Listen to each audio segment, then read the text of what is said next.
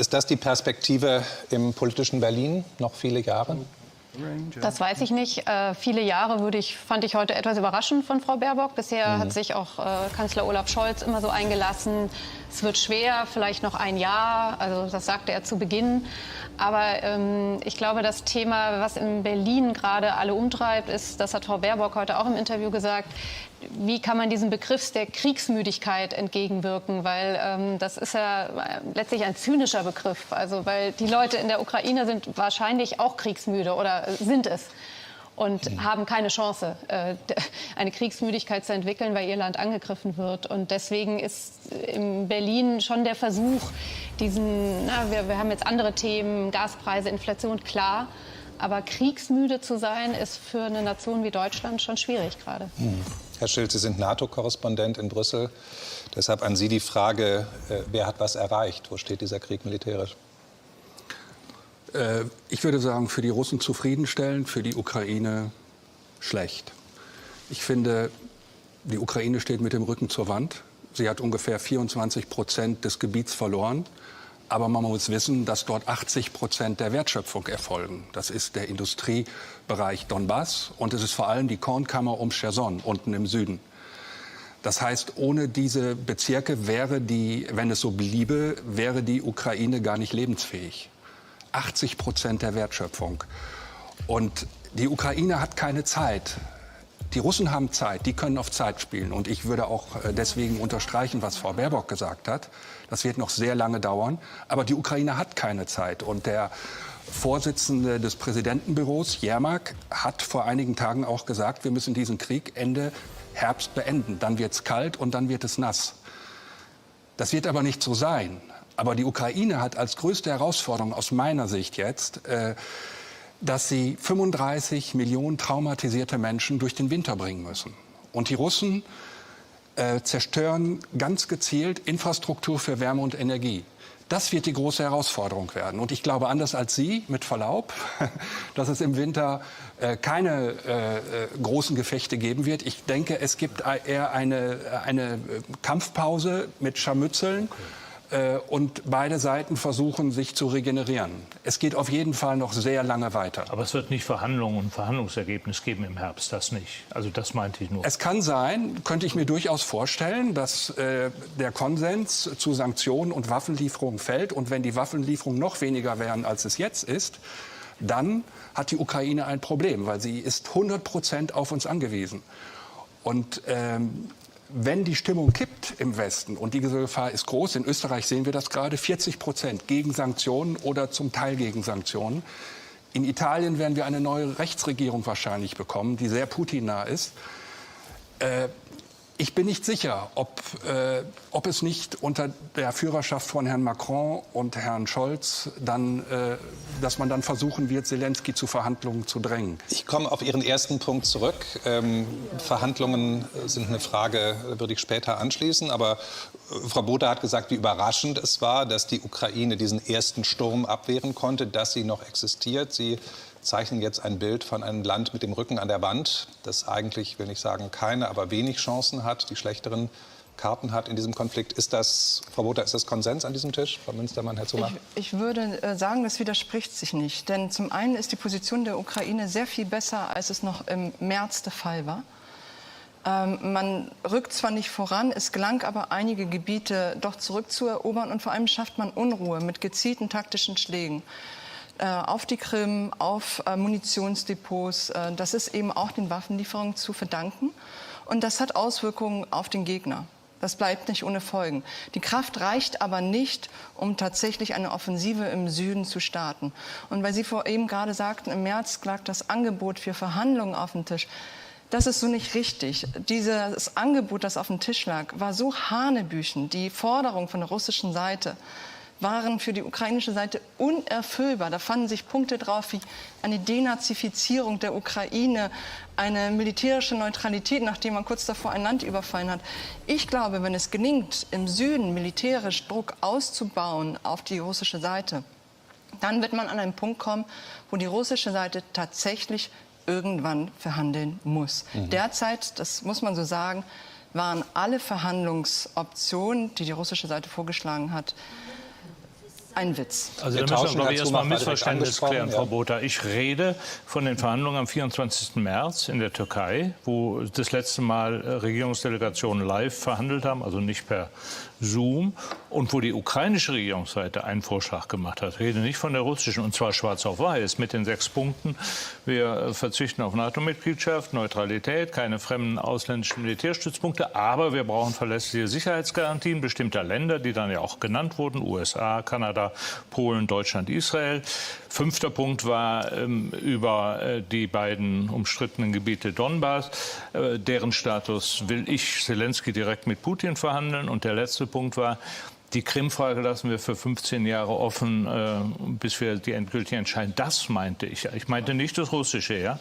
Und aber die seitdem Sicherheitsgarantien waren ja nie ausformuliert. Nein, das ist wusste schon man klar, auch in aber Berlin nicht. Es was ist man da. Der andere eigentlich, Punkt ist natürlich der Punkt mit Herrn Putin. Müsste man direkt verhandeln? Das fordert Herr Zelensky seit ist ja alles Monaten. richtig. Und das geschieht eben nicht. Nur, Sie haben von was anderem geredet, Sie haben von russischen Positionen geredet, ich habe von einem ukrainischen geredet. Und da sind wir seitdem weit weg von, auf beiden Seiten. Das ist der Punkt. Und zur Frage von Herrn Schönborn, da bin ich in der Analyse also eher bei Ihnen, Herr Schilz. Einmal glaube ich, und das ist unser Dilemma, dass diese Waffenlieferungen nicht das gewünschte Ziel erreichen werden, wobei das Ziel ja zum Teil sehr unterschiedlich definiert wird. Also das Minimalziel wäre, die russischen Truppen auf die Linien hinter dem 24. Februar zurückzudrängen, was ja auch völkerrechtlich völlig in Ordnung wäre. Aber inzwischen formuliert ja auch Zelensky auch per Dekret sehr viel weitergehendes. Wir haben gehört, bis hin zur Rückeroberung der Krim. Ich glaube, dass das eine Illusion ist. Und das ist ein Dilemma, mit dem man irgendwie umgehen muss. Und die Frage beantwortet sich natürlich auch in der Differenzierung kurz-, und mittel- und längerfristig. In diesem Winter wird es so werden, wie Sie beschrieben haben, sehe ich genauso. Mittelfristig sind natürlich die Auswirkungen der Sanktionen auf die russische Volkswirtschaft und die Fähigkeit Russland, auch diesen Krieg weiterzuführen und neue Rüstungsgüter zu rüsten, zunehmend eingeschränkt. Aber mittelfristig heißt hier eben nicht übermorgen, auch nicht im Dezember, heißt frühestens ab Mitte nächsten Jahres. Ja? Aber die Bereitschaft von Putin, sich in irgendeiner Weise einzulassen, hat er ja jetzt gerade noch mal mit der Ankündigung, 140.000 mehr Soldaten in seine Armee zu holen, ad acta gelegt. Also ich glaube, Putin ist derzeit kein Verhandlungspartner, weder für den Westen noch für Zelensky. Und ich finde die Position von Präsident Zelensky sehr interessant, der ja zu Beginn des Krieges ganz klug ein Momentum genutzt hat, für sein Land zu werben, zu kämpfen. Er war in, ich weiß nicht, allen internationalen Gipfeln dazugeschaltet. Er hat viel Besuch bekommen in Kiew. Und er hat jetzt zu diesem Halbjahrestag noch mal appelliert, aber an ihm wird es liegen. Schafft er es, seine Bevölkerung durch einen Winter zu bekommen, der sehr hart wird? Auch die Moral, die die Ukrainer ja so unglaublich gezeigt haben und die ja immer in allen Reden auch beschworen wird, jetzt auch wieder Kanzler Scholz, Bundespräsident Steinmeier, Präsident Biden. Also es geht immer um diesen Stolz und diese Kraft der Ukrainer. Aber wie lange kann das bleiben? Und ich glaube, dass an ihm es auch liegen wird, zu sagen, ich bin doch bereit, jetzt einen wie auch immer gearteten Waffenstillstand, das muss von ihm kommen. Ja? Also das kann ihm keiner diktieren. Ich versuche mal zu sortieren. Sie sind sich einig, dass wir im Moment überhaupt nicht in der Situation sind, wo Verhandlungen bevorstehen und die Beteiligten dazu bereit sind. Sie stimmen Herrn Schilz zu, dass die Ukraine vor einer ganz schwierigen Wintersituation steht, mangels Energie, mangels Wärme, mangels Strom möglicherweise. Und, das habe ich jetzt Ihrer Äußerung entnommen, im Moment spielt die Waffenfrage eine Rolle, aber die Frage dessen, ja, Moral haben Sie es genannt, Frau Münstermann, also wie viel Unterstützung hat man jeweils, spielt eine andere. Ich würde damit gerne fortsetzen. Ich habe nur eine Frage, bedanke mich erstmal bei allen, die uns live in den Streams, im Gästebuch bei tagesschau.de, presseclub.de verfolgen. Ich lese, was Sie so schreiben. Ich habe eine Frage, die ich einfach einschieben möchte und bitte eine oder einen von Ihnen zu antworten. Viele, die uns schreiben, beschäftigt die Situation am Atomkraftwerk Saporischschja. Und die Frage ist, wie bedrohlich ist das? Was wird daraus erwachsen? Es ist äußerst bedrohlich, weil eben möglicherweise gar nicht aus Absicht oder hoffentlich nicht aus Absicht keiner Seite trotzdem unabsichtlich hier Schlimmstes passieren kann. Wenn also die Stromversorgung länger, als das ja schon letzte Woche einmal kurzfristig geschehen ist, unterbrochen wird und damit die Kühlung dieses AKWs, ist eine Katastrophe größten Ausmaßes vorstellbar, die im schlimmsten Fall die Auswirkungen von Tschernobyl vom April 86 Ist das steuerbar? Ist das etwas, was die Russen das ist dann steuern steuerbar, können, wenn man oder? aufhören würde, das Ding zu beschießen. Wobei ja ein bisschen widersprüchlich ist, wer da alles schießt.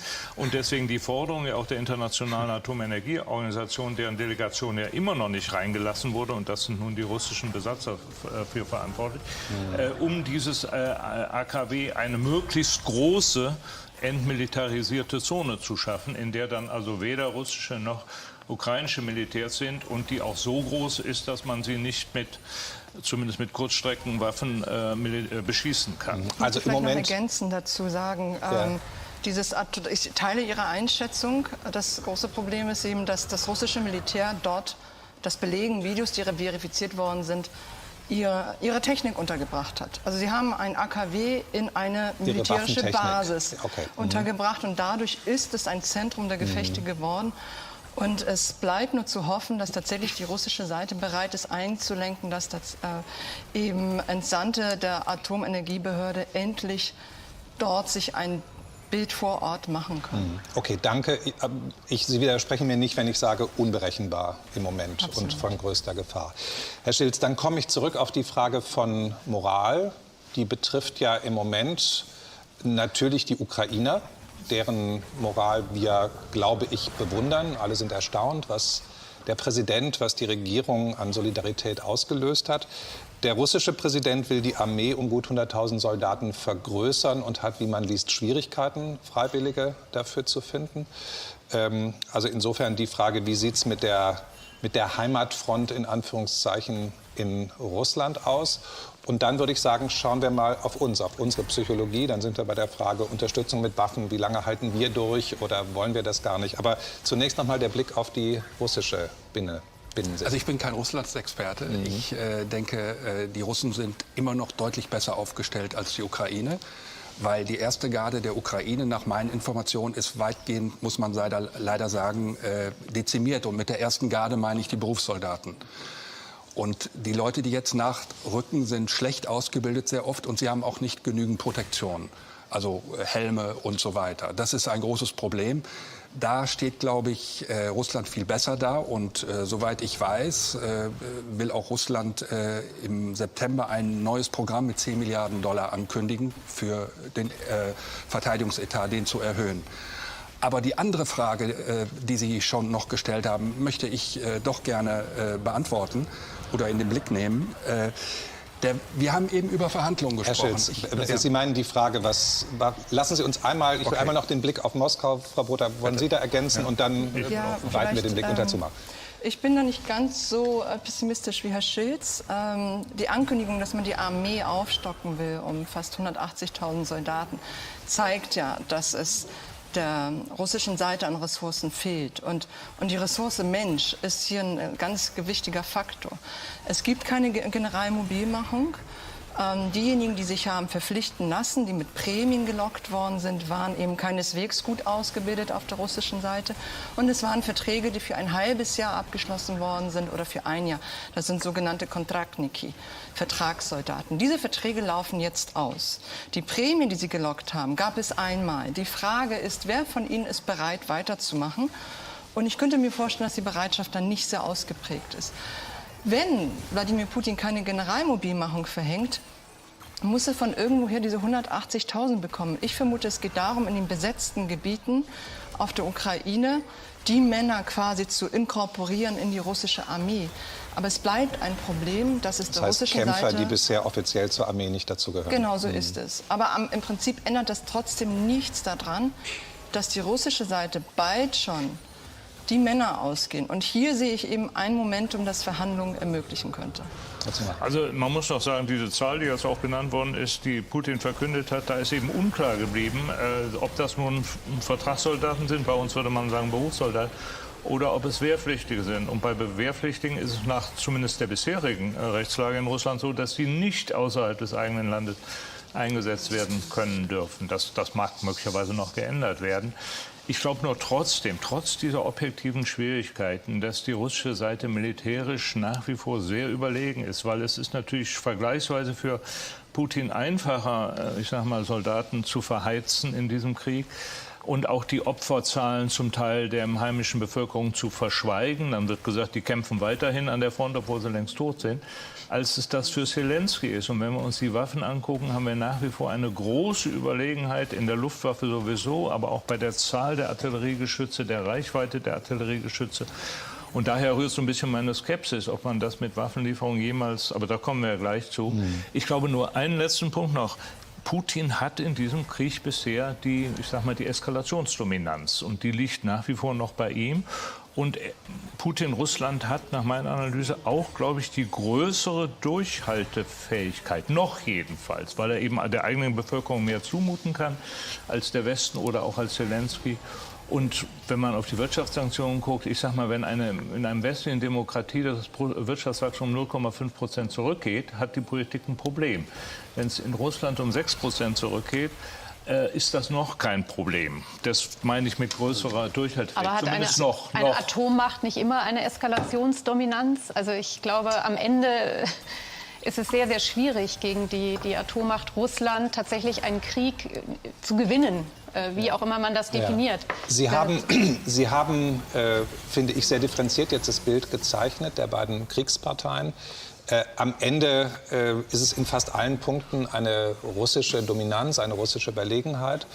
Und die wird ja zu einem guten Teil ausgeglichen durch Waffenlieferungen der NATO, des Westens, auch durch deutsche Waffenlieferungen seit den ersten Wochen dieses Krieges. Also kommen wir zu der Frage, wie viele Waffen will, kann, soll der Westen liefern. Herr Stoltenberg, der NATO-Generalsekretär, hat gesagt, die Ukraine muss sich durchsetzen, sie wird sich durchsetzen. Und das ist der Satz, nach dem ich Sie fragen will, die NATO wird sie so lange unterstützen wie nötig. Was bedeutet das? Wie viel Unterstützung bekommt die Ukraine? Das ist seine Hoffnung. Ich hatte diese Woche die Gelegenheit, ihn zu interviewen. Und da hat er ganz deutlich gesagt in diesem Interview für die Welt und die Welt am Sonntag, wir müssen deutlich mehr tun. Und zwar sehr schnell. Und sehr viel mehr. Und er hat dabei auch Deutschland in den Blick genommen und auf die besondere Verantwortung Deutschlands hingewiesen als größte Volkswirtschaft. Mehr kann er nicht tun als NATO-Generalsekretär. Aber der Westen steht jetzt vor der Frage, erst einmal, was wollen wir eigentlich erreichen mit unserem Engagement in der Ukraine? Oder wollen wir den Fehler begehen, den wir bei Afghanistan begangen haben, wo jeder eine andere Erwartung hatte an diese Operation? Wollen wir erreichen, dass Putin weggeht, so wie Herr Biden gesagt hat? Wollen wir erreichen, dass die Russen nicht mehr in der Lage sind, einen ähnlichen Angriff in den nächsten Jahren auszuführen, wie Verteidigungsminister Austin gesagt hat? Oder wollen wir nur erreichen, wie unser Bundeskanzler gesagt hat, dass Putin nicht siegen darf, was immer das auch heißt? Er hat nicht einmal gesagt, die Ukraine muss gewinnen, er hat gesagt, Putin darf nicht siegen. Wollen wir also schnelle Verhandlungen? Und wenn der Westen sich jetzt nicht entscheidet, massiv mehr Waffen zu liefern, dann wird die Ukraine diesen Krieg verlieren. Nicht alle Gebiete. Münstermann, Frau Botha, Herr Zumach, ja. Ja, es ist ganz interessant, dass Olaf Scholz hat ja jetzt gerade auf dem Krim-Gipfel, da war er selbst in Kanada, aber noch mal weitere Hilfe angekündigt für die Ukraine, weitere Waffensysteme. Interessanterweise hat sich die Regierung sehr lange sehr schwer getan mit der Lieferung schwerer Waffen. Da war die Unterstützung in der Bevölkerung dafür sehr hoch. Und jetzt erleben wir ein bisschen, dass die Unterstützung laut Umfragen da deutlich zurückgeht. Stichwort Kriegsmüdigkeit oder Gewöhnungseffekte. Und jetzt hat man das Gefühl, es kleckert. Wobei man sagen muss, es gibt immer noch klar eine mehrheitliche Unterstützung. Ne? Also die es gibt ist nicht wie in aber Österreich, sie ist nicht mehr so überwältigend, wie sie mal war. Ja. Und was ich höre in Berlin ist schon, wenn man mit Militärs in Berlin spricht, dass die sagen, wir befürchten so einen Ausverkauf von unseren Dingen, die wir für unseren Schutz einsetzen könnten. Also ich glaube, da geht es in der Bundesregierung zwischen Verteidigungsministerium, Außenministerium. Frau Baerbock wirbt sehr vehement für die Lieferung schwerer Waffen und Kanzleramt hin und her. Und ich sehe die Bereitschaft, weitere Waffen, Stichwort Marder oder so, zu liefern, derzeit nicht in der Bundesregierung. Ja, Frau Botha, Herr Zumach, ich finde, Herr Schilz hat die Kernfrage formuliert. Was ist eigentlich das Ziel? So viel zu liefern wie möglich oder so viel wie nötig und wofür? Vor allem schneller zu handeln. Alle Lieferungen, die kamen eigentlich immer verzögert. Und während wir debattieren, was soll man liefern und wann, wird Kriegsgerät an der Front zerstört. Das heißt, das, was man vor 3 Monaten beschlossen hat, ist 3, 4 Monate später schon wieder viel zu wenig. Aber ein Punkt kam hier noch. Ich denke gerade, wie absurd das vor 1, 2 Jahren noch geklungen hätte, worüber wir hier reden. Nicht? Und deshalb also wir liefern Kriegsgerät an die Front, wo es zerstört wird, damit wir Neues liefern können. Und ein Punkt, der hier noch nicht, glaube ich, so zu betonen wurde, ist, was steht auf dem Spiel? Die Ukraine hat deshalb ein solches Interesse und eine solche Bereitschaft zu kämpfen, weil ihre Existenz auf dem Spiel steht. Dieser Krieg kann von der russischen Seite jederzeit beendet werden, in der Theorie. Bei der Ukraine gibt es keinen Plan B. Wladimir Putin hat wieder und wieder gesagt, dass er die Ukraine nicht als einen eigenständigen Staat anerkennt. Wir haben gesehen, dass russische Soldaten in den Vororten von Kiew, an anderen Orten, alles, was die ukrainische Staatlichkeit konstituiert, zerstört haben. Es wurde gezielt nach Männern gesucht, die im Donbass gekämpft haben oder die in der Polizei sind. Und sie sind getötet worden. Es gibt also sozusagen keine Alternative. Das ist die ukrainische Position.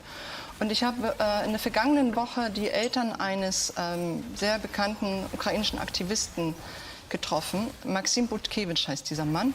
Ein Linker, der sich immer für Geflüchtete eingesetzt hat und ein Pazifist. Ein Antimilitarist, der sich im März freiwillig für die Armee gemeldet hat und im Juni in Kriegsgefangenschaft geraten ist. Und selbst die Eltern, die wissen, dass ihr Sohn in den Händen des Feindes ist, die nicht wissen, wie es ihm geht, ob er gefoltert worden ist, ob er überhaupt am Leben ist, sagen, wir brauchen Waffen, weil wir davon überzeugt sind, dass wir nur so diesen Krieg beenden können. Herr Zumach, Frau Botha hat jetzt meine Frage, sag mal, auf dem Umweg beantwortet. Ich habe es so verstanden, dass sie gesagt hat, es geht um das Prinzip der Selbstbestimmung eines Volkes, um das Prinzip staatlicher Souveränität. Deshalb an Sie noch mal die Frage, was ist das Ziel des Westens? Was ist unser deutsches Ziel? Es ist genauso unklar, wie der Kollege Schlitz es eben beschrieben hat. Sie haben die Spannbreite von den zitierten Äußerungen aus Washington, aber auch von Frau Baerbock auf der einen Seite bis hin zu den aus Italien von der Regierung und auch vom Vatikan gekommenen Vorschlägen, die ja im Kern dasselbe sind wie das vom 24. März, plus noch Regelungen dafür, wie das dann auch überwacht und durchgesetzt werden kann. Und mit einer solchen vielstimmigen Chor lässt sich natürlich nirgendwo auch politischer Eindruck machen. Also ich will doch noch mal die Perspektive etwas aufmachen. Wenn ich von der Analyse ausgehe, und das sagen mir zumindest alle militärischen Experten, die keine eigene politische Agenda haben, dass die russische Überlegenheit so hoch ist, dass sich das auch mit noch so vielen Waffenlieferungen nicht ausgleichen lässt. Längst selbst nicht hin zu dem Punkt eines sogenannten militärischen Erschöpfungspakts, was dann zumindest zu einem Waffenstillstand führt. Wenn das die Analyse ist, dann ist schon die Frage, was wäre die Alternative? Und da muss ich schon sagen, da muss man sich zumindest drüber nachdenken, was sind die übergeordneten Ziele. Und ein übergeordnetes Ziel ist sicher für uns alle die Eskalation hin zu einer atomaren Auseinandersetzung zu verhindern, inklusive der nicht gewollten Katastrophe, über die wir eben schon gesprochen haben. Und das Zweite wäre, also ich bin sicher, wenn die chinesische Führung zu dem Ergebnis kommt, dass funktionierende Lieferketten, weiterhin bestehende Absatzmärkte, USA und Europa, wichtiger sind als die Partnerschaft mit dem Juniorpartner Russland, hätte die chinesische Regierung die Instrumente in der Hand, um Putin zu einem Waffenstillstand zu bringen. Und der Westen, wenn er dann eine gemeinsame Position hätte, unter Führung der USA, hätte das auch. Und jetzt kommt aber darauf an, worüber wir reden. Es wird dann immer so getan, als wolle man damit die Souveränität und die staatliche Integrität der Ukraine auf ewig beschneiden. Nein, ich kann nur sagen, was immer möglicherweise an einem Verhandlungstisch zunächst mal vereinbart wird, kann und darf nicht die endgültige völkerrechtliche Anerkennung dann dieses Ergebnisses bedeuten. Ich versuche noch mal, wenn ich das noch eben zu Ende, sondern es wird ein schmutziger Deal sein, wenn es überhaupt ein Deal ist, völlig klar. Aber der ist nicht auf Dauer in Stein gemeißelt. Aber da sind wir doch noch ich gebe den Ball jetzt an Frau Münstermann. Aus dem Dilemma raus, was Sie auch beschrieben haben. Ich gebe den Ball jetzt an Frau Münstermann. Auch Sie haben meine Frage, was ist das Ziel, ein bisschen anders beantwortet. Zugespitzt haben Sie mir gesagt, was Sie für das wichtigste Ziel hielten, nämlich die Vermeidung eines Atomkriegs. Ja, und eine Eskalation mit der NATO dann auch. Deshalb, ich formuliere die Frage gerade um. Also Ihre Meinung und Einschätzung, was müsste denn das Ziel westlichen deutschen Handelns sein? Das ist, glaube ich, zweigeteilt. Zum einen ist es die Aufrechterhaltung einer Demokratie in der Ukraine, eines demokratischen Staates, das sind unsere Werte, die dort auf dem Spiel stehen. Also da bin ich ganz bei Frau Botha. Und dafür kämpft dieses Land, weil es gerne sich zum Westen, zur NATO, wie auch immer, zugehörig fühlen möchte. Ich finde, die EU ist da auch einen Schritt auf Kiew zugegangen und hat gesagt, ihr kommt auf jeden Fall auf unsere Seite. Andererseits, und ich glaube, das ist das, was auch den Konflikt des Westens ganz gut beschreibt, ist jetzt gerade Olaf Scholz in Magdeburg mit Bürgern zusammengetroffen, die ihn sehr besorgt gefragt haben, wohin führt das alles? Und dann betont der Kanzler, der vorher bei den ukrainischen Soldaten, die in Ausbildung in Deutschland sind, war und ihnen Unterstützung zugesagt hat, sagt am selben Abend, nun, wir müssen immer aufpassen, dass unsere Waffen sozusagen nicht Angriffswaffen für einen Angriff auf Russland werden können. Und da ist er in der Linie, sieht er sich mit Präsident Biden und mit den anderen europäischen Staatenlenkern. Und ich glaube, das beschreibt den Zielkonflikt sehr genau. Darf ich es zugespitzt formulieren, Herr Schelz? Ist das praktizierte Ziel des Westens, die Ukraine nicht verlieren zu lassen, aber sie auch Russland nicht so provozieren zu lassen, dass es unberechenbar wird? Ich glaube, es gibt da keine klare Richtschnur. Der Westen ist sich darüber nicht im Klaren. Was Polen will, ist was anderes als Deutschland will. Was die Amerikaner wollen, ist was anderes als Italien will. Ja. Das ist ein großes Problem dabei. Aber ich glaube, unser gemeinsames Ziel des Westens, der freien Gesellschaften, muss es sein, dass sich dieser brutale Krieg für Putin nicht auszahlt. Und dass er nicht gewinnt. Und mit Gewinnen meine ich, dass er am Ende mehr Land in der Ukraine besitzt, als er jetzt schon vorher kontrolliert hat. Dass er also keine Landgewinne macht. Und sein Ziel ist, nicht die ganze Ukraine zu erobern. Das glaube ich nicht, weil das würde einen Partisanenkrieg hervorrufen, den er nicht kontrollieren kann. Ja. Er will den Süden abschneiden. Er will die Ukraine vom Schwarzen und Asowschen Meer abschneiden. Dann kann sie nicht mehr exportieren. Und das meint Frau Baerbock auch. Dann müssten wir nämlich die Ukraine eigentlich für immer finanzieren. Sie ist dann gar nicht mehr wirtschaftlich lebensfähig. Und lassen Sie mich das noch sagen dürfen. Ich verstehe darum nicht. Das österreichische Verteidigungsministerium sagt, es werden nur 10 bis 15% der Waffen geliefert, die eigentlich benötigt würden. Ich verstehe nicht, warum so wenig geliefert wird. Und ich verstehe vor allem nicht, warum Bundeskanzler Scholz so zaudert mit diesem Zickzackkurs hin und her. Man erkennt überhaupt keine Strategie. Punktuell wird mal wieder was versprochen. Morgen hält er eine Rede in Prag, wird er wahrscheinlich wieder was versprechen. Aber man sieht keine Strategie. Es gibt auch keine Verbindung zwischen Instandsetzung, Lieferung und Ausbildung. Das ist alles so, ja, tröpfchenweise. Frau Botha ist dran. Ich versuche nur, weil ich ein bisschen Klarheit schaffen will. Also ein wichtiger Satz, den Sie gesagt haben, ist, der Westen hat kein einheitliches Ziel. Herr Zumach hat genickt, dass verschiedene Länder einfach verschiedene Perspektiven haben. Das ist ja auch nachvollziehbar. Und Sie beide haben beschrieben, wie widersprüchlich interpretierbar die jeweiligen Äußerungen des Bundeskanzlers sind. Frau Botha. Ich würde widersprechen, dass es Wladimir Putin nur um den Süden der Ukraine geht. Er nimmt sich das, was er kriegt. Deshalb gab es ja den Versuch, Kiew einzunehmen. Der ist gescheitert und dann hat man sich auf den Süden verlagert. Sobald es dort die russische Seite das Signal bekommt, dass sie weitergehen könnte, würde sie weitergehen. Deshalb würde das glaube ich nicht. Kiew wäre ein unendlicher Partisanenkampf. Aber all das, es gab ja diese Operation in den ersten Tagen, wo man in einer Stadt, Gostomel heißt, wo ein Flughafen ist, Einheiten entsandt hat, die Kiew einnehmen sollten. Und da hat sich die russische Seite spektakulär verspekuliert. Eben. Aber insofern, das, was möglich ist, wird die russische Seite versuchen zu schaffen. Haben Sie unterschiedliche Einschätzungen? Das ist ja auch in Ordnung. Aber was will der Westen? Was mich manchmal so ein bisschen befremdet bei den Diskussionen über die Ukraine ist, dass sie sehr schnell weg davon sind, was die Ukraine eigentlich will und was sie eigentlich braucht. Und die ukrainische Seite formuliert eigentlich sehr, sehr deutlich und sehr klar, was sie benötigt.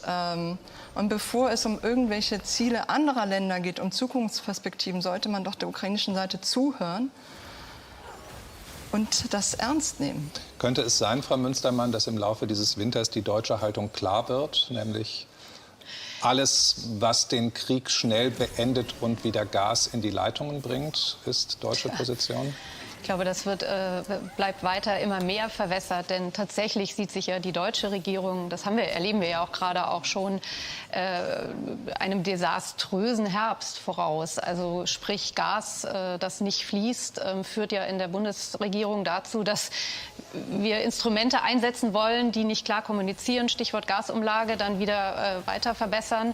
Und gleichzeitig steigt schon nicht der Druck von der Straße, noch sehen wir keine Demonstrationen, aber der Unbill der Bevölkerung. Und der richtet sich dann auch gegen die Frage, Sie haben das vorhin zu Beginn mit dem Herrn auf dem Markt, glaube ich, ganz gut eingefangen. Krieg und Sanktionen, aber jetzt haben wir ja hier massive Probleme. Also eigentlich ist jetzt eine Regierung gefragt, die kommunikativ Bestes leistet, nämlich eben klar macht, warum man die Ukraine unterstützt und warum das nötig ist und was es dafür braucht und was man dann auch auf deutscher Seite für Opfer in Kauf nimmt. Also mit Putin sind wir alle auch in einem Gaskrieg. Offensichtlich verfeuert er Gas neben der Pipeline, bedeutet, es gibt es im Überfluss, er leitet nicht durch, um etwas zu erreichen. Und dass ein Krieg ganz ohne Opfer geht, haben wir jetzt schlimm gelernt, ist klar. Und deswegen glaube ich nicht, dass die Bundesregierung im Laufe dieses Winters klarer sich zur Ukraine und den Waffenlieferungen bekennen wird, als wir das jetzt gerade so scheibchenweise erleben. Also ich würde gerne eine Frage noch mal stellen. Frau Münstermann hat vorhin zitiert, als gemeinsame Linie, so nehme ich es auch wahr, zwischen allen NATO-Staaten, auch der beiden Administrationen, keine Waffen zu liefern, mit denen Angreifsakte auf russisches Territorium möglich wären. Das habe ich nie verstanden. Das macht sich doch nicht an Reichweiten fest. Wenn ich mit einem 40 Kilometer reichweitefähigen Artilleriegeschütze 20 Kilometer vor der russischen Grenze stehe, kann ich in russisches Territorium reinschießen. Da brauche ich dann nicht eins. Haben Sie recht, aber das ist die Argumentation, die man, auf die man sich geeinigt hat zwischen Panzer, Kampfpanzer. Warum liefere ich das eine, das andere nicht? Das habe ich nie für eine klare Linie. Weder in Bonn noch in Berlin, Entschuldigung, noch in Maschinenreich. Mein zweiter Punkt, aber es zielt auf den Punkt und Ihre Frage ab. Also die Frage, was es für einen Grad für Unterstützung hier gibt in der deutschen Bevölkerung. Und das muss gar nicht jetzt nur für Waffenlieferungen, sondern auch für das Durchhalten der Sanktionen, hängt natürlich sehr davon ab, ob es dieser Regierung gelingt, die finanziellen Lasten, die das Ganze für uns alles bedeutet, gerecht zu verteilen. Wenn das nicht gelingt, und das sieht im Moment leider so aus, Gasumlage, keine Übergewinnsteuer, sondern den Energiekonzernen, die dicke Gewinne gemacht haben, auch noch Geld in den Rachen zu schmeißen, dann wird es hier Proteste geben und dann fürchte ich, werden die Proteste auch von ganz rechts kommen und von all denen, die sehr viel mehr als Ziel im Auge haben als nur diesen Konflikt. Ja. Und das ist aber eine Frage, die politisch entschieden werden kann. Im Moment sind es ganz rechts und ganz links, die über Proteste reden, die wir noch nicht haben. Ja. Ich will aus diesen letzten beiden Runden noch mal sagen, was mit dem Kopf geht. Also was Ziele angeht, Sie haben genannt Atomkrieg vermeiden. Wird jeder zustimmen. Wir haben über die Souveränität, das Prinzip der Selbstbestimmung von Völkern gesprochen. Es ist ja auch kein banales Ziel, dass Menschen nicht in einer Krise frieren, sich Sorgen um ihre Existenz machen müssen. Ich glaube, all diese Dinge abzuwägen, ist in der Tat auch schwer. Wir sind, ich sag mal, nah dran an einer Schlussrunde. Und deshalb will ich Sie zum Schluss jeweils einfach noch mal prognostisch um einen Blick nach vorne bitten. Der Winter ist vorbei. Wir sind irgendwann in 1,5 Jahren dieses Krieges oder im 1,5. Jahr, irgendwann im nächsten Frühjahr oder Sommer. Herr Schilz, wo stehen wir dann? Ich glaube, erstmal wird die Ukraine es nicht schaffen, den Donbass zu halten. Ich glaube, da werden die russischen Truppen einen Erfolg erzielen, wahrscheinlich noch vor dem Herbst. Auf der anderen Seite wird die Gegenoffensive, die seit Mai angekündigte Gegenoffensive der Ukraine im Süden nicht klappen. Und damit wird man in den Winter gehen. Und dann wird es eine Neuaufstellung sozusagen am Anfang oder im kommenden Frühjahr geben. Und wenn wir dann immer noch bei dieser schlechten Ausrüstung durch westliche Waffen sind, wird die Ukraine untergehen. Da bin ich ganz sicher. Das ist Ihre Prognose, Herr Zumach. Wäre Ihre Prognose, dass verhandelt worden ist heute in einem Jahr? Also zunächst mal möchte ich ausdrücklich festhalten, das übergeordnete Ziel keiner Eskalation eines Krieges mit der NATO oder gar mit Atomwaffen ist nicht konträr zu dem Ziel, die Souveränität der Ukraine in ihren bisherigen Grenzen. Und ich schließe ausdrücklich ein, die Krim aufrechtzuerhalten bzw. wieder dahin zu kommen. Also das lasse ich nicht gegeneinander sich ausspielen. Die Frage ist, wie kommt man dahin? Und da würde ich Frau Botha doch an einem Punkt widersprechen. Nicht alles, was Herr Zelensky an Forderungen aufstellt, müssen wir uns 1:1 übernehmen. Wenn er jetzt seit einigen Tagen sagt, die Krim militärisch zurückerobern zu wollen, würde ich mir doch wünschen, dass aus westlichen Regierungen ihm da auch gesagt wird, das ist sicher der falsche Weg und das können wir nicht unterstützen. Also meine Prognose ist möglicherweise ähnlich, wie Sie das gesagt haben, was den Winter bis zum Frühjahr betrifft. Aber meine Befürchtung ist es eben, dass es da Zwischenzeit zu einer Katastrophe kommen könnte, die die Dinge völlig wendet. Ne? Also Atomkraftwerk. Ja, Frau Münstermann. Ja, ich möchte vielleicht keine Befürchtung, sondern eine Hoffnung formulieren. Ich glaube, dass Thema Verhandlungen es vielleicht sehr nötig wäre, dass der Westen sich über ein Ziel klar wird und dann die bisherigen Verhandlungsbemühungen ausgerechnet der Türkei, zwar NATO-Mitglied, aber sonst ja auch belastet, unterstützt, dass man also eine diplomatische Lösung immer in Einbeziehung mit der Ukraine sucht, die dann vielleicht, sprich G20, Bali, möglicherweise gibt es dort ein Aufeinandertreffen mit Putin, mit verschiedenen internationalen Staatenlenkern. Das ist Ihre Hoffnung, was ist Ihre Prognose? Ja, meine Prognose ist, dass das nicht funktionieren wird. Da haben Sie mich jetzt getroffen. Ich glaube, dass einfach dieses Kräftemessen, ein Standstill einfach weiter andauern wird und ganz, ganz viele Menschen dabei sterben werden. Und das kann nicht unser Interesse sein. Frau Botha? Vielleicht ein Szenario, von dem ich hoffe, dass es eintritt und das ich aber auch nicht für komplett unwahrscheinlich halte. Der Westen liefert Waffen an die Ukraine. Der Druck auf die russische Seite wird erhöht. Das funktioniert, solange es keine Generalmobilmachung in Russland geben wird. Die Rhetorik von Herrn Zelensky gerade, die Krim zurückzuholen, ist auch vor dem Hintergrund zu sehen, dass man rhetorisch aufrüstet, um an einen Verhandlungstisch wieder abzurüsten. Und im Frühjahr wird die russische Seite endlich wahrhaftig verhandeln. Denn alles, was wir bislang gesehen haben, war, man muss es so sagen, von der russischen Seite ein Schmierentheater. Es sind wirklich komplett unbedeutende Personen entsandt worden, die diese Verhandlungen führen. Das muss auf eine Ebene höher gehen oder 2 oder 3 und am besten mit Wladimir Putin direkt verhandeln. Wenn der Druck hoch genug ist, dann könnte das im Frühjahr klappen. Ich bedanke mich sehr herzlich. Es ist schwierig und auch nicht sehr fröhlich in die Zukunft zu gucken, aber ich glaube, es ist wichtig, die verschiedenen Perspektiven zu verstehen. Dabei haben Sie alle sehr geholfen. Vielen herzlichen Dank. Wenn Sie weiter dabei sein wollen, dann hier bei Phoenix und WDR 5 im Radio Presseclub nachgefragt, sonst in der ARD jetzt das Europamagazin. Danke, dass Sie dabei sind. Tschüss und schönen Sonntag aus Köln. Lassen Sie es gut gehen.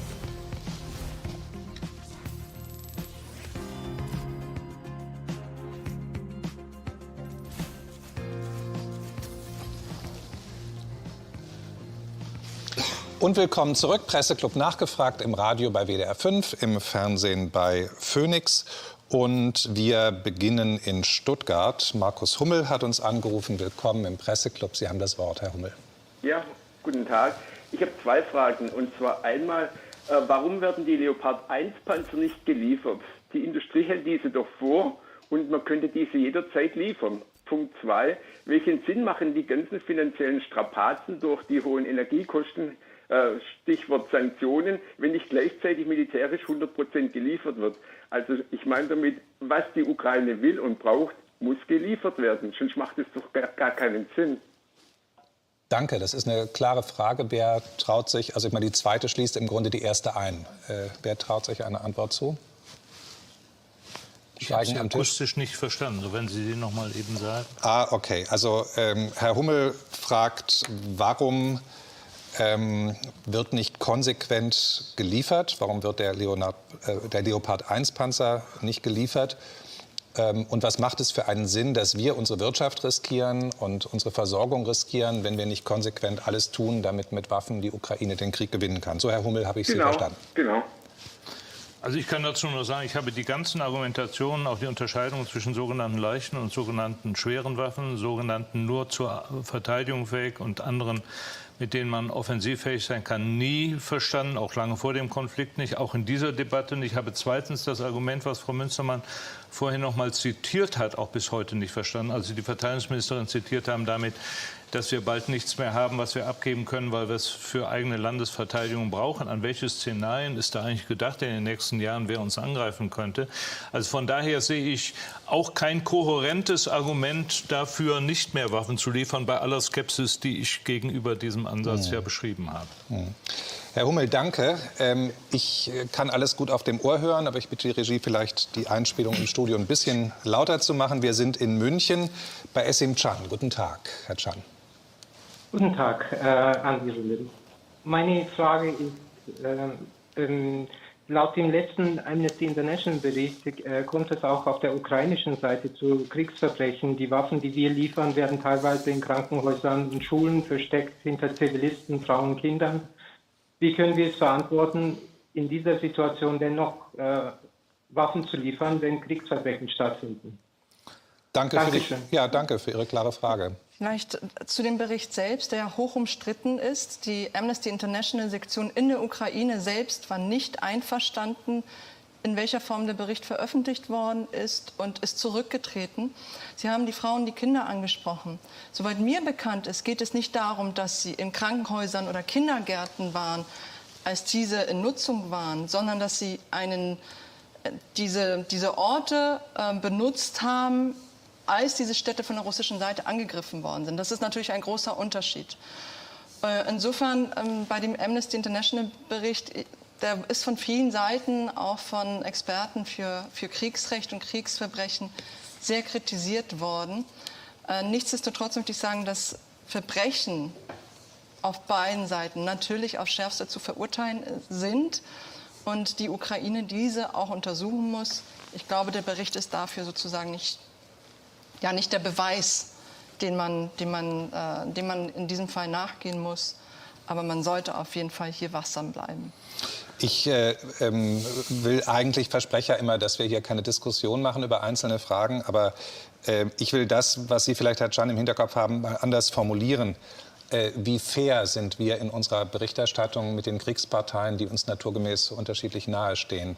Oder anders gefragt, also neigen wir dazu, bei der Ukraine verbrecherische oder völkerrechtswidriges Vorgehen, kriegsrechtswidriges Vorgehen nicht sehen zu wollen? Also im Krieg stirbt immer die Wahrheit, und zwar auf beiden Seiten. Aber natürlich sind wir, ich glaube, da sind wir uns auch hier am Tisch und ohnehin alle einig, die Ukraine wurde angegriffen, wollte keinen Krieg beginnen. Es ist ein Angriffskrieg und wir unterstützen die Ukraine. Deswegen ist natürlich unsere Sichtweise in Teilen gefärbt und ich finde auch völlig zu Recht. Aber es gibt hier einen großen Unterschied. Kriegsverbrechen geschehen auch auf der ukrainischen Seite und sie sind von Journalistinnen und Journalisten auch beschrieben worden. Ich denke da zum Beispiel an die Misshandlung von russischen Soldaten. Das war an den Medien präsent. Der Unterschied ist, dass es sich bei der ukrainischen Seite um punktuelle Verbrechen handelt, die schlimm genug sind. Während diese Form von Kriegsverbrechen bei der russischen Seite ein Teil der Kriegstaktik zu sein scheint. Also ich würde auch gerne noch sagen, völlig unabhängig davon, ob der Bericht korrekt ist, ich halte den Bericht für korrekt, aber ich verstehe auch manchmal nicht, warum die Frage gestellt wird in solchen Diskussionen. Russland ist der Aggressor, da gibt es überhaupt keine Frage. Und der Krieg selber ist bereits ein schweres Verbrechen. Und die in diesem Krieg begangenen Kriegsverbrechen, Verbrechen gegen die Menschheit, möglicherweise sogar Völkermord, das wird noch geklärt, sind auf russischer Seite. Und wenn dann ein sich verteidigendes Land möglicherweise Waffen in zivile Gebäude stellt, was nach dem humanitären Völkerrecht, dem sogenannten Kriegsvölkerrecht, nicht erlaubt ist, ist das ein Verstoß gegen dieses humanitäre Völkerrecht, aber sollte nicht dazu führen, das nun auf eine Ebene zu heben und ist auch kein Argument dafür, keine Waffen mehr zu liefern, wenn man der Überzeugung ist, Waffen sind das richtige Instrument. Danke, ich glaube, der Austausch war wichtig. Herr Can, danke, dass Sie uns in diese Richtung geführt haben. Gruß nach München. Ja. Und Gladbeck im Ruhrgebiet ist die nächste Station. Gabriele Martin. Guten Tag, Frau Martin. Guten Tag und einen schönen Gruß in die Runde. Mich würde interessieren, wenn Russland die Ukraine besiegt, auf welche Art und Weise immer, können wir gewiss sein, dass es nicht seine Hände ausstreckt in den weiteren Westen? Polen, Tschechoslowakei, die baltischen Länder oder vielleicht auch Deutschland. Dankeschön. Herr Schilz. Das ist eine absolut berechtigte Frage. Und gerade im Baltikum und im Osten wird diese Gefahr auch gesehen. Und deswegen ist es eben so wichtig, dass wir die Ukraine mit ausreichend Waffen beliefern, damit nicht der Eindruck entsteht für Putin, ich brauche nur militärische Mittel einzusetzen und das wird belohnt. Weil wenn er einmal diese Erfahrung macht, dann wird er das bei anderen Ländern, möglicherweise NATO-Staaten, auch versuchen. Denken Sie zum Beispiel, ich sehe zum Beispiel sehr gefährdet Moldawien, Transnistrien, sehr gefährdet. Also wir müssen alles tun, damit bei Russland sich nicht der Eindruck festsetzt, militärischer Einsatz, brutaler Krieg zahlt sich aus. Und deswegen ist das so wichtig. Ich teile absolut Ihre Sorge. Dankeschön, Frau Martin. Ich habe auch zu danken, wünsche noch einen schönen Sonntag. Alles Tschüss. Gute. Ich gehe mal hier in unseren Stream. Auf Twitter fragt Fabian, inwieweit verhindert der linke Parteiflügel der SPD die notwendige Zeitenwende in Bezug auf die Lieferung der Waffensysteme? Frau Münstermann. Ich glaube, dass dem linken Parteiflügel der SPD da zu viel Einfluss zugeschrieben wird. Also ja, es gibt eine gewisse Russlandfreundlichkeit der Partei, die gab es immer. Die hat sich durch die neue Führung, durch den Kanzler, glaube ich, das wurde erkannt. Sie haben jetzt das Problem, wie geht man mit Altkanzler Gerhard Schröder um? Da wird eine Menge versucht. Aber die SPD-Linke, die ja jetzt gerade auch wieder also ich glaube 3 Politiker einen Brief formuliert haben, in dem man eben auch sagt, wir müssen mit Putin verhandeln, das halte ich für übertriebene Zuschreibung. In Chemnitz in Sachsen ist Werner Kalliner am Telefon. Guten Tag. Ja, hallo, guten Tag. Ich freue mich, dass ich durchgekommen zu Ihnen. Ich habe heute früh eine nicht schöne Mitteilung im MDR gehört, dass unser Ministerpräsident, der eigentlich in Sachsen sehr geachtet ist, wurde als unerwünschte Person in der Ukraine erklärt. Das macht uns alle, ich habe heute schon mit mehreren telefoniert, wir geben uns hier große Mühe in Chemnitz. Wir haben gerade für die 206 ukrainischen Schüler eine nagelneue Schule. Jetzt können die jungen Leute in Betrieb nehmen. Und jetzt hören wir so eine Meldung. Wenn man unseren Ministerpräsidenten als unerwünscht bezeichnet, dann finden wir in Sachsen das nicht gut. Ja, danke, dass Sie das auf den Tisch bringen. Hat die Tagesschau auch vorhin gemeldet. Er hatte diese Woche in einer Talkshow Friedensverhandlungen gefordert und hat auch sonst Positionen formuliert, die nicht in der Mitte der CDU liegen. Ja, wer will das kommentieren? Also ich halte es für völlig unakzeptabel und ich wünsche mir, dass die Bundesregierung geschlossen und auch die CDU hier protestiert, auch wenn es nur Herr Melnick ist, der noch Botschafter in Berlin, der es formuliert hat.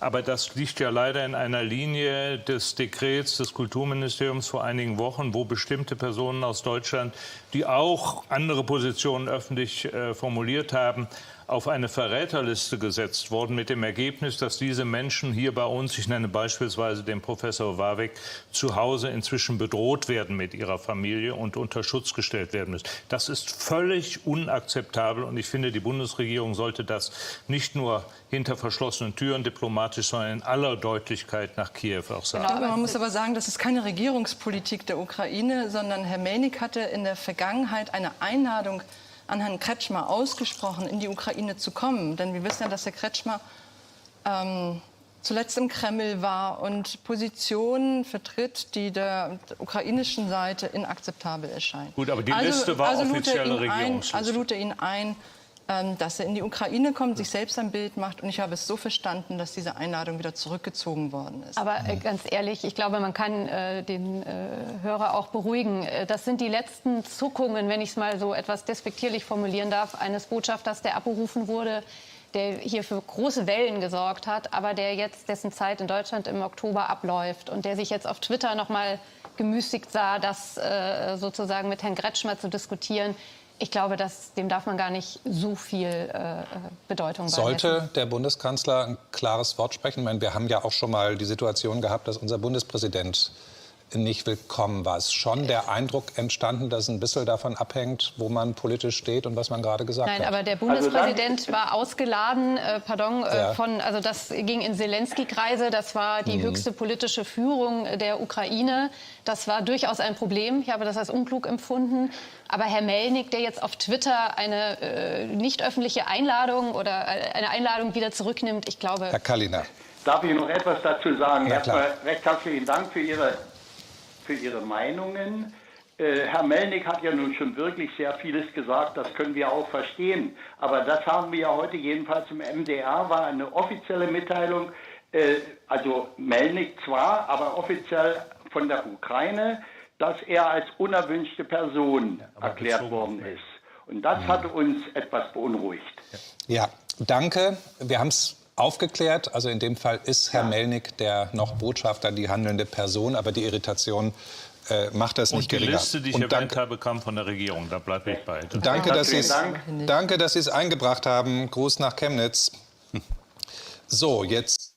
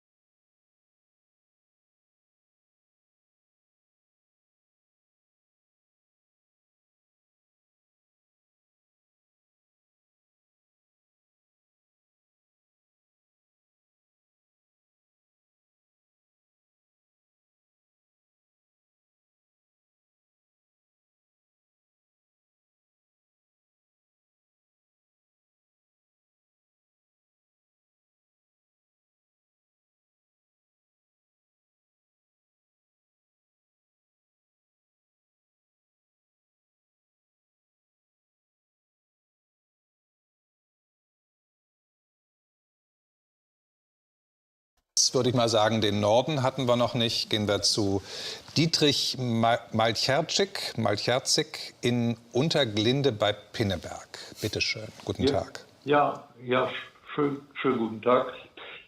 Ich tendiere für eine Geheimdiplomatie. Wir sprechen hier mit einer Weltmacht und so wie das jetzt im Augenblick politisch abläuft zwischen Amerika, Westeuropa und Russland, und auch mit dem Herrn Zelensky, so kommen wir hier nicht weiter. Und deswegen möchte ich eine Frage beantwortet haben von den Herrn mit dem grünen Jackett, was er von einer Geheimdiplomatie hält zwischen Russland und der westlichen Welt.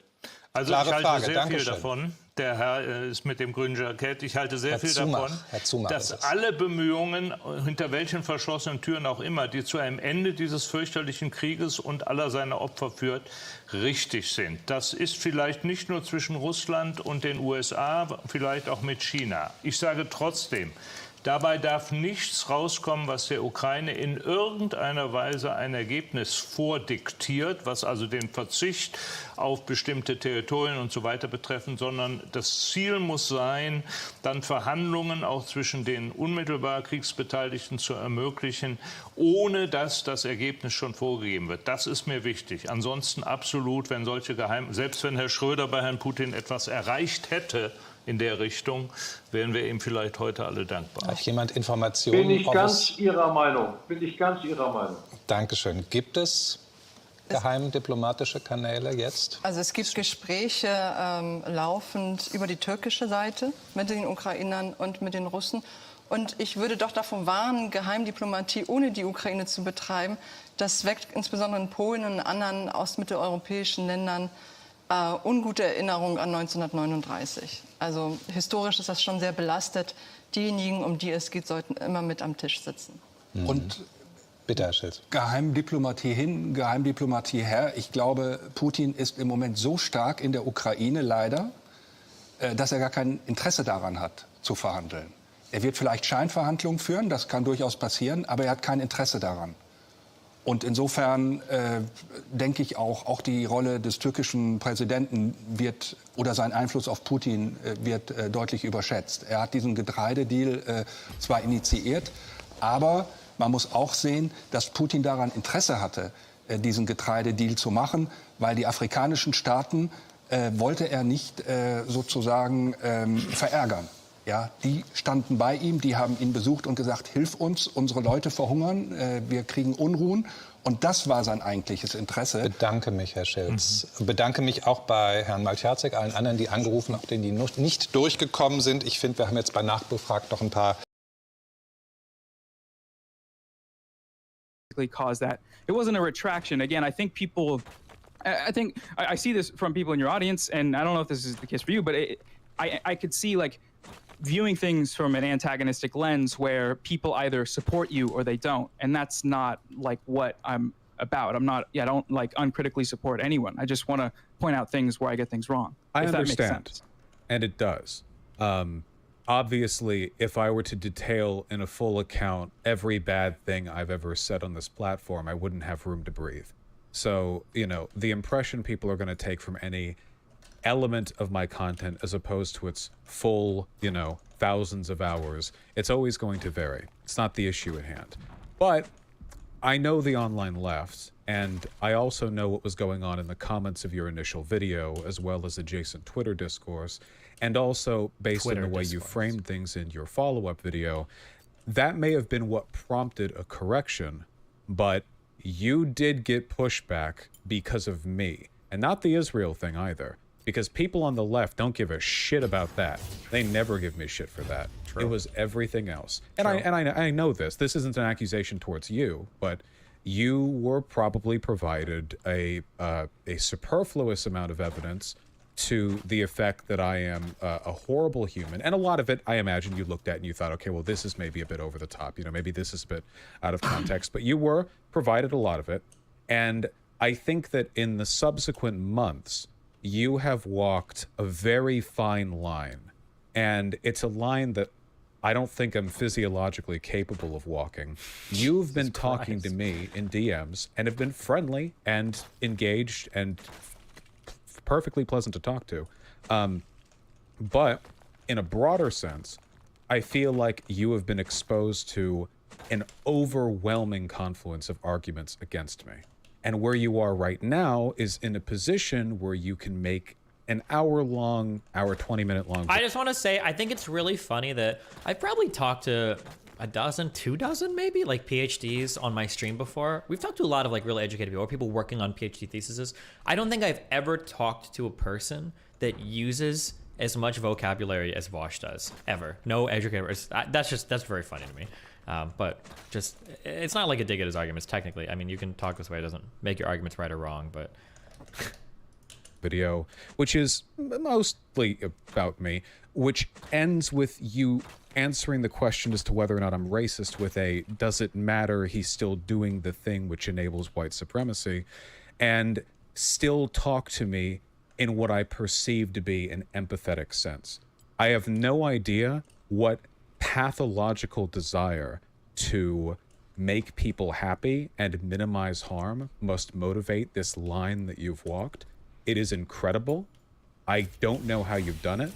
If it was anyone else, this would be blood sports already because of the stuff that you said about me. But you are so obviously motivated by a desire to minimize harm as opposed to smear for clout, which a lot of people do, that I'm willing to have this conversation in a neutral enough tone. I'm not perfect. In spite of all of that. Jesus. So that's how I think you're coming into this from. You probably recognize or think of me as a person with a list of virtues and a number of vices, one of which is no doubt arrogance, and that's what's kept me from becoming aware of the many failings that I have and the harm that I cause other people. And I sincerely believe you want me to get better. Bravo. And that this isn't some roundabout way I believe this is called a soliloquy. Attacking me through the, you know, the perception of critique. That's a big thing on YouTube, right? The whole, oh, I'm not attacking you, I'm criticizing you, and if you don't like this criticism, that's your fault because you're being What does use as much vocabulary mean? What I mean to imply is that Vosh has an acute predilection to utilize when you could say something simple, small word better than big word is what I'm saying. Like I think that there is a talent to being able to convey complicated ideas with a great degree of brevity. And verbosity, I think it's a word. Typically, I think just makes your point look worse every time. Like I have a lot of respect for somebody that can take a very complicated idea and make it very simple. I think that's really cool. And then things become more intuitive. Everybody can understand. Everybody's on the same page, rather than like unnecessarily gatekeeping with your vocabulary, which is kind of what it feels like sometimes. Or it's like, I need to make you think I'm really smart, not because the ideas that I am conveying are profound, or not because I have a deeper, good understanding of something. Is that a bug? But because I'm using really big words. I mean, that's just my approach to it. Fuck it. Receptive. Usually it's just an optical ploy. I don't think you're doing that. So let's talk then. And I apologize for the preamble, but I know people in my audience are going to expect more vitriol from me.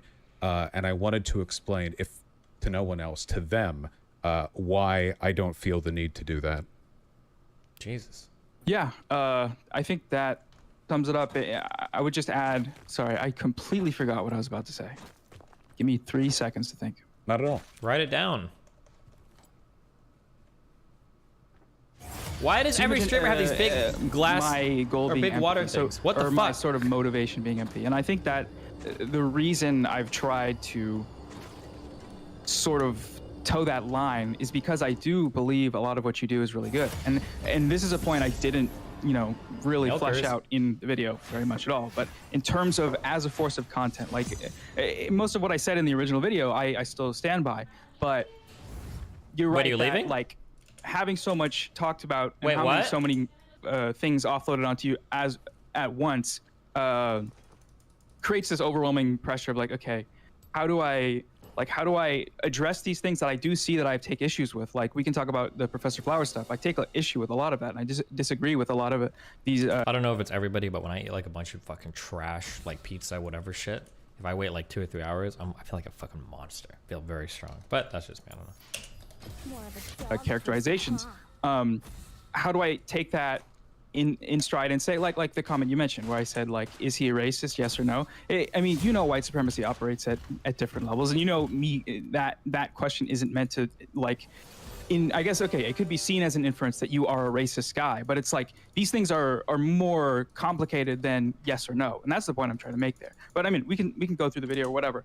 But at the end of the day, it is just from a pure standpoint of trying to improve the space, and whether or not that means whatever that means, whatever that entails, that's my primary goal. So just to kind of add on to what you said, but go ahead. It's also something that I want, as much fun as it is to argue with people like Professor Flowers, though keep in mind, like, I never expect these conversations to blow up the way they do.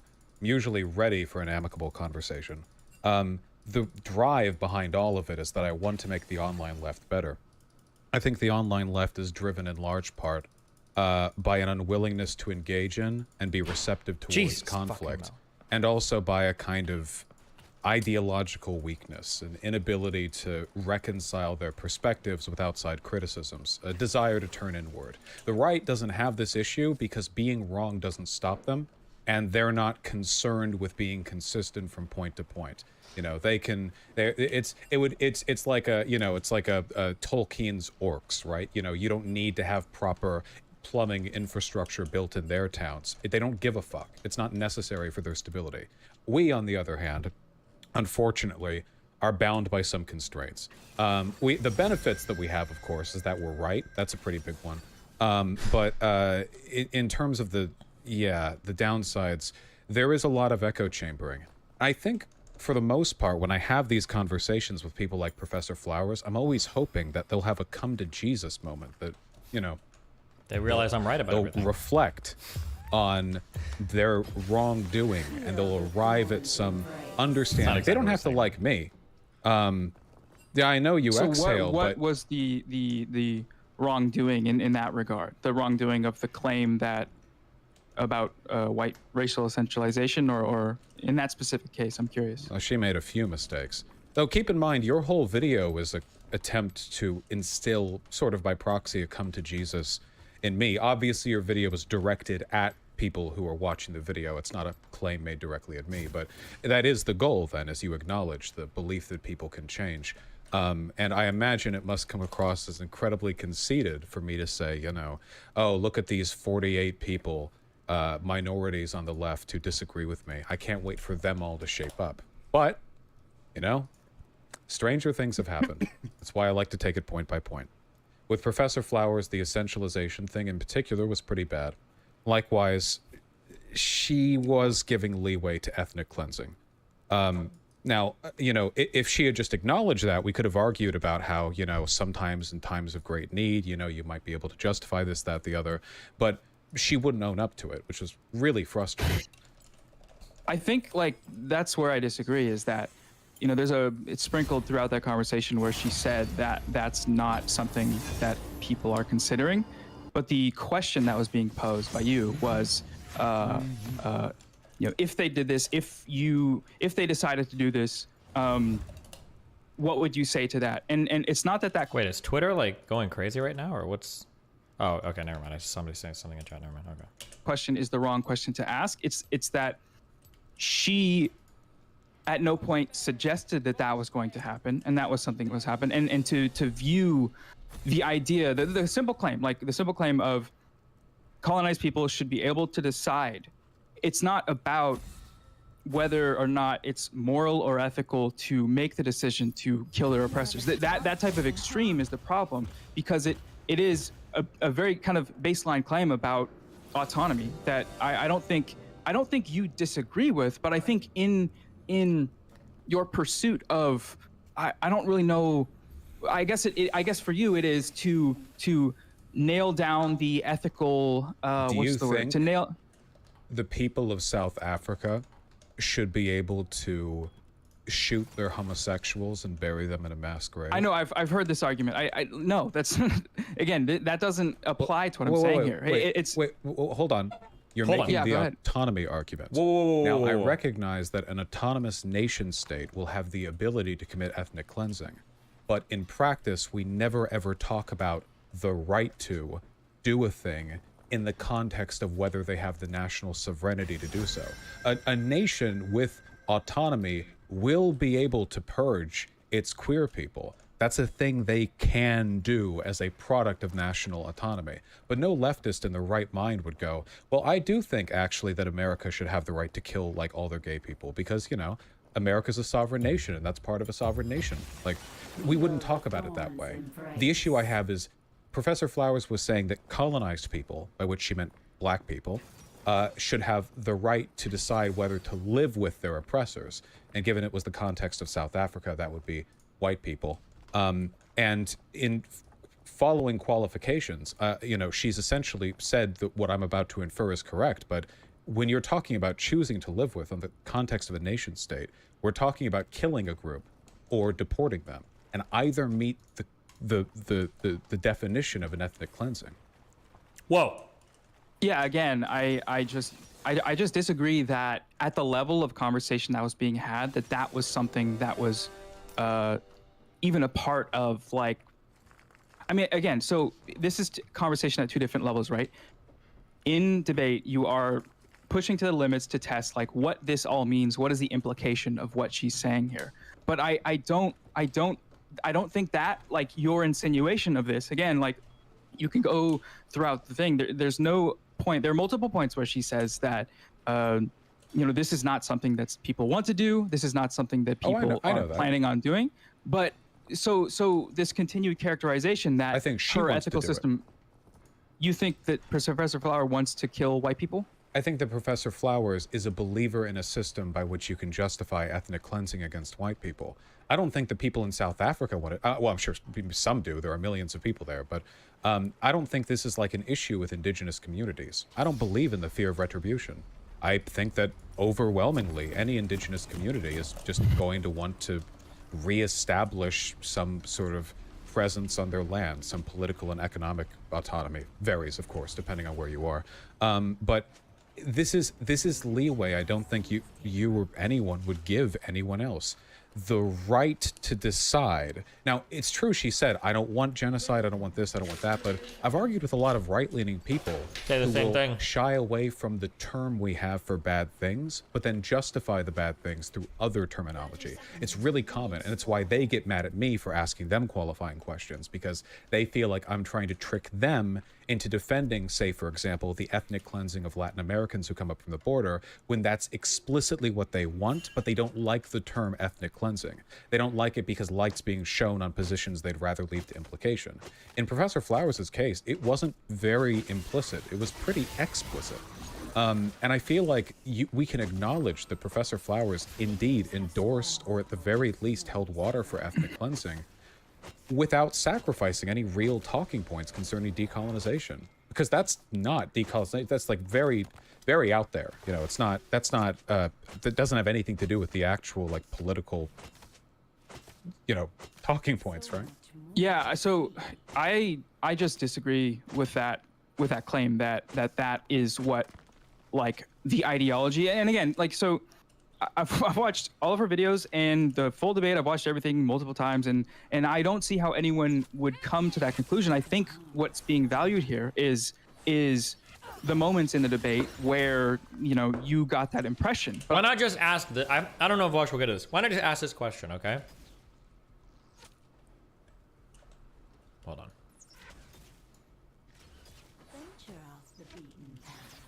How can somebody live free of their oppressors if their oppressors don't want to leave? Just ask that question. Fuck it. And then we'll see what the answer is. Because that's the same issue that I always get into with like white nationalists who will say like, oh, well, we support like the peaceful deportation of all people of color. Okay, well, what if they don't want to be peacefully deported? Eventually, push comes to shove.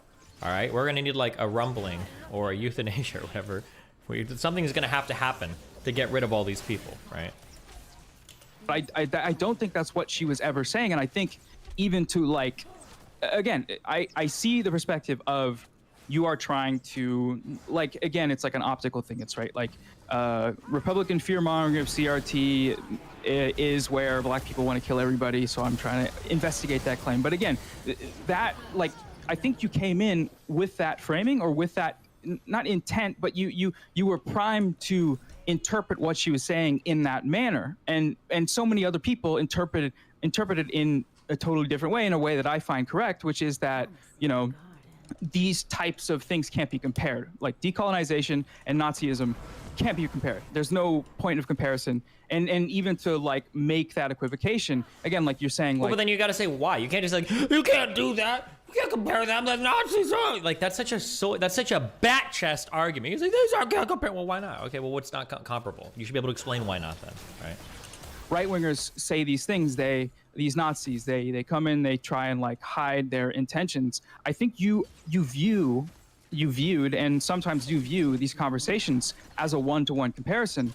Oh, I rhetoric, get it, Anthony. But it's not the case when there's more history and there's more like with regards to what these claims actually mean, and with regards to what acknowledging the claim that historical oppression is different in a very serious manner from white people to black people. We're talking about different points.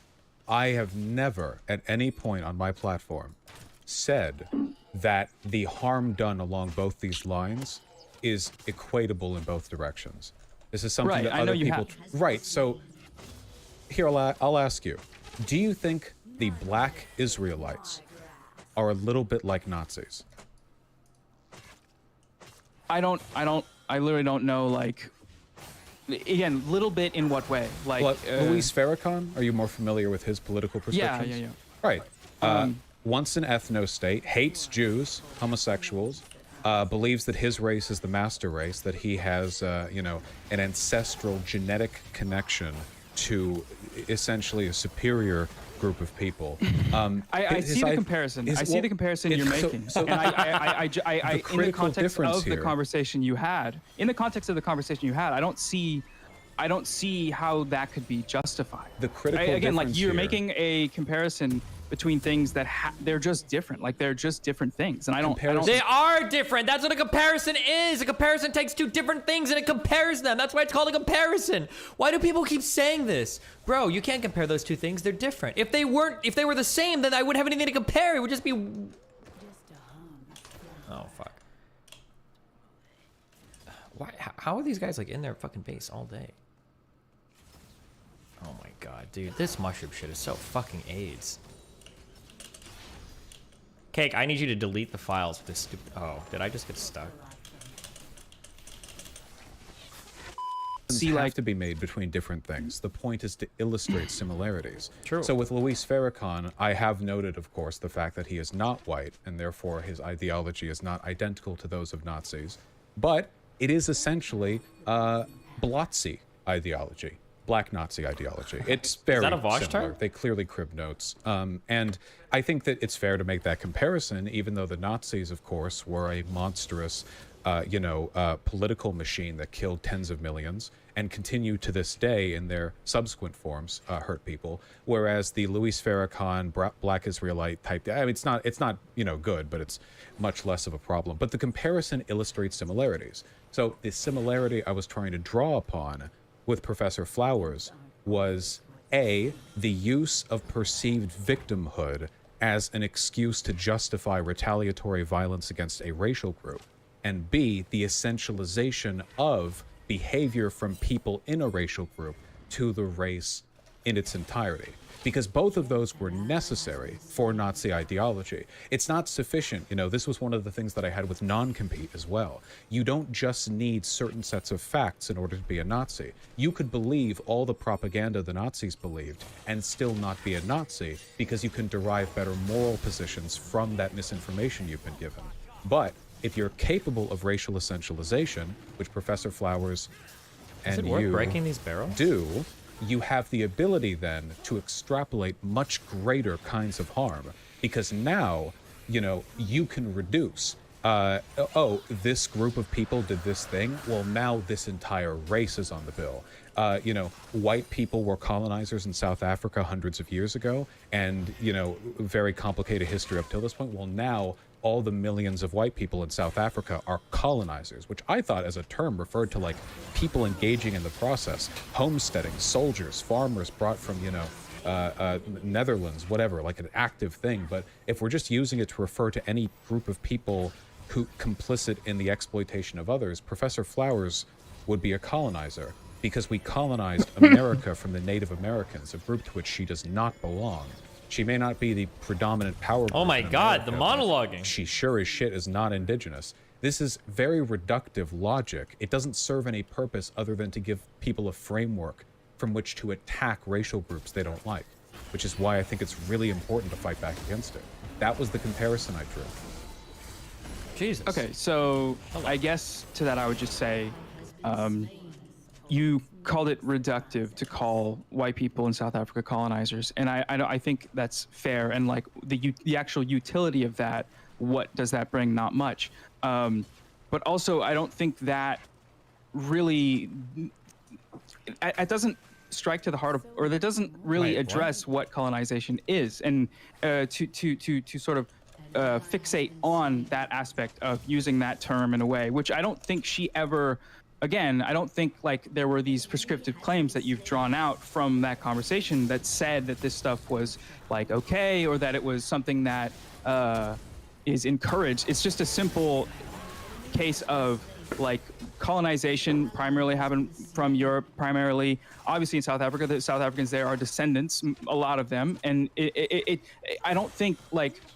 I think the conversation about what colonization is missed when the steps are taken forward into, well, using that rhetoric is, shaky because it leads to potentially justifying XYZ. I think that conversation before is more important, but again, it's not to say the conversation after shouldn't happen, but I think that conversation before, I find to be the more important one, and I find that it is missed when... Who's been the most batch? I don't know. This is really boring. I don't know what we're doing right now. I don't know where the claims are pursued about, ethnic cleansing. What does this mean if you're calling white people colonizers and you can kick them out? It means you can kill them all. It's like, that's not what's being talked about. Well, but one step one step always leads to the next, right? I mean, for example, well, it's kind of like a slippery slope thing, right? In terms of like if it depends on what level you're having the conversation, right? Like if you're talking about if you're having like a philosophical conversation about what all of this means for the future, then yes, you could talk about it at that level, but I don't think that's what she was saying. And again, this kind of sounds like we're just going over this conversation in a manner that like it's already been gone over. But right. Do you see what I'm saying in that regard? Like in terms of where the conversation is missed? Look, I don't have an issue with people jokingly calling whites colonizers or whatever. But when it's being done in the context of a discussion about state power being used to displace millions of people, we're very clearly tying this to systems through which real harm can be done. Like, I can give you another example. What does a gangbanger look like? In your head, just picture something. If you were to take what's going on? What are we doing nothing that you don't disagree with. Have you ever watched Fox News? I've seen it, yeah. Have you ever? Every night, actually. Oh, there you go. Have you ever, while spending time online, been assailed with any crime statistics in relationship to race? I know I did. So Stormfront 1350, used to. Oh, right, the whole thing. Right. Yeah. No, wait. I don't know. We sigh like I'm not on your side on this one. Do you know how many debates I've had where I argue that there's no inherent difference between people of any racial group? This is all treading ground. I'm making sure we have the same basic framework here. The issue is, if you were to take that information and then to say, in the essential sense, what does a gang member in the United States look like? A lot of people, based either on their biases or on data that you could draw, they would come up with a person of color. And the issue, of course, isn't acknowledging the idea that there are disproportionate trends, how oppression relates to race, and how race relates to crime and oppression, and how income relates to all of these things. Acknowledging them is just part of getting a sociology degree. But, of course, if your logic is as simple as, this group mostly does X, therefore it's okay to say this group is this thing, that's how you get all of the essentialist logic that racists have been using since essentially the drug war to frame black people's disproportionate criminality as some kind of essentialist problem, as opposed to what it actually is, which is a deliberate product of government failing them and putting them in situations where there was essentially no economic opportunity. The essentialism was what led to the issue there. And you can acknowledge stuff like, white people have been colonizers throughout history, or at least the past couple, 500 years or so. Yeah, of course. But we are talking about using state power to remove people from a country. If you have an alternate explanation for her line there, colonizers should have a right to decide. Why do you guys make me watch the most boring shit? Fuck me. Hold on. Quick Hassan meme break. Trans person is the fact that you, a guy that is... My issue as a trans person is the fact that you, a guy that isn't super well versed on trans shit, brought on a known transphobe knowing he might bring up transphobic shit. You aren't exactly a Vosh at trans debates. I hope that the rest of your life is as horrible as it is every single day. Shut down. All right, back to your regularly scheduled program. The colonized should have a right to decide whether or not they want to live with their oppressors. Can you explain that line to me in a way that isn't ethnic cleansing, given she has explicitly said her definition of colonizer is white person? She said that with me and also with him. I don't think, I disagree with that claim, that her claim is that colonizers equals white person. I don't think... She explicitly said that with him. It's not inferent. She has said that I've seen the directly. Hume debate. I've seen the full debate. That's not the claim. And that's not... Again, it depends on where and what you're talking about, but she's tweeted it as well. To draw this... And you said it in your video. You said it in your video. You said you did the thing. It was like a big meme. You were like... he criticizes her for saying this is an essentialist thing for white people, and then you're like, well, isn't it kind of? And then true. This is wait. For both of our sakes, unless you want to get assailed with clips proving you're wrong, accept this point and move forward upon the presumption that she believes white people equals colonizer. How do you frame what she said? What would it take to convince you? We're talking about, like, I've looked through it all. I flatly disagree, and this is why I don't think we're gonna find agreement. it's this type of like one step leads to the next step leads to the next step. What the net result of that is online is people tweeting at her, calling her pro-genocide. And that's not, like, again, this is objectively not what she was ever saying. This is not what she was saying. And like, I know you. Wow, thanks, Lewis. I love you too, buddy. You got that impression from the debate and the debate that you watched. I think, Lewis, the two biggest issues when it comes to talking about business owners in the United States is a fundamental misunderstanding of how businesses operate, and it's a fundamental misunderstanding of what a business owner looks like. I think the problem is, one, people think that businesses just sit on huge piles of cash all the time, and then when they're feeling nice, they'll like give it to employees. But otherwise, businesses are just these greedy, hoarding entities that have infinite amounts of revenue. Their profit margins are like 70% probably on every product, right? Oh, there was a really good, it might have been an NBER poll or survey. There was a study where it's like, if you ask the average American, like, what do you think the profit margin of a business is? They always get it like 4 or 5 times higher than what it actually is. Like, I think the average American thinks the profit margin of a business is like 35, 40% or something. That's the first huge misunderstanding, that like businesses aren't like massively profitable entities that just sit on all these piles of money. And then the second thing is that the average business owner in the United States is probably a guy that makes anywhere from 50 to 150,000 a year, and he probably works like 80 to 100 hours a week if you're a small business owner. People think that when they think like business owner, they think, oh, like Jeff Bezos or Elon Musk, right? When the reality is that not only does a small business owner probably know every single job in his particular small business, he probably works like 1 or 2 or 3 of them so that he doesn't have to hire another employee because he doesn't have the money to do it. But yeah, I don't know, it's just stupid. Okay, sorry, back to the bat chest. With him, and you could pull up clips and tweets or whatever, but like this is just I don't see this going anywhere, because I think like, are you capable of being moved on this position? Because it seems like you're actually the one with the preconception that you're not allowing to be moved by evidence. No, well, what evidence is that you're telling me what she said here? Like, I've seen the whole thing. It's not gonna, like, you saying that she said this here and there. I didn't say she said it. No, I'm saying like you right now telling me that she said this. Well, 1 moment. And you can pull up the tweet about white people being colonizers or whatever. Colonialism. Like that structure was that's literally created to benefit the white people who are colonizing it. It's not out of character. The logical thought then leads to a like, misrepresentation this means that, to say that like, this is an issue of white people colonizing people. And I can't believe whatever, this like whole people debate getting mad at her for calling white people colonizer or whatever, or equivocating white people with colonizer. Again, it's like the history of colonization is pretty like simplistic in that regard, and that doesn't mean like I'm saying it's okay. I'm just saying like I don't like this continued comparison and characterization, and this is why I don't think like we're gonna. I just fundamentally disagree. And just a moment, please. Just one moment. It's like such tough questions to ask, right? I think it's like white. Oh, your video. Oh, you're back. Sorry. I think it's like white again, like passing, you can pull up like if you whatever can get like the full clips you benefits feel of white present that, supremacy but and not have to face if the oppressions of white you've watched her videos, for me, that's when I'd be like listen to her. That's not what she was saying. And Noah, just one moment, please. If you're looking for clips, that's fine. We're not looking. We're listening. Just a moment. Wait, what are you I don't listening? see that as an academic term. I just say that like you're benefiting off of colonialism. That's what I mean by that. And maybe I should use something else because it's very confusing to people, but at the same time I'm not really interested in like breaking it down to people either. Sure.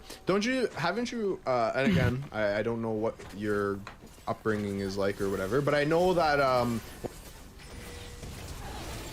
What are we listening to? Wait, if Professor Flowers talks to him, do you think I could talk with Professor Flowers? Give me her Twitter. We can bridge the gap. Is she actually a professor, or is that just like her online name? This is her. She dipped from the heme debate. I don't want to have a debate. I just want to have a discussion. Isn't that what we're supposed to say when we want to be non-confrontation? Oh shit, she already has me blocked on Twitter. Okay, never mind.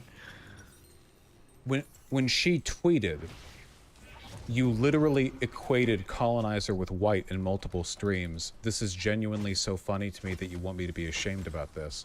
How am I meant to take this apart from she uses them interchangeably, along with the multiple clips of her using them interchangeably, and then when asked to clarify, saying that Yeah, she thinks they're like the same. I look, you can like pull a tweet that says that, and you can pull clips that allude to, again, a complex conversation about race, whiteness, and colonization. Can you find any and evidence reduce it. of her saying that it's not, that this isn't a synchronous? I mean, have you like watched all of her videos back? I don't. Have you watched? It's the Jordan Peterson defense. Have you watched every single video? Like, Jesus Christ. Do you think that I could ever use that excuse? Like when these lefties say, like, didn't you say this to me thing? And I'm like, have you watched every single one of my videos? Have you seen every Destiny video? Is it really fair for you to say that you haven't watched every single one of my videos? Bro, I would get fucking crucified if I were to ever use an excuse like that. Have you seen all of my videos? Not sure if you have. No, I don't think she's very smart. Okay, well then this is just a waste of time, like to try to convince you. That's not what I'm here to do. I'm not here to convince you or your audience that, like. Noah. If you're just Noah. Yeah. You are currently the one with nothing in your hands, arguing against evidence that hundreds of thousands of people have seen. Say millions. She unambiguously, as directly as you can, said the thing you won't accept. The only thing that I can assume this is, one, apart from maybe you two are like secret best buddies or something, and it's like a personal thing, is you understand that if you fall on this point, you fall on the next one. I am, because this is an enormous waste of time, just going to rip the L from your hands. Rip the L from his hands. Rip she it. said what she said. She thinks white people are colonizers. If you are, with respect, too spineless to own up to the fact that she clearly dude, this is wait, like Noah, bringing out the big debate, bro. This is the problem I have. I get framed as a bully when a person is behind me screaming and dancing a point, and I point at it and say, that's fucked. And then people tell me that it's not even there. It is insane. In this respect, we can move forward. You can say, I don't care. You know what? Maybe Professor Flowers is a genocide denier or whatever, or like an ethnic cleansing supporter. If she had owned it, I wouldn't have cared so much. The thing that bothers me is when I have to run this dishonesty cycle where people gaslight the shit out of me. At this point, do you know how many times I've rewatched the Professor Flowers debate? 7 times. Over 6. Because people keep talking about some other second debate that never happened. That's a fucking lie, but that's still funny. Apparently I was a part of.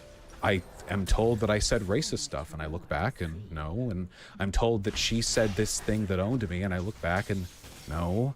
I keep going it over and over, and it legitimately fucks with me. Because all the things I thought I said happened, and all the things I thought she said happened.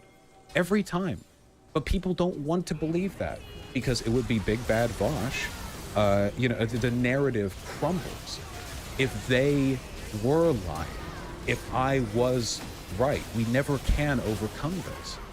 If this is the standard of evidence that I have to provide, I assume brainwaves from her to you to convey the fact that she doesn't think of this as some kind of essentialist thing. Brainwaves. I can't meet that evidence, but if you want to provide, then I ask you, when she talked about the right to live away from your oppressors, who was she referring to? In South Africa. Jesus. We'll ignore what she said because she said white people. So we'll invalidate her. This is where like I think this conversation isn't going to glean anything more, because you are asking to use these claims that, again, I just fundamentally disagree in the debate with these claims that you're pulling from them, that she somehow promoted genocide against white people by the colonized, when her point was just that autonomy should be granted, it shouldn't be conditional. And like, look, I nobody said otherwise. But you can believe that you should give autonomy to people, but then also say you shouldn't do ethnic cleansing. Those are the fact that there's been an effort. And that's what she said, dude. That's points. what that's literally what she said in her videos and in multiple times in the debate. She did say she doesn't like ethnic cleansing, but Hello?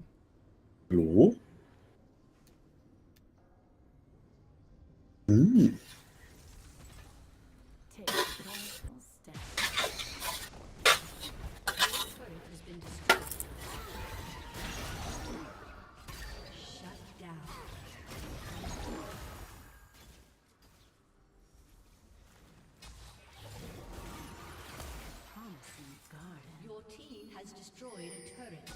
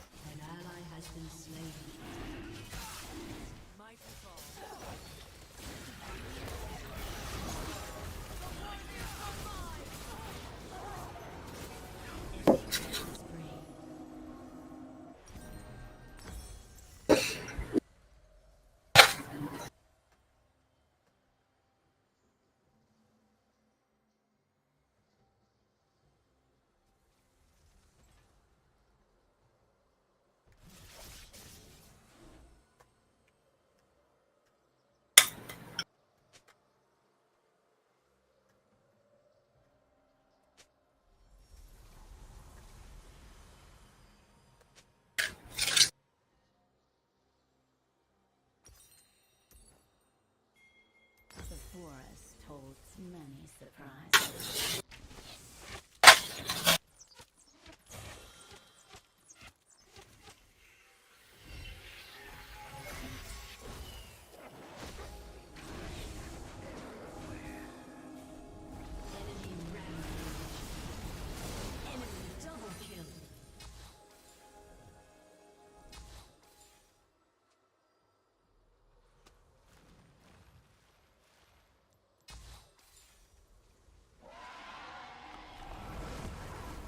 Just a harmless flower.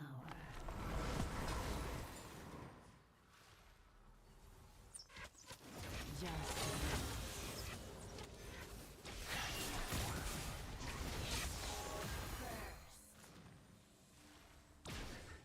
venture off the beaten path.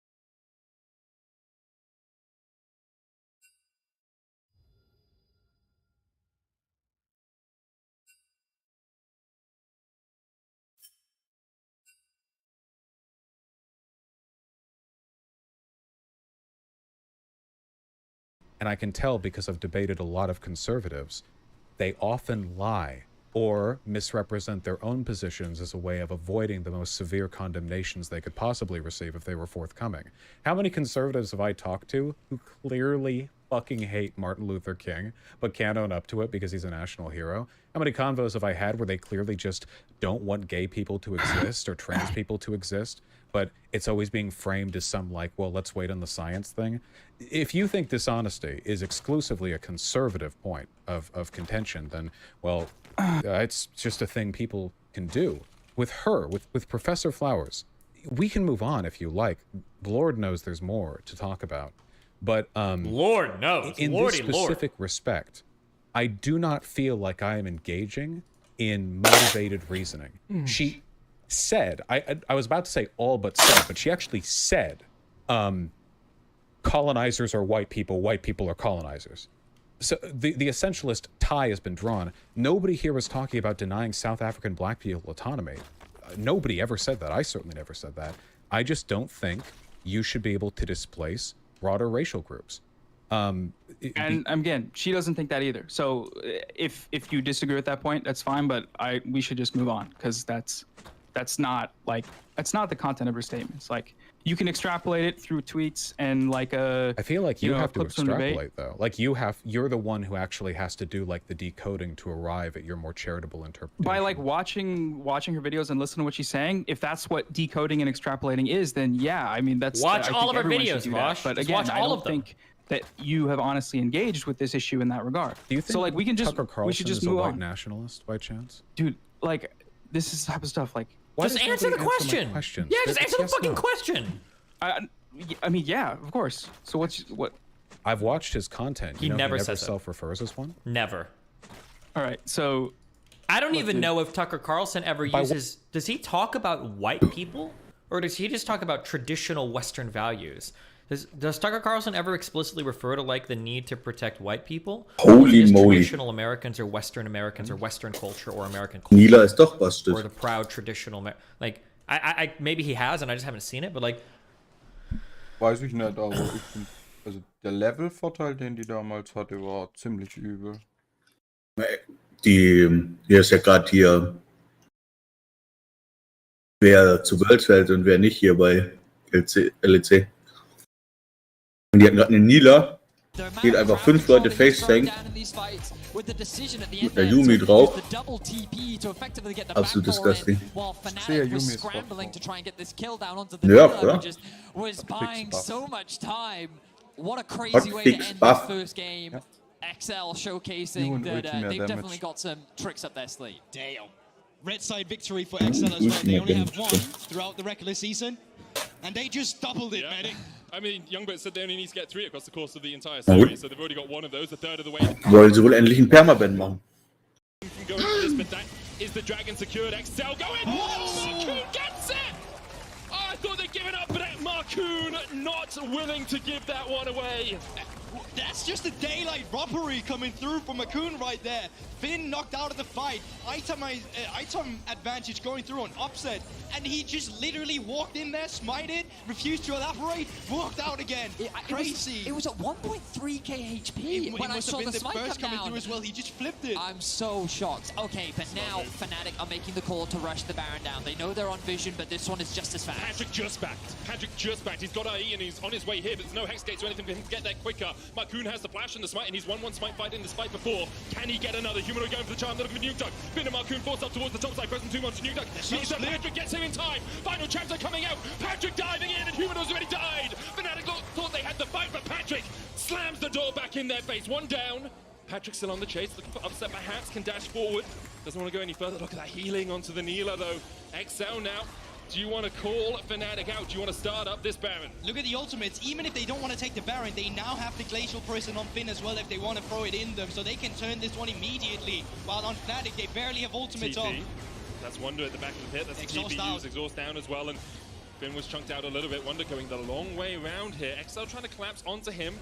A good pillar, but Wonder, of course, can just skip and slash his way away from that. But look at the setup. Even Nuke Dog with the on-steal spellbook decided, I take Smite as well. We're going for this one if they really wanted to. But let's have a look at the replay once again, because this fight is very sloppy from Fnatic. They get so split apart and going on Nila Yumi gegen so you see Razor flashing over, going onto a target that no one can follow up. Wonder then decides to try and do it, but then they've already split 2 Res on top, 3 down on bot, and that allows Patrick to sweep in and just get back the advantage on towards the Baron afterwards. I think the use of the Trundle pillar there from Marcoon was so good. It forced Fnatic into this very awkward position where they kind of had to focus Nuke Duck, and Nuke Duck was like, haha, I am very good at stalling. I have my ultimate, I have my Zhonya. Ja, dieses Null-Skill-Argument ist ja im Pro-Play ein bisschen shit, aber bringt einfach zu viel Value.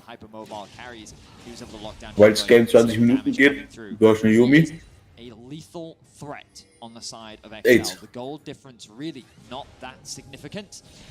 But once again, the Baron dance begins. And the big one now is that Patrick finally finished up that Infinity Edge, so now matching Upset in that damage department, also getting those extra power spikes for the Nila. This is where she really comes online as a champion, and she can be played both as an engager, facilitator with that ultimate, of course, but also just the amount of heal she has in her own right, just due to the fact she has a Yumi, but she also has the auto attack block she gets from that W, so knocking down Patrick is going to be difficult now. In this comp,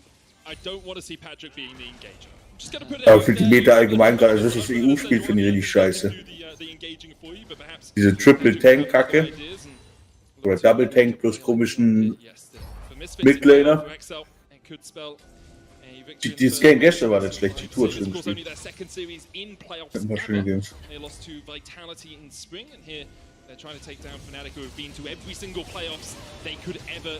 Aber das, was die EU und NA gerade spielen, diese Double Tank Kacke mit irgendwelchen Yumi, Botlane, Scheiße.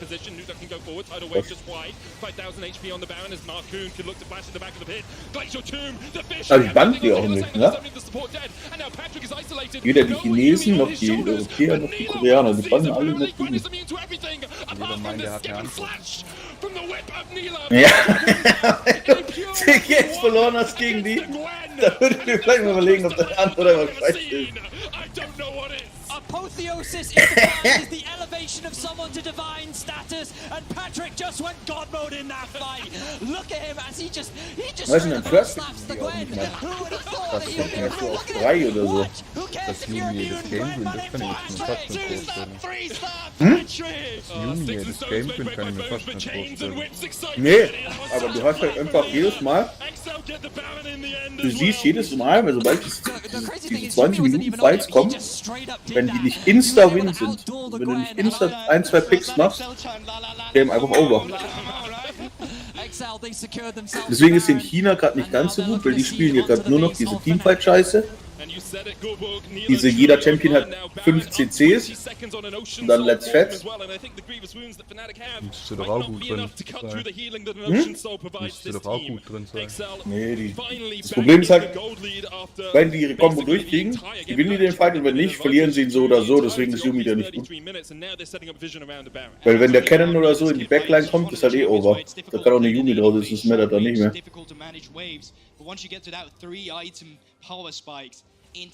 Die spielen halt dann Nocturne, Lissandra und dann, wenn der Cannon drin ist, kommt Nocturne und Lissandra reingeflogen und dann ist over.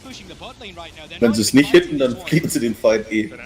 Will be able to secure their third dragon of the game. Marcoon, of course, could look for a steal once again, decides against it. Instead, they're just going to push in that bottom lane. They're just going to try and stall Fnatic, I think. They can just have Patrick just take away the base himself. Look at how quickly he takes down these towers. Absolutely slaps through them. He will take the tower down towards the bottom side. They'll sang an upset on their way to try and defend. And Fnatic now reaching, grasping for hope. They've lost the last couple of fights, but they do still have a composition that can shred through Ja, Jungle mir, das wäre auch nicht so der Hit bestimmt.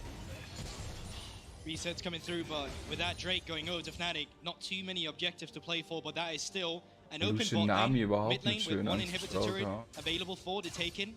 And I think for the Na, für Dusching schön anzuschauen, aber Nami. Still going for those 40 seconds.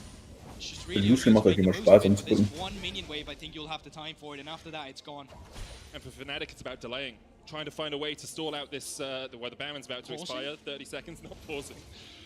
Delaying the game and trying to get towards your next items. Third item on its way to Humanoid, but he's only got a Lightning Jewel. Wonder is still very strong, but you can see a broken stopwatch in his inventory. Aber Asia bekommt halt immer höhere Prio. If he needs to. 4 items on upset means that he's very powerful as well, but he just hasn't had the opportunity to open up in these fights. Just saw a death stance though on Patrick. He was hard to kill before, he's going to be even harder to kill now. XL making their way towards this tier 2.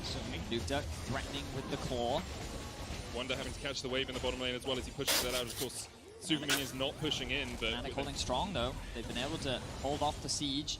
At worst, they only lost, well, they lost 1 tier 2, or 2 tier 2s. They also lost an inhibitor tower. But all in all, Fnatic, they've bought time, and that's all they need really. By securing that third Drake, they still have a very clear win condition here. The biggest threat on the opposite side is Patrick. If they can get rid of him, find a good charm from Humanoid. Oh, but hang on a second, Patrick is on the hunt. Humanoid needs to get away from this, but rush possibility. TP coming in as well. Marcoon already very low. Fnatic might have found the fight they were looking for. Wonder gets onto Patrick, exhaust. Stopwatch immediately used. Marcoon able to get away as well, but Nuke Duck on the back line. An absolutely gorgeous frozen tomb. Wonder now pots a stopwatch of his own, but Nuke Duck will fall. Finn will be next on the menu, and it's up to Patrick and Marcoon alongside Mickey to do it all. Oh, that was gorgeous. A deity by name and a deity by nature there for Patrick. Able to catch all of them in the ring. And now Patrick, Marcoon and Mickey can push in. That is a man on a mission who does not want to be knocked out in the first game of playoffs in this Google series. ist Starting jetzt it off Spell beautiful. CC immun in irgendwas. But now we've also got Ja, wenn er die Awakened der Form ist. disgusting late game. Keine Ahnung. Hat mich Matze auch schon gefragt. Also entweder ist alle vier, also der kann ja unsere Stances switchen, oder? Das weiß ich ja, oder? Ich glaube alle, also entweder ist es alle 4 Stances oder du musst die Stance an sich 3-mal nutzen und dann ist der Awakened oder so. Eins von beiden. Nee, dann muss es alles sein. Put them in the montage. Put them in the montage. Na, das wird Patrick, grad die great gleiche job Stance here, rein, coming out das from kann man AD halt carry. Ja, im Laufe, also einfach nicht hintereinander, sondern einfach im Laufe der Zeit.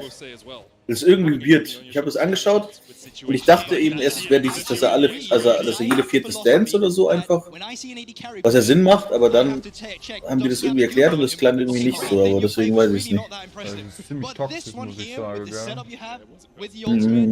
Ja, aber ich glaube, er ist dann nicht so gut, aber es ist dann gehotfixed. He's doing what he can in these fights. You can see haben that he was Hotfix matching Patrick's Ah, damage. ja, It was ja. just that Oh, he nee, can't Moment. do what Neela did. I mean, he's done 10,000 more damage Ja. to Patrick the entire game. Like, he has been absolutely doing work in these fights. Er hat nur Dinge hier. The ability to dodge in and out.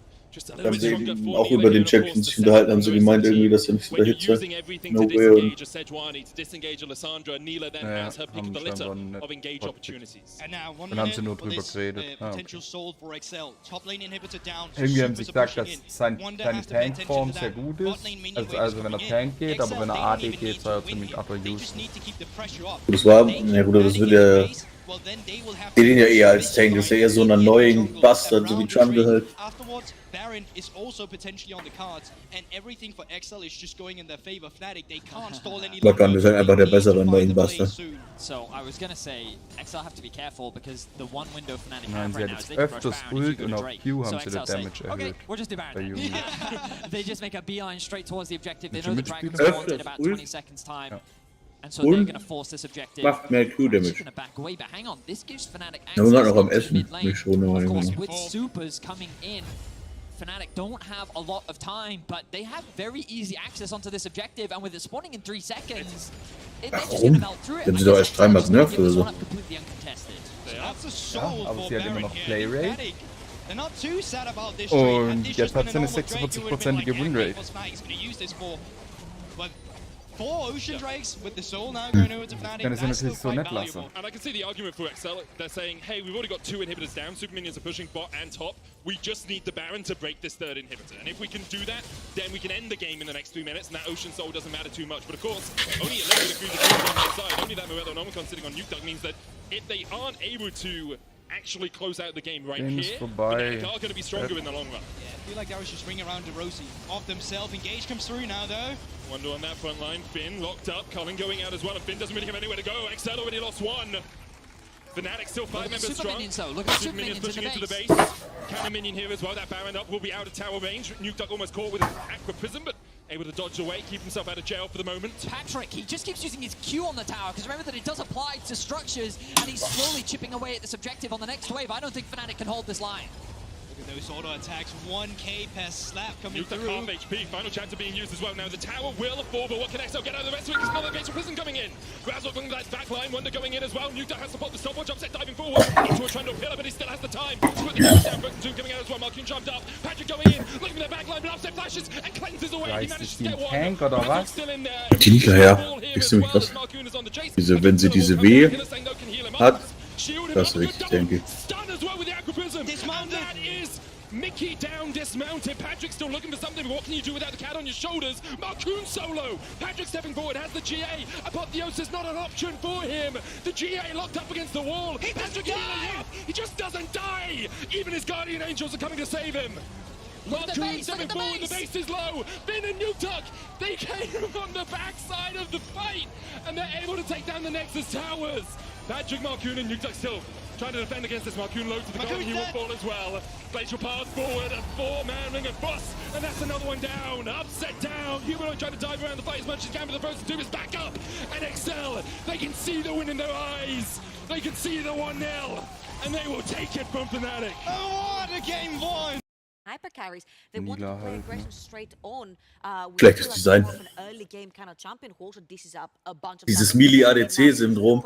Ist einfach. Das kann nie funktionieren, weil du hast dann entweder so eine Samira-Scheiße oder so eine Nila-Kacke oder es ist utter useless. Ja, ist einfach nett.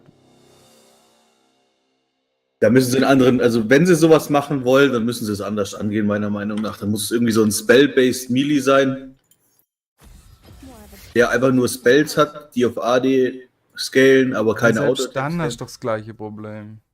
Ja, aber dann hast du, weißt du, dann hast du nicht dieses, dann ist er nicht, jetzt, wo er ein ADC, der über Damage, über Autotext macht, muss ja mega overstatted sein, wenn er Melee ist, damit er überhaupt viable ist. Genau. Und wenn du das auf Spells umlagerst, so ein bisschen Ezreal-Verschnitt mäßig, dann, naja, aber du hast den Unterschied, dass du einen Melee-Mage hast, der extrem stark ist, aber halt auch extrem squishy und nicht so Sustain-heavy gehen kann wahrscheinlich. Aber ja, also ich sage auch, dass das Konzept an sich einfach dumm ist. Und wir haben es jetzt schon 3-mal gesehen, im Grunde. Mordekaiser war das erste. Dann Samira, Nila. Macht einfach wenig Sinn.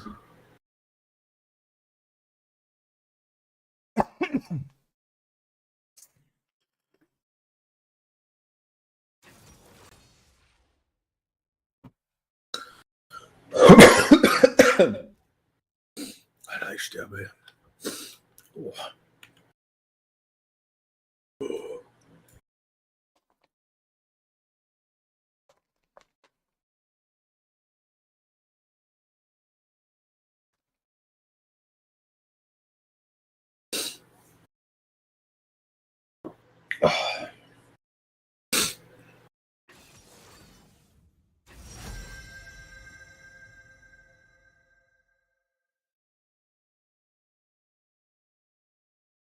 The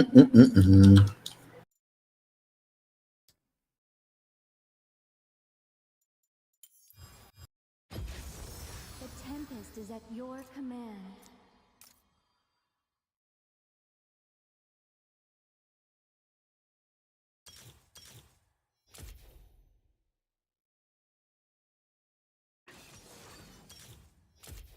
Yay, Healy Sing direkt sympathisch. Noch nie Yumi gespielt.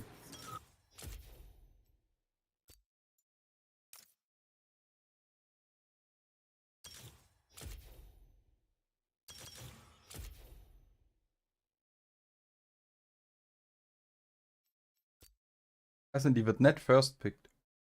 Ja, Yumi. Ja. Nee, nie. Okay, dass du da ADC vielleicht vorher pickst, aber ansonsten ist sie eigentlich first pickable. Ja, das Weird ist ja, die Handshake, die andauernd Siri Sivir, also die Chinesen, also die lassen beide offen. Also keine bannen einfach ADCs. Und wenn eine ADC bannt, dann bannen sie direkt alle.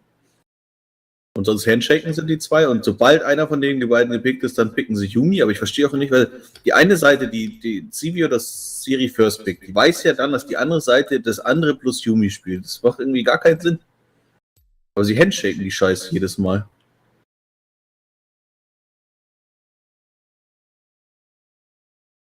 Ja, so ungefähr sieht es auch in China aus. Die einen, meistens picken sie ja den ADC oder den Jungler, meistens den Jungler, dann handshaken sie die Sivir Yumi und dann picken die auf der anderen Seite Seri, okay, die spielen jetzt Lucian Namen hier, aber die anderen spielen meistens Seri irgendwas. Blue wahrscheinlich. Irgend so ein Müll. Oder auch, das ist eigentlich auch oft Lucian Namen, spielen die auch sogar oft. Alte Burst, ne? Ja. Aber ich finde es. Also, wenn ich das schon wieder sehe, will ich schon wieder nicht anschauen. Ja. Aber was mich mehr abfuckt, sind gerade diese Pop-Beats, Sechu, Trundle. Die fucken mich so ab, weil die Games so langweilig machen. Passiert einfach gar nichts.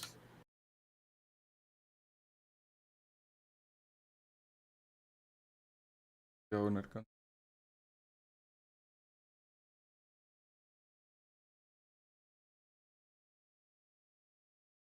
Sechu hätte ich als Trundle gesehen.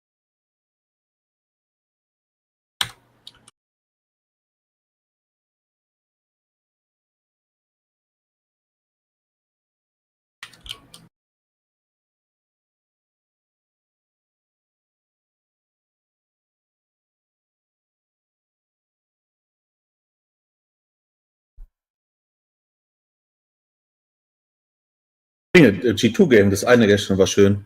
Dann haben die Renekton, glaube ich, Third Pick gespielt und haben ihn dann aber Mitte geswappt und haben richtig aggressiv in die Fresse gespielt. Das war gar nicht schlecht.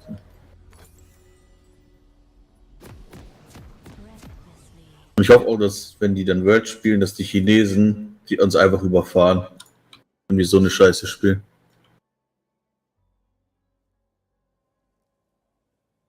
Könnte aber funktionieren, gell? Wenn du 2 Frontliner spielst, die sauber checken, dürfte der Trundle eigentlich nicht reinkommen. Der Cannon. Problem, ja gut, aber die spielen ja dann alles für den Cannon. Die spielen ja dann den Nocturne, um die Vision zu denyen, spielen das Teleport. Und als ob wir die EU das raffen, das zu countern, never ever.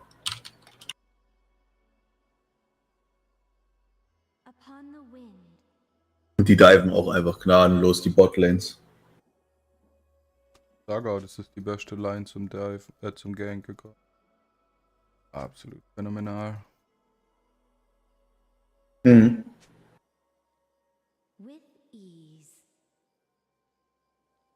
Ah genau, und wenn sie nicht ADCs bannen und alles offen lassen, dann picken sie Draven gegen meistens. Draven ist gerade auch anscheinend Giga-Bastel. Aber der ist fast immer bannt.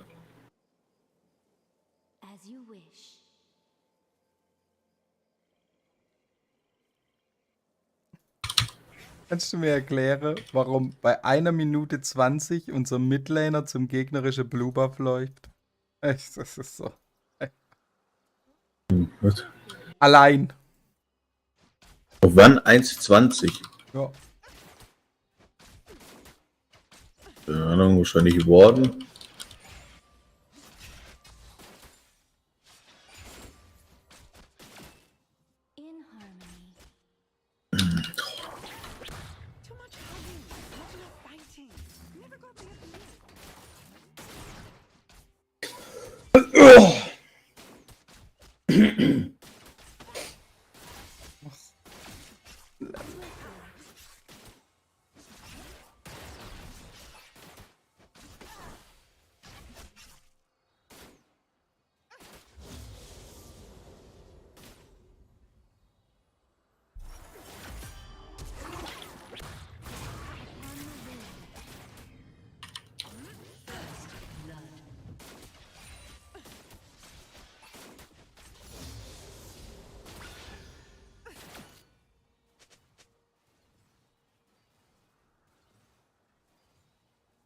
As you wish.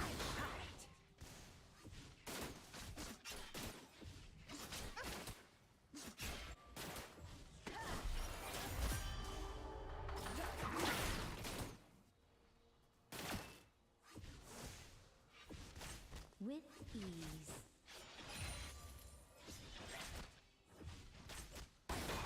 Executed.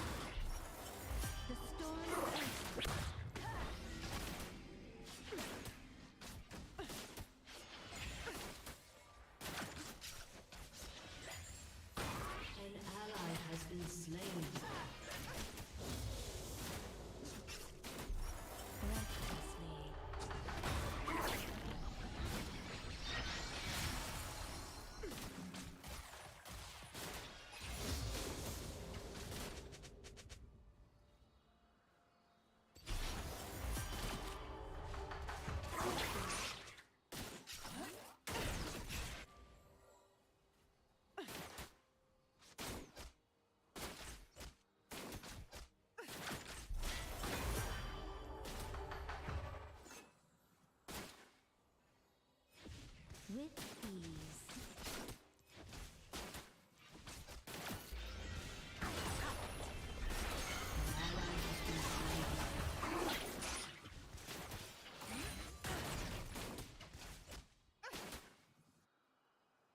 As you wish.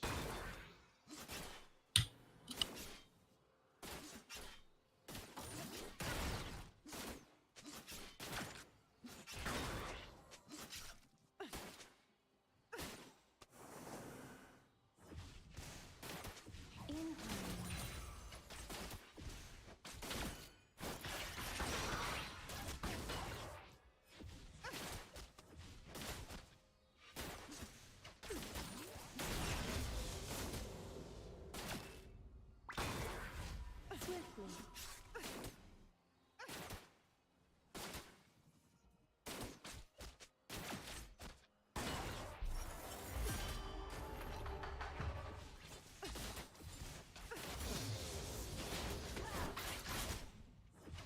Upon the wind.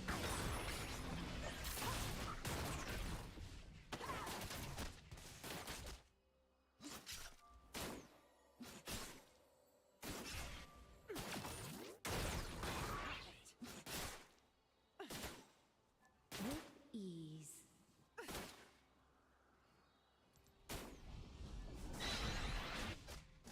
Enemy killing spree.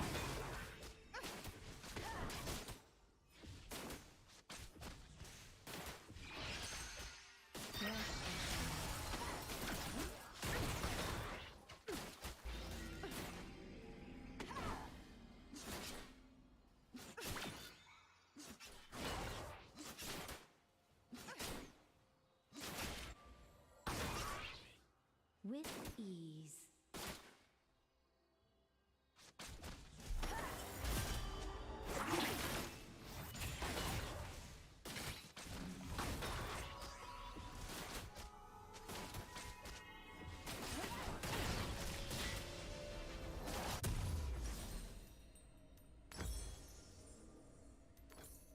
Swiftly.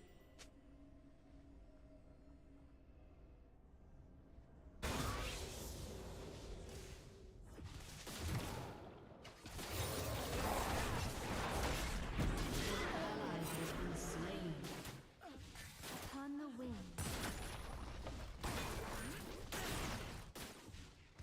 Weil wir einen Ryze Jungle ohne Smite haben, deshalb war der Level Minute 1,20. Was? Ja. Ich habe keine Lust mehr, das Spiel zu spielen. Das ist halt jetzt das zweite Mal. Du warst schon Promos oder hast du nicht dodgen können?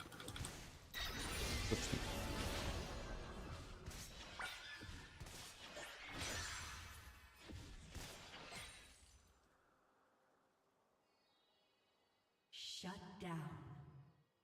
An enemy is unstoppable.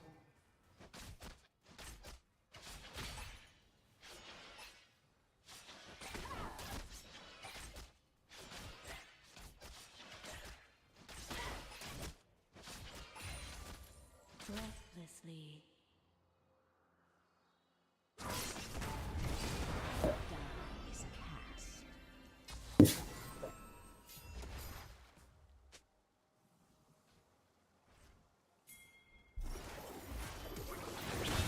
With ease. An ally has been slain.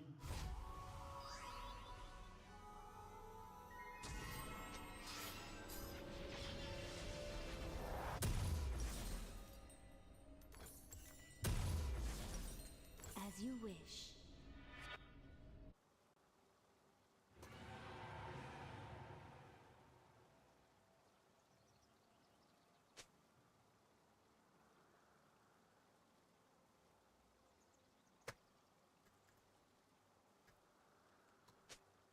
Swiftly.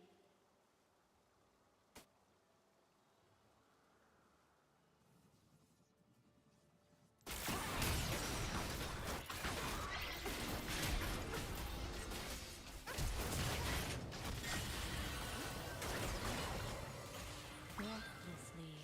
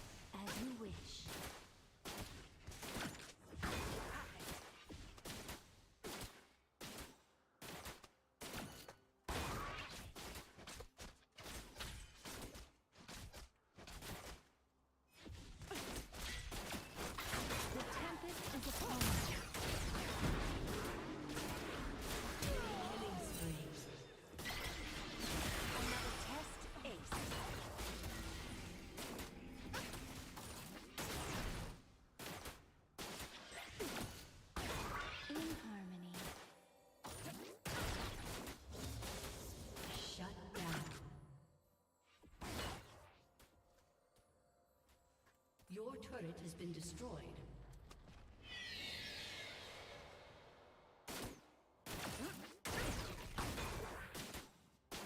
An ally has been slain. Breathlessly. Enemy killing spree. Shut down.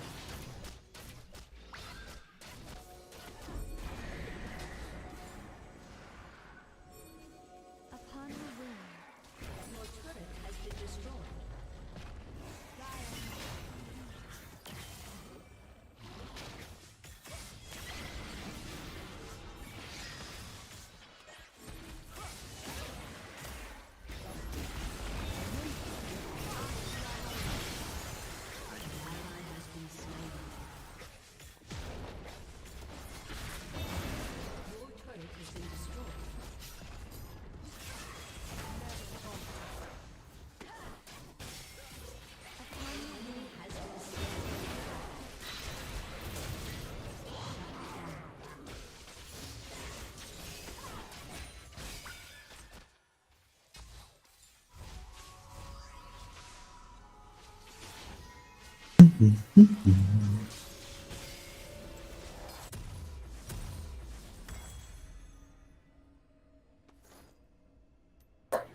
Breathlessly.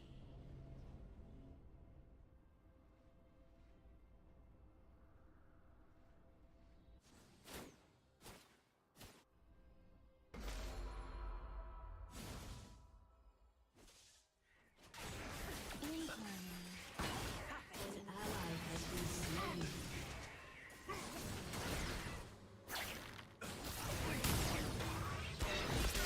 Rampage.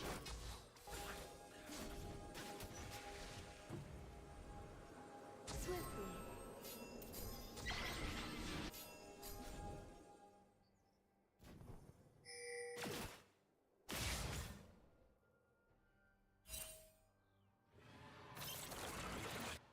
Rampage. Your ally has been slain.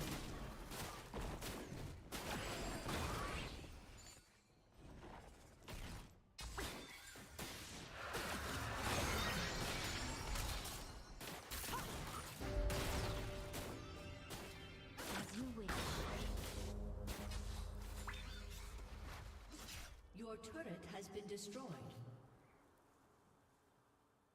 An ally has been slain.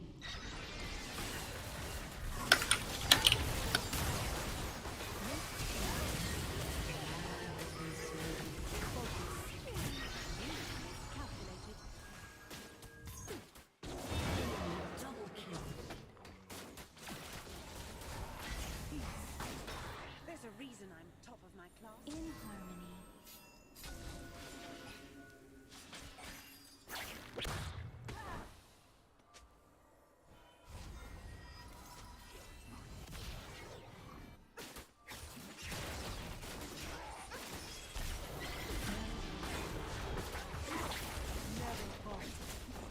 Your turret has been destroyed. Your inhibitor has been destroyed. As you wish.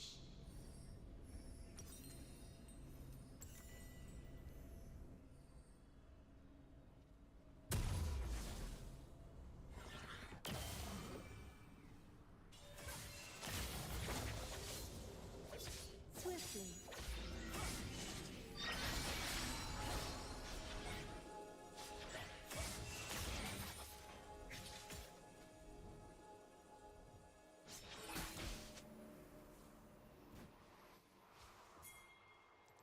Upon the wind.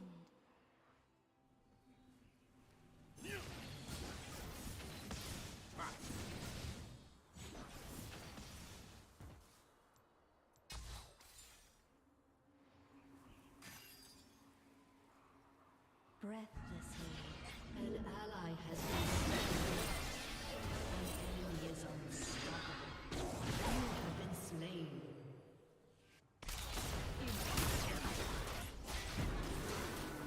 Shut down. An ally has been slain.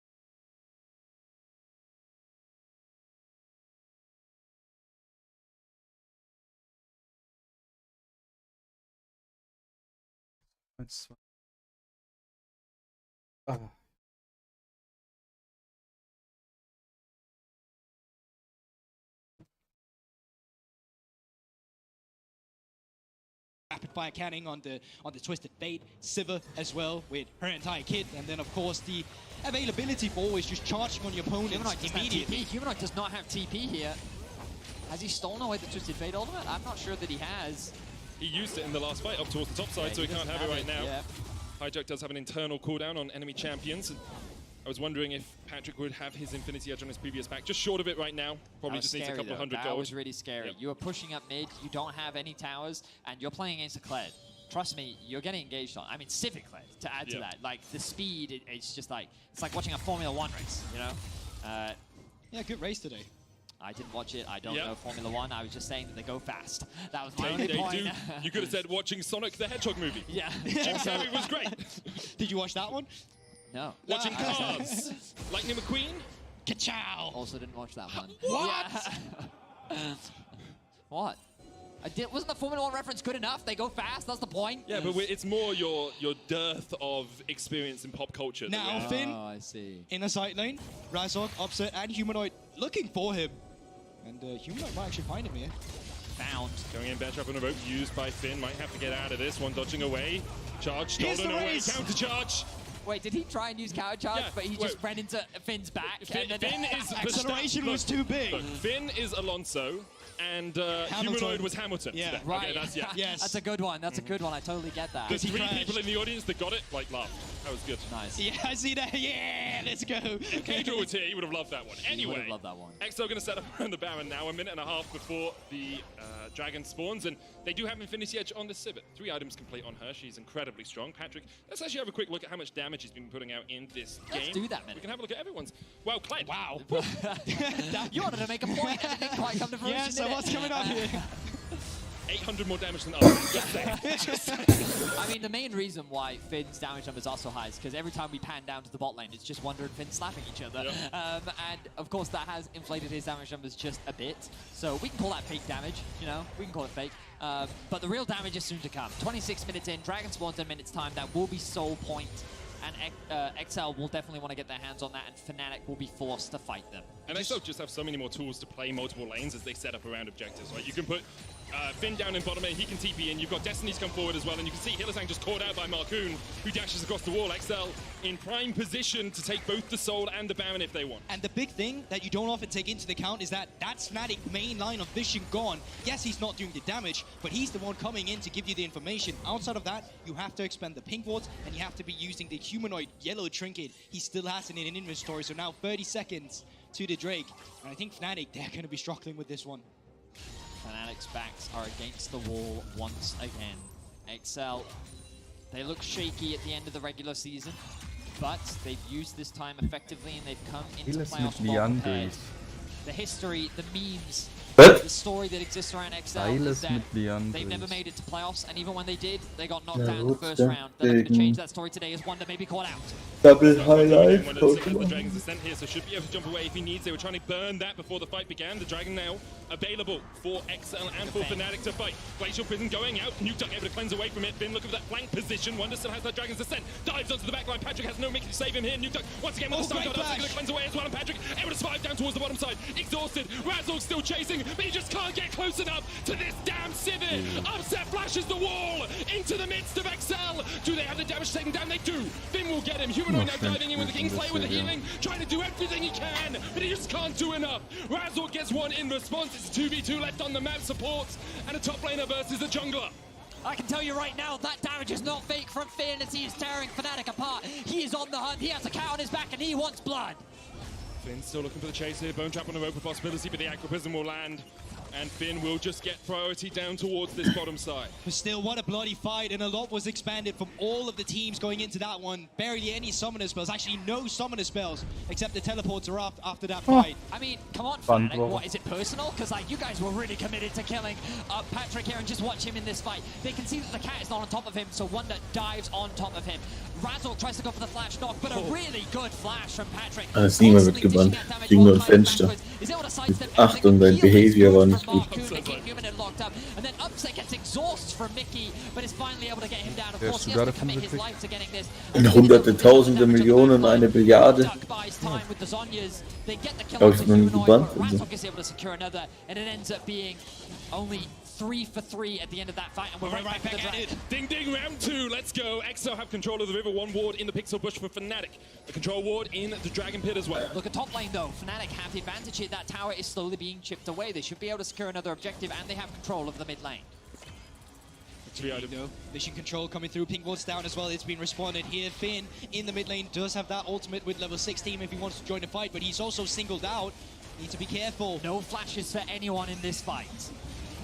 5,000 HP on the Dragon. Keeper's verdict just short. 3,000 on it now. Glacial Prison going out. It's smited. It's secured. Infernal Soul to excel. And you have to feel that Patrick will just burn through Fnatic. Shot after shot with the ricochet is enough. Patrick going to take out one. There's a second as Kled on the back line able to get that.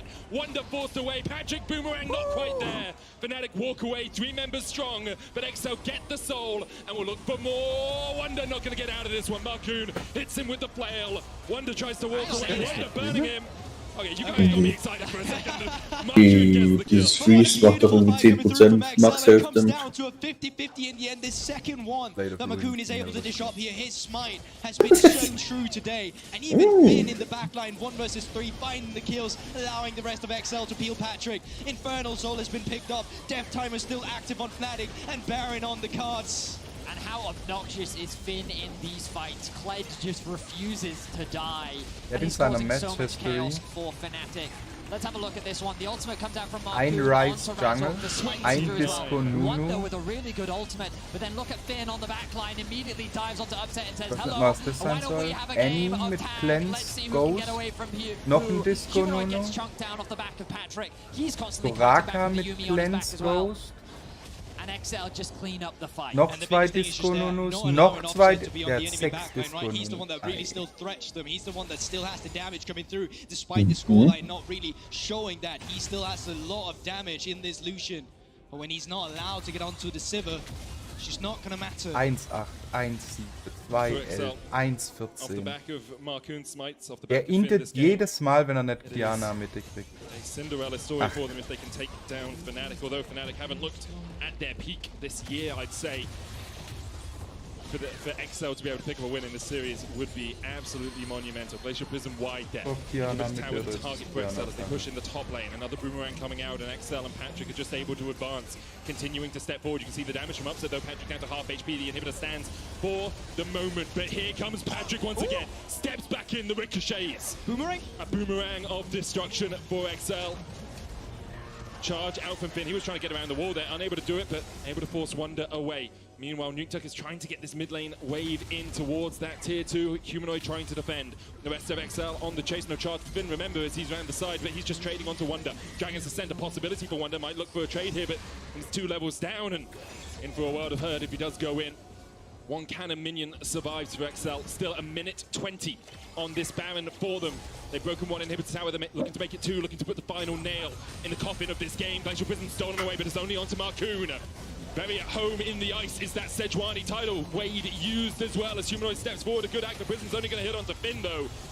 And XL can just retreat. They've got a Yumi to heal them up if they want. Bear trap on a rope just white. Glacial Prism popped onto Wonder. XL will disengage. They get 2 inhibitor towers and an inhibitor out of that push. XL, they're going to be pretty happy with that for the time being. There's still 50 seconds left on the Baron, but they're going to use this time to reset, spend that gold, and then get back out onto the map. What a glow-up it has been for XL. Oh, yeah. And what a performance overall. You can see Patrick, there's the damage that Medic was talking about earlier. Hello. In the team fights, Hello. she is just unleashed, and there are going to be a lot of question marks for Fnatic. This is a roster of champions. Wonder, Humanoid, Hylissang have all been accredited as the best in their roles at some point in their careers. Upon joining this roster, the expectation was, alongside the upstart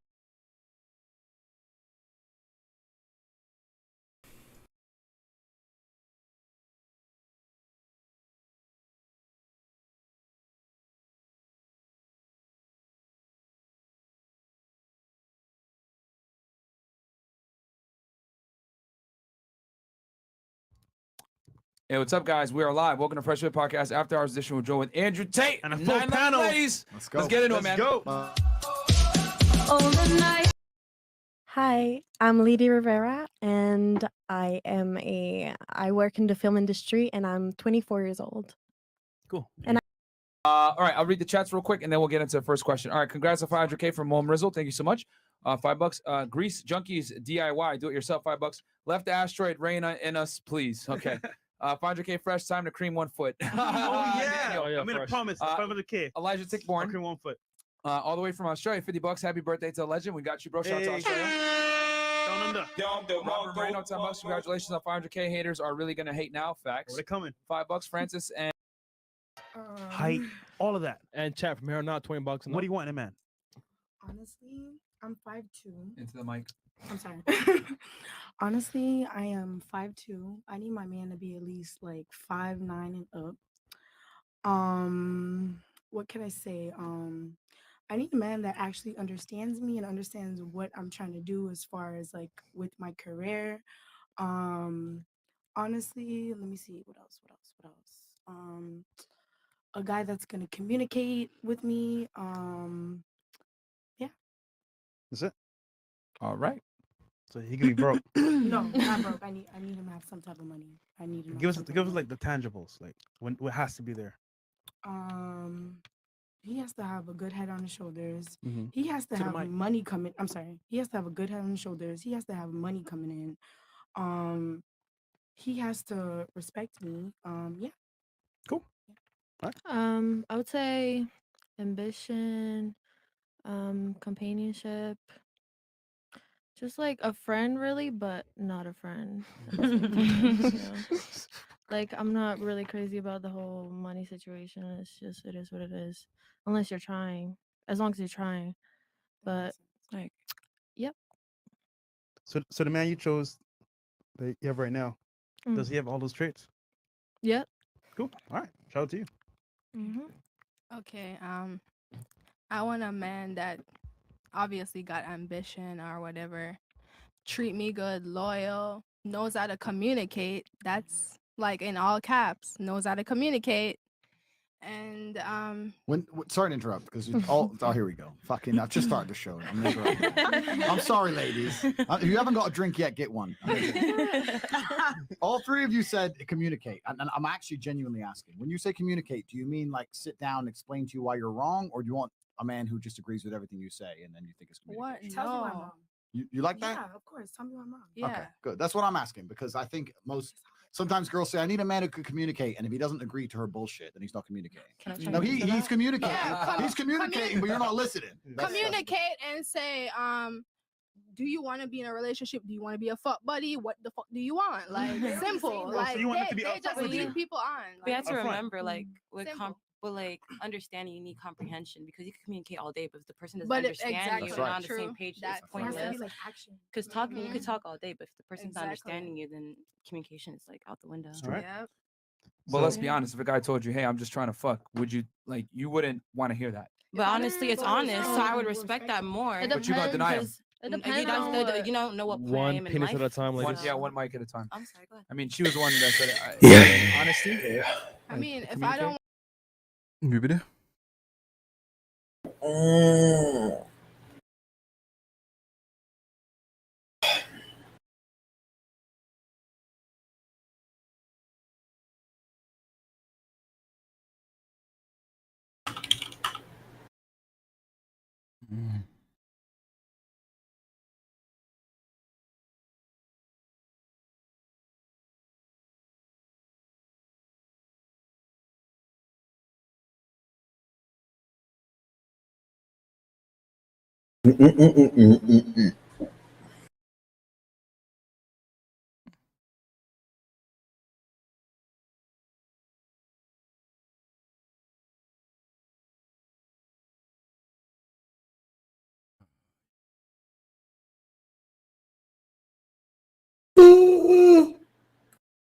Ugh.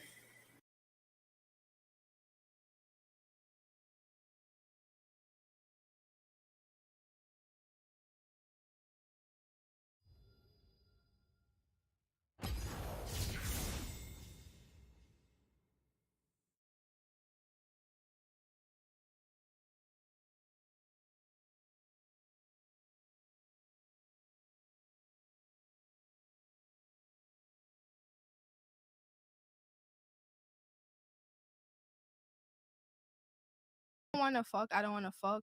But if I want to fuck, I'm a fuck. Yeah, but the But point still, is, if when you he first come meet a to guy, me- you're not gonna let that happen. If a guy tells you, "Hey, listen, I just want to fuck," you're gonna be like, "Ew," and you're gonna walk away and go to the next No, one. I'm not gonna be like you. not I'm gonna be necessarily. like, no. First of all, you disrespectful, cause don't come to me like that. And second of all, like, I mean, I don't know. You just said you want honesty and communication. He's telling you what he wants. I mean, yeah, but I don't gotta agree with him. I mean, I don't gotta want to fuck him because he want to fuck. So then, why would a guy tell you the truth then? Up front. So then there's no manipulation. There's no lies. Nigga, if I'm not getting what I want, why did I tell you the truth? I mean, you never know though until you ask. Well, he's asking. Well, some girls might Well, give it yes up, or Oh, some girls no. might not. Okay, that's why he has a lie. Communication. All right. What about you? I want to be supported mentally, emotionally, spiritually. I'm not mad at financially. That's a big plus. But the other ones are like foundational. So he doesn't have to have money. No, he does. I'm saying Okay. like So you would don't money have be to, considered foundational as well then? I guess in a trait, but I'm talking about what I want from him personally. So you could have money. That doesn't mean that you're necessarily giving me any of it. But you could still give me game. You could still support me mentally, emotionally in my business. You could still put me on tips, information. But if he has a spirit, But how's he if you going to give can you a also- spirit though? I mean, we're He's talking not about giving me his spirit. He can support me spiritually in my development as a woman. Okay. All right. Don't play with her. She's mad already. I'm like, I am not okay, that's mad. okay. I You're always not, laugh at you're the not mad. You're not mad. spirituality, She's not mad. Spirit bomb. We got Andrew Bass. GOGO, let's go. $111. Shout out to you, brother. Shout out, Judge. Thundermark. I don't even know how I would support a woman spiritually, but okay. Yo, So- so, you know. text along, Mark. It's not for you. Hold on. I know how. How? I know. How. Take her soul. I know how. The girls know how. The girls know how you support a woman spiritually. I don't want to say anything. What time is it? Are the children asleep? But there's a way. There's a way to do it. All right, cool. Liv? Respect, loyalty. He definitely has to be funny. A family man. Goals ahead of him. Yeah, basically. Cool. All right. So he can be broke, right? If he meets all that criteria and he's still trying to build a career, I'll support him depending on the situation. But if he has none of those, then no. All right. So ambition. All right. Cool. Rocky? So, he'll have to be a provider, a protector, and definitely ambitious. A hustler. He got to be a go-getter. Like he got to be there. Consistency. Need consistency. The biggest turnoff is someone that is inconsistent. And considerate, a thoughtful partner, and someone that allows you to be you, judgment free. Interesting. No judgment. All right. Not in court. What about you? I want support. I want honesty, and I want to feel. I want to have sex with other women. No, and want. I guess not. No. honestly. No. I guess not You honesty. can't. No. And then you shall get left. and then funny. Yeah, he has to be funny because sometimes girls we stress out a lot and we have a lot to handle, and a funny guy is just. It's good. It feels good. Oh, you so crazy. Ha ha ha ha. I need to learn some jokes before I'm next on the show. I learn a bunch of knock jokes. And taller. How tall? So, wer hat Lust auf eine Runde LOL? Niemand. Minimum Okay, 6 feet. All right. How tall are you? 5'3". Geistern. All right.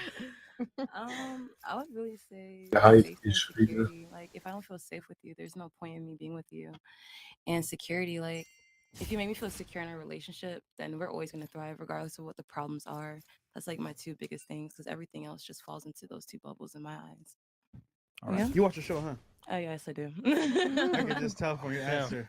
Thank you. What about you? Yeah, she ain't gonna secure herself. Look at them nails, man. She can't break those. Oh, You know? boy, these expensive. They glow in the dark, too. My guy has to be very funny. He has to be a little bit more like smarter than me because I want to learn from my guy. Like I want to learn in a relationship, and he has to be financially secure. I want him to have his own place. I want him to pay for his own things. I don't have to pay for him. That's fair. What else? I'll be okay if he's like 5'10" or up. I'm like 5'6", so it's fine. But yeah. You want me to wear heels? Will you be able to wear heels though? Oh my god. Well, I like sneakers, so I don't usually wear heels. I hate heels. Okay. What?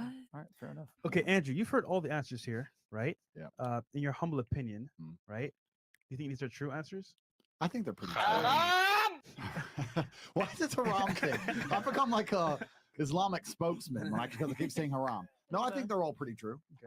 I think that what they're looking for in some degree, whether it's being a little bit smarter or being taller or having more money, is dominance. Women like the idea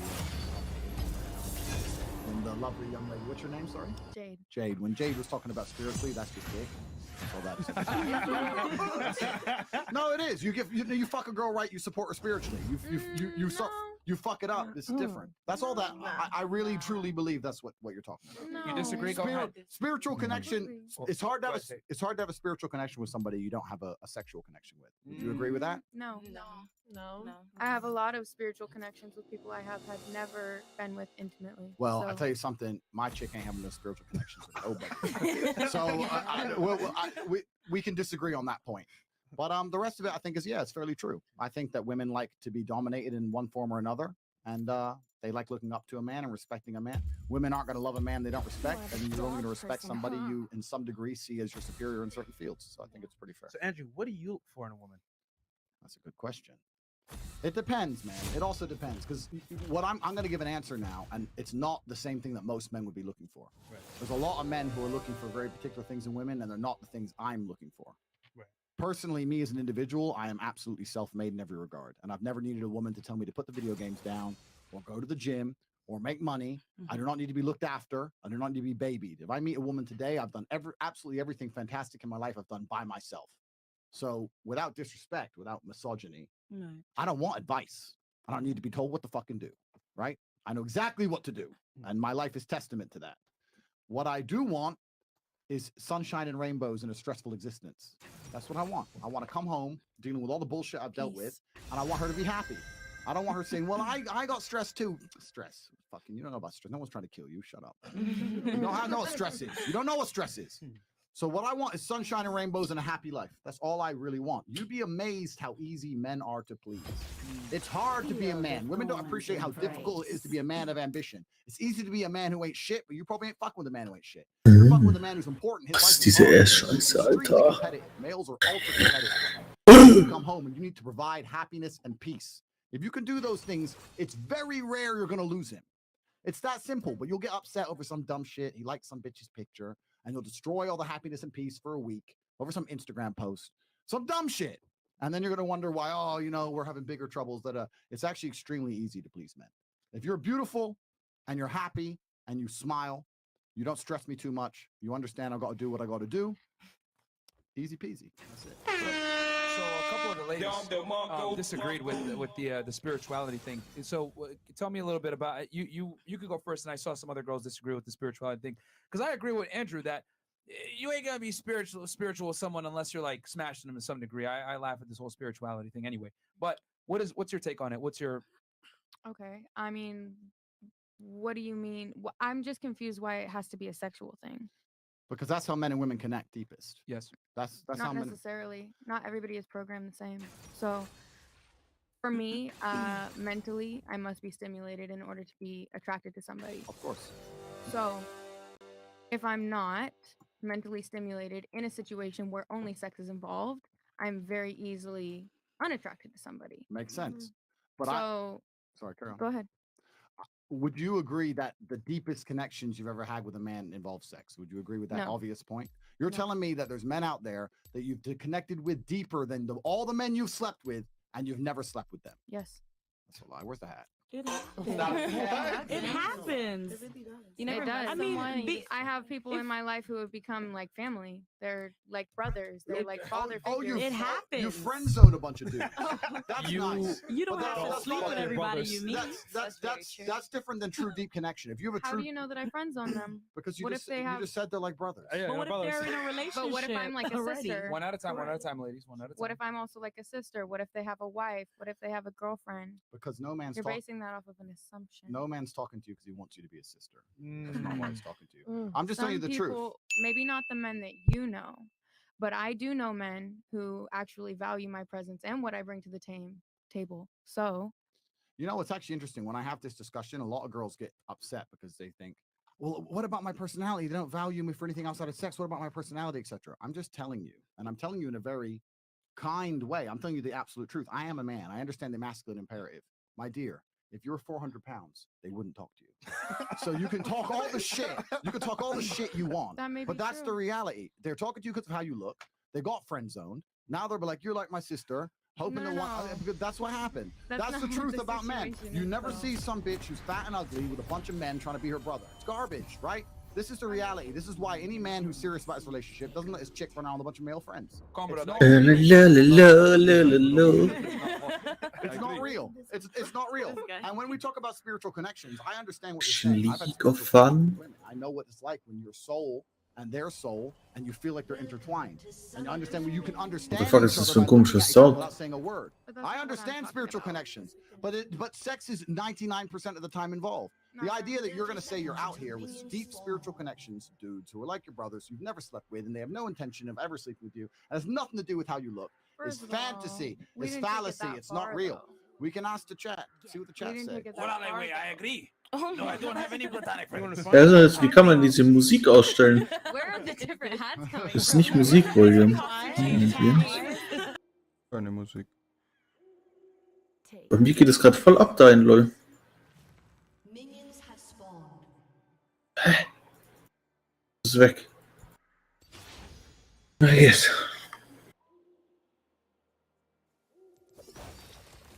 Also ich merke überhaupt keine Lyra. Venture off the beaten path. Vielleicht.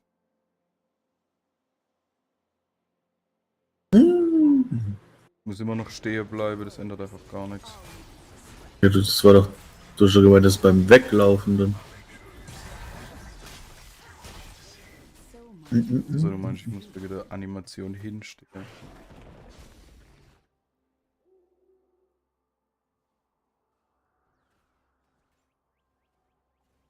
Hat dann halt basically gar nichts. Such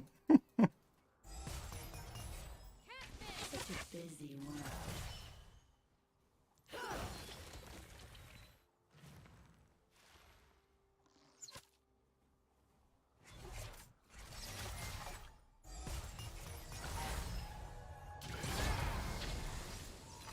Things aren't always what they seem.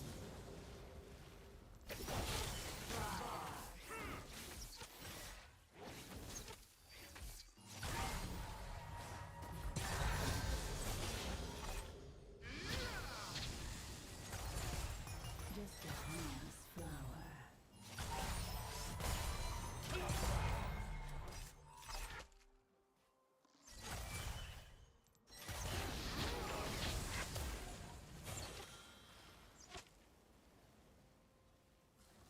The forest holds many surprises.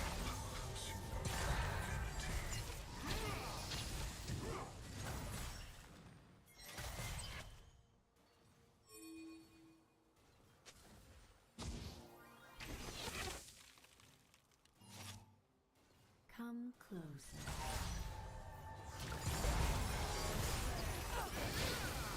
First love.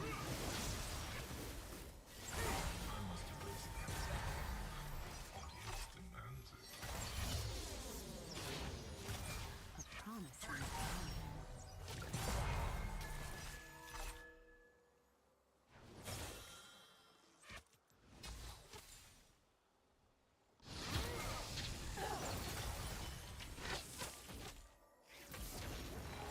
Wait until my seeds take root.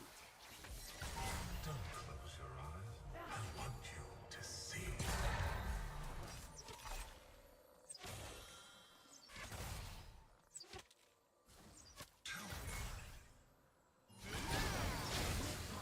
Take careful steps.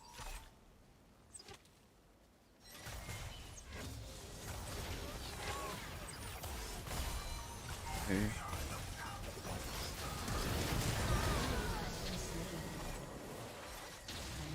Has been slain.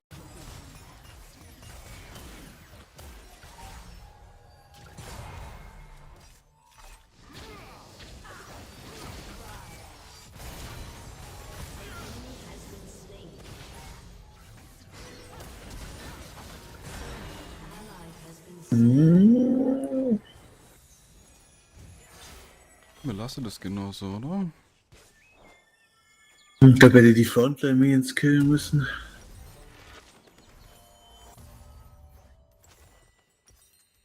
Such a busy world. Oh ja.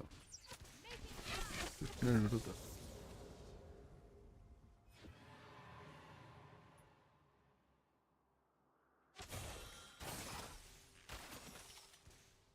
Ignite dabei. Always what Für das ist so.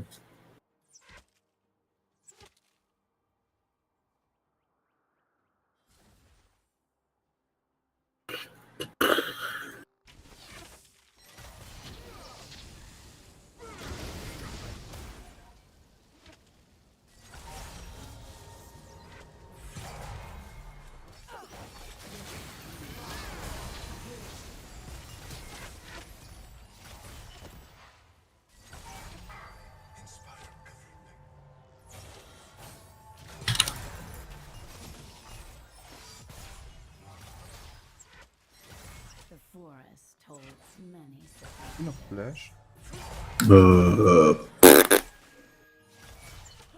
Probably not, aber kein Safe.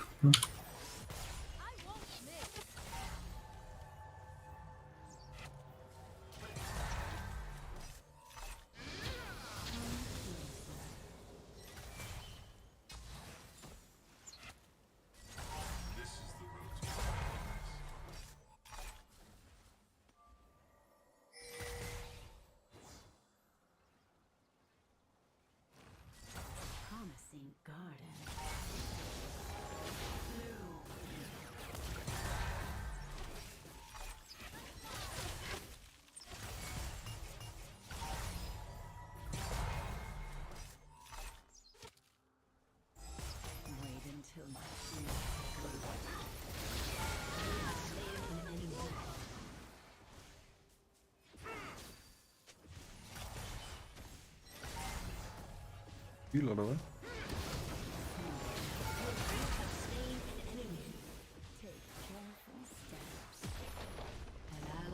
Nee.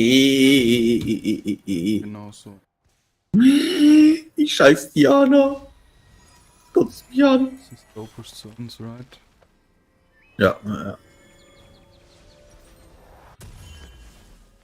Venture off the beaten.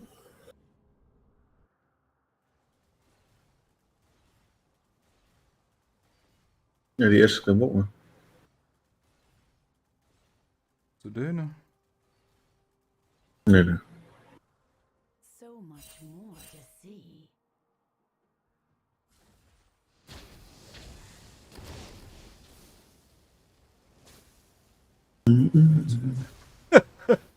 Wenn's einer war. Signal. Such a busy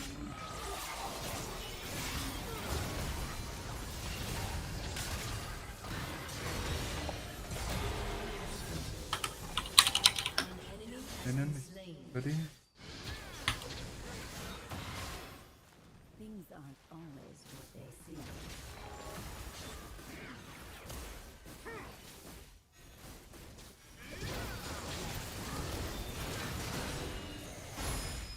Oh, please! Ich krieg die Unit raus!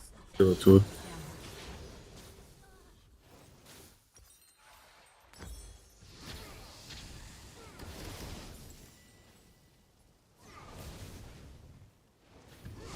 Just a harmless flower. Oh, big boy. Meine Süß.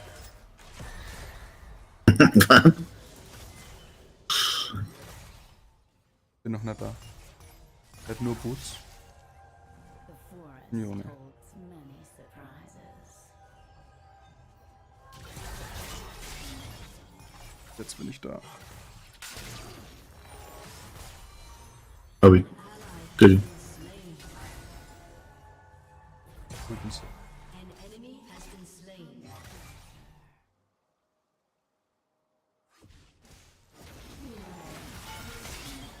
Tank nicht, ne? Oh! Move durch. Tank. Jetzt nimme. I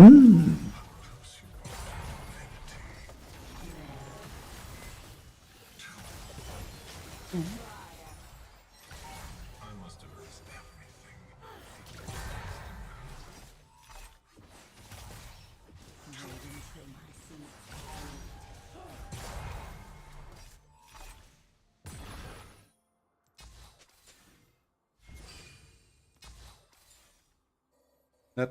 Nicht. Blöde Fotze. Blödse Nino, zeig ihr, wer ein Mann ist. Wieso hast du eigentlich nur ein Ruby Crystal? Wie viel Gold hast du da? take careful steps. Nino ist muted. 2400 habe ich gerade. Ja, ich habe keine Zeit zum Einkaufen gehen. Ich komme jetzt 4 mit. Ja, alle hier. Ach, geh ich dann auch mit? Mal ein bisschen Party machen.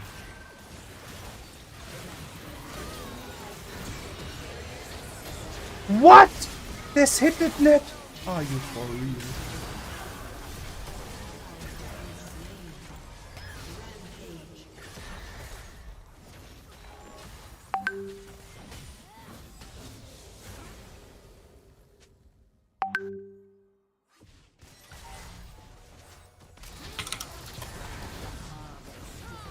Enemy has been slain.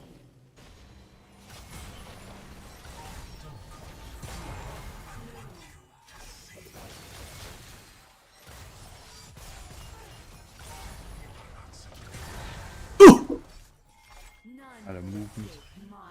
Bastard. Den ist OP. Wusste schon immer. Oh mein Gott, ich hab den Tower gevorschottet. Und ich gehe nicht aus dem Tower. Die Diana, ne? Ja, jetzt schon 10-mal gekillt. Hit.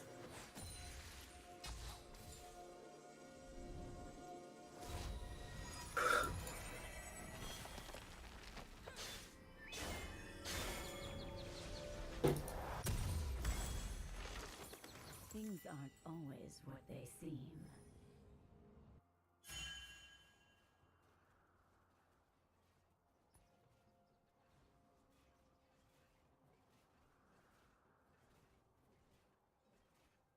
Was? Macht die den Drake nicht? Just a harmless flower. Ich glaube, die haben alle keinen Bock mehr, außer die Diana. Diana kann das Wunder. Wurde doch genervt. An enemy has been slain. The forest holds many surprises. Echt? Wurde die genervt? Das war doch dieser Fake-Nerf. Wo sie...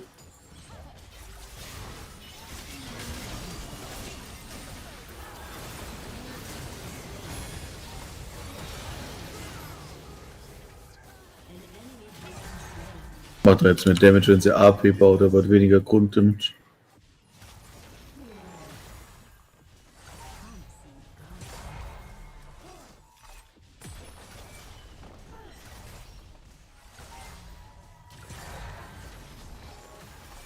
Alter, ich die Worte daneben gesetzt. Oh, ich lauf rein. Oh, ich hab's falsch rum gemacht, das doesn't matter.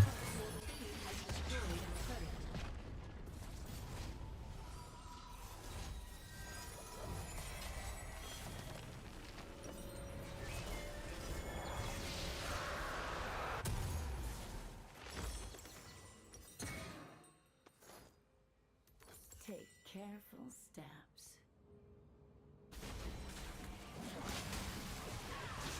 Your turret has been destroyed.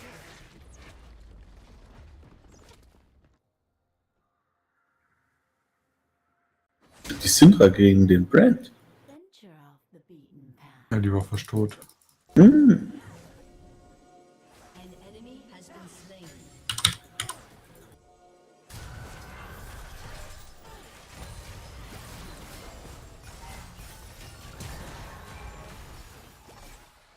What lurks beneath the soil?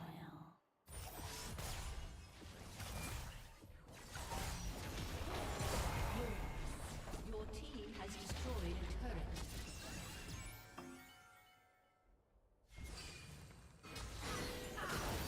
So much more to see. Your team has destroyed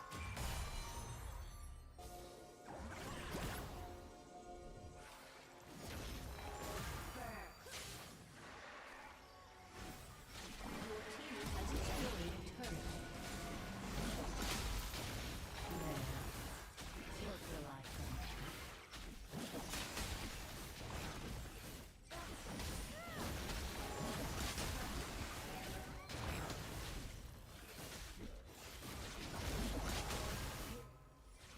Your turret has been destroyed. Such a busy man.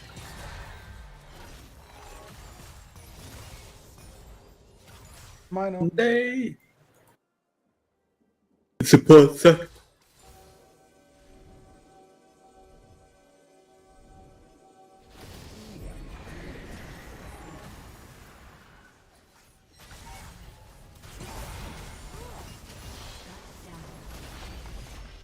Your team has destroyed a turret. Diana Spot.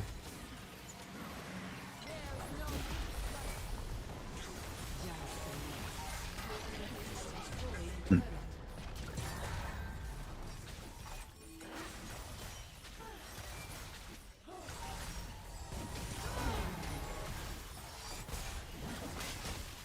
team has destroyed an inhibitor. The forest holds many surprises.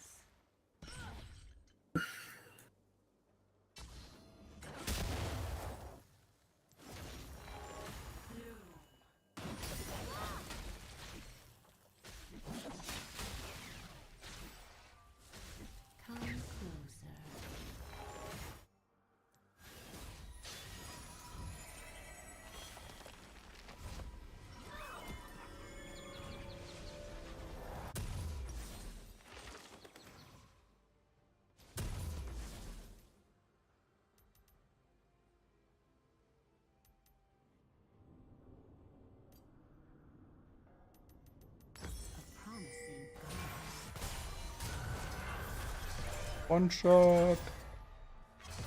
Hölle! Ah.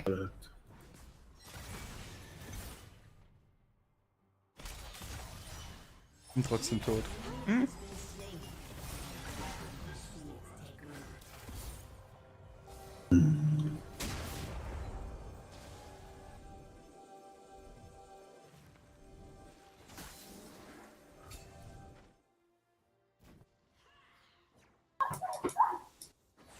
Careful steps.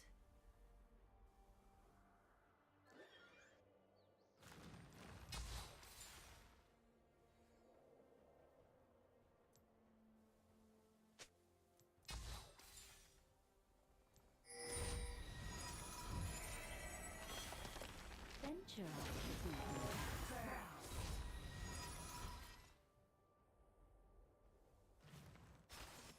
An ally has been slain.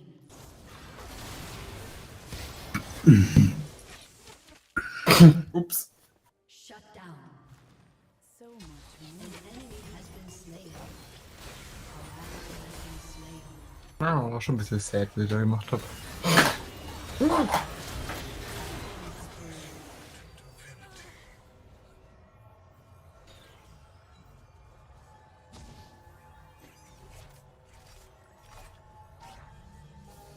Such a busy world.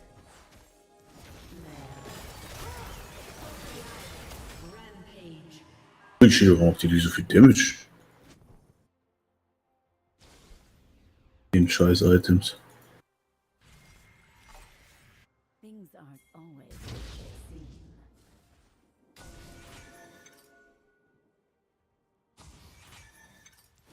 Just wait.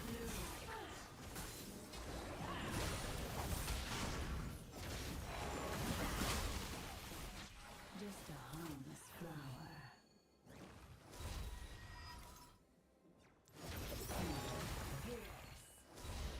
War das geplant?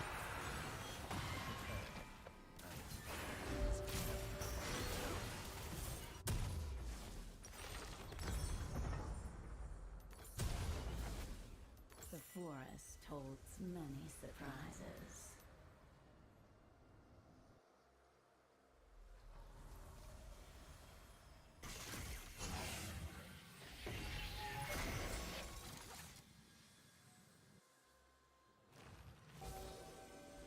Come closer.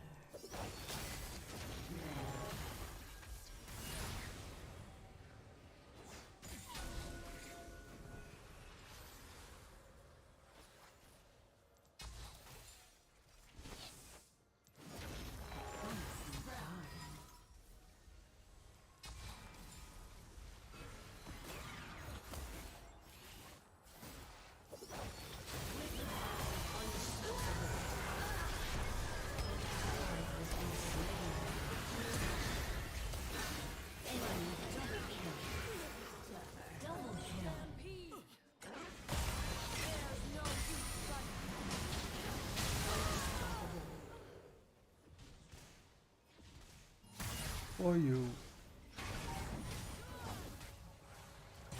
Wait until my seeds take root.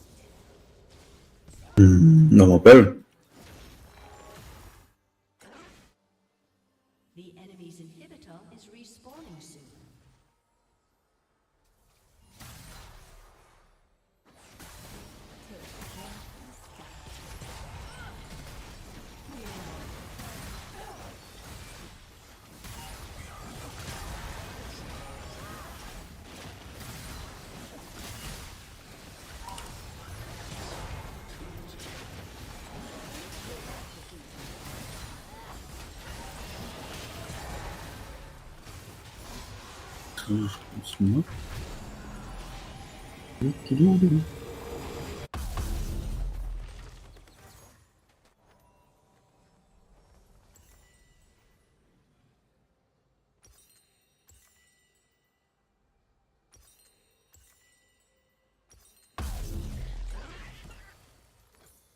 So much more to see.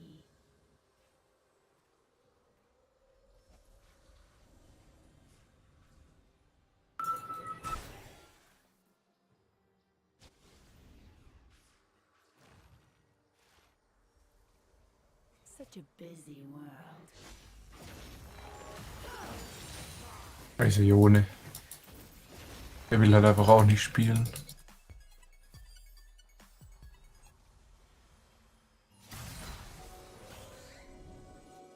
Things aren't always what they seem.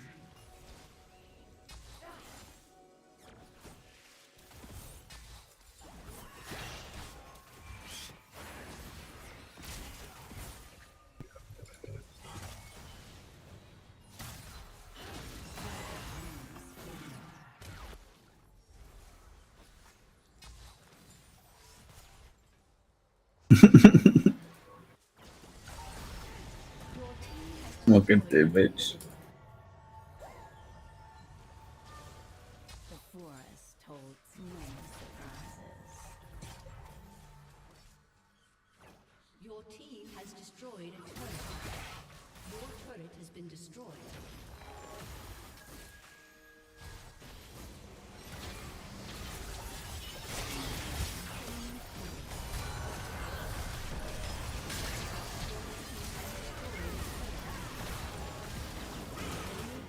Diana ist hinter uns. Ja, aber die kommt ja an dir nicht vorbei, oder? Normal nicht. Wo sie hin ist? Ach, da ganz da hinten.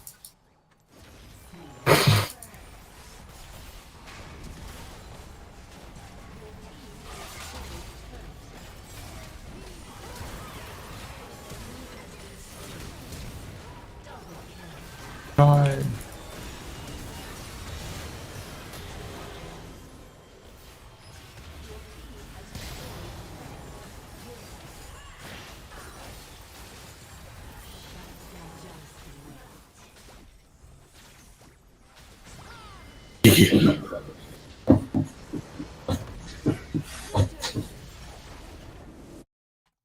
Oh, sehr erfüllend. Okay.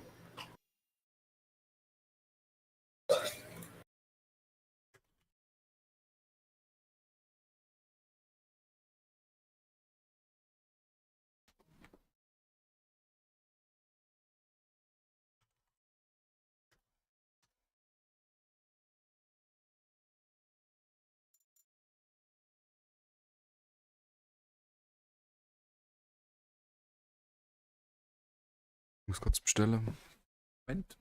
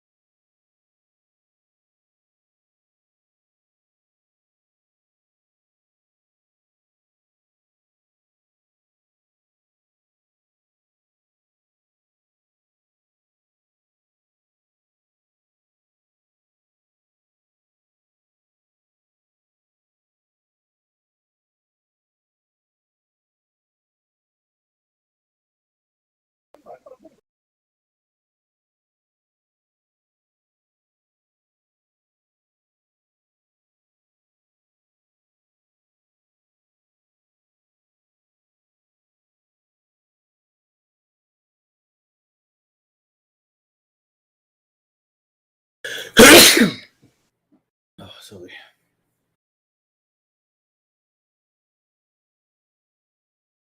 Iki.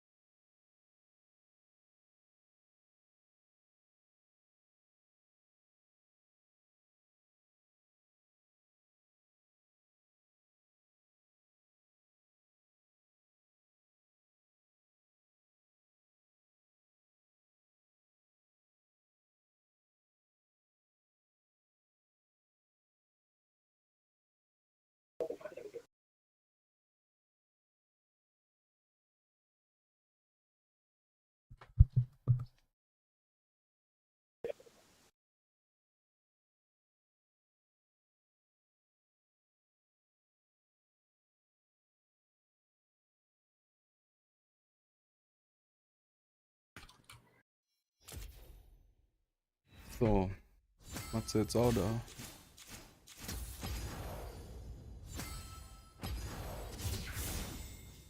Das Bett.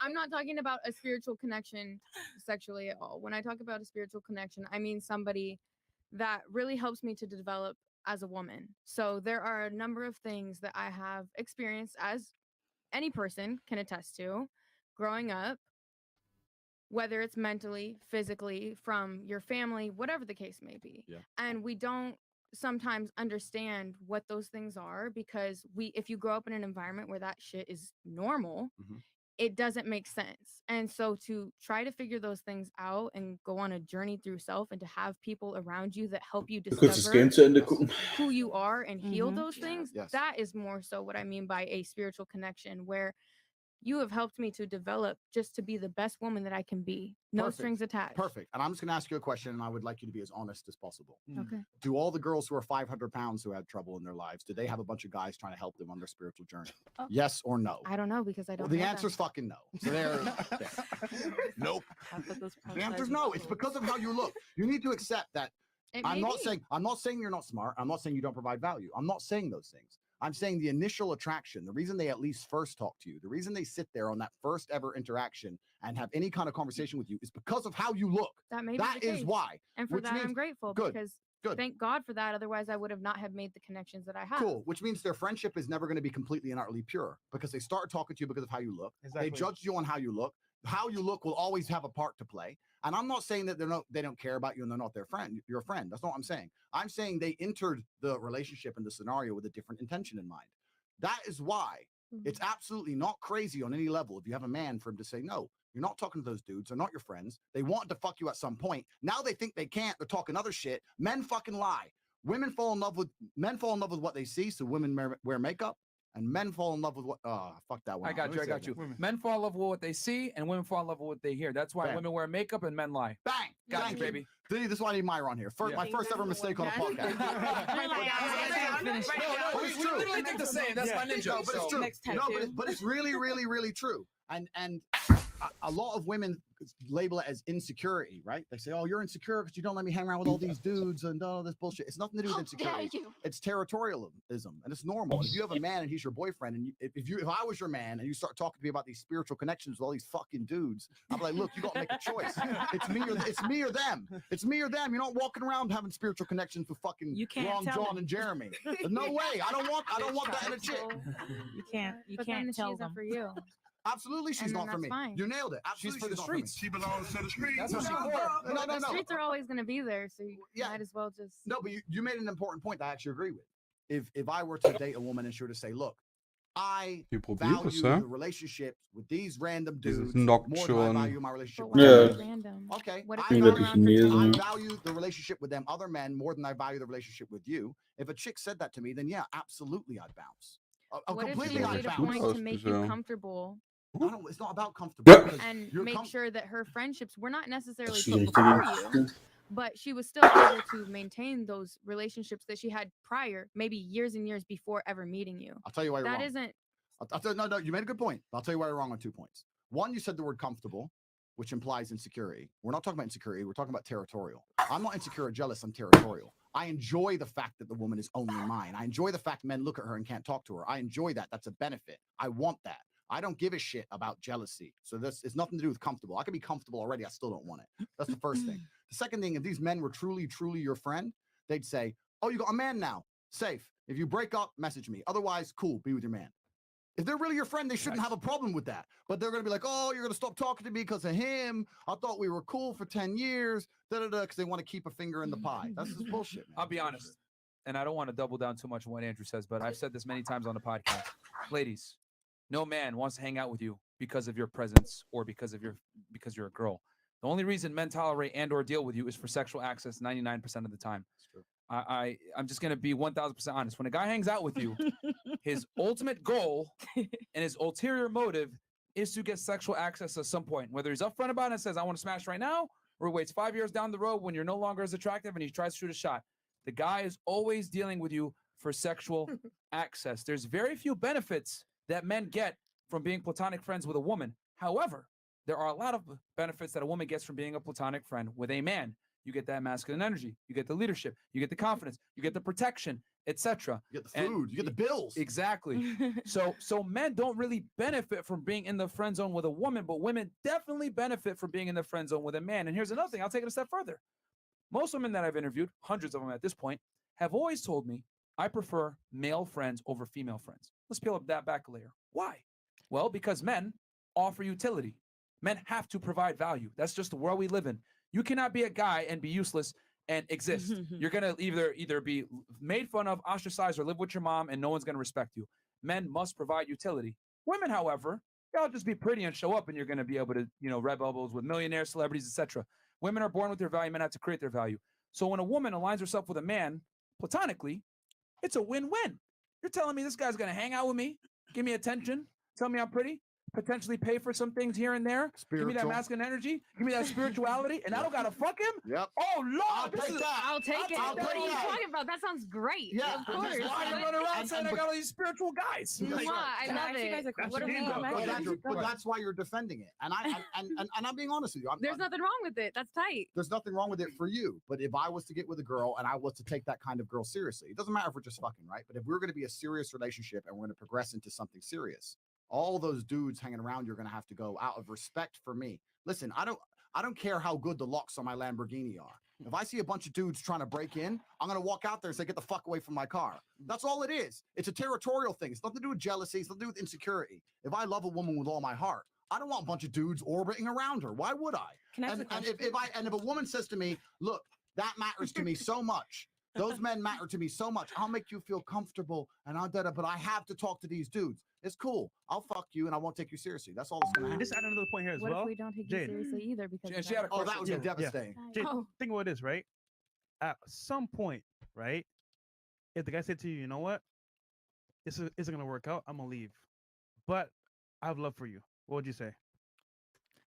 The guy I'm dating or guys that are friends? Guys that are your friends. I would respect it. It is what Okay, it is. so put it People in come and people reverse go. now, right? They want you, Mhm. but they can't have you. So Mhm. they're waiting for a chance Mhm. to sneak into that back door, whatever, to get you. Mhm. Is that your friend?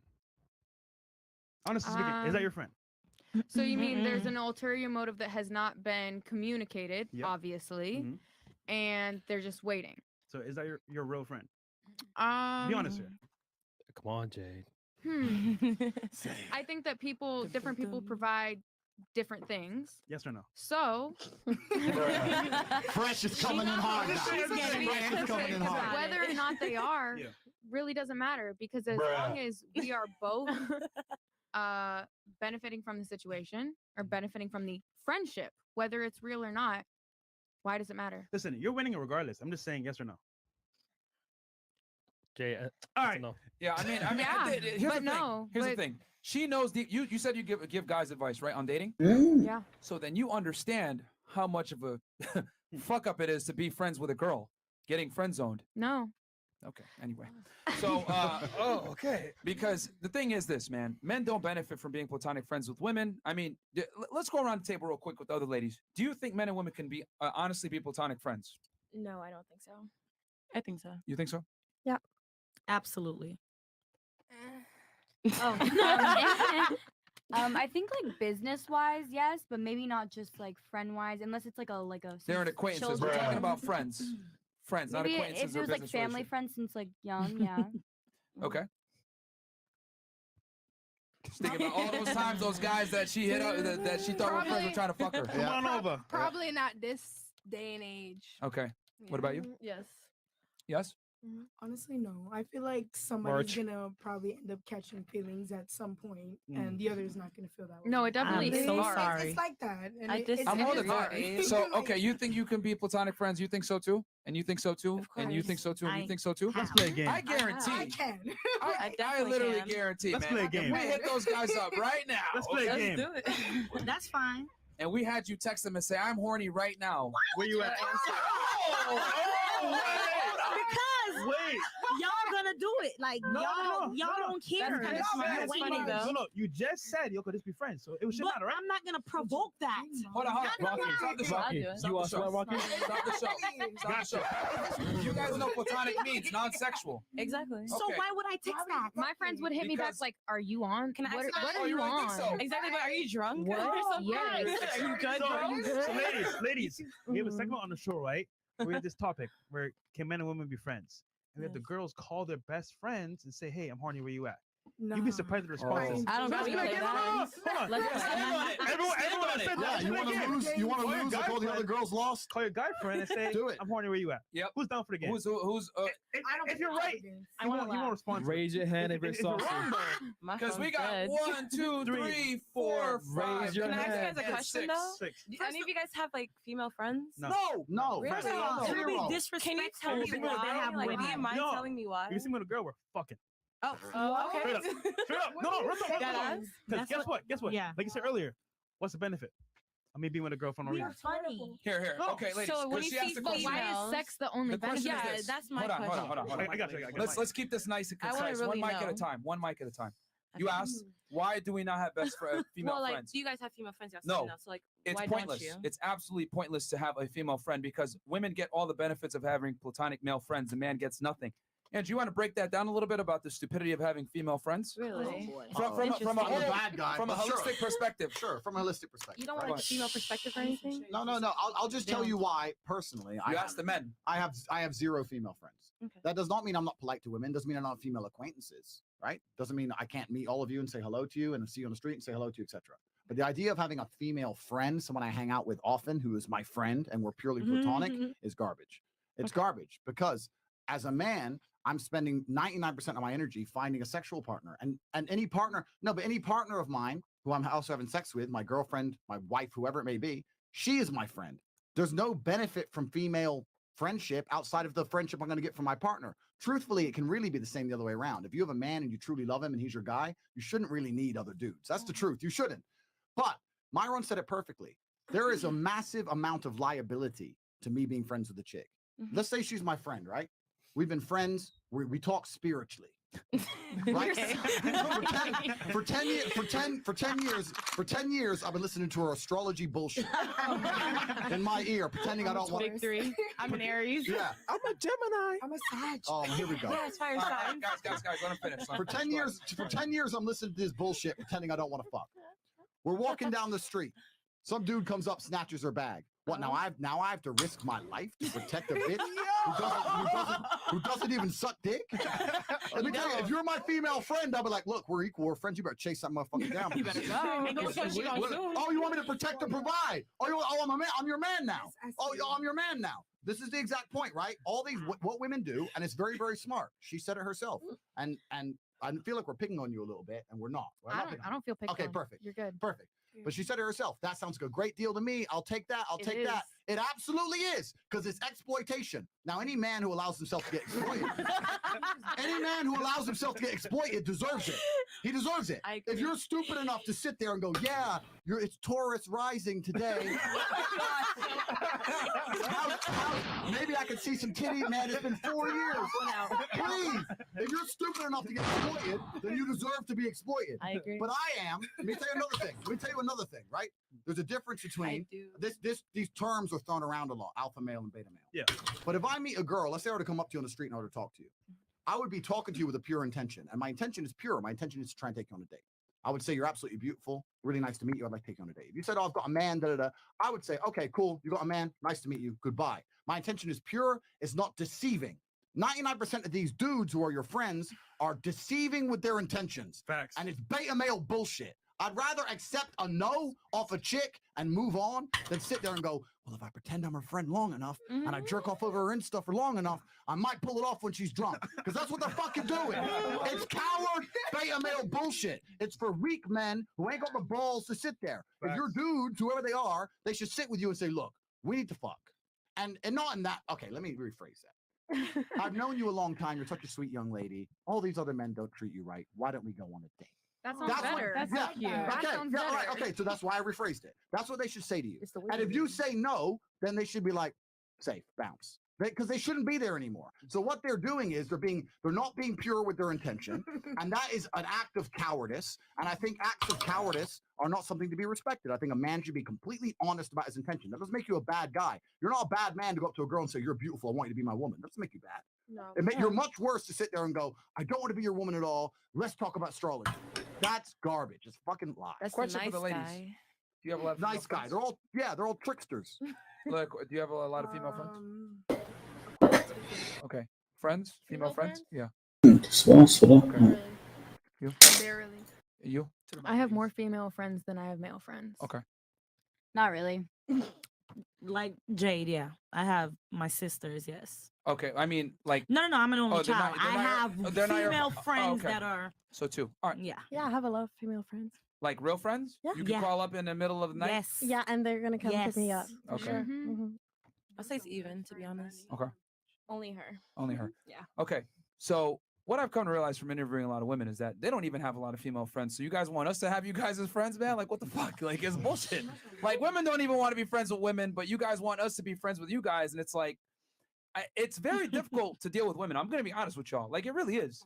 So That's it's like, if exactly we're not fucking you guys, it's not in our best interest to deal with you. If I'm going to be 1000% honest, your feelings, periods, It's a lot. you know, the drama, my For men hair, too. like it's really not in a man's best interest. It's just like Andrew said, like when you hang out with men offer utility a lot of the times. Women, like a girl will be your female friend and still like it kind of expect you to pay for shit, or she's gonna expect you to step up in certain situations, like if your bag gets stolen or whatever. She's gonna still expect a certain level of boyfriend energy or behavior, even if she's not having sex with you, which is fine. You guys are finessing, like you should do it. Because let's flip the role. let's say you guys came to my house every night, right? And we had sex, and I told you, all right, you gotta go, get the fuck out of here, and then you left. And I never ever like talked to you or asked you how your day was or anything, and we just solely had sex, and I told you to leave right after. Hey, sorry, you gotta go. How'd that make you feel? Obviously, she's coming back, so she agreeing with it, right? Yeah, but how would that make you feel long term? I mean, used. Used, right? That's exactly how men feel in the friend zone. be the It's just only that when a guy uses a woman for sex, it's considered like fucked up. But if a girl uses a guy for friendship, no one bats an eye. But it's the same exact concept. If a man that uses a woman for sex is the same as a woman that uses a guy to be a friend, because both parties are missing what they actually want. The woman wants attention and affection from the man, and the man wants sexual access. And in both scenarios, you're giving up your commodity without getting what you want in return. The girls want attention and affection, but giving up sex, not getting it, right? And then the man is giving up attention and resources, but not getting sex, which is what he wants from the woman. Ich So dachte, it's a das finesse. Game So ist it's in your never best vorbei. interest to have a guy. Yeah, friend. I guess. Can I ask you something? If they're both accepting Finesse it, away. then it is what it is. Oh, he's not accepting it. He's just sitting told there. me for a time period of time with ulterior Ich motives. hab jeder Oh, gedacht. I have some- 5000 Gold vorne, oder ne? Ja, das ist halt das Problem an der Combo. Wenn du das nicht hittest, dann kannst du die Fights nicht gewinnen. Also wenn dein Cannon fix halt knockt dann nur für Cannon Okay, so what does that look like? und es dann halt nicht funktioniert ein, zwei Mal, dann sieht es immer richtig dumm aus. Like me talking, like you got to give me an example here. Like what? Like, are you expressing this is what I want from you? What do you want from me? Yes, and girls, like here's the thing. I don't deal with a girl unless it's sexual in the first place. But I'm asking, what are you asking for, and what is she asking for in return? Like, what would the typical situation look like? Well, I mean, it's not like we just sit there and outline. Hey, well, you know what? I want this from I you. think that's the And you problem, want then. this? No, No. because that's Western bullshit. Like That's yo, a contract. that sounds That's not great. Western bullshit. No, it's more because so- here's the Ich thing. verliere die das jetzt, oder was? We could sit here and say that like you can be completely honest. Sit down with your girl and tell her what's on your mind. No, women are not equipped to handle the truth. You guys do not like the truth. That's a generalization. That is a Yeah, That's a very what does that generalization? mean I think that exactly? maybe generalization. that's And what not you're everybody's the attracting same. more Okay. so point- than what the that point- really is. the po- Because I know a fair amount of people who can actually handle the truth, myself included. The point, Yeah. So- the point that Myron's making, and the point we need to all accept, is that the dating game is a subtle game, right? Yeah. If I were to meet you and take you on a date, I would flirt with you, right? I would try and make it cool that I like you, but in a Ist die in a Poppy subtle so way. I wouldn't be schnell? sitting there going, hey, met you 5 Okay, minutes for ago. the So movements listen, between I'm an the honest guy. Let's lay wehtun. down the contract here. I'm trying to bang. Like it's just weird. That's not how the things work, right? And when Myron's saying is when he only Ist talks to a gerade girl wieder when he has sexual interest, hinlaufe his point is und ist wieder when he talks to you wegkomme. and he What wants to the take you on a fuck? date, etc. He's flirting with you. He's making it obvious his intentions, but not in an overly creepy, overly contractual way. Oh, When you're big. saying, have you ever had an open dialogue, etc., etc.? The reason we can't answer that question is because if we meet a woman and we want to come across charming and not come across like a weirdo, we're not going to sit there and start talking about this is my honest contractual agreements. I met you. That's not how it's going to be. It's going to be like Not necessarily. you're absolutely Not Right. fornicate. I've It definitely takes had somebody time. say like, "I want to have sex with you." Yeah. I'm sure. Okay, thank you. I'm Thank sure- you for Did you fuck making him? that very clear. you fuck Yes, him? I did. You did. But had you guys been Wait. speaking prior? Where's he now? Hmm? Where's he now? Oh, I let it go. Oh, okay. Oh. But But that here's was the their thing. agreement. Had you guys spoken prior? Was there a relationship established prior to that? There was for a period of time. That's the that's the key. No. But then we actually had a falling out, and then we became friends, and very quickly Oh, friends. made yeah, it clear. Cool. Friends, then Okay, fucked. Got it. friends, sure, friends. Hmm. Got back into Okay, communication, okay. and then that was communicated, and I was like, okay, But here's the cool. thing, Thank you for communicating sounds- that openly. You were familiar and with them sincerely. prior, so that defeats the entire what you're trying to say. Because Not if a man meets a necessarily. woman, if a man meets a woman off rip, and I come up to you at the nightclub and I'm like, listen, I'm just trying to fornicate. I don't really care about what you got to say. I'm just trying to do this. You would look at me like, what the fuck, like, Uh-oh, retard alert. and you'll leave. And you'll leave. You ain't gonna take me serious. Like, men can't afford to be honest with women, man. They can't. They have to play the game. But They gotta see- charm you. They Yeah. gotta come in. They gotta say things a certain way. That's So, wollt ihr noch eins machen, oder was? Actually, I they're was like, just yeah, want you to want to try just something get down differently. You for Yeah, across jetzt the wollte weird ich and mal just- essen. you have to understand there's somebody fuck for him, though. everybody. So the same way you just want to be like, yeah, let's get down nasty. Another girl will be like, yeah, okay. what's up? Listen. There are people that are with it, and they're Exactly. thank you Find for the your ones who are honesty. with it. I appreciate that. That's fucking hot. Ladies. You can say that. You can say that, but the minority of what you're describing is statistically insignificant. No, In I other agree. words- I really do. In other words, if there's 100 women, 97 of them are gonna say, "Fuck off! I'm not smashing you, you weirdo." But those 3 say yes. Okay, but guess For what? you. Well, if there's a 3, okay, if I told you to jump out of a plane and your parachute has a 97% chance of not deploying, would you jump out the plane? You're right. I'm not. Exactly. So that's why we don't say that dumb shit and be honest with women because it doesn't work. But It doesn't lying, work. but then those aren't the women for you. Exactly. And it's about Think about this, right? Think about this, right? If you want to have the best odds in your favor, Yes. right? Like he's saying, 97% versus 3%. Why am I gonna test the water and say, you know what? Let me see if she's 1.3%. You're Or I can not. say, you know what? I can do a little finesse with it. Say, you know what? This is a general statement. I want to take you out. I'm not gonna say up front. I want to smash you. I'm gonna say it in a nice, polite way, so I'm not gonna turn you off, and we can go from there. But for me to say that to your face and then you say, "Oh hell no," I just wasted my time and your time. No, of course, but like you could feel a girl. I don't think that's wasting your time though, because if you get a direct answer, then you're not going to proceed and keep to wasting- have dates and encounters You with made somebody that is not something- interested no, but in you said something- But what if you do take her on the date and then maybe she's not initially interested, but she's like, okay, he's kind of cute, or he got jewelry on, maybe he has money, or he drives a nice car, whatever. Then you take her on the date and she realizes actually he's kind of cool. Okay, now that open communication can be had because 6 you months felt later. the vibe. It could be one day, it could be 6. You don't know. It's interesting. But It's as interesting you what she are- said to us because you actually and it's great to have you on the panel. You're giving us a good storyline to discuss. But the storyline that you just told us about this dude and you banged this dude, whatever, you completely vindicated the point I was making. And I've been around the block, right? I know you girls don't know me. I've been around. All right. So I know the world. I know the game. I'm an old man. I'm the grandpa of the table. Right. So here's what happened in the scenario she just described. I was friends with this guy. Right. We ended up having a falling out. The only reason male and female friends fall out is because the dude's pissed off he ain't fucked. So they had a falling out because she got a new man. She knows he's telling the truth. No, you're not wrong. No, You're not I'm not wrong. wrong. She got a new man, or she started dating someone, or she rejected him, got pissed off that didn't Ugh. fuck. We got back in communication, right? So he Und said, genau so ein we paar came back to Sekunden try again. behindert. Then he said to her, I just want to fuck. So we came back and did exactly what I Das said. eben, die sind schon in der Sit down and Analyse. say, you're Ja, beautiful. war nicht We live. need to get this on. I'm tired of the game. And he got laid. I'm not mad at it. So what you just did is after disagreeing with me for 20 minutes, it's just completely agree with me and Zeg prove me het verloren. absolutely correct.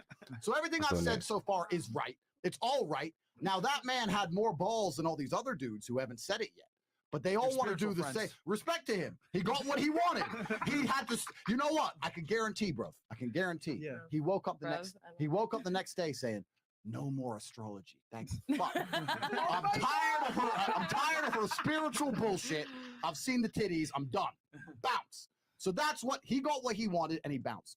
All No, the you didn't bounce. I bounced. okay. All the other guys. All the other guys. He was in love. All Girls the, gotta take a L. No, he was in love and I was not. Okay, fine. Okay, no. That's a valid point. That's a very valid point. He got what he wanted, and she bounced. That's a very valid point. But it doesn't matter. He still got what he wanted. And my point is that guy was true to the intention that I laid out that a man should do, and got what he wanted. The other dudes who you're saying are not like this guy, who because he was your friend and he fucked, but all your other friends don't want to fuck just because they're too pussy to lay it down. It's the same. It's the same. You need to accept that. Now, the smartest thing a woman could say in your position is this, because I've met some very clever girls. I live in Eastern Europe, right? I live in Romania, Poland, Russia. These girls are the biggest finessers on the planet. Bam. Oh. These girls are the biggest finessers. You girls talk about finessing.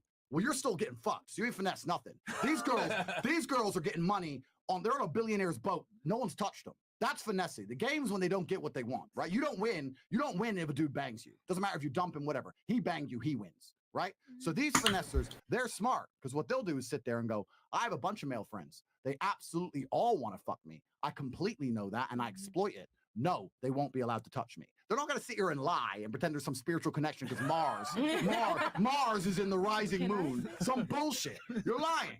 Stop lying and just admit you got a bunch of dudes who want to bang you and you enjoy the attention. Just say it on the podcast. Do you mind if I just throw in an opinion real quick? Just say it on the podcast. First and foremost, Yes, I have I'm not saying I have a bunch of dudes that give me attention because all of these people, cap. which is I have a solid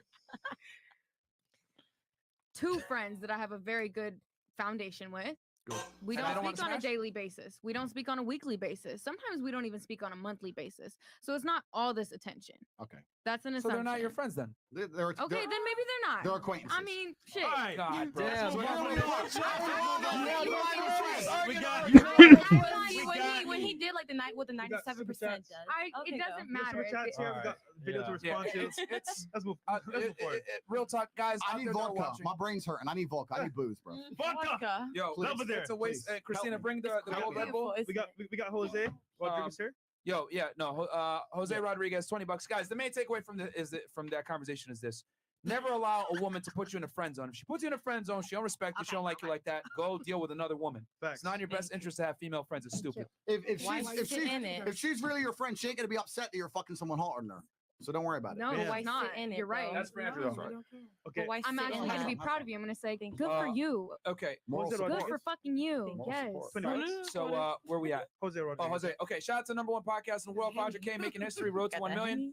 Guys, please. Ladies, pause. Thank you. Keep up the great work, fam. Tate is GOAT. Amazing interview. Thank you. Very true. Andrew Bass, $110 super sticker. Thank you so much. DM, $27.99.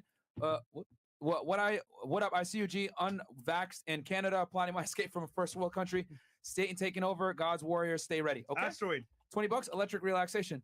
Put things in perspective, Myron. There is a guy out there that paid $10,000 US to receive that girl's saliva, and you got her for free. /triple F ring. Following Future's footsteps, we up. That's crazy. Yeah. No, I know her life sucks, guys. That's why I'm not like too mad. DL Saint, $50.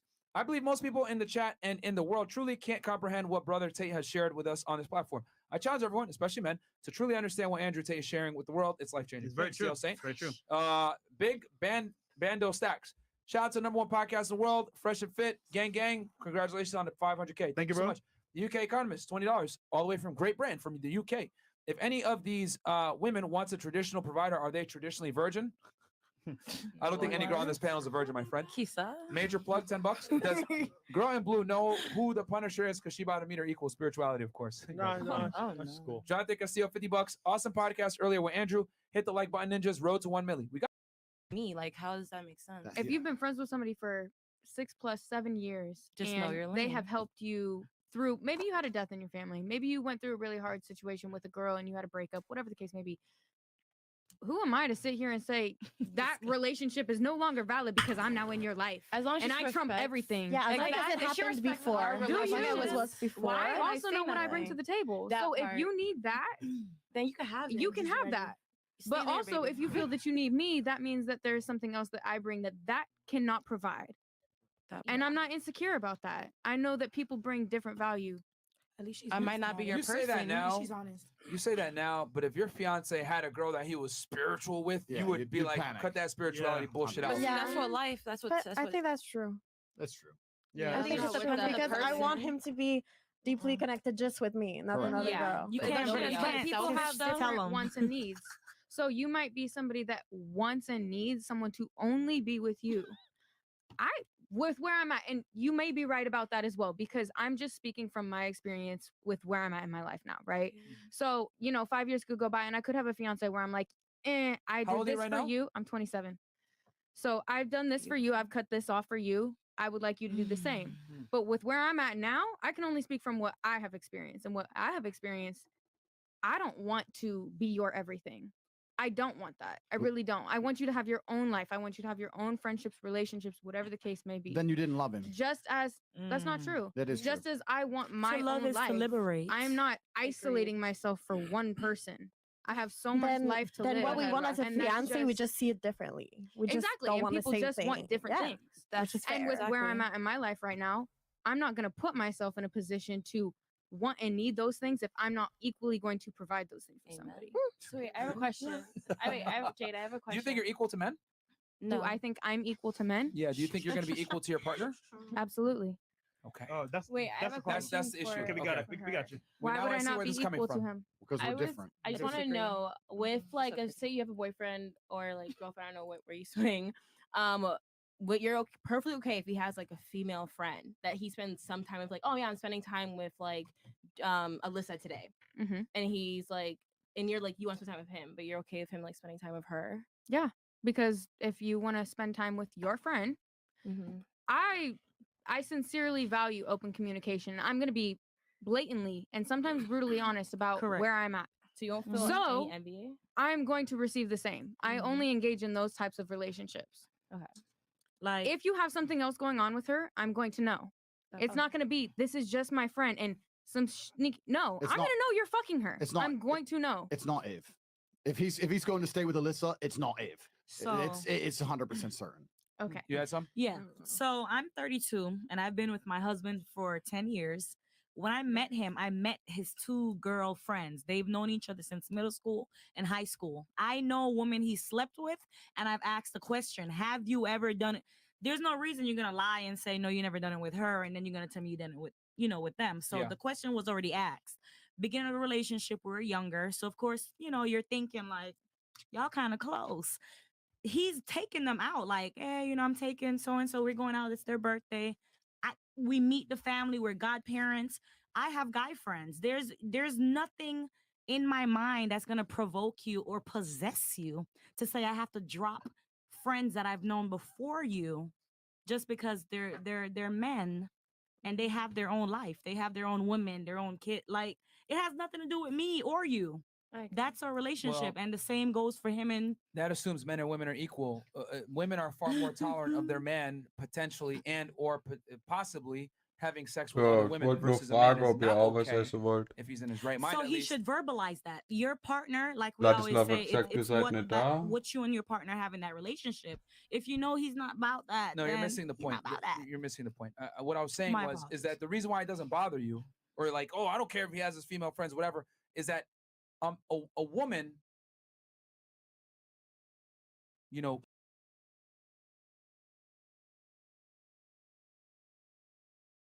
subconsciously, or whether she wants to accept it or not, subconsciously is okay with her man having sex with other women if she values him enough and understands that he's a catch.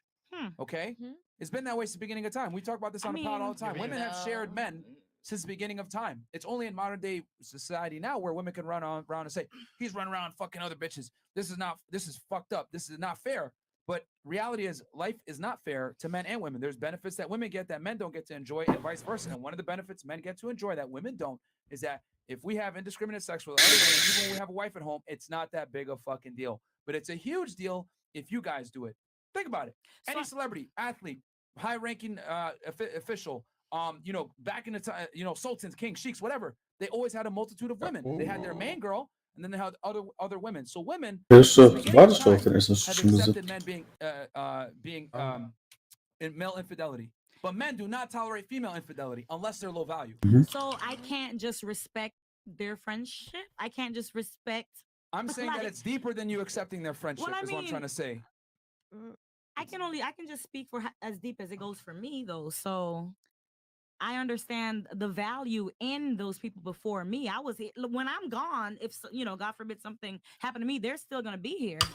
What So I'm it's saying is like, that you're I need you to step out your own 2 feet for a second and pretend you're not a woman. All I'm simply saying is that a woman is far more tolerant of her husband dealing with other women than a man is tolerant of his wife dealing with other men. That's the I point. agree. I did hear you when you said that. So I said, if your man is not tolerable, he should speak up. Yeah, and No, he that's should just kick you to the curb.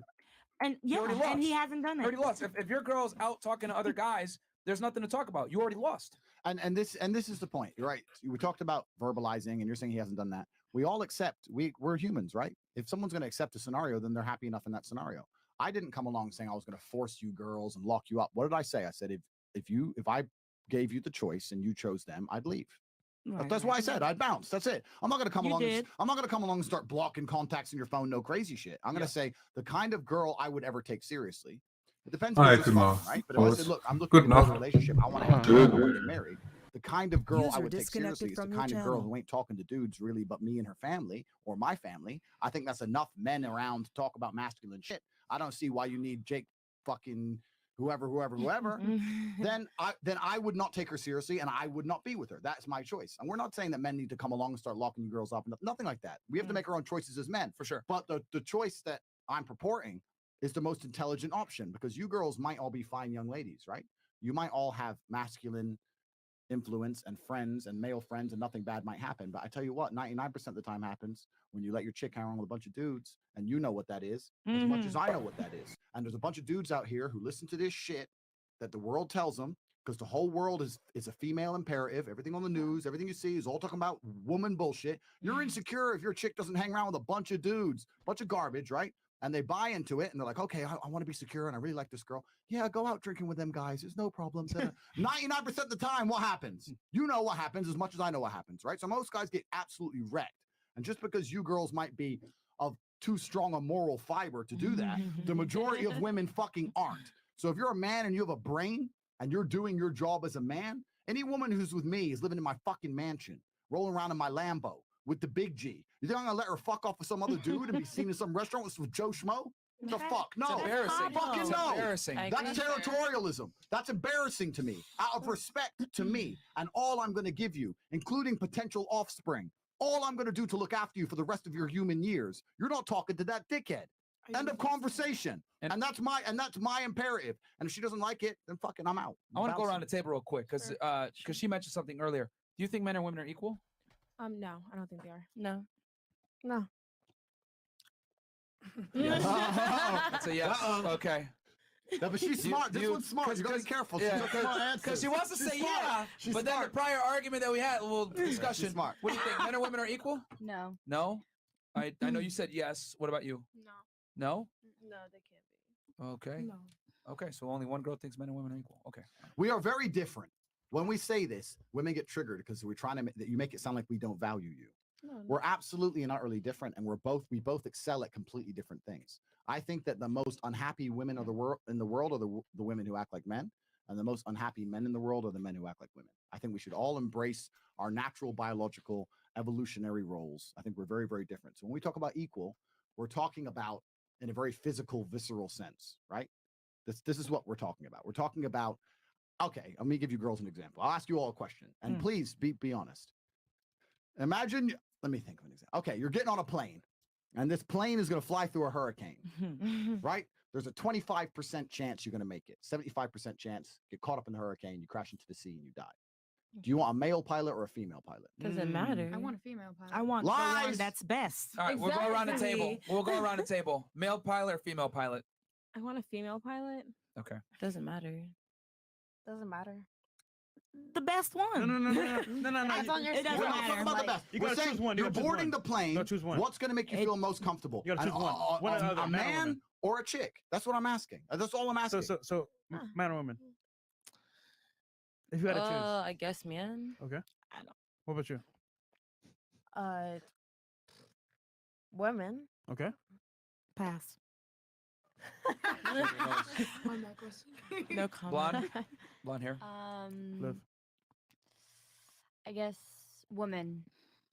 Why are they lying to? Are they lying to themselves? I'm not lying. We're not. We just think You would different. you feel more comfortable in a dangerous situation with a man in control Maybe than a woman you in would. control. But No, to remember, women like, feel you more would. safe in a dangerous situation with men in control than women in control. Facts. That's a fact. When you call the police, if something bad happened to you, you'd want a man to turn up. You don't want no chicks turning up. I don't know why you're We're lying talking to about a yourself. plane. We're not talking about a street fight. But the point is, the point, Precisely. We're not talking about a street fight. We're not talking That's about robbery. worse. Let's That's talk about worse. Legos for a second. You're gonna No, it's die. not worse because for the Probably. plane you just need to be smart, and women You move need to be smart and you No. need to be skilled. and It has control nothing to and do- skilled, and it's not Okay, about your let me physical reframe the question. attributes. Ladies, Absolutely one wrong. minute at a time, please. I'll tell you why you're all absolutely wrong.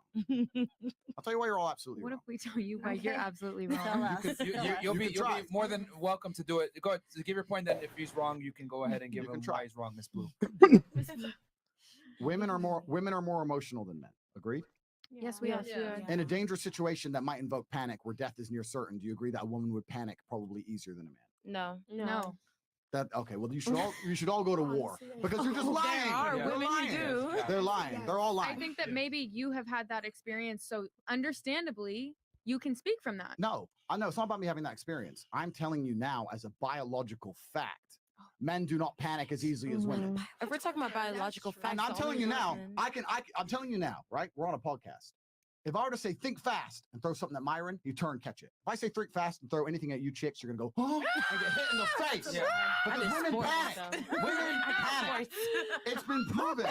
Listen, this has been proven scientifically. Women have slower reactions than men. You're not evolved for combat. It's not a bad thing. You're evolved for something else. We have different Physically. roles. Physically, correct. Physically. So you have slower reactions. You panic easier. You can't handle You're talking pressure about the same. physically, though. No, mentally, in Let a him finish. plane, Hey, we ladies. have to Let him think. finish. Let him finish, and then you guys will absolutely have a chance I'm telling to you. rebut his claim. Let him finish, please. One mic at a time. The Go ahead. pressure of the event is more likely to have a detrimental effect on the capability of a female than a male. Now, we all have evolutionary biological roles. There's nothing wrong with accepting that. I'll ask you another question because when I say this, you girls feel instinctual. You have to defend women. Let me give you another question. Let me ask you something because I'm trying to prove that men and women are slightly different. Would you leave your child in a daycare run exclusively by men? Oh shit. Or would you want women? Your little 2-year-old girl. Would you leave your 2-year-old girl with a bunch of big dudes in a daycare? Yes or no? No. No, you men. would not. Because you know that females have certain evolutionary biological roles, Nurturing. as do men. Men are evolved for combat. We think quicker in certain scenarios. Our reactions are faster than females. Look at, let me give you an example. My dad was a chess grandmaster. I'm a professional chess player. You want to talk about how there's no biological advantage, no physical advantage. Why can the best women in the world not get anywhere near the men? They get smoked. There's no reason why. It's not about muscle. They simply cannot calculate fast enough. Women were not evolved for it. We're not being disrespectful because you can do a bunch of shit that we can't do. What I'm saying is if you're going to put me on a plane that's about to fly through a hurricane, I want a man because a man will go down towards the ocean into certain death without screaming and letting go of the wheel. And most of you chicks can't even drive. So don't talk to me about flying planes. You can't even park cars. So that's the truth.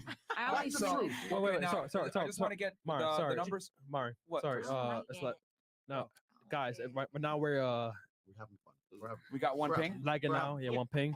One So ping. much facts right now. Yeah, so too much facts. YouTube is trying to suppress. I was. Jay had a point. And All right, yeah. So just so I know who was going up Adioli. next. We had Blue, and then you wanted to go. Oh, no, you. Jay could go. All right, what? And then who else? So you three wanted to go, right? That's fine. All right, cool. So super chats first. I guess? yeah, I'll read the super chats while we wait for the ping to come back up. Sorry, guys. This happens sometimes every now and then, especially late at night. $20 more for all. It's a woman's responsibility to create the perception of absolute fidelity and reduce his anxiety about your potential infidelity as close to nil as possible. Guy friends make men doubt your infidelity. Guy friends make men doubt your fidelity if you love him. Facts. $50, Jabrizi Magic. If she dropped all her guy friends, she'd probably be able to keep a man. I smash and pass chicks like her all the time. Oh, shit.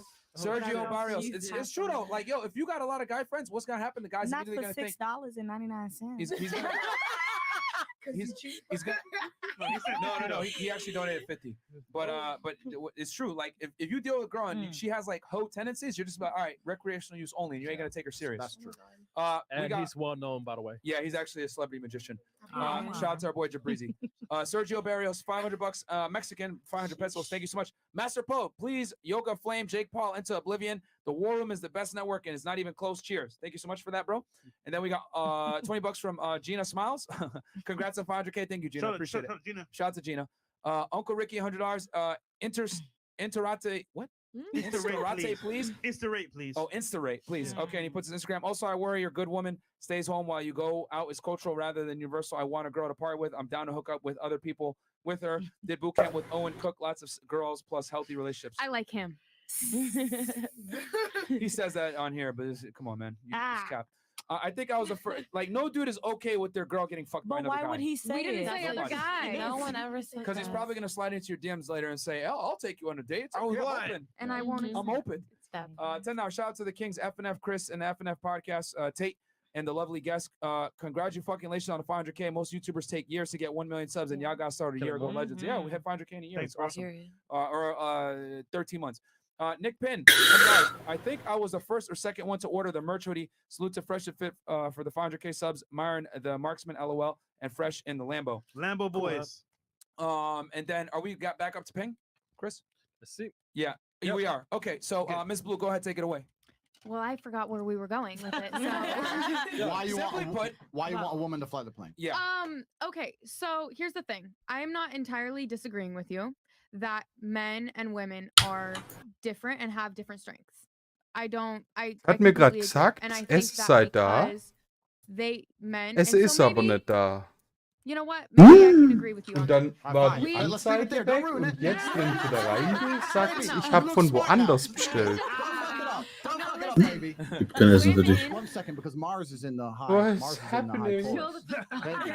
Mars is in Ja, high Taurus, baby. weil so gemein bist, Keep gibt's kein going, Essen. baby. Mars is in high No, Taurus. She must. men may have physically stronger attributes than Maybe. women. Yeah, maybe. Maybe. But we also give It's not birth. a maybe. It's biological and- fact. It's not a maybe.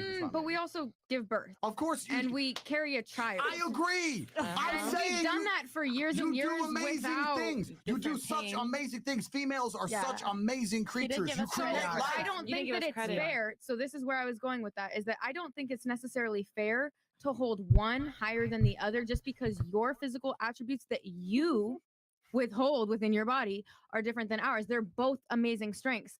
And because of that, all right, because of that, you guys maybe when it comes to, calculating shit, you might be able to do that faster than us. Emotionally and mentally, when it comes to processing our feelings, we may be able to do that faster than you.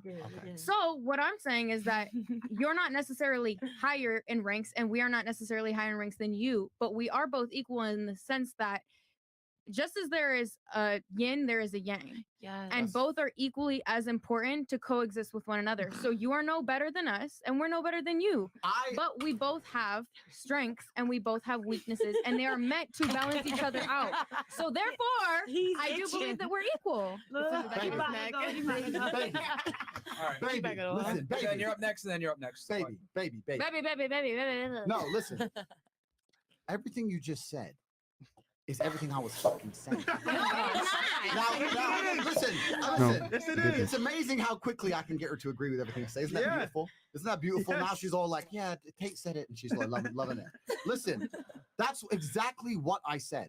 You girls are completely, you females can do things men could never do. The fact that women can give life is literally a miracle. It's a beautiful thing. I'm not saying that the world can function without women. I'm not saying you're valueless. In fact, I'm saying that you're all so important that if you were to get on a plane about to fly through a hurricane and you tried to choose a chick, I'd have to slap you in the fucking mouth and say, know what you're doing, because you're gonna die. You need a man. Men have evolved to protect females.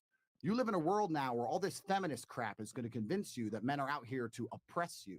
We're not out here to oppress you. We spent the largest majority of human time going to die in a field by ourselves to protect you while you sat at home. It's absolutely disrespectful to look at all the men who died in World War I, World War II, charging through fucking gunfire to protect their wives and children. That's why they did it. But You the don't women know. didn't sit at No, home, no, they I'm raised talking. I'm children. talking. Don't cut them off. I'm talking. It's This is important. what men do. We've evolutionarily, we're designed to protect you. That's why we have faster reactions. And that's why if you get rid of the feminist, fem-centric crap and actually be truthfully honest with yourself, if you were to go into any kind of dangerous scenario, you would want a man at the helm. That makes you, and admitting that makes you a lot more of a woman than sitting there going, no, I want an Instagram influencer. I want some bimbo bitch on the fucking plane. You don't. You want some old dude who's going to sit there, who flew planes his whole life. That's who I fucking want, and that's who you want. It's the truth. Okay, so did you have something you wanted to say back to that, or? I do, because Okay, and then them too, please. you guys, you may have in the past done that, and that was May? the situation. Just as you protected the country or whoever, we protected the children. We had to raise them. We had to bear them. Okay, so that is also equally as important. However, But you didn't get shot. But yes, I agree. Carry on. but we also gave birth, and this was before epidural. So what are we talking about? If you could do that and you could birth a whole child, a whole human through your pussy, I will commend you. But until you do that, I can't. But I can say, however, that feminism isn't about women needing to be equal physically. It's about women needing to be equal in our rights. So that's not saying that, you guys can protect us, but we need to be able to protect you too. It's saying that we deserve a certain level of respect that you demand. We deserve the same amount of respect that you demand from us. My dear. We deserve that, and we are demanding that from you for being able to hold our weight and do the same things just in different ways. That's what feminism is about. It's not about, well, we sat at home, so we, no. My dear, I don't want you and I to argue too much and conquer the podcast. I know I agree with what I understand what you're saying. You're saying that feminism is about women having equal rights under the law. Let me give you a very quick red pill. Women have basically every advantage under the law today. Any divorce court, any court when it comes to custody, there's not a single law where they say men can do this and women can't do this, but there's about 1,000 that say women can and men can't. So you already have an advantage under the law. So you can drop the feminism crap. And what I'm saying is, when I talk about femcentrism, when you're going to sit here and lie to yourself and pretend you want a female pilot on that plane, what you have to understand is, to some degree, you've been programmed by femcentric society, which is telling you that in a scenario where you have to make a very binary and simple choice, you don't feel comfortable enough to say, I want a man in control. You all just sat here and said you want a relationship with a man in control. But when you're on a plane in a hurricane, you don't want a man in control. You're lying to yourselves. And I'm telling you this now. You need to resist the slave mind. And I'm telling you this because the world we live in, no, the world, no, because the world we live in now is nothing but slave minds. The people who wear the mask in their car by themselves because the news told them to, and they're getting their 15th booster shot. This is the slave mind. And when you're sitting here repeating things, not because they're honest, because you think it's the right thing to say, then you need to seriously analyze where you got those opinions from and if they're actually true. Because I'm telling you now, the smartest thing a woman could say is, you know what? If I had to get on that plane, certainly I'd rather my man fly it than me. You know, it ain't me. My man drives the car. I don't care. Okay, sure.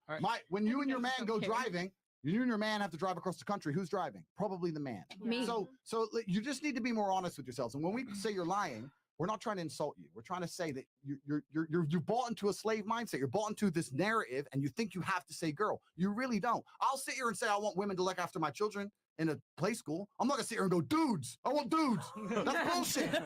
And that's what you girls look like. You look like you're doing that, and that's why I'm warning you against it. All right. So you had something and you had something. Go ahead. Okay, so like piggyback off both like what y'all saying. So I think men, obviously, if it was the pilot situation, I'll pick a man. Not because like, oh, I feel safer with a man or I feel safer with a man. It's just like facts. Who dominate the pilot field? Men. Who have more experience? Men.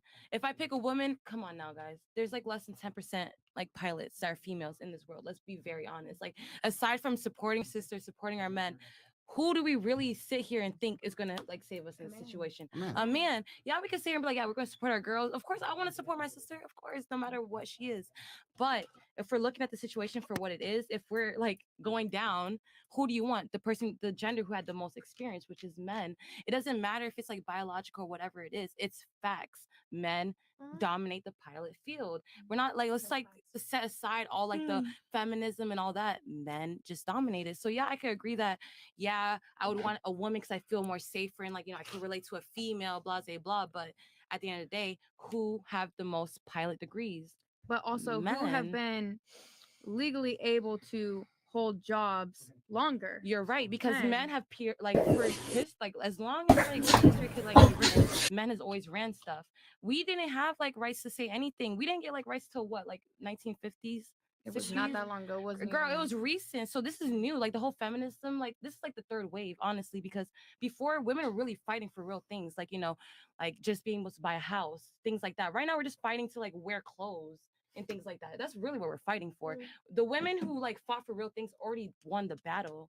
At this point, men just want to feel like they're dominant. Women want to feel like, you know, submissive. Not every female feel like that. But if we're talking about the situation where like the plane's going down, we got to be realistic. Men dominate the field, so we're gonna want a man regardless of how we feel. That's facts. Okay, you had merch. Yeah, I think I picked a woman, and I wasn't like woman because I wanted to defend them. It's just because I think like biologically, yeah, men are stronger in some things, women are too, but women are smart. They're very smart. And if you would have told me like a street fight, I would have said a man. No hesitancy, like right straight up. But a woman on a plane can be very calm and very smart and know faster and better what to do, because in school it's proved like women are better in school in general. So I'll just say like well, you need to learn how to fly a plane. Like you need to do that. First, So I got this. Ladies, you guys. I got you, Andrew, for a second. The problem is that you guys are responding with your emotions and you're not thinking logically, which is fine. You're on a podcast. You got some guys on here that are challenging your belief system. Probably the first time in your life you've ever been told by a man that you can't do something because guys are trying to get laid when they deal with you. I get it, but the reality is this, okay?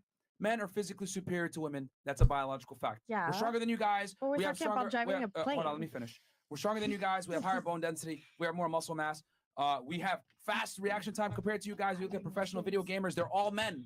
They're not girls. Girls that play video games professionally still get stomped, and they don't have any physical advantages as far as like the man goes. You know what I'm saying? Like, it's not physicality; it's reaction time. Look at athletes, men and women athletes. Even in sports where it doesn't necessarily require Kommt like ja noch ein Spiel, oder physicality, was? the men win. Why? Because Ja, men das ist are entscheidend. Best of physically, five. and a lot of the times the reaction Der time verliert es ja doesn't raus. involve physicality. Der Men are darf nicht an superior. Worlds Now, und you nicht mentioned birthing hier birthing LEC a child. weiterspielen. Yes, Also men can't do that. LEC There's things Playoffs. that women can do that men can't, and vice versa. But we just, ladies, you got to accept the reality Mino redet that inzwischen men echt wenig, tend to oder? be Im better TS. Der at sagt quasi things gar nichts that deal mehr. with physicality, protection, Nicht, der provisioning, klang irgendwie etc. nicht so So, klar. and panic as well, because that comes Dann into ein Kater. physicality. If I told you guys, question, Hm? you're defending a kingdom, you got 20,000 men, you got 20,000 women. Who are you going to send to battle? The 20,000 women or the 20,000 men? The men. Okay, men. now, The men. now here's the thing. The women are capable of going to battle, correct? Of course. They're capable, but they're inferior. So if all the stakes are on that battle, you're going to send the best and the brightest. You're going to send the men, correct? So if you send the men, that doesn't mean that the women aren't capable of Vielleicht doing ein it. bisschen It netter means that the werden, men are Johannes. far better at doing it. So same thing with the pilot. Women can be pilots too, but men are better pilots because we have more of them, and women choose not to become pilots, and the ones that do are not as good as the guys. 100% agree. So, you know, are there anomalies out there, women that could be as good at pilots as men? Sure. But the reality is most aren't. Women don't care about being pilots. Women don't care about being engineers. Women don't care about being architects. Women don't care about entering certain job positions. That's fine. It's all a choice. But a lot of the times, the reason why women choose to go into certain careers and not others is because women are better at certain things than men are. They want to be nurses. They want to be teachers. They want to be play school. They want to work in nursing schools, whatever it is. You know what I'm saying? Nurseries. Like women are better with people. Men are better with things. There's nothing wrong with that. He's not saying that men are better than women. He never said that. We He all just agreed on said- that. Yeah. No, because she kept saying a couple times. Well, that doesn't mean that someone is higher than another. No, all he's simply saying is that someone is higher than another in a certain aspect. Situation. That does not mean that men are better than I don't women disagree or with vice that. versa. And look, Yeah, Jacob's on point with that. It just so happens that men are better than women at all the things that keep society running. And look, if you In a want, patriarchal That's a fact. society, And look, in a patriarchal if you society, want- if we were in a matriarchal society, it would be different because we would be doing things You guys would have been less killed off. linear. you've been dead. You wouldn't How have would existed. we- How would we be killed?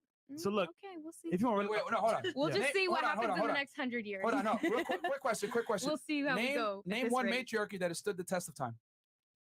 Name one patriarchy that's stood the test of time. The one you're in right now. We've only been around what 240 something years. I'll answer your question for you. How long does a what is it called? How long does the shit usually last? What's the Okay, word? let me Like put it 250? simply for you. The reason Look why where we're at. matriarchy has never stood the test of time is because if a woman-led society was there, they would get conquered by the men. The men would come in, kill all the soldiers, take the beautiful ones, and that's it. Y'all would be gone. The matriarchy has never stood the test of time because they've been destroyed by every patriarchy since. That's true. That is true, my dear. We've never really seen a female built society. No, you either, have. you know? No, you have. Can you This explain is one, the for thing about example? history you must understand. Myron's making a very important point. Mhm. Please, and when I was saying earlier about resist the slave mind, this is one of those situations where you have to keep your mind open, right? Okay. Resist the slave mind. Resist it. Since the dawn of human time, every single society that we can name Okay. was led by men. Agreed? I agree. Okay. What is the odds of that being? Oh, except Egypt. No, you had Cleopatra. Yeah, Egypt. You had It was very no, heavily influenced by women. You had Cleopatra was a queen, but society was run by men. The household, the man was in charge. I agree. So having a queen is different than because England's.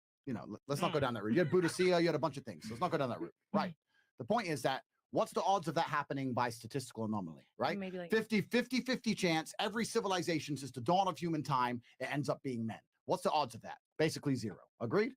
I agree. Okay, so the reason that you can only name societies that were run by men is because all the societies that were run by women, which did exist, were decimated and destroyed so quickly they don't even have history to fucking write about. They didn't build shit, they didn't write shit. Because the second they said, we're a bunch of pussies and chicks are in charge, the dudes turned up and fucked them up. But see, Now you have to understand that the world now is a lot less competitive than it used to be. It used to be survival of the fittest, and the fittest societies are patriarchal societies. I agree. That's a reality. Now she said the next 100 years, let's see what happens. I actually agree with her. We are moving in the West to a femme-centric society. I agree. We are moving here in the West to a society where females have more power than men. She said earlier that feminism means we need the same rights. You already have more rights and more laws protecting you than men do. You're already in charge.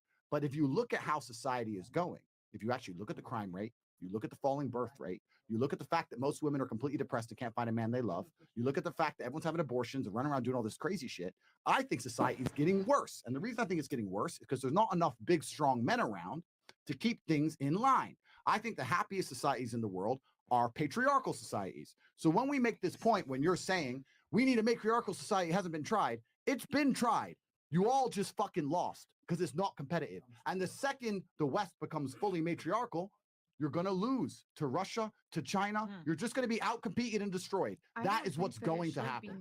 Can I ask a question from your theory? Was there? I know someone wanted to chime something in before we go into another No, question. go Did anyone ahead. have anything? Nope. Okay, go ahead. No, so like from what you're saying, men have always been able to like dominate women. That's just always what it's been. Like the only time I've ever seen women run stuff is like on Futurama. I can't lie, on an episode. Like that one. Oh, by the way, real quick, guys. Yo, we are on So- YouTube only, guys. We had to kill the Twitch stream, so the lag wouldn't. So we'll stop No more lagging. lag. We got over 10,000 y'all in here, man. So thank you so much. Hold on. We Get got the likes up. We got a problem though. What? Likes are super low, man. Yeah, there are. We low. got think I 10K did watching. better. We got 3K likes, Chris. Yeah, 3.3K. Come on, guys. Yo, like, yo, really? yeah, there's 10,000 of you guys on YouTube, man. Like the video, please. Get us up in the algo. This is great discussion. I'm losing hair Yo, follicles. get to 8,000, And man. Let's go. And Andrew's about to get drunk as fuck. So, guys, let's get out that video. Half a million. Let's get it. And don't forget. I've been drinking for 5 hours. I've done all right. Oh, okay. Yeah, he has done all right. Period. My 500K party coming up December 18th in Miami. It's gonna be lit. So, sorry, go ahead. Like the No, video, you guys guys. are completely fine. It's just like, you know how you're sitting here saying like, you know, for as long as Dawn, like men have always ran everything. If men have always been running everything, right? And like everybody's just so comfortable and happy. Why do women To feel the mic. the need? Happen? Speak into the I'm mic. sorry. penis. Like why do like why do women feel the need to fight for their rights if everybody's so happy and complicit? You are absolutely right. Good question. Like that's my biggest thing. Okay, men have always ran things and stuff like that. Okay, yeah, there are complicit women. Don't get me wrong. There are women who feel like I men think you should mean lead their complacent. complacent. Yes, Yeah, go ahead. I do apologize. That's fine. You know, there are women who are okay with that, but there are also women who, why do women fight so hard? Because obviously there's some imbalances that females feel like is not comfortable. So yeah, I could sit here and be like, yeah, the most societies and things like that have been ran by men, but obviously why do women always revolt against it? Because we don't feel like it's equal We are and not fair. happy with We're it, not yeah. happy. Y'all feel happy, but obviously there's a big ass demographic of females who do not feel the same way. That's a good point, and I'm gonna answer that because it's a very Go valid ahead. point. I disagree with you when you say that Okay. women are not happy. But you're first, not a woman. no. Let me answer why. Okay. I agree with you. Yes, a lot of women are unhappy, and especially, firstly, it's new. This is Western world, and it's very new. Since the New, 50s spot. 50 years. 50 years in terms of human history is new. Of right? course. Okay, so But were you there? for the longest period of human history, men were in charge, and were women happy? I don't know. What I'm saying It now, shows in history. what I'm saying now is that if you talk about your own personal relationships, which you've already done, you like the idea of a man in a dominant place. So there's still something evolutionary and biological about females liking male dominance to some degree, right? Because in your personal relationships, you do want that. I'm not saying that women should have no rights. I'm not saying you shouldn't fight for equal rights. In fact, even though you already have more rights than men, I'm not saying you should do those things. I'm not saying that. What I am only doing is stating the facts that matriarchal societies fail. And I'm stating that because it's been proven throughout history.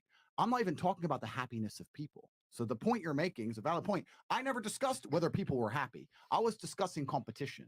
I was discussing survival. And in pure survival situations, most of the time, nobody's happy. Because let me tell you something. The men who were going out to die to defend their women probably weren't happy either. And you talk about, this is a big point I want to make because women confuse this very often. They talk about the fact that men have all the power, men make all the money, men are in charge, and we oppress women. Let me make something very clear to you. Okay. Firstly, you're confusing 1% of men with all men. The majority of men have no money, no power, no sex from their wife, Facts. no fucking chance in court. They can't even keep their house. They won't get to see their kids, and they don't. So most men, their life sucks. Okay. That's the first thing. The second thing, when a man gets up at 4 a.m. to go carry garbage to earn a good wage, he ain't thinking, I'm going to do this so I can oppress that bitch because she's broke. He's doing it thinking so I can provide for my family, so my woman can stay at home and raise my kids and have nice nails while I'm out here carrying trash. You go to a coal mine. Those dudes are not down there thinking about oppressing women. They're down there thinking about providing for women. Okay. Now, I'm not saying that there's not bad apples, but in general, us men are prepared to take on more bullshit to protect you than you would possibly believe. And in the modern world, they've spun that. Feminism spun that. Men make all the money. You women need more money because men make the money and men are in charge and men have the good jobs. Men are out here giving up their fucking life for you chicks. They're giving up their life for you. And completely feminism agree. prevents you respecting it. And this is a Western phenomenon. I say this as a man who lives in the East. In the East, women don't think that way. They think, I don't want to make money. I want a man who takes care of me. I want to drive a Bentley. I want 3 or 4 kids. I want the man to make money. And I will respect him for working so hard for me. It's only here in the West they start talking shit, saying, well, I deserve that job too, blah, blah, blah. It's not even, it won't even make you happy. You don't want that job. It's stress. It's unhappiness. It's bullshit. So I agree with what you're saying, but the point about happiness in society, et cetera, Yeah.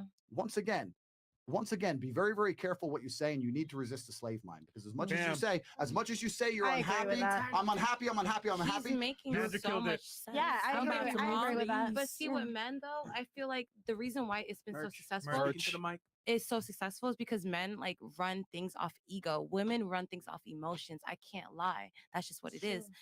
Guys have something to prove. They always be like, I'm better than this. I want to prove this. I want to do this. I want to do that. Girls are like, we gotta be compassionate. We don't want to do war. We don't want to do all this. So obviously, men are going to advance faster than women. Don't get me wrong, and that's why It's more forceful. exactly, and that high key does contribute to their success. Compared to This is a good, You don't think so? good demonstration of 100% what wrong, that but is. continue. How do you feel that? No, It's not explain even that I feel, it's a fact. If you look at Okay, tell me. Scandinavian countries, shout out to Okay. Jordan Peterson, he talks about this. The women are that's probably the most equal society in the world. Scandinavian countries, Scandinavian, Norway, okay. etc. And what they found is when you leave women to their own devices, they go into what they want to do even more so. The men pick engineering, architecture, etc. things. Women go into more social jobs, being a nurse, a teacher, etc. So it's not that women are being held against what they want to do. It's not that. It's just that, simply put, if you leave a woman to her own devices, she's almost always going to pick a job that deals with people. If you leave a man to his own devices, he's going to pick a job that deals more with things. And the other So thing we're too agreeing. is that men are far more willing to work overtime, work dangerous jobs that women never want to work. You know, women want equality until it's about, doing offshore fishing or offshore drilling or any job that's dangerous or physically labor intensive. Or staying on the Titanic. Yeah, No, you know. of course. so Oh, you're not equal now. Oh, you're not equal now. Oh, okay. So I get women it. do those jobs Oh, because okay. they're emotional beings, right? Like yeah, nursing, because taking you were care of saying like people men and push. everything. You were saying like men push harder. It's not that men push harder or whatever it To is. prove something. It's not that. It's simply put that if allowed, right, women are going to just. I'm just gonna say it. Women pick easier jobs physically, and that's why they get paid less. They work less hours. They're more likely to take vacation time, and this is all statistical fact. Yeah, you're There is no statistically wage right. gap because of gender. There's a wage gap because of choice. Yep. Yeah. A woman doesn't get paid less by the fact just because she has a vagina. No, she gets paid because of the choices she makes. And let's take it a step further. Over 60% of college enrollees are women. Yeah, black Women have women. more college degrees than men now. Why do men still make more money? Because men go into fields that pay more, that tend to be science, technology, engineering, and math, STEM. Women don't want to do that shit. Pilots, engineers, etc., like we were discussing before, dominated by men. Because men are more willing to do competitive jobs than females, Yes. which I technically No, was- because it's a I choice. feel- yeah, it's and a then choice. also it's a biological thing. Men are valued on what they create. Women are not. So women don't have the same burden of performance and incentive to be a high earner. Exactly. You know and what I'm that's saying? They just don't. Men are innately more competitive, etc. So women make less money because of choice. And I think a lot of people like to say women make less money because we're oppressed or whatever. No, you're not oppressed. And as a matter of fact, I would argue that as a woman, if you try to be an engineer or become a pilot, etc., you get an easy. There Yeah, you go. because now they got quotas. They got quotas. They're Affirmative fitting a action. quota, but the only time that like argument is valid in my eyes is if you guys are working the exact same field, the exact same job, but you're getting paid differently. If I'm like a little like They've done that. daycare person and you're like an NBA player, how can I ever sit here and compare our wages? That's ridiculous. But if we're both waking up at the same time, taking care of children, or like any job, same exact thing, but you're getting paid more than me, I'm gonna have a problem regardless. They actually did that. You know what they found? And what they found. Women The got paid actually more. paid more, Yep. 8% more. And see, then they shouldn't complain. There you Look go. at the statistics. If you look at facts, you can't complain. You can't based off opinion. So like I said, it's not that because here's the thing. When men make more money, they tend to look, okay, I can raise a family for my kids. When women make more money, they say, fuck this, I don't need a man. There's a big difference when men make money versus when women make money. Women make money to say I'm independent. Men make money so they can find somebody to be dependent We on make them. money. Why do you think? Listen, let me tell you the secret about being a man. We'll sleep on our boy's couch. We don't give a fuck. Why do you think we're buying Armani suits and Lamborghinis and mansions for dudes? For women. For women. We're out here making money to give it all to you. All we want you to do is to be loyal and not have some dude talking Mars Taurus in your ear. That's all we want. That's all we want. I have to respectfully disagree. And it's really not that difficult, right? That's all it is. And I agree with what you're saying. But listen, men have evolved to be competitive. We've evolved to compete with each other. And a man is more prepared. We talk about male CEOs, right? That's the biggest thing. There's more male CEOs than female CEOs. I'll tell you why. Because a man will give up his life to become CEO. I agree. A woman still wants to go see her friends, still wants to have kids, which she should, because it's more important than a job. She still wants to have a day off because she's a bit sad. Blah, blah. Most men are doing 18-hour days for 15 years. Like, you don't understand the work ethic a man has inside of him. We have an innate desire to conquer Earth. And that's what makes y'all great. And that's what makes us all great. So it's unfair for us to compare and direct correlation. The biggest arguments we're having on this panel is about direct correlation comparisons. There is no such thing. And there's no such thing. Women have children and do fantastic things that men could never do. Agreed. And men do fantastic things that women could never do. And the most masculine thing a man can do is accept that women are better at other things. And the most feminine thing a woman can do is accept that men are better at other things. So and that's why I asked the pilot question. Because the smartest, the most feminine woman here would sit and say, I would like a man to fly my plane. And some So did. Jade Some sits did. here and say that it's yin and yang. She's completely right. The only reason I was making the point that I was making was because as soon as I argue. said that we are equal, I don't know who it was, somebody said, and that's where your problem is. Yeah, There is I no said that. problem. There is no problem, No, though, because- we are equal, but we both have strengths and weaknesses, that's- and they balance one another out. So Therefore, that inherently means we are unequal. no, if that we are not inherently the means same. that we are equal. We need each other. No. We need each other. You It's have to have yin one and in order yang. to We have the need other. each Let's all have One let's- is neither let's- better than the other. let's It's all- just necessary. Let's all have a drink. What's the most human thing? Let's all cheers. Let's all cheers. Let's all cheers to 500K. Cheers. To 500K. Water. Okay. I'll read this chat, and then we got a video. Oh, yeah, we got a video. There's 10,500 you guys in here right Like the now. video, man. So like the goddamn video because we don't even got. I think we just hit 5K likes, guys. I don't want to have to stop the show. I really don't. But we will stop the show if we don't get at least 8K likes, man. We need 8,000 likes. There's 10,000 you guys, and we're only on YouTube. We're not up on Twitch right now. We're not up on Twitter. We're not on Facebook because with the it was starting to lag. So, Mr. Too much vodka. Last time they said in a panic situation, they rely on women more than men. As panic happened, they were all in the balcony, as I remember. The internet is good now. All right. Okay. So tell them about this video, Fresh. All right. So this video covers how long should a guy last, and we talked about what women want, what guys want. So we'll go into more detail regarding the sexual side, and then cover this for this interview for T-Pendo real quick. You can play it. Yeah, go ahead.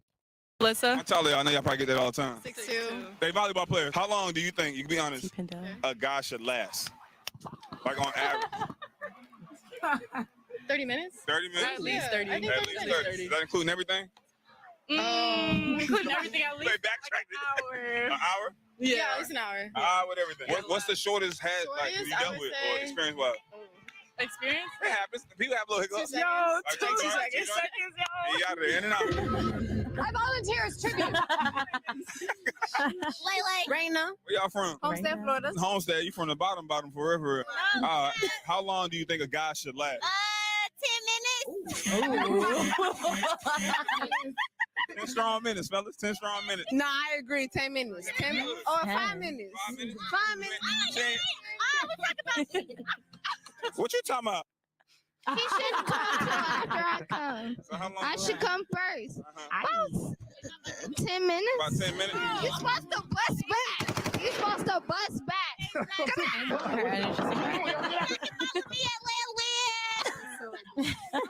Sydney. Where you from, Sydney? I like how your hand just be chilling like Girls that. are for the South streets, man. Carolina. How long do you think a guy should last? 40 minutes. 40 minutes. 40 minutes. Is that including like everything? Yes, with foreplay and all. Yeah, 40, cool 40. How long has a guy, like the longest a guy has lasted? An hour and 40. An hour 40. Were you like, all right, man, wrap this up? That's a pretty. That's a long ass time. man. Yeah, right. Give me- Well, there's like water break. Meow, That's- Shayla. Where you from, Shay? Okay. No,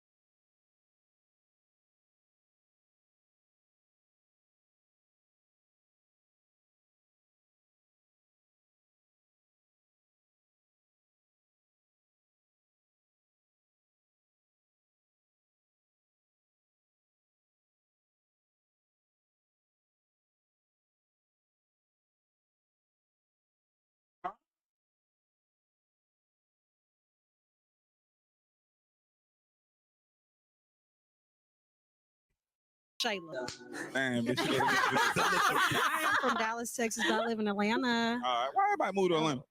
Because it's black people on top of black people on top of black people. Like, Yeah, they out there. All right, so how long do you think a guy should last? 30 minutes. That's everything. Yeah. The longest a guy has lasted with you. I don't know, like an hour or two. Is that too much? You like, yo, wrap it up? Yeah, that was too much. What's the shortest? A minute. Did you give another chance after that? Nah, No, chance. don't say that. It was too quick of a hiccup. Hey, quick intermission to the video. I just want to tell She's hilarious. Skip it a little bit. She's a little hiccup. Yeah, she needs to hit a treadmill, man. Oh, bro. Nah, come on. crazy, Don't bro. body shame. Hey y'all. What? Body shaming is Back to completely the action. Hey, is a good thing. Why so? Body shaming? Yeah, why would you agree with that? It's 100% a good thing. Why? What do Because you you are mean? in control of every morsel of food and every calorie that goes into your body. So if you're fat, And that's their personal choice. Why do you feel the need to body shame them? because okay, You asked if a for it. man, right? If a man's a loser and lives with his mom and smokes weed every day, We're not talking about that. right? No, No, but I'm trying to give you a comparison. Okay. Okay.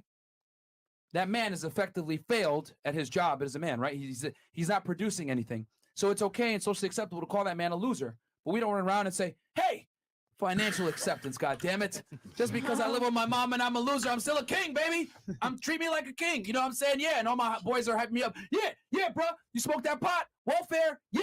You still deserve a baddie. No, but we run around and let fat bitches say, hey, body positivity. You're beautiful no matter what. Love your curves. Love your curves, girl. You go, girl. No, that's bullshit. But genetically, the Men- thicker that you are, the more able you are to carry a child. Can I quote The you more guys? fertile you would be, the more able that you would be able to care for that child. Once you give birth, to actually breastfeed, that takes so much energy to produce, to not only live for yourself, but a child. So that is why women are genetically thicker, curvier, able to hold more For sure. body But there's a fat. difference between being curvy and fat. Thick and fat. So we're talking That- about body shaming, right? So like my thing about it is like you like for I body shame someone- everybody, men and women. No, of course. If someone decides to be like as chunky as they want, as skinny as they want, that's their personal choice. But it's just like, why do you look at them and be like, I'm gonna call you fat, I'm gonna call you skinny? Like, what makes you feel like you have the right to I'll say tell you that? right now, because Go ahead. if a man's a bum, a loser, lives with his mom, etc., you should call him a loser and a failure. A woman, if you're fat, you failed your only job. You're supposed to be pretty, goddammit. That's your main agency. So how about the men who feel like fat women are beautiful? Because there are cultures who feel like bigger women are more Yeah, that's attractive. true. Okay, listen, here's the reality. Okay. In Western Guys, society. yeah, and that's a Western society concept, number one. And then number two, if you give a guy that says, I like fat bitches, no, he doesn't. The reality is, I only deal with fat bitches because I can't get baddies. Give that guy a blue check, $2 million, Lamborghini, and a mansion. He ain't fucking no more fat bitches. He's gonna Yep. get the hot girls. Facts. Men say they like what they're capable of attracting to cope. That's what it is. Any guy that has options is not gonna sit there and bang a fat chick, or if he does, maybe on a slow Tuesday, but he ain't gonna wife her because the woman that you're with Holidays. says a lot about yourself. So Okay. my thing is this: I body shame both men and women. Last I checked, you guys wanted equality, so you're getting it right now. Fat bitch or fat dude, it's unacceptable. And as a woman, I'll take it a step further. If you're a fat woman, you failed. You're the equivalent to a guy that's a loser that does not provide any value to society, because a woman's primary agency, whether women want to accept it or not, is your beauty. There's a reason why the makeup industry, hair salon industry, nail industry will never, ever go out of business, because women know on a deep level that their looks define their value. You guys are a big reason the fashion industry exists in the first place, because you know your looks are what is critical for you to be able to secure the best man that you can get.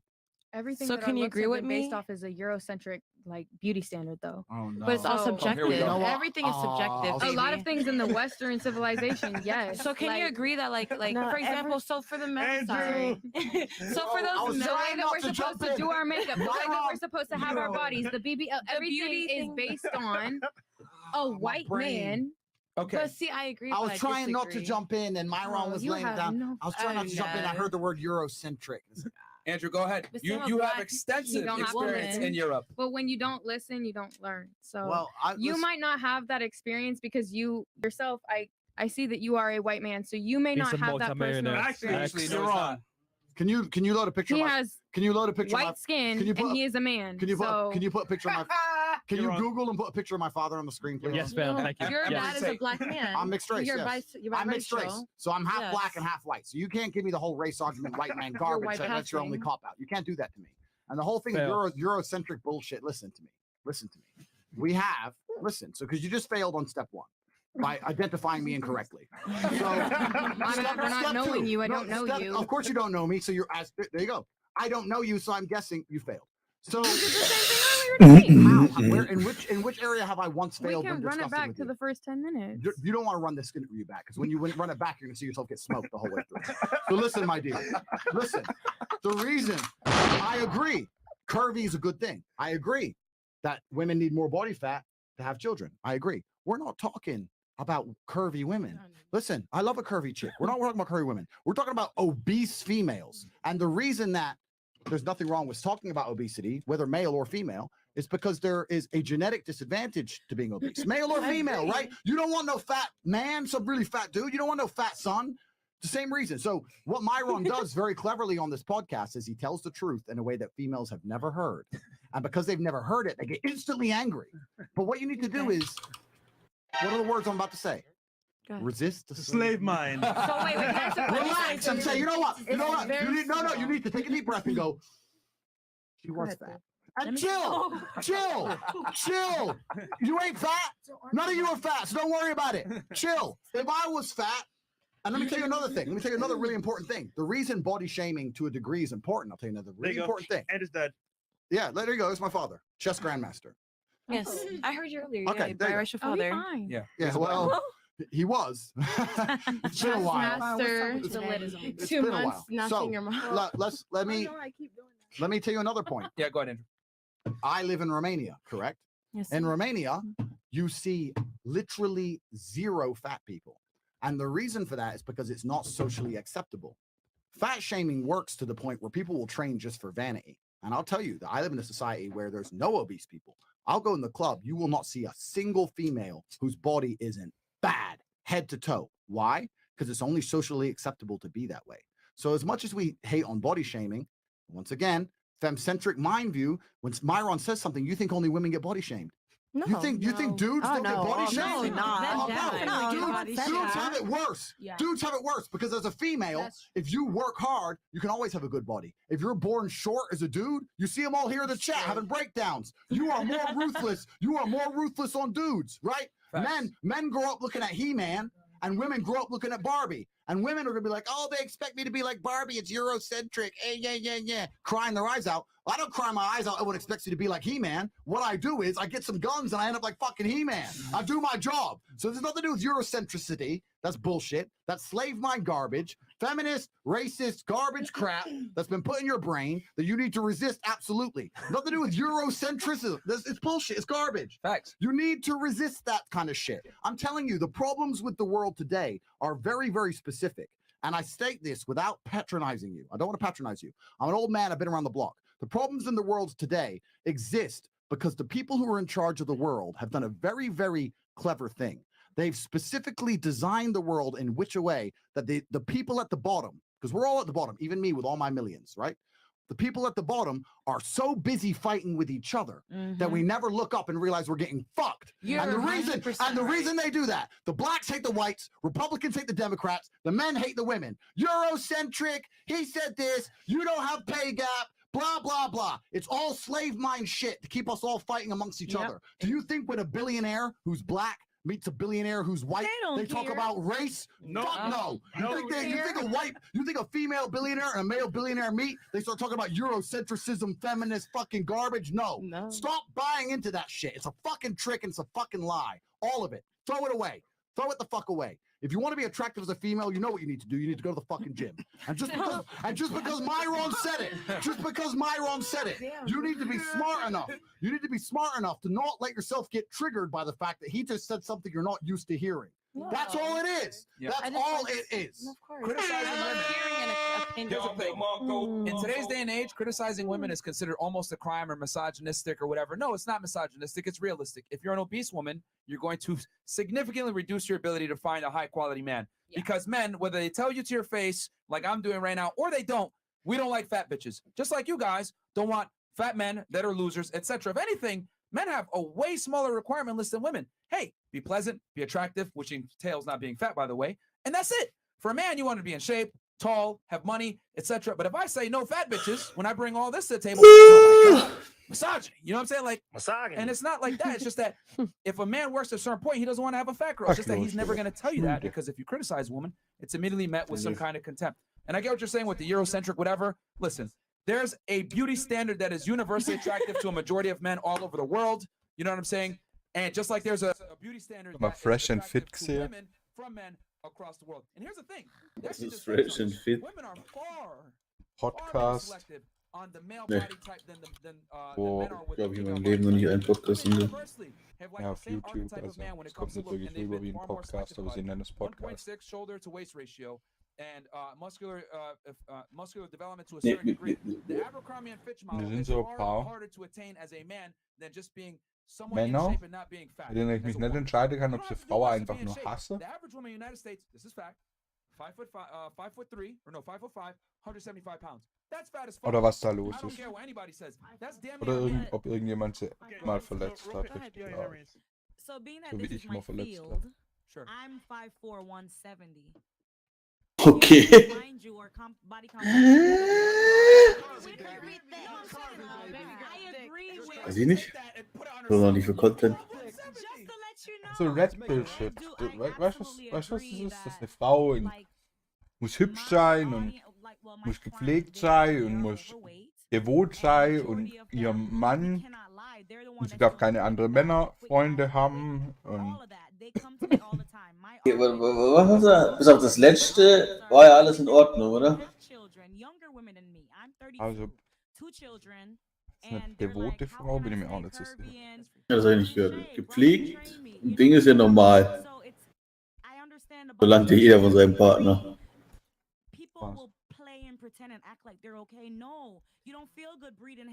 Das ist keine, ja gut, das mit diesem keine andere Männerfreunde haben, ist aber auch irgendwie so ein, fast schon normal, oder? Viele wollen das ja einfach nicht. Ja, aber da kommt halt auch so Sache wie, sie darf eigentlich kein Instagram haben. Und wenn sie dann, weil Frauen quasi auf Instagram mehr angeschrieben wäre und sie quasi auf einer Dating-App dann ist. Ja gut, ich bin allgemein gegen Instagram, aber ja, keine Ahnung. Mist, ja. Ich hab nur gedacht, vielleicht hast du schon mal gehört. Auch so sicher? Die haben mit manchem recht, aber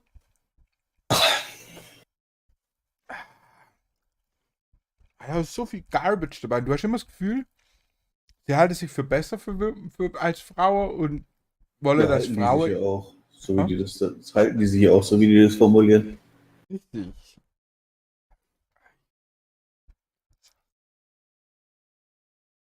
Da war der Andrew Tate auch. Wir letztens schon mal drüber geredet.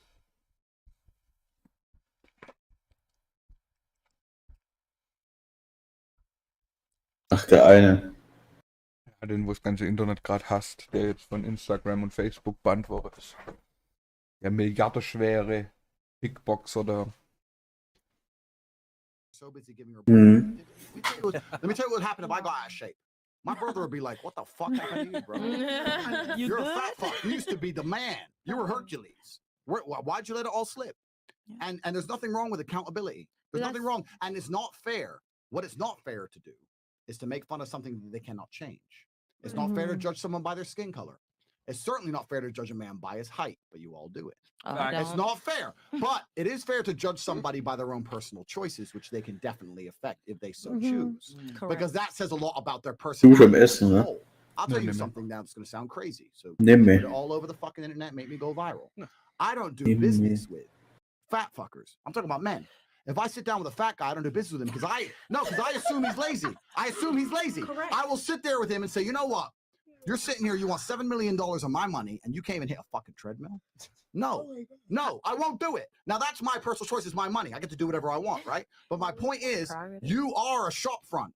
And what you decide to show to the world is a shop front. I get away with the shit I get away with. Even saying the things I say, it's because I'm big and strong. If I was some little Warum bitch, hat es none of you heißen would be soll, du listening, willst spielen? right? So that's the world. So if you decide Da jetzt as a Solo man, spielen. let's forget the woman thing. As a man, I'm going to be fucking morbidly obese. I'm not going to take you seriously in that business meeting. That is your fucking choice. That's your choice. And he's right. The way you do one thing is how you do everything. So if you can't control what you're putting in your mouth, Let's go, baby. I like you the know, boom. I agree Boom. completely, but there's a big That's difference true. between like constructive criticism and bullying. I just Of don't course. think That's my it's nice to be only mean. thing. I just don't think You that's can the tell main someone like thing. You don't said have his to be brother says, mean. like, It's you not were about shown being a way to mean. say what things. happened. That's Shaming true. straight, but Yeah. being like, ladies, look at you, one you're person fat. at a All right, time. so No, guys. They're arguing with each other. We're winning. no, because they're talking about Go. because they're talking about bullying and constructive criticism, whatever. Listen, man, if you really, really think about it, bullying is constructive criticism. It's just, with a funny connotation. Bullying is good. Bullying is good. Like people need to get bullied because it lets you know I'm doing something incorrectly. And a lot of times when you get bullied, there's some things that you can change, man. Granted, if you're ugly as hell, it is what it is. But a lot of times when you're bullied for being fat or ugly or weird or whatever it is, it's something that you can improve, man. So Fahre die ganze I think Zeit bullying is Autos bei good. uns When I was a vorbei. kid, I got bullied and it forced me to change. I think You can either sit there and cry or change. And I'll ask the Die girl ganze a Zeit genuine dachte, dass question. das It's a Essen genuine kommt. question. Please correct me, because if I know something, I know something, and if I don't, I don't. Mm. Right? So I don't know the answer to this. Do you think that men are bullied more than women? Yes. I No. don't know. Yes. Because I think they are, but I'm not sure. I think that women, yeah, you can be snarky. Yeah, you certainly have beauty expectations. But I think on a whole, in terms of like physical, actual bullying, I think men are bullied more on average. I think so. Maybe. I don't know. But please tell I me. think physically, I yeah, could say men that would I've be been more bullied. bullied. We'll go around the but- table. We'll start right here. Men or women? Bullied more. To the Yeah. mic. To the mic, Honestly, please. I feel like men. To the mic. Men. I don't know. To be honest. I Yeah, don't I'm know. not 'Cause sure. I feel like the Merch. whole body thing on a woman is harder, but Mm. men Mhm. are harder on themselves as well. Like To they the mic. bully each other as well. To the so- mic. I'm not sure. So All right. I think that the standard and the bullying on women is very, very hard, and I know I've seen it, I've experienced it. Yeah. I can't speak to men because I haven't seen it or experienced it. Fair enough. I completely agree. Question out of curiosity: the bullying that you witnessed, was it to the woman's face though? It was to me. It was to you. Yeah. Okay. For what?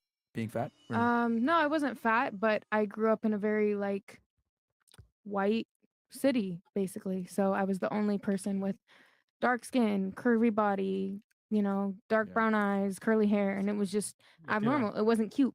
It wasn't what was hot growing up. So All right. Liv?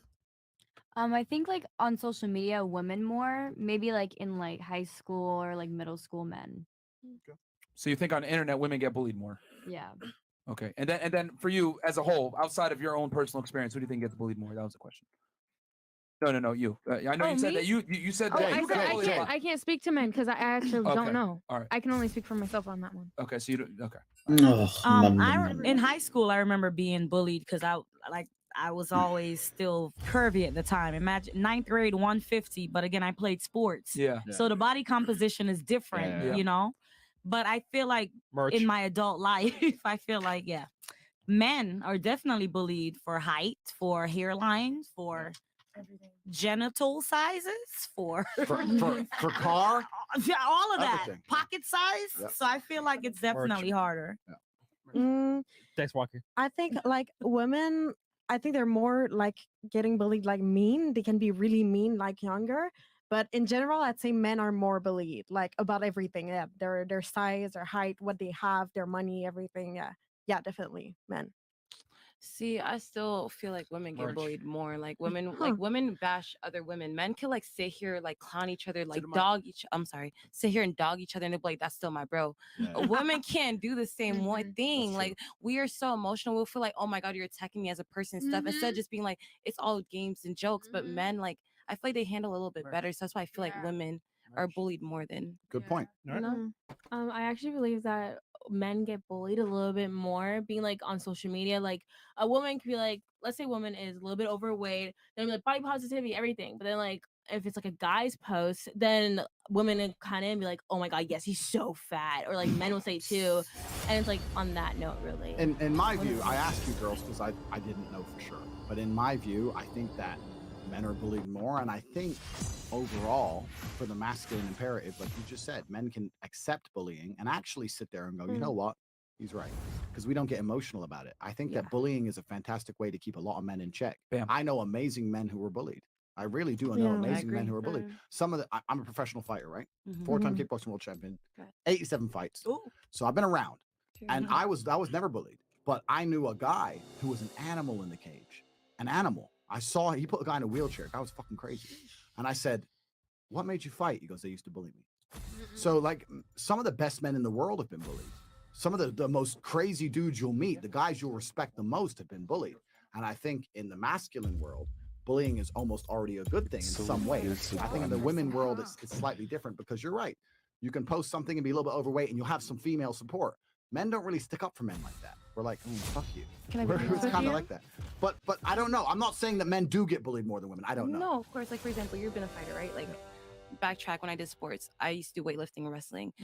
You like straight up, no one tried you. For me, they're like, oh my god, you're so pro. Like, oh my god, you're so muscular. Oh, like I get so much negative connotations Same. because like, yeah, it's you fighting, I'm fighting. Trust me, undefeated, all this, whatever. Yeah. For me, like other women used to look at me and be like, you're so masculine, you're so this, you're so that, like getting like tore down. Jealousy, yeah, jealousy. Exactly. But for a man, they'd be like, yeah, no one tried my shit. Like I was that, you know? And that's why I feel like, yeah, like men could take it, but like for women, women are so much more harsher because women love to project. That's one thing I've realized growing up. Women have their own insecurities and look at other women and be like, you're too like radiant, you're too beautiful. I'm gonna tear you down just because I don't feel secure in myself. Men, they'll look at you and be like, you're a dumbass. I'm gonna tell you what you are, and that's just what it is. And you're just gonna accept it. Which is why women like guy friends because of that same idea right there. Exactly. And I completely agree with everybody's viewpoints on this Good. panel. That's what's so good. Go ahead. No, exactly what she said about women being judgy in a way. Like women will come to me like, Rocky, I just want to tone. I'm not trying to be big, baby girl. Ich habe nur gestrickt. Yeah. Like you know what I mean? Ich Like, habe I'm geschnurzt, direkt. freaking 400 Ja, and ja. spine Kein 315. You're not gonna get Fastfood-Mäßig, big unless you're trying to Hey, do it Jungs, purposely. Are you ich hab Chips juicing? Is that your gefahren. goal? Like they'll look at Liebes competitors. Kinder. Baby, they had to dehydrate. Yeah. They had to get that way on purpose. That part. They're taking a pill before the show to dehydrate them even more. They're drinking wine before they get on stage No to sex, dehydrate all them of even it. more. So they feel like that's what you're gonna look like, and I'm like, no, you're not. You're right. You're right. Relax. You You're don't have that much The testosterone in woman you. physique and the man physique You know what I'm is so saying? different. You That's have what to make get it that so way different. purposely. So it's like it's tough, but It's tough for men and women in different ways. It's tough. I think that in part of in women's development, there's certainly a degree of bullying, and it probably inspires you to a degree. I think in man's development, I'm Slow guessing in von man's Ding development, it's ist certainly true. I think of the oder? boys or the boys or the men I know who weren't bullied. You know what's crazy? In school, all the kids who were like cool and never got picked on and bullied, they're all losers now. I agree. Do you agree with me? I The do. boys I who had see all it. the boys who had no Was ist los? no Alle desire- Quatschreichen schon wieder rum. Ach, der erzählt gerade, dass jeder, der bullied worden ist ein starker Mann worden und hat sich angestrengt und aus dem ist immer was worden und alle, die nicht bullied worden sind, die sind alle Loser jetzt. Und das stimmt einfach.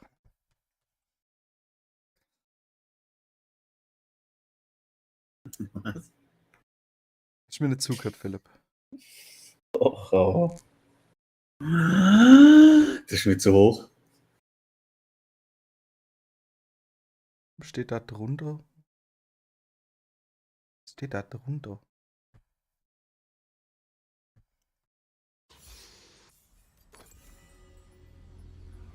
The forest holds many surprises. Bin ja gespannt, Philipp, ne? Was denn? Ja, du bist der Carry, du musst das ganze Game gewinnen hier. Du hast einen Roaming Midlaner gekriegt. Gar nichts muss ich. Doch. Take careful steps. Ja, mein Champion gebannt, ich kann nichts dafür erfüllen. Ich weiß nicht, warum die Leute Talia spielen, ne? Ich finde die so clunky. 30 seconds until minions spawn. Ja, nicht gut genug da dafür, ne? Halt sehr ungewohnt.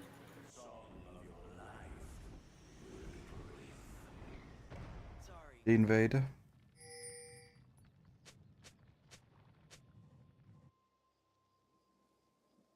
Hast du gesehen, Philipp? Ja.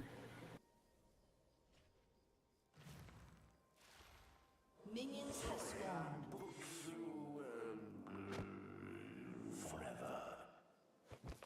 there's somewhere else I gotta be. Literally anywhere else. Ja, als ob ich da jetzt rechtzeitig hochkomme, Bro. Auch nichts machen. Ne, der hat mich gepinkt, der eine.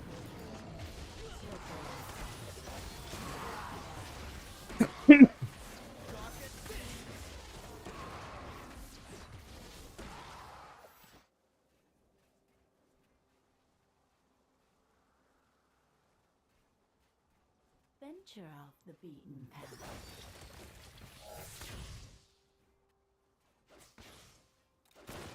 First blood. Hi, winning top lane. Just a harmless flower. Mal probieren, ne?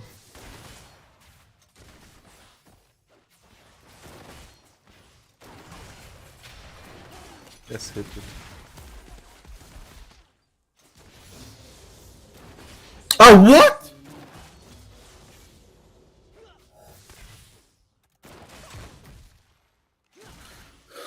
Meine Maus ist gerade einfach auf den Bock gegangen, Alter.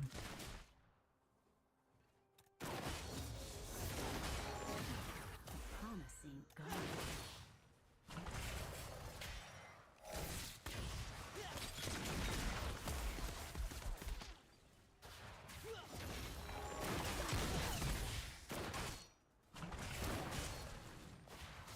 Oh mein Gott, ich missklick, Alter.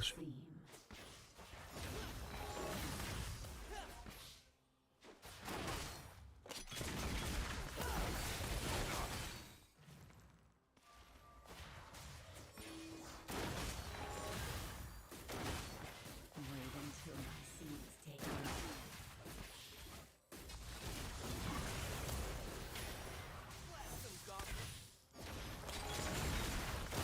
Wieso hab ich das schlecht gespielt? That's real fine. So much more to see. An enemy has been slain.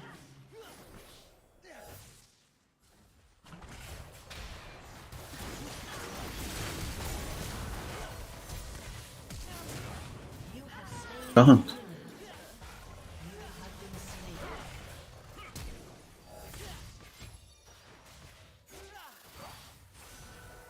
Der hat nicht healed.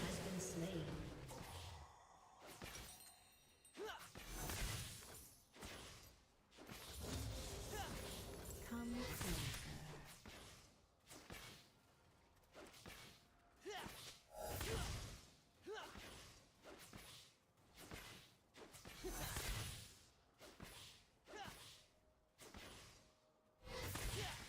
Komm Mitte. The forest holds many surprises.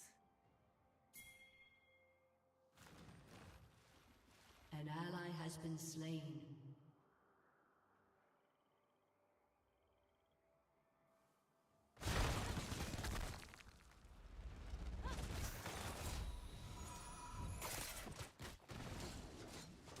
Take careful steps.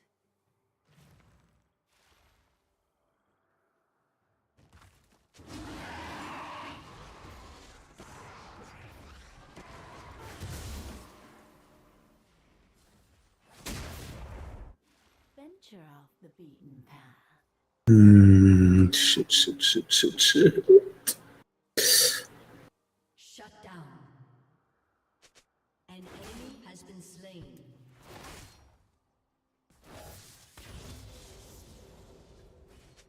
Just a harmless flower.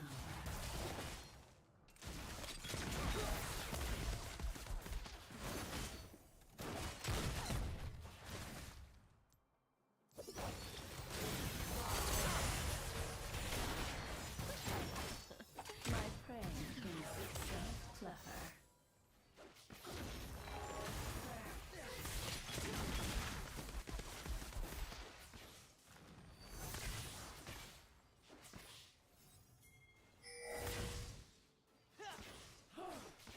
Such a busy world. Jesus, wie einfach der Henk die ist.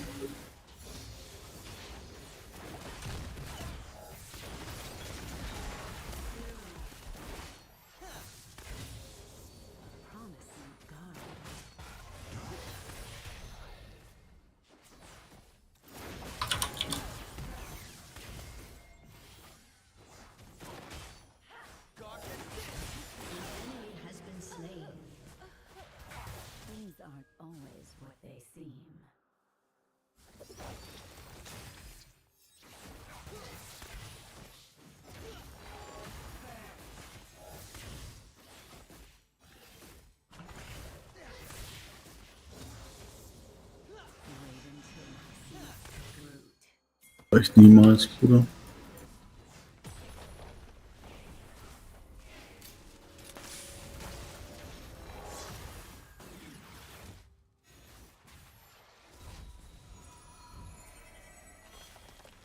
So much more to see.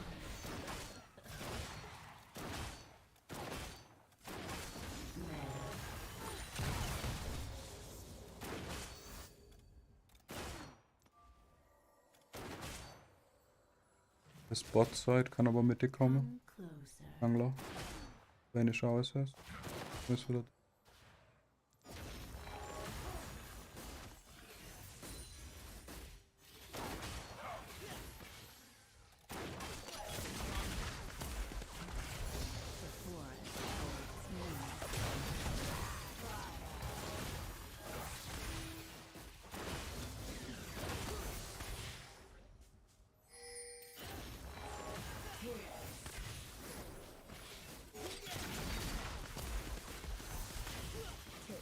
Alter, läuft das Game schlecht.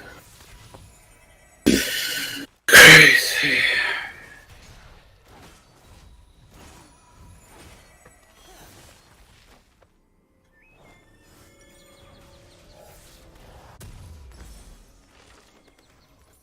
Venture off the beaten path. An ally has been slain.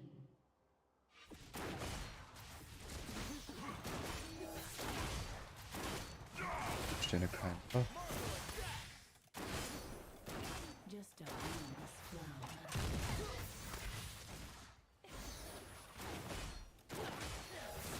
An ally has been slain.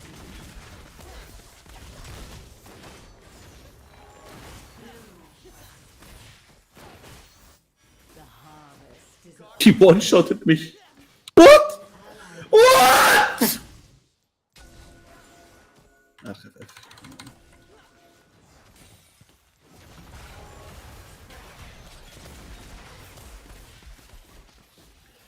such a busy world.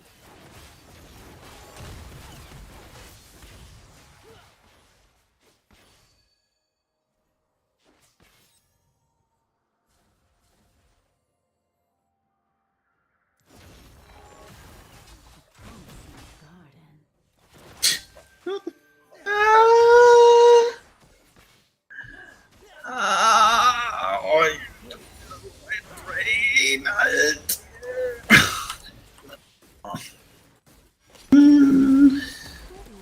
It's einfach ein playable game.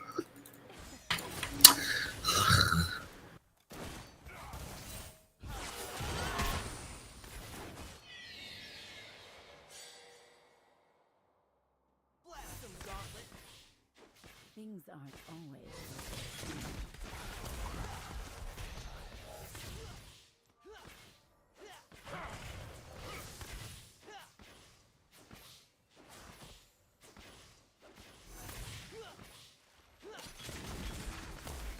wait until my scene. Ich hab das Play-Ding nicht gekriegt. Ja.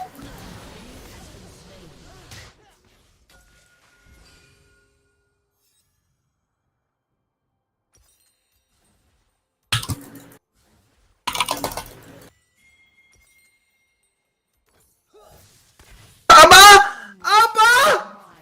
Warum? Au! Überlebt ihr das? Och, er stirbt. You're right. Tilt, Mann. So much more to see. Shut down.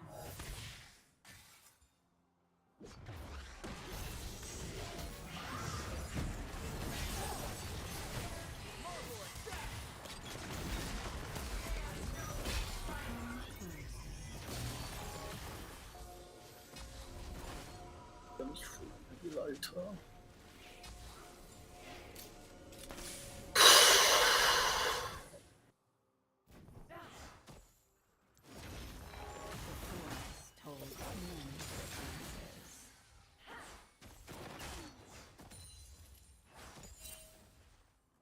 Ali Spot. Kommt wieder. Take careful steps.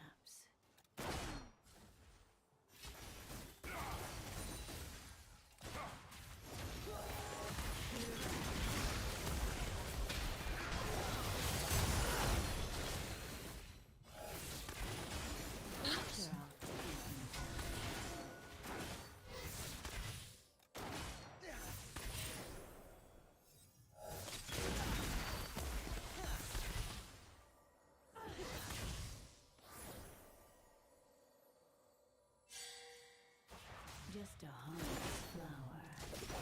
Just wait. Here.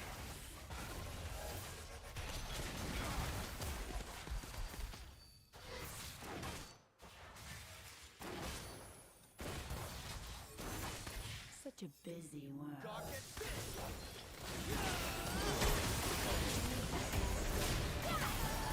Könnte tot sein. Tot.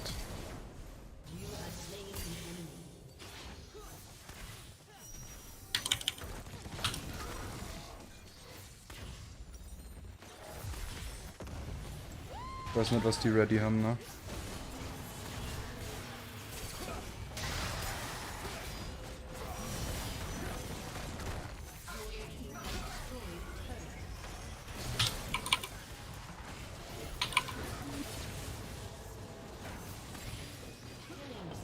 Der erste, der zweite. Things aren't always what they seem. An enemy has been slain.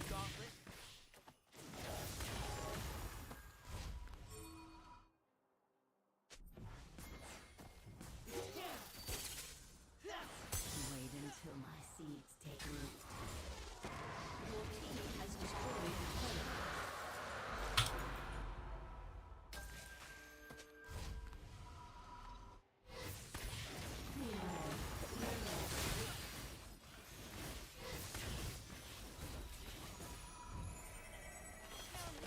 Kali ist Bot.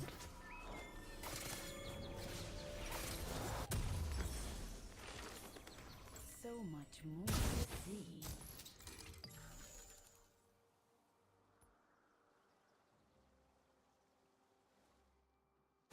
Die Mitte, oder?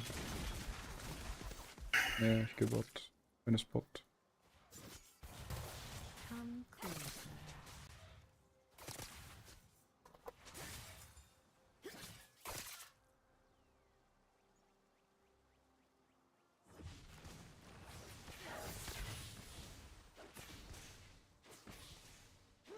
The forest holds many surprises. Mann! Wie kann der mich nicht jedes Mal one-shotten?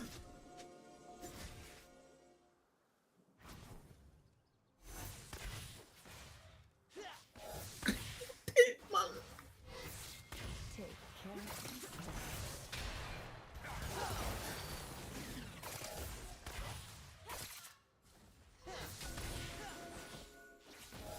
Shut down.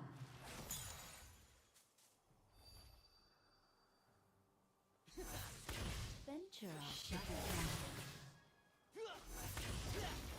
Just wait.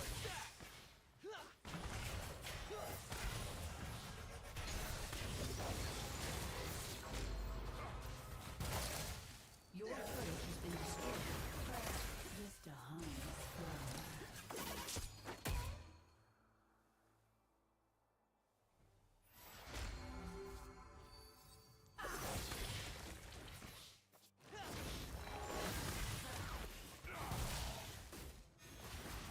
Such a busy Oh.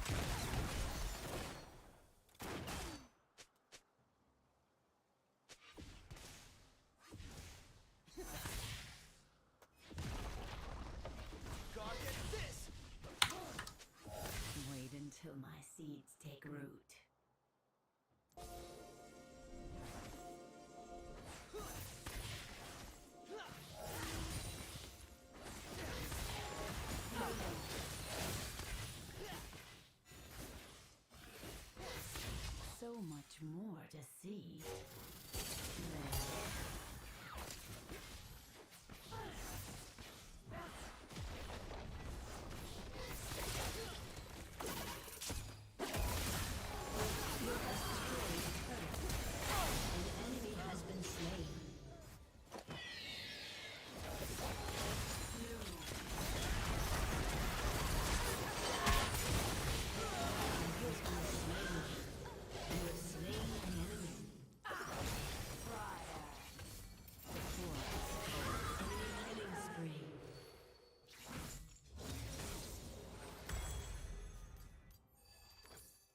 An enemy has been slain.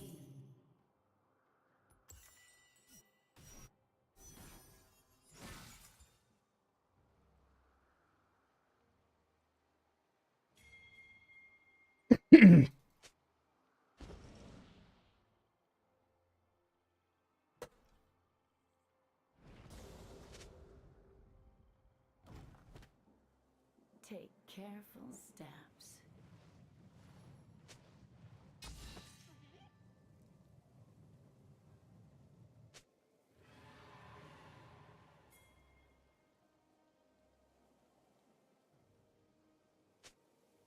Venture off the beaten path.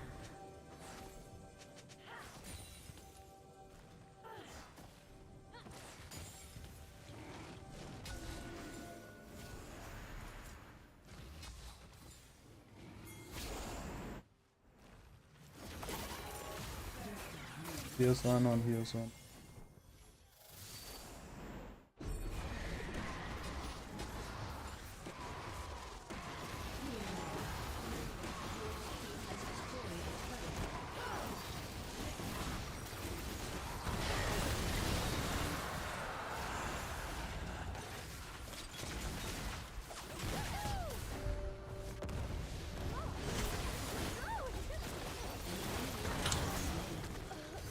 An enemy has been slain. Promising garden. Your team has destroyed a turret. Enemy rampage.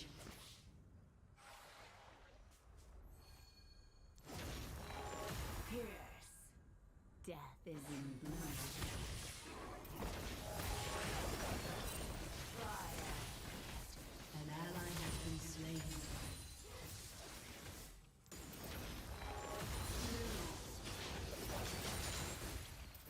Just wait. Things aren't always what they seem.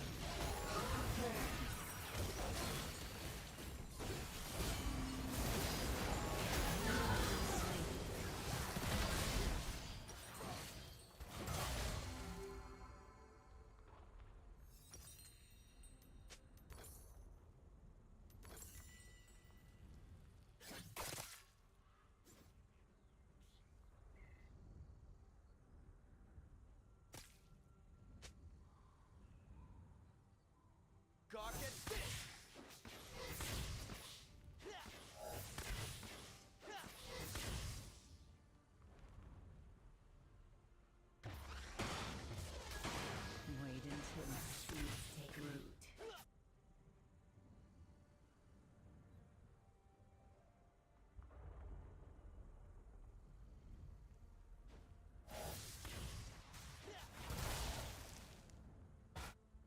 Kali kommt top. So much more to see.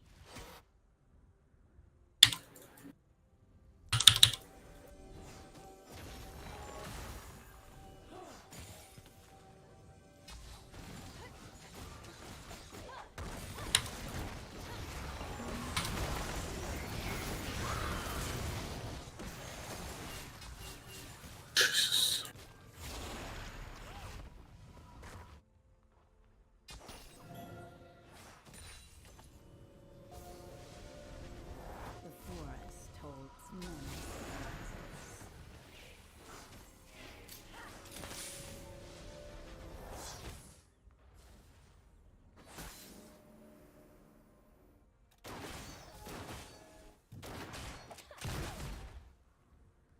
Take careful steps. An ally has been slain.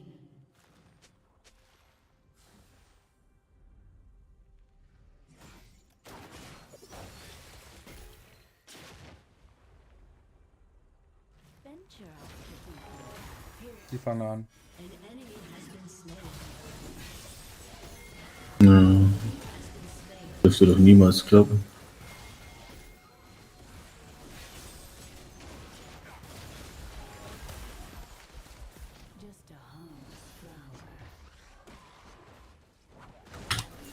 Gut den Punkt.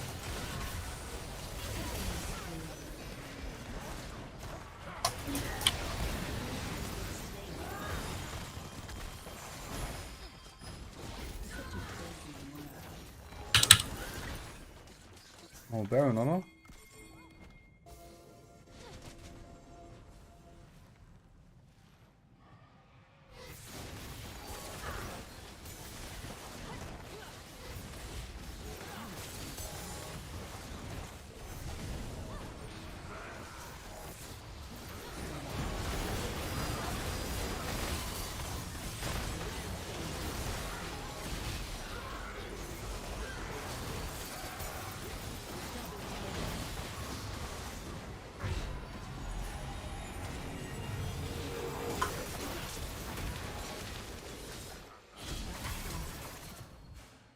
Enemy is unstoppable.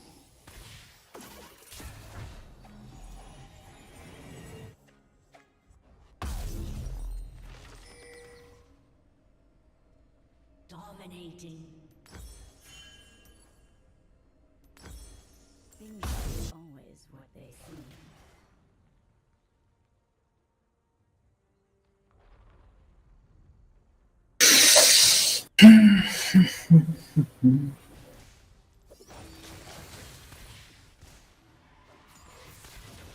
Wait until my seeds take root.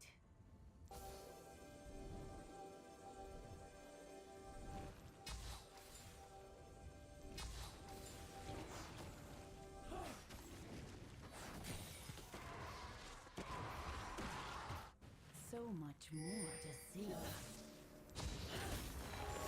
Sprout.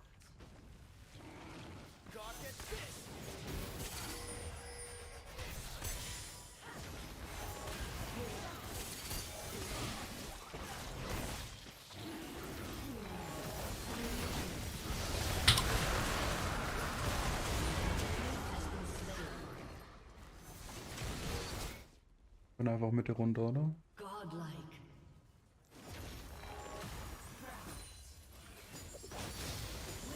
The forest holds many surprises.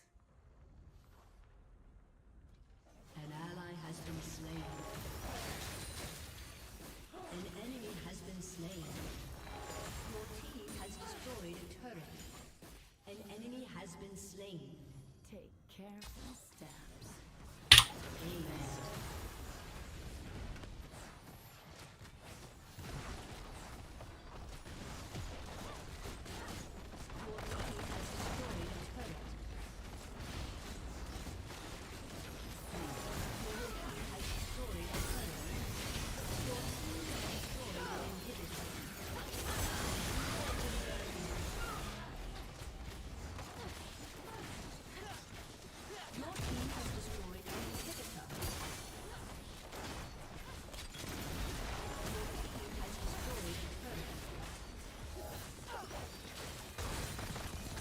Ich hab ein Ende hier nicht, oder?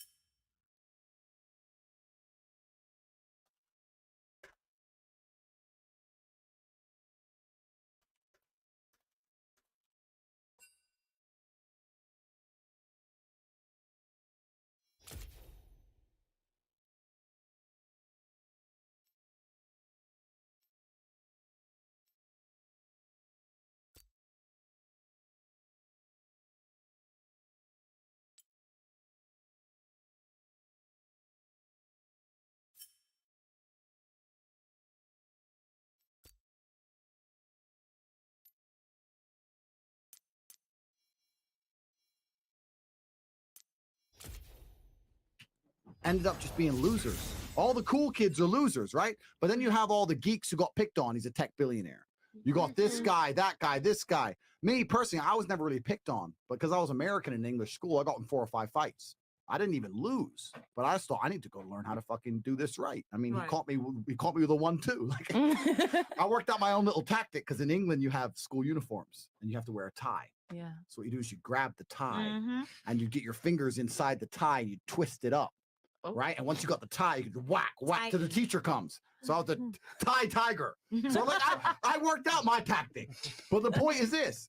If I didn't go through that shit, would I have even become a world champion? No. This is the thing. It's So developmental. It's development. So there's a lot of negative talk of trauma in You the go world. through, you are But a I think bully. especially for being a man without trauma ain't shit. Exactly. All the things you guys want in a man, everything you're looking for, comes from a man experiencing trauma.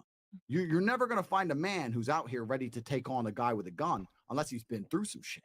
You're not going to find some dude who had a nice, easy life who's now ready to lay it down. No, of course. It's not real. So as a man, trauma is super important, and bullying and body shaming this shit, we give it to each other all day. So it's kind of like, I really think it's a positive thing. If my son was getting bullied, I'd be like, well, what they picking on you for? Oh, I look like a geek. Well, you do look like a geek. You my see, I dude. can't lie. I'm You kind of better jealous fix that it. men You could better do fix that. it. Tell them they're I'm geek very too. jealous of better that. fix I mean, I don't think you're jealous of that because I do. Not really. Women are born with value. Men must create their value. Yeah, but see, like men could sit here and like y'all could be so honest with each other, be like, you know, you're fucking up, you're doing this dumb shit, blah blah. Blah, but y'all could sit here and be friends after. Women are so like, at least the women I've met But that's the personally. who Let me point. not generalize. Wait. 'cause that's not Are you fair. saying that you can't be honest with women? Exactly. No, I cannot. Honestly, Honestly, if we're gonna be very honest, sometimes you It's not- can't because it's you not have like to you sugarcoat can't be certain women. honest with them, it's Men just could be hard. men could be more blunt than women because women you have to be very, you know, like you have to Because they understand can her. put You gotta their say feelings on them. Yeah. exactly. Men could be like, you're doing this.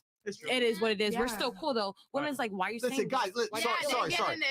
This needs to be the longest episode ever. What's your record? Because I'm having too much fun. I got more vodka to drink. What's the record? 500K. What's the record? We're going 4 hours. Because we're still here's the 30 thing. minutes. Because we still gotta because some of these girls think it's easy to get guys. So Yeah, I but that still too. want to see.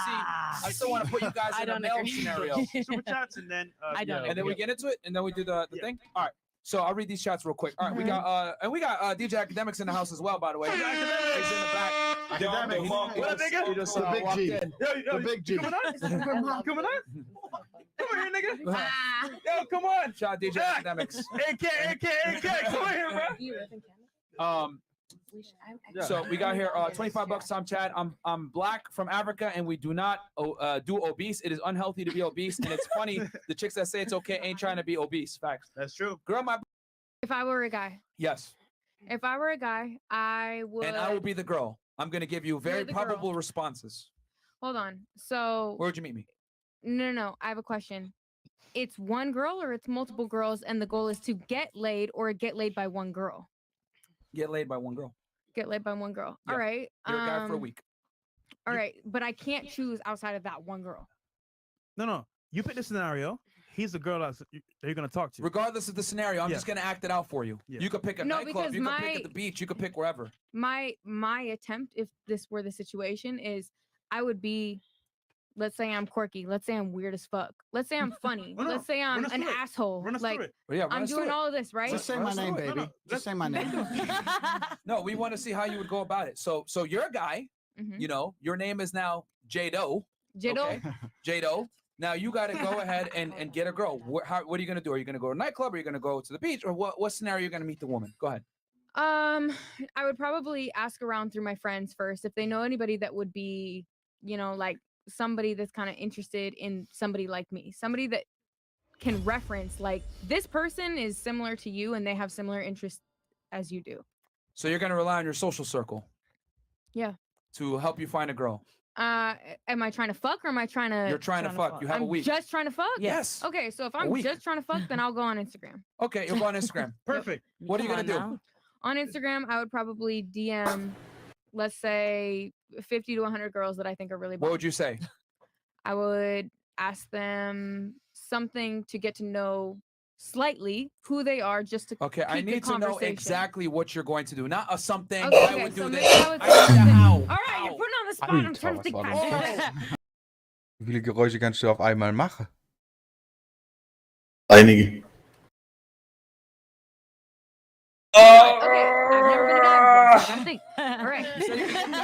so I want to see. All right, welcome so to the I would struggle. probably Come on, now there's no War ich struggle. morgen krank oder mach ich morgen krank? Krank. Hm? Mach ich morgen krank oder mach ich morgen krank? Ja, aber mich hätte eher interessiert, ob es dir schlecht geht. Ich habe einfach nur keine Lust, morgen arbeiten zu gehen. Gar keine Lust. So lang, gell? Hm? Ich bin schon wieder urlaubsreif.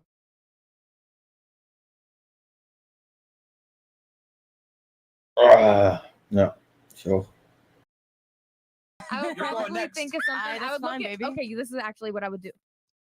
I would look through the girls' Instagrams and I would narrow through and find the ones that pique my interest the most based on not only what they look like, face, attributes, whatever it is that I'm interested in, but also what they're posting about. So if it's a girl and she looks like she's just trying to fuck, like I'm really trying to fuck, all right, I'm gonna hit you up. All right, what are I'm you gonna gonna say? hey, or are you in my city? Or let's kick it sometime, or let's get on FaceTime. Let's do something like that. All right, I'm the girl. You say. Fly So me what's out, your sis. message? Fly me out. Something like that. No. Give me exactly what you would say. Exactly what I would say. Upset, troll. I would send a puzzle piece. A puzzle piece. Yep. Okay. I respond with a question mark.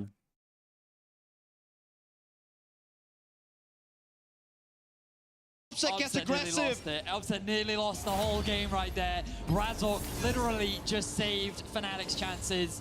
Unbelievable. That summoner's gone now for Upset. Humanoid will steal the Ornn ultimate, and we have another fight.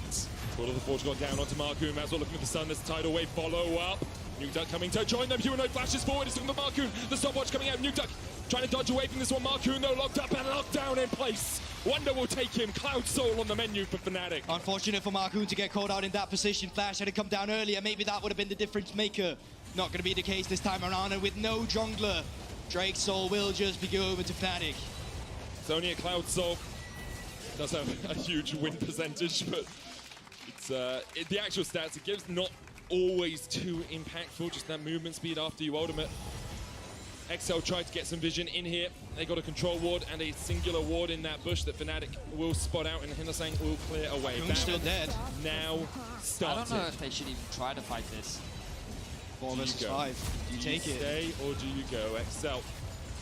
Humanoid on the flank. Humanoid in a great position. XL looking at the darkness. 2000 HP on it. Humanoid gets onto Patrick. Humanoid exhausted immediately. Call of the Portugal going out as well. The Baron secured for Fnatic, and Wonder's trying to get him to that back line. Needlework after needlework. He just melts them.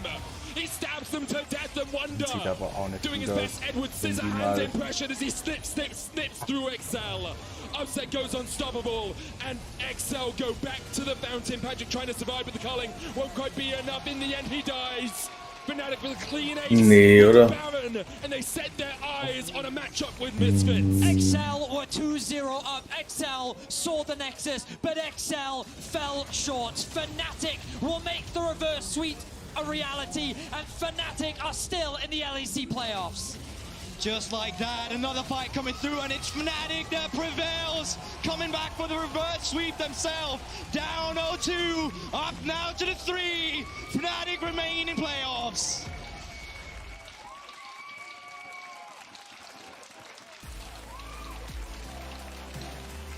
It's the LEC guys. The plot armor is too strong, and Fnatic have done it. And think of XL. This is the second time this year they have lost 3-2 in the first round of playoffs. First against Vitality, now against Fnatic, and they were on the cusp. They were on the very edge of round 2. It just felt like in the final game, the pressure got too much for XL. They made one too many mistakes, and Fnatic was primed and ready to punish. Der Döner hat sich direkt auf mein Herz gelegt. Oh my god, Ah. imagine if he doesn't hit that. Oh, imagine if it's flashed. I mean, Mhm. should have died. He should have, and that should have been the game. But, I mean, talk about someone having your back. Yeah, like Razork had a truly phenomenal series. With the Baron steal last game, with the knockback this one. Huge credit So to ein him. günstiger Döner, das. He knows what it's like to be here when he was with Tatsächlich beim Misfits last year. günstig war er They nicht, came aber ich so habe mir close to Preis qualifying to gestellt. Worlds twice. And now his chances are still like he will be going up Ich hab against a gewundert, small warum die so viel organization Mindestbestellwert next week. haben. It will be Fnatic versus Misfits for that last spot at this year's World Championship. And for XL, the season is done, over. They're going to go up, they're going to take a bow. They delivered us what a series they had. They deserve every bit of applause that they're getting. But what a frustrating series for those players. So many of them demonstrated an extremely high level of play today. They came in well prepared, they looked convincing against Fnatic. And if only a small few things had changed, they could have 3-0'd. This could have been a different series. It's a tough one putting up. You've got to feel bad for them because it's those small things that they're going to think about. It's those small things that will sit there with them. Yeah. So send your love, send your support to the XL team because they did a phenomenal job here in today, and they came very close to keeping their playoffs run alive. And some people that are still in What's for the playoffs, Excel? Nokia player of the game, player of the series, vote at LEC on Twitter. Razork, Humanoid. Ja, eigentlich mir ist egal, aber Yeah, but I mean, amazing job by these Mats ist players. ja Fnatic-Fan, da muss ich auch für die andere Seite sagen. Well, jaws of defeat, really. And it's hard to pinpoint one because I feel like, well, Razork, phenomenal experience throughout the entire series. Upset had some high highs, also a few lows. Humanoid can be said with the same, but it's a team effort in the end. Lots of moments coming through as you're talking about, and Fnatic, it's super impressive for them to bounce back, especially after you saw their faces throughout the first two games where they Vielleicht honestly Lulu, looked wenn devastated from the ihr get-go. Supports. What an incredible series. What a great way to round out week one. We've had Still got 2 more weeks of this one. Yeah, 2 more weeks. Malmö getting closer and closer. It's just Wednesday, Captain. Of course, the playoffs across the world continue to deliver. There's still more playoffs left to be had over in North America this evening, which I'm sure are guaranteed to be a banger. Evil Geniuses will be playing up, but commiserations once again to XL. Fnatic, the plot armor just seems too strong. They're going to keep their run going. Oh, And, God. That's going to round out week one of playoffs. That it is. After staying alive in the lower bracket, Law is now joined by the victorious Razork. Take it away. Wow. What an insane day for Fnatic and for you, Razor. Congratulations on advancing to the next stage. Any first impressions after this series? How do you feel? Well, my first impressions are that this is the first reverse sweep that I do in my entire career, I think.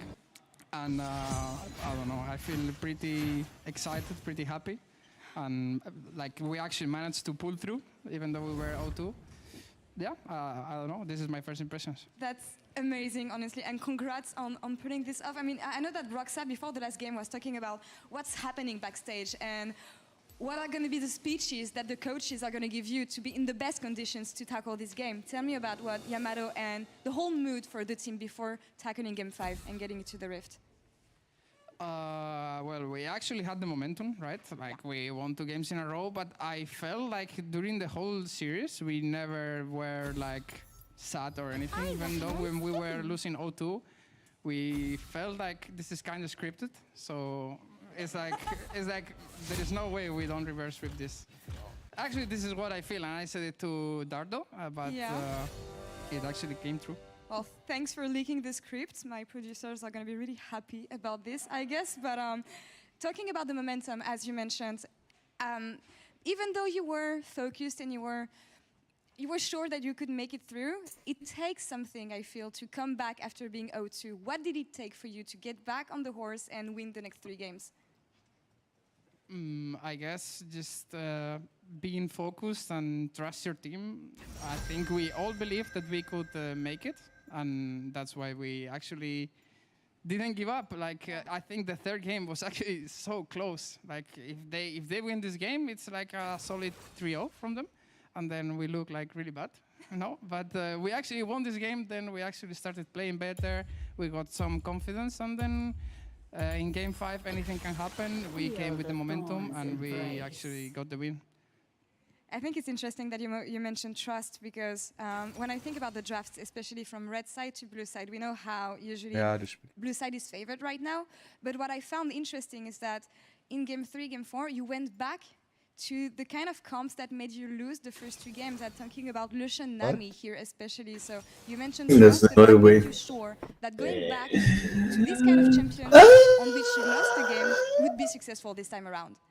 Well, this is the thing that happened to us with the Twisted Fate, right? Like, if we think that a champ is good and we are losing the games with this champ, but we are not losing the games because of that champ specifically, then we actually trust this pick and keep picking them, right? And I think with the Lucian Nami, we knew.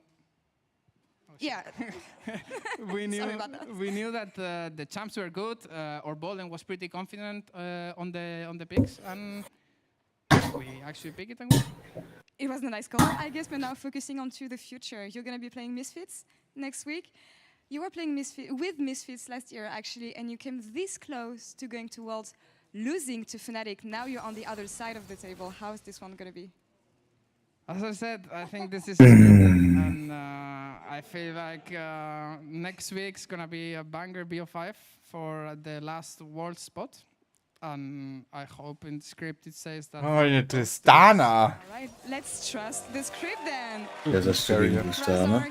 Thank you so much for the interview. ist nicht I'll let viel, you nicht so go hot. rest and go backstage now. Congrats again on taking down Excel. Weil du keine Eier hast, Johannes, weil du keine Eier Couple minutes for post-game lobby with Ja, Sharks. diese Stay tuned. Tristanas, die gehen in mein Videomaus.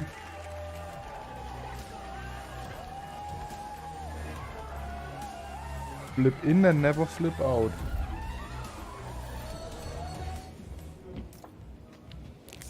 Ja, das passt doch zu dir.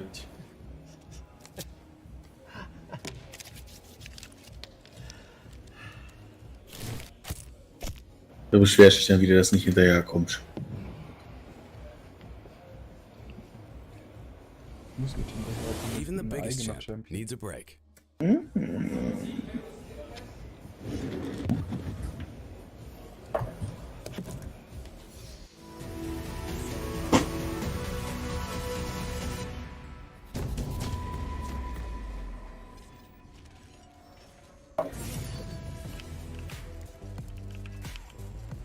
Over again, winning his matchup, taking control of this lane. Incredibly impressive stuff. Really inspirational. And here we go, he's looking for something. What a move! This man is on fire! That's the kind of play that makes me want to be on stage. Hold on. Okay, keiner da. Thank you so much for joining me. Tell me, how do you feel after making that play? Ja, muss schon mal mit dem Canes gehen, die invaden immer ihre Stacks. Der gerade invaded wurde. Nee, aber die meisten Canes haben das. Ist gerade Red Cane oder was? Ja, muss.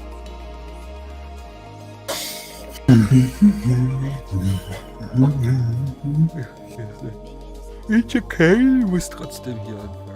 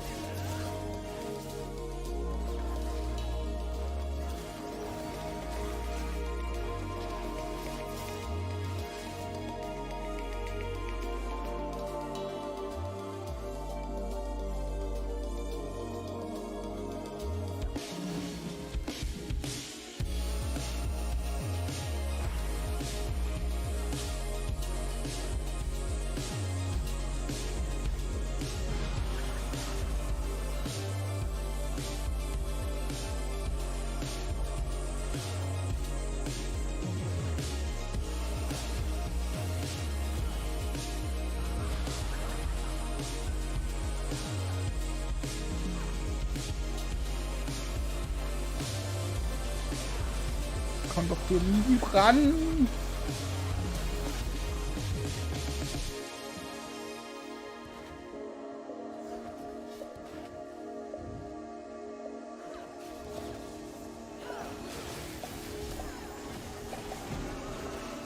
Ja, und das.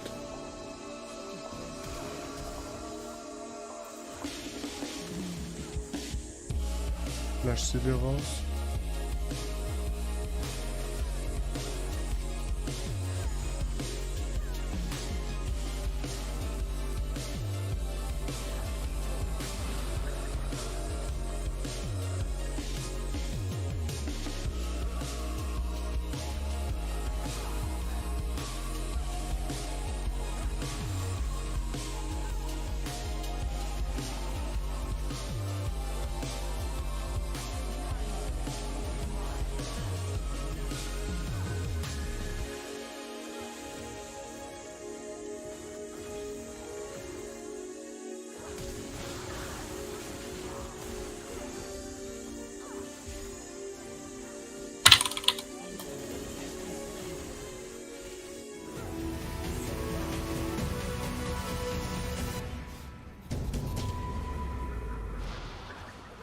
welcome everyone to the LEC post-game lobby. We've got a treat for you. Not only did we see 5 games, but I'm joined by Broxa, Humanoid, and Hylissang. Now, this is a very rare occurrence, but we're super happy. I think it has a thing or two to do with the fact that Broxa's here as well. Is that correct? Yeah, I guess Broxa requested me specifically, Yes. so I had to come. I had no other choice. Otherwise, I wouldn't be. Okay, that's At least you're totally honest. fine. But now that we have you, no, of course, I'd like to know your first reaction. Maybe let's start with you. The reverse sweep. Yeah, it's crazy. I mean, to watch it is always insane. With all your experience, how was it stepping into that 3rd game and then getting the motivation to win the next 3? Honestly, I'm not sure if I realized on stage that I had to like really win these games so we don't lose. I really took it as another game, and we kept repeating it. That we just need to like fix, adjust some other things in the game, and we're gonna like win. And we kept saying this, and we believed in the draft and everything that Yamato prepped and saves as well. So I was confident that we can still win and trusting my teammates. Ist over. Okay, Humanoid, so did you feel Hat 2 Waves genommen. you ended up losing them to Excel? Did you feel as a team that you were better and that you should be able to win them then? I don't think anyone thought that we were playing better in the first 2 games because we were for sure playing worse. But then I guess, I don't know how. I think the 3rd game was like really close and both teams play like kind of even. And then I think in the last game we played a lot better than them in the last 2 games for sure. But yeah, at the start I thought they were playing better than us. Broxa, of course, was watching you guys intently. He's not biased, but of course, really, he was looking at you as well. Broxa, when did you start to believe?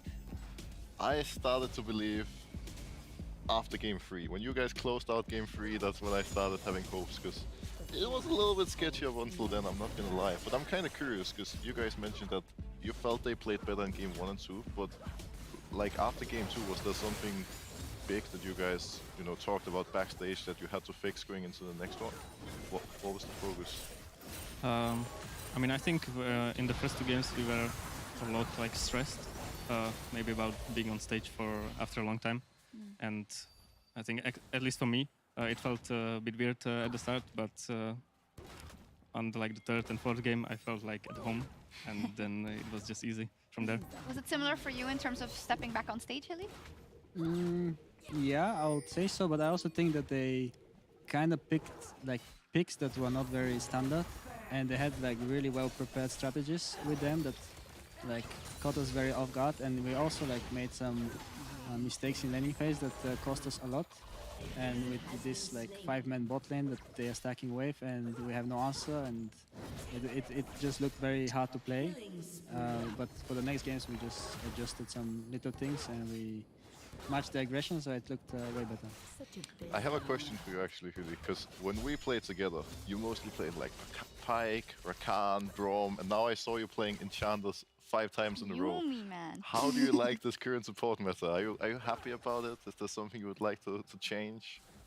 I mean, I'm happy, I'm probably not, but it does feel good to win on them. Even though I don't have like much power, I'm just like, I hope my AD carry is better than theirs in a way, and we have a better team. But it takes some skill to pull them off, and I've been like really trying to work well with Ilias in laning phase with upset, and I think we did a very good job. But I prefer like Trash, Pyke, Rakan rather than Yumi, Lulu, and Nami and those champs. Not surprised we to hear prefer that. you on those too. But Broxa was actually saying that you're an insane Yumi, because maybe people underestimate it, but you'd actually be a good Yumi too. Well, I was hoping we would see, you know, the good old AP Yumi from the Garen Yumi days. Okay, look forward to it. Final question about the bot lane meta. Of course, they came out with the curveball of Nila. It's something that they had played before, so I'm sure it was on your radar. But it Der caught jumpt off nur us rein. guard that Legit, actually der jumpt won the nur game rein. because it was hard. She had a bit of trouble in the late game, though. She was Ich really strong. tilted She von got vorne. some really crucial fights. Were you surprised that she was as strong as she was by the end of game 1? Ich wäre auch tilted I worden would mit say so so ist that I was Slot. surprised, but also she got like very ahead, and with Yumi on top of her, she was like actually extremely tanky, and he played her like very good in team fights. He had like he was always the last member and just ulting like 4 people like all the time, and I felt like he was very ahead, so that's why it looked very good. But he also piloted the champion like very good as well. Okay, Humanoid, did you feel like you had to be on Silas duty? I think it paid off. Like you had a Nila ult that was insane in one of the games. You had the crucial Ornn. Do you think it was almost necessary because of what they drafted? I think they were just prioritizing Sejuani mainly a lot. So I just thought that, and they also ban Azir every single game. Yeah. So I just thought that Silas would be the next best pick, because yeah, every single game they were picking really good ults. So yeah, we started picking it early in the draft, late in the games.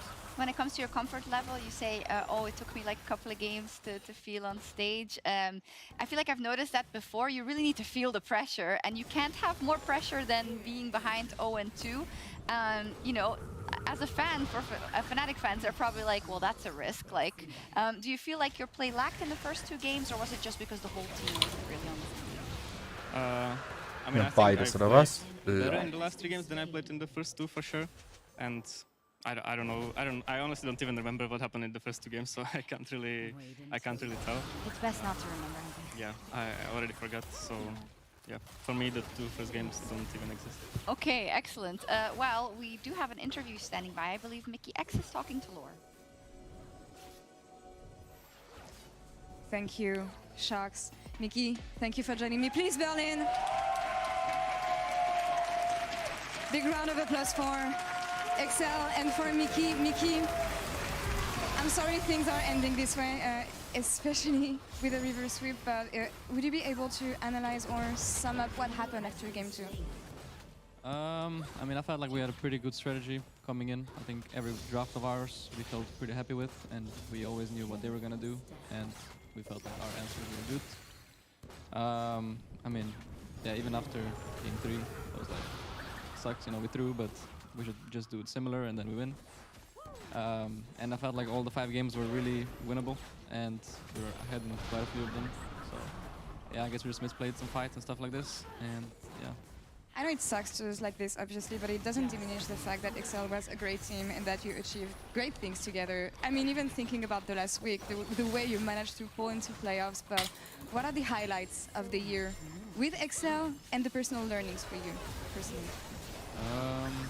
Well, I guess for me, I felt like I stepped up more in terms of talking and just like talking during the game, maybe taking more initiative on, you know, learning outside the game, watching replays together and stuff like this. So I guess the highlight of the split was, I guess, us watching like replays in the last 2 or 3 weeks, like every day together, which I felt like, yeah, it was like, we felt more as a team, I guess, than in the past. We're actually doing stuff together, so instead of everyone just playing solo queue randomly, and then, yeah, it felt like we were getting better and better. I think in scrims, we were really good. I feel like even though we won 2 games today, I didn't feel like we showed the same performance that we did in scrims. I felt like there was still a lot of nerves, or like, you could call it choking a little bit. But, yeah, overall, yeah, it was an okay split, I guess, for us. I think we could have done a lot more, of course. But yeah, it sucks indeed, but when I look at Excel, and I mean, we hung out outside the Rift. I saw you guys at the studio. It looks like you were getting along so well. Is there anything you can tell me about the dynamic you managed to create around the team and the way you guys bonded with each other? I mean, I guess at the start when I joined, Ich spring 24/7 nur rein. It was an awkward way to join a team. Yeah. But I feel like playing with them and then going to Korean bootcamp together and just playing together, I think everyone was like really close to each other, and it was really nice to hang around with all of them. And I felt like in the game we were pretty good as well, like mostly in scrims, but on stage sometimes we showed it as well. And yeah, I guess it was just quite enjoyable. The impact you had on the team, Mickey, was immense, honestly, and there's a before and after Mickey, honestly, with Excel. Before I let you go, is there anything you would like to say to the fans and the crowd who stayed here to hear from you one last time this year? Well, thank you guys for showing up. I see a lot of Excel signs in the crowd. Usually that was not the case from the start of Spring to now. But I appreciate all of you showing up. Bisschen Red Buff resetten lassen. It would be nicer if we have won, of course, but well, there's always next year. Berlin, one more time, please. for Excel. And Lottie. And for Mickey. Mickey, thank you so much. Oh. Really looking forward to seeing you again next year. Thank you so much for everything you did this year. I wish you a wonderful off-season, and we'll see you in 2023, obviously. I'm gonna leave you guys with the chants we have in the crowd, and Shocks, back to you. Oh, there we go. Oh, yeah, you can't help but feel sad, obviously, for DXL team and Mickey, but we will be seeing a lot from them.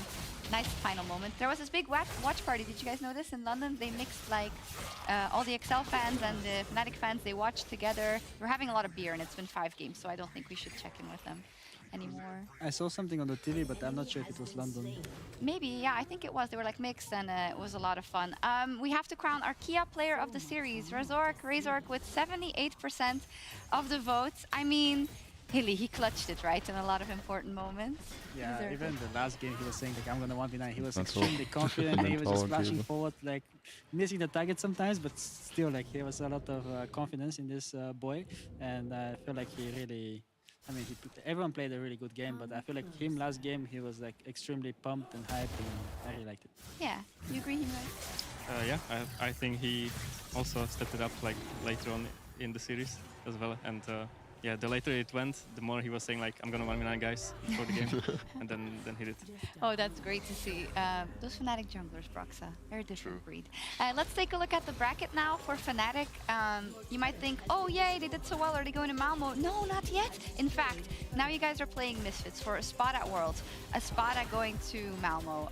Humanoid, first thoughts about that best of 5 after the heroic effort you had today? I mean, I think my impression would be that they should be easier than XL. I would say that XL is a better team than Misfits, but I might be surprised. So yeah, but I think we should be favorite coming into that match. Really? Yeah, I'm not sure about strength or anything, but I feel like if we come up prepared and like we know how they play, if we like improve on those games that we just lost and fix the draft a bit, I think we can for sure take them down and make sure that we didn't eliminate XL for nothing and go towards. Yeah, that's a great point. When it comes to the lower bracket, you've done a couple of crazy gauntlet runs in your time, so it would mean you'd have to beat Misfits, then you'd have to beat the Mad Lions, and then you'd have to beat the loser of G2 versus Rogue. Do you have it in you?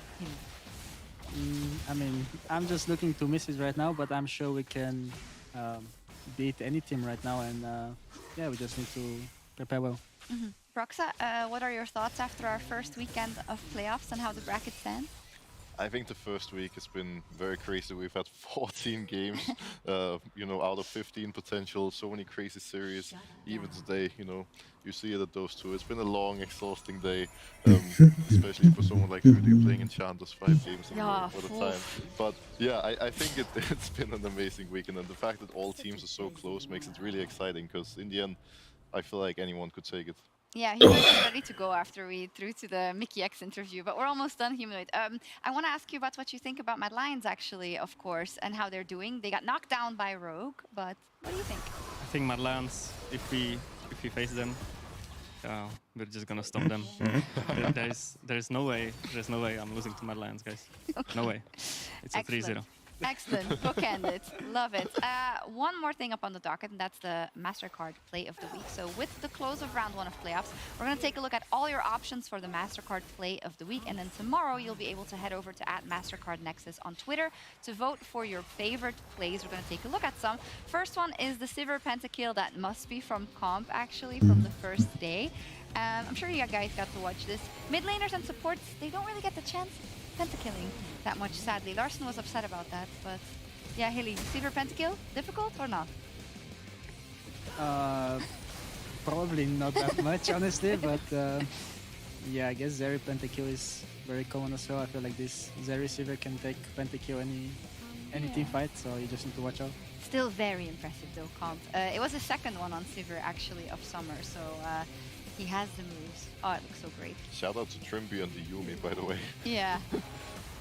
You know, don't say Yumi's useless. I mean, she's definitely not useless. She's actually the opposite. But also up for contention, we've got Capsus Shurima Shuffle.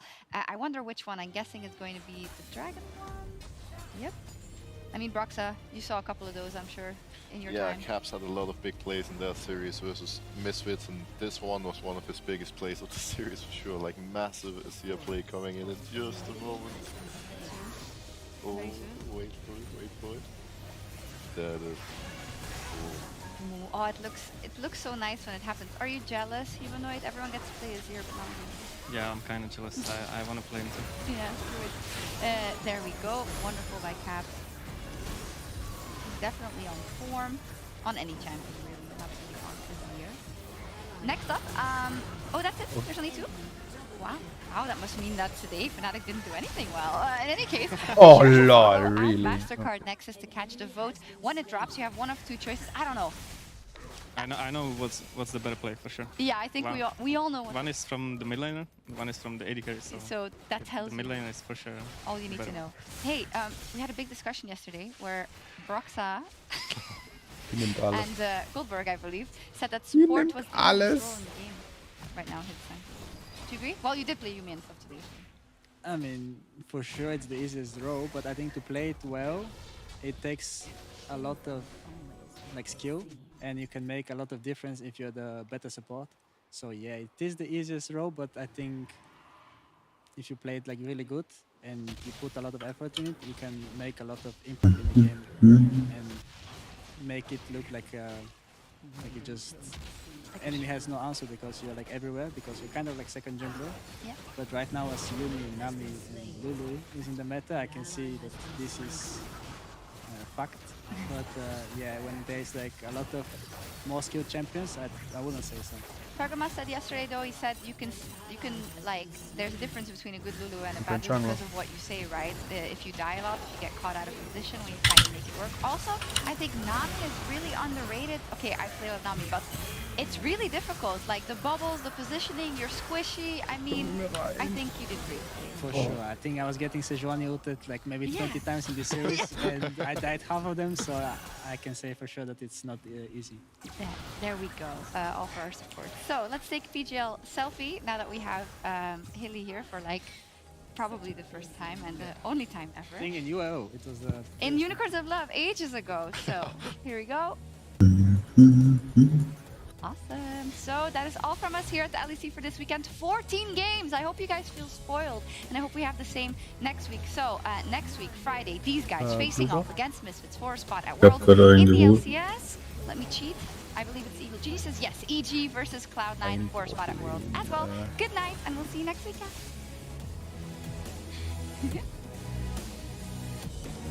Awesome. Thank you. That was great. Welcome everyone to the LEC Summer Playoffs live from Berlin, Germany, where tonight Fnatic and XL face off in an elimination match in the lower bracket.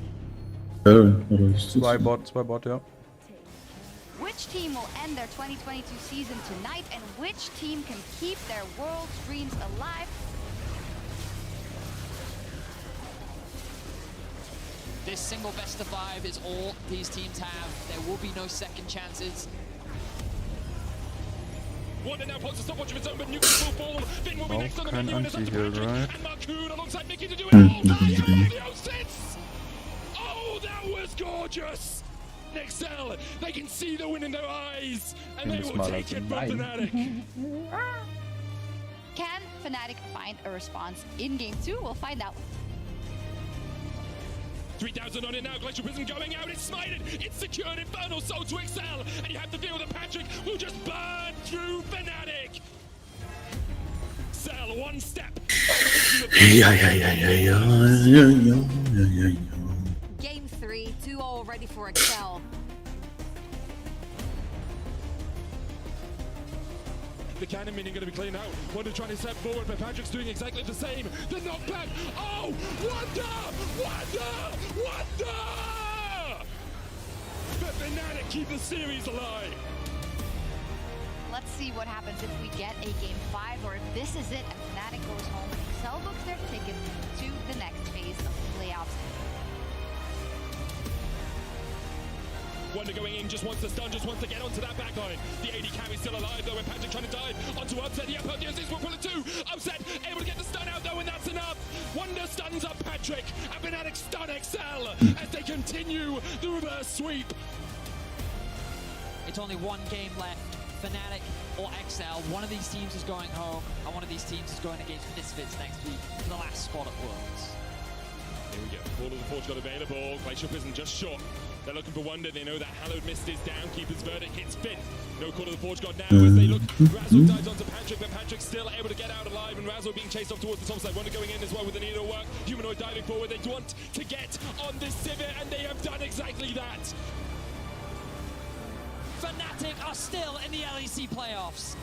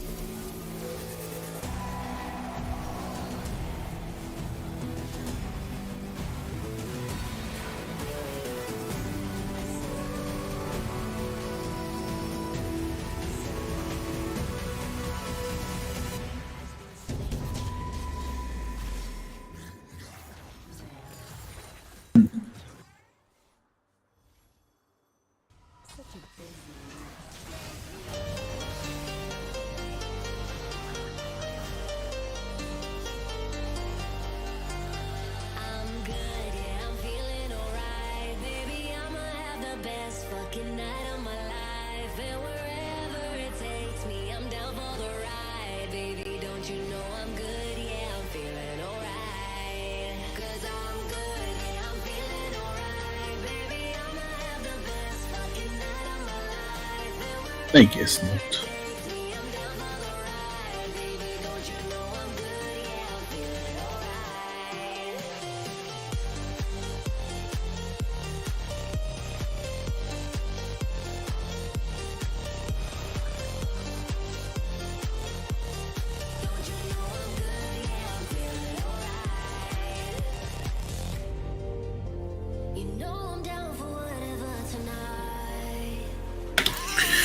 Hallo.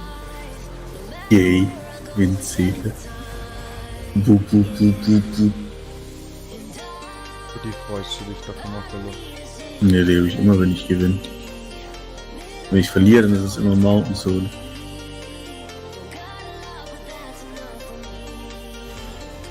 Ja, nicht so schlecht.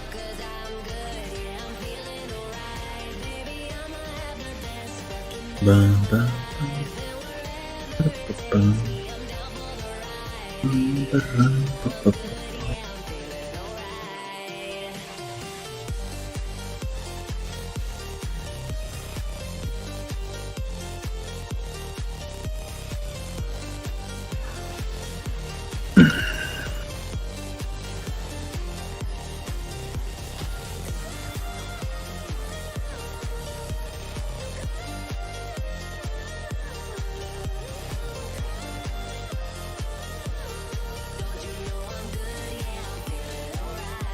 Schon wieder nichts, alter Schwede. Was ist denn jetzt los hier?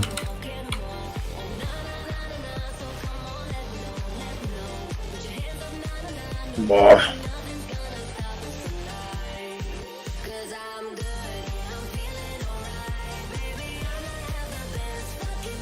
Scheiße, hier Scheiße. Hier.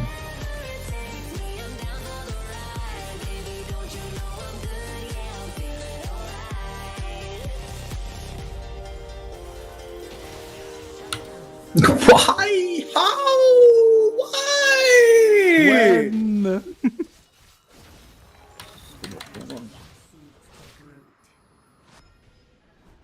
Krasser, warum bitte reinkommen mit mir?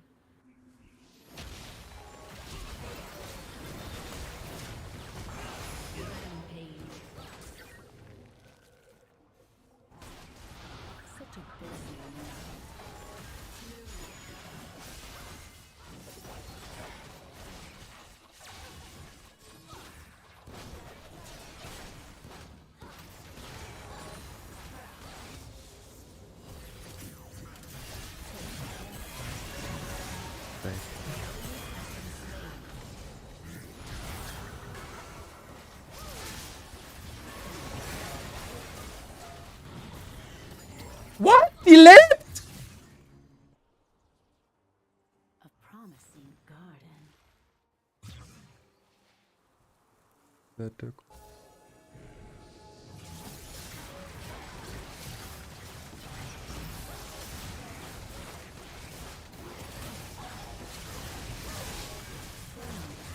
Lol. Ja, mein, ich bin einfach schlecht. Die uns das machen lassen.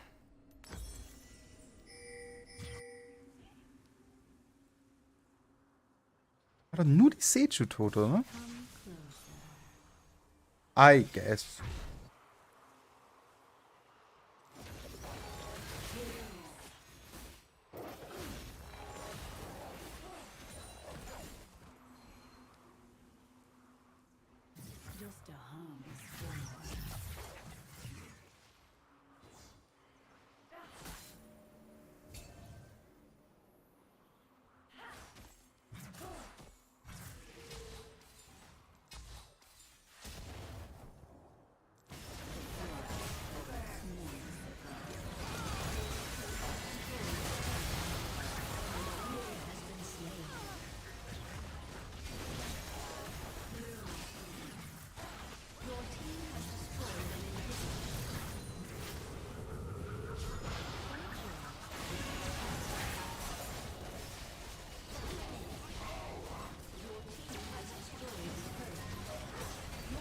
Lippert Ulti drückt, alle tot.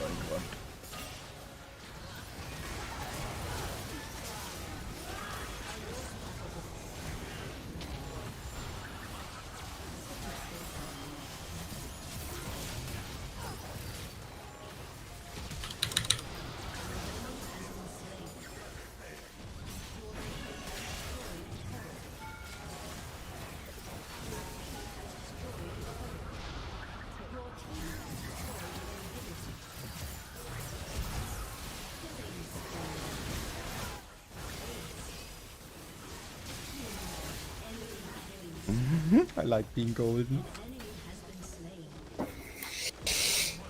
Boring Game, Alter.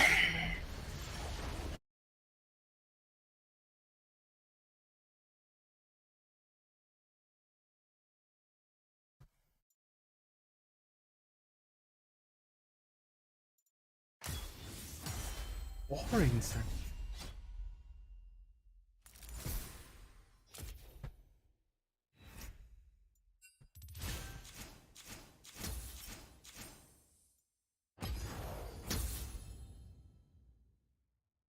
Mhm. Ins Crown. Immer noch gut sein, oder? Mhm. Höchst baut, weil die Doppel-Engage haben, oder? Ja. Das kriegt sie wirklich scheiße. Aber Darf die dabei stehen. Ja, das ist richtig. Der Lee Sin hat mich cut. Mich die ganze Zeit töte. Mhm. Ja, richtig krass, der Lee Neid, naja. 4 Mann, 5, Alter. Mainly. Aber nicht ganz. Man spielt auch alles einfach nur. Und Ja, Philipp. Na? die Ari muss Silber oder so gewesen sein, hands down. Platin 2, 300 Games, hatte 10 Main oder was? Philipp, wir sind in den letzten Jahren schlechter geworden. Ich hoffe, dir ist das bewusst. Die Elo-Inflation ist so hoch, das kann nicht anders sein. Ich habe die auf Level 2 angefangen zu sauen. Du musst auf 2 oder 3 nicht mehr farmen. Da ist meine Tristana reingesprungen.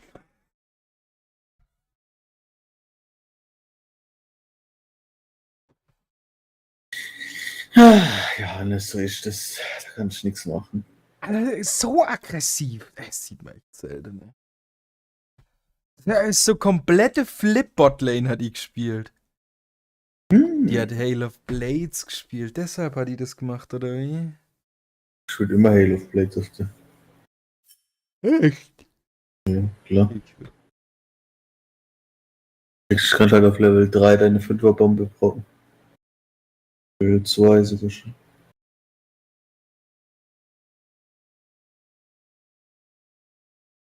Und sie hat 99% von deinem Damage im Ehrlich. Guck ich mir das krasse Replay an, wie der Lee mich unbedingt töten will, ne?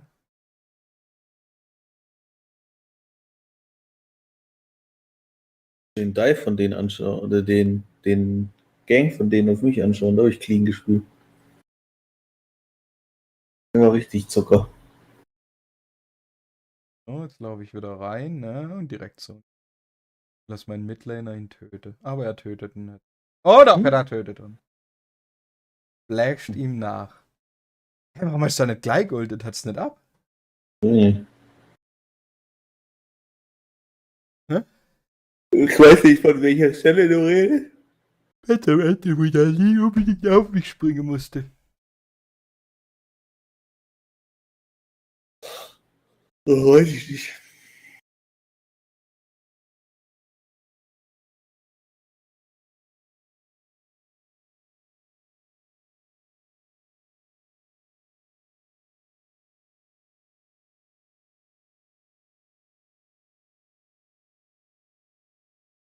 What the fuck? Die Sivir stand 6-3.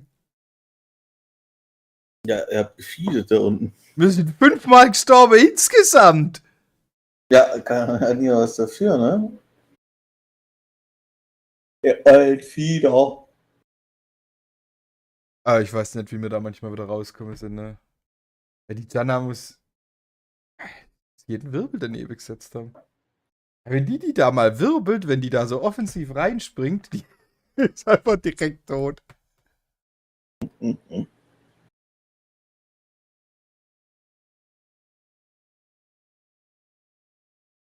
Now what I'm do trying you to figure you out. Okay. Oh. And then I like it. You just wanna- What you gonna do now? I like your comment. I just double You just tap liked it? That's it. What you gonna do? Then I would move on to the next one. Okay, you move on to the next Alright. girl, and you're gonna just keep sending that. That's it. Okay. And then I like it. You just wanna- What you gonna do now? I like your comment. I just You double just tap liked it? That's it. What you gonna do? Then I would move on to the next one. Okay, you move on to the next Alright. girl, and you're gonna just keep sending that puzzle piece over and over and over. Yeah. Okay. Let's say a girl actually finds you attractive. I'll be the girl, Okay. Okay. and I say, oh hey, and you give me the puzzle piece, right? Mhm. And I say, oh that's cute. Now what are you gonna say? Be like, I would start a conversation asking. What would you say exactly? How are you? How is your day? How is your life? How's I'm your doing month been good, going? period. I'm doing good. Period. Yep. So dry. Welcome to being a guy. What are you gonna do now? Is that your experience? No, it's true. No, it's just generalization. Do you at this point? I'm asking. I'm just asking. I'm not You judging. understand I'm that, just asking. that the top? I'll make it very easy for you.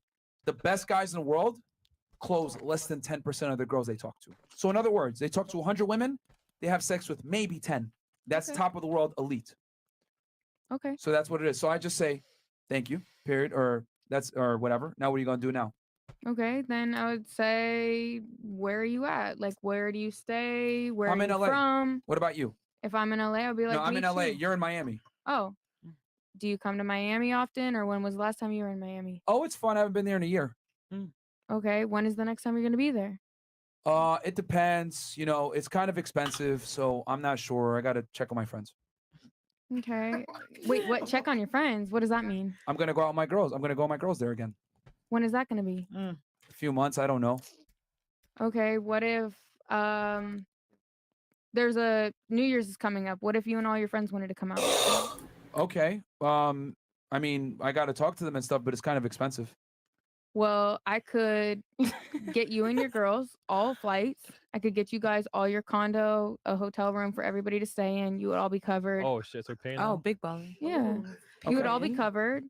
And I'm gonna have a party. So would you guys like to come? Oh, cool. Yeah. Yeah. So you're gonna get our stuff for us? Cool. When do you want us to come down? New Year's Eve? Probably the day before, just to be safe, in case flights are full or Okay. there's delays. Here's my Cash App. No, I'll book it for you. You want my name? You want my name and birthday? Smart. Yeah. I don't feel comfortable giving that over Instagram. I don't know you that well. Okay, don't need a then card. I'll give you whatever it is, and let me know when you land. Okay, send Cash App to here. Okay. Cash Okay, App is and you're sent. never gonna get a response again. Congratulations, you played yourself. I mean, I didn't play myself. Can I be honest? Yeah, congratulations, you played yourself. And here's It's the thing, it's I'm being hard being a honest. guy, man. These are very Nah. probable Is answers. a woman that, would have give. you experienced that? This is how women operate. A lot of no, women I'm that asking. I'm does asking that. because I'm I- genuinely curious because Okay. I have not experienced Women that. have tried so- that on me. I didn't Okay. actually send the money ever, but this is what you deal with when you deal with a lot of women. Okay, so if that were the situation and she Mhm. was like, I'm not comfortable with that, I would say, okay, let me get back to you. Maybe try the next one. Same thing. Okay, so you would Until somebody sends their information and then you get them in the city, you get to hang out. You know how Boom, you there know how many go. girls you'd have to talk to make that happen though? I don't know. You'd have to talk to. Do you know how many guys we have to talk to in order to find somebody that we're actually interested in Here's and the have a difference, though. genuine connection with? Selecting from a large pool is a privilege and a convenience versus going out and having to initiate your own contact with women. Yeah, think so? It's not easy. 100%. It's not easy. Selecting? Yeah. I don't think you understand what we go through and deal with them. Listen. Yeah.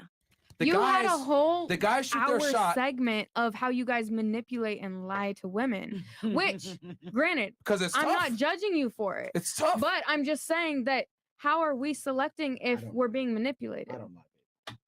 because you guys pick the ones Period, that Andrew. manipulate. Yeah. You can't say you guys because I Yeah, don't. You girls. I like that. What do women like in men? A number of things. It depends on the Subjective. woman that you ask. Okay. I can tell you what I like in women. We all told you what we Okay. like in All men, but- different. With I'm just gonna keep it very simple. On a balance of probabilities, most women like guys that are confident, authoritative, the bad boy, etc. Nice guys finish last. That's been a saying for a very long time for a reason. Nice guys don't win with women because there's typically some kind of ulterior motive.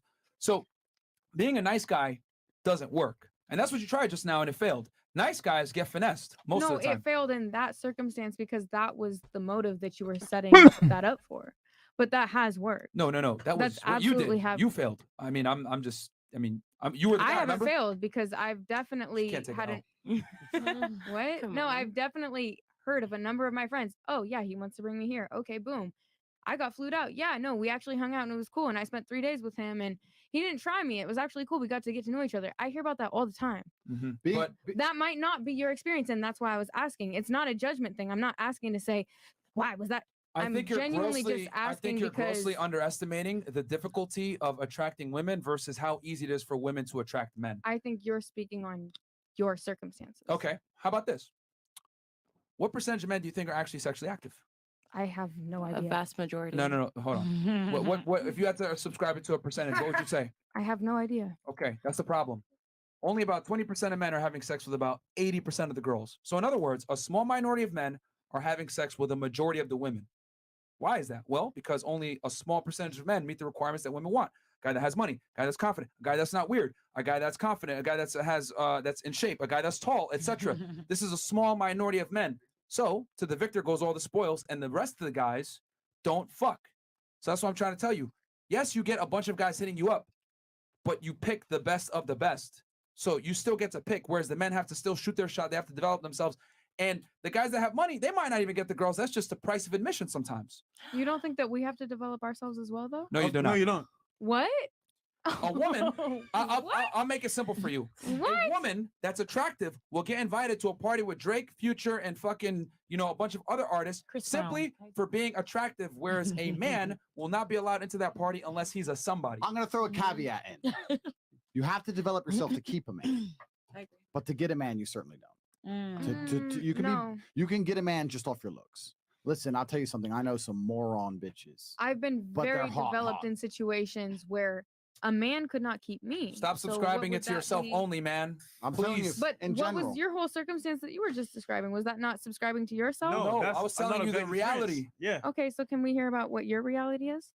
That's irrelevant because Why is that irrelevant? Because Because I'm if not you're- I'm not a regular guy. So for me to give my personal perspective on something is disingenuous because a lot of guys aren't But like I think am. that the paradigm starts to shift as we highlight different circumstances. So maybe we can start to shed light on what it could be. Okay, It's almost feminism, I'm but interested. I'm reverse. interested. But I'm for really, men, I'm really I interested. like it. I'm really interested. I'm genuinely interested. What are the hurdles you face as women in finding a good man besides waiting for that good man to message you first. What are the hurdles? What are the hurdles? Would you like to know? Sure. That's why I just asked. Please. Okay. Some of the hurdles that I have personally experienced would be someone failing to communicate properly. Yes. Lacking maturity. Sorry. Absolutely lacking maturity. I have been in circumstances where someone seemed or appeared to be very mature until circumstances started to alter. Sorry, let me I think clarify. that maturity is not necessarily defined by the highs or when things are good, but It's when they're when low. things happen. I agree. And how well are you able to communicate and process your emotions and then communicate those as well and how things are triggering you in those moments? Please let me clarify. I'm not talking about retaining a man. I'm not talking about a relationship. I'm asking, which barriers do you face as women in obtaining, not retaining, finding? Forget once you're with him. What barriers do you face as women in finding a man besides chilling, putting up Instagram pictures, and waiting for a man that you find suitable to message you A first? ton, because like None. you guys just said for an No, hour none. that you manipulate Zero. people to Hold on. get what I'm you talking about want. finding a guy. I'm not talking Zero. about. That's what think that's zero, it. right? Cool. Zero. Pretty easy. You put up hot pics, you sit, you chill, you look through his profile one by one, and you just sit back and you wait. It might take a week, might take a month. You wait. I want you guys to understand something. You're talking to us. Look, these dudes are famous in Miami, big time, right? I'm a nobody. Come on, bro, you famous. I do all right. I do all right. I do all right. I'm Okay. obsessed with But the you. point is, my point is, I don't think most women can actually genuinely understand how lonely the majority of men are. Yeah.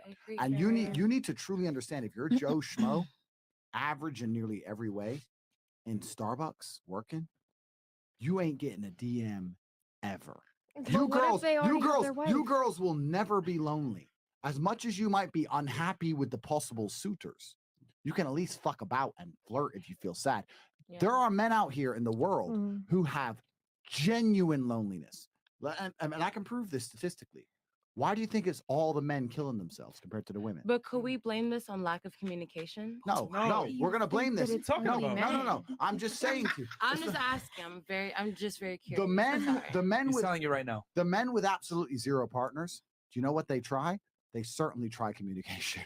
They're trying. You're just ignoring their DMs. Thirsty. Trust me, they're trying communication. Yeah. The reason is that we have to understand we live in a world now, and we've always lived in a world where women have a natural inclination to align themselves with the top tier males. I can prove this to you. You see these chicks, they see a rapper in the club, they want to fuck with the rapper. Do you think they believe that rapper is loyal? No. No, they don't give a fuck. He's the Don. That's the game. It's always been the game. It still is the game. So when we're talking about how it's harder for men than women, we're talking about the vast majority of men. Because you women, because you're all beautiful and you're all smart, most of you only interact with top tier males. So you're like, well, I have these problems, but he has all these bitches because he's a G. Most men ain't shit. You know that. If you think about it, most men ain't shit. Go walk down the high street. Tell me how many of them stand a chance with you. Usually fucking zero. Most men are desperately lonely. Desperately. So you want to sit here and talk about the struggles of life as a woman. There are men out here. The male suicide rate is so many times higher than women for a reason. Of course. The life as an average man is brutally depressing. And I'll tell you something. I don't consider myself an average man. I'm a very successful man, right? I have a few genetic gifts. I've worked very hard. I have financial, not gifts, I worked for them, right? I've got accolades. I've got everything, right? My life's great. But life as an average man, Joe Schmo, is literally fucking horrible. And I don't think most women understand this, because you know what the biggest problem about being an average dude is?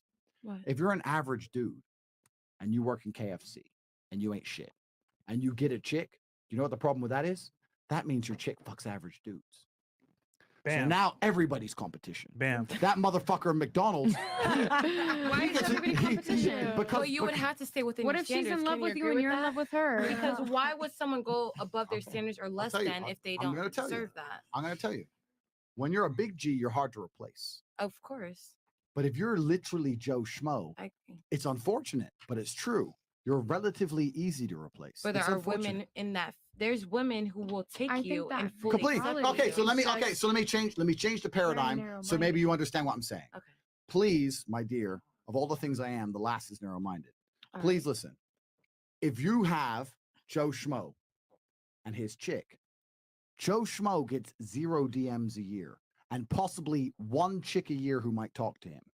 His average ass chick, her inbox is still full. Bam. She still has unlimited options. Maybe they ain't great options, but she still has options. And this is the point.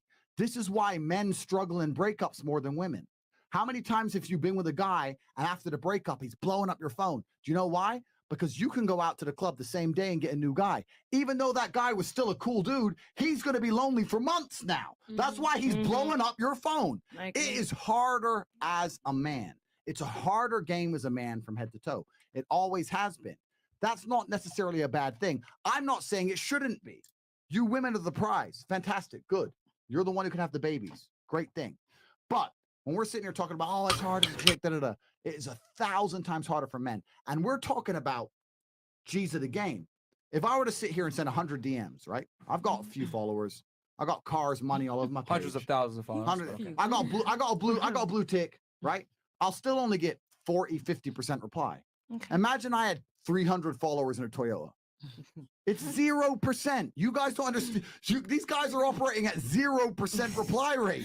0. And it's fucking hard. And you know It's what the funny hard. part is, Andrew? It's because they're so oblivious to it because they only see the top tier of men. Like right now, when I asked you what percentage of men do you think are sexually active, if I didn't tell you it was 20%, you probably would have told me like 80, 90%. You thought all of them were. What I'm trying to tell you is a very small percentage can actually attract and keep women around. There's a reason why guys like Dan Bilzerian, Hugh Hefner, etc., are widely respected by men. The reason why is because it is not easy to attract women. It's extremely difficult. And when I put you as a male, right, and you say, I give guys game. I put you in a male situation. How are you going to get the girl? You really couldn't do it. You know what I'm saying? Because you were thinking, okay, well, I'm going to leave with my wallet. I'm going to fly this girl out and her friends, and I'm not going to get finessed. And that's what's going to happen if you do that with a girl randomly from Instagram. And that's not, and I'm going to jump in. I don't want to look like, I'm going to jump in. Myron's completely right. But that's not a bad thing because you know what the hardest thing to do as a man is? It takes a lot of experience to learn the very, very fine line. You couldn't possibly know because you're a chick. Yeah. It's a very, very fine line to learn, right? Because I don't want to look cheap. Of course. I'm not cheap. I'm rich. It's even worse for me, right? Because I get, if I land in Dubai and I tag myself in Dubai, Okay. I check my inbox. It's full of chicks from Brazil, Moscow, Kiev. All these chicks trying to go to Dubai. So they start liking my pictures, etc. They want me to go, hey, I'll fly you out to Dubai. That's what they're hoping me to do. They're trying to finesse me, right? Because they know I got the money. Bro, you wouldn't believe it, right? And I know that's a very unusual experience for most men, but it happens to me. But I don't want to get finessed. They just want to get to Dubai in a hotel. They don't want me, right? Now, a lot of men are happy with that trade. A lot of men are the kind of guys who I call them, in my world, I call them customers. A lot of dudes will pay that money just to have a chance of a date with a bitch. If you don't like me for who I am, I ain't flying you fucking Correct. nowhere. Fuck Of you. course. Do you mind So if I that's who I am. So I'm saying it's a very, very fine line and it's super hard to navigate. I would love in many ways for you girls all to become men for a month. And you'd realize it's nearly fucking impossible for most dudes. Think how many DMs a day you ignore. I agree. Actually think about it. You're ignoring them all. You're waiting. You probably won't even check his profile unless he has a blue tick. Yo, I or a disagree. bunch of followers, maybe. Yo, you see a bunch of followers, you'll check his profile. Honestly, it depends on where you are so, in life. So think about to be this, right? honest. Yeah. Even our current dating marketplace, what are guys doing? OnlyFans, going to porn. Because guess what? They're not getting laid. And here's the worst part. Look at dating apps. Who dominates dating apps? Mostly men. But guess what happens? Most men on dating apps are ugly. Or, for example, we don't even look their way. The point I was saying here is that like most guys don't have sexual access. And the quote here is, women fuck who they want, men fuck who they can. So that's kind of how we live right now. In today's marketplace. I completely And here's the agree. thing, I don't blame you ladies for like not being aware of this. Like we're not gonna sit here and cry. I just find it very interesting that women think it's easy to get girls when it's extremely difficult. Yeah. It's not. And here's the thing. Well, as we a- mostly said no, that it wasn't easy. Yeah, we but, really, like, majority of most us was like, agree no, that it it's was not That is true. easy. She thought it was easy, but I she thought she could do it. Do you mind if I but add to we all know about the that? DMs things. We have to understand that they're like men, like women attract, men chase. That's just what society taught us. That's That's just right. normally what That's it right. is. But that's also our women. Like energy. I literally, I know it sounds redundant, but I am a fan of y'all show. Like I've heard women are like, we are more of like the beauty and everything, and men tend to chase us and like do whatever it can to the accolades and everything to prove themselves to us. Men don't give a fuck what we do and what we accomplish. They care about what we could provide, what we could bring to the table, and everything. So to me, it's just like, from a looks perspective. yeah, of course, because Not looks provide is what financially. looks is what attract you, but it's really what you carry as a character is what keeps Weißt du, you. was das You Schlimmste have to daran remember ist? that. I'm sorry. Was denn? Bei dem Fresh and Fit Podcast. Die sage so viel wahre Sache, dass das glauben viele. Und man kann auch vieles glauben, aber du brauchst ein bisschen. Ich habe das Gefühl, wenn das ein 18-, 20-Jähriger hört, der hasst Frauen. Und das ist halt auch nicht richtig.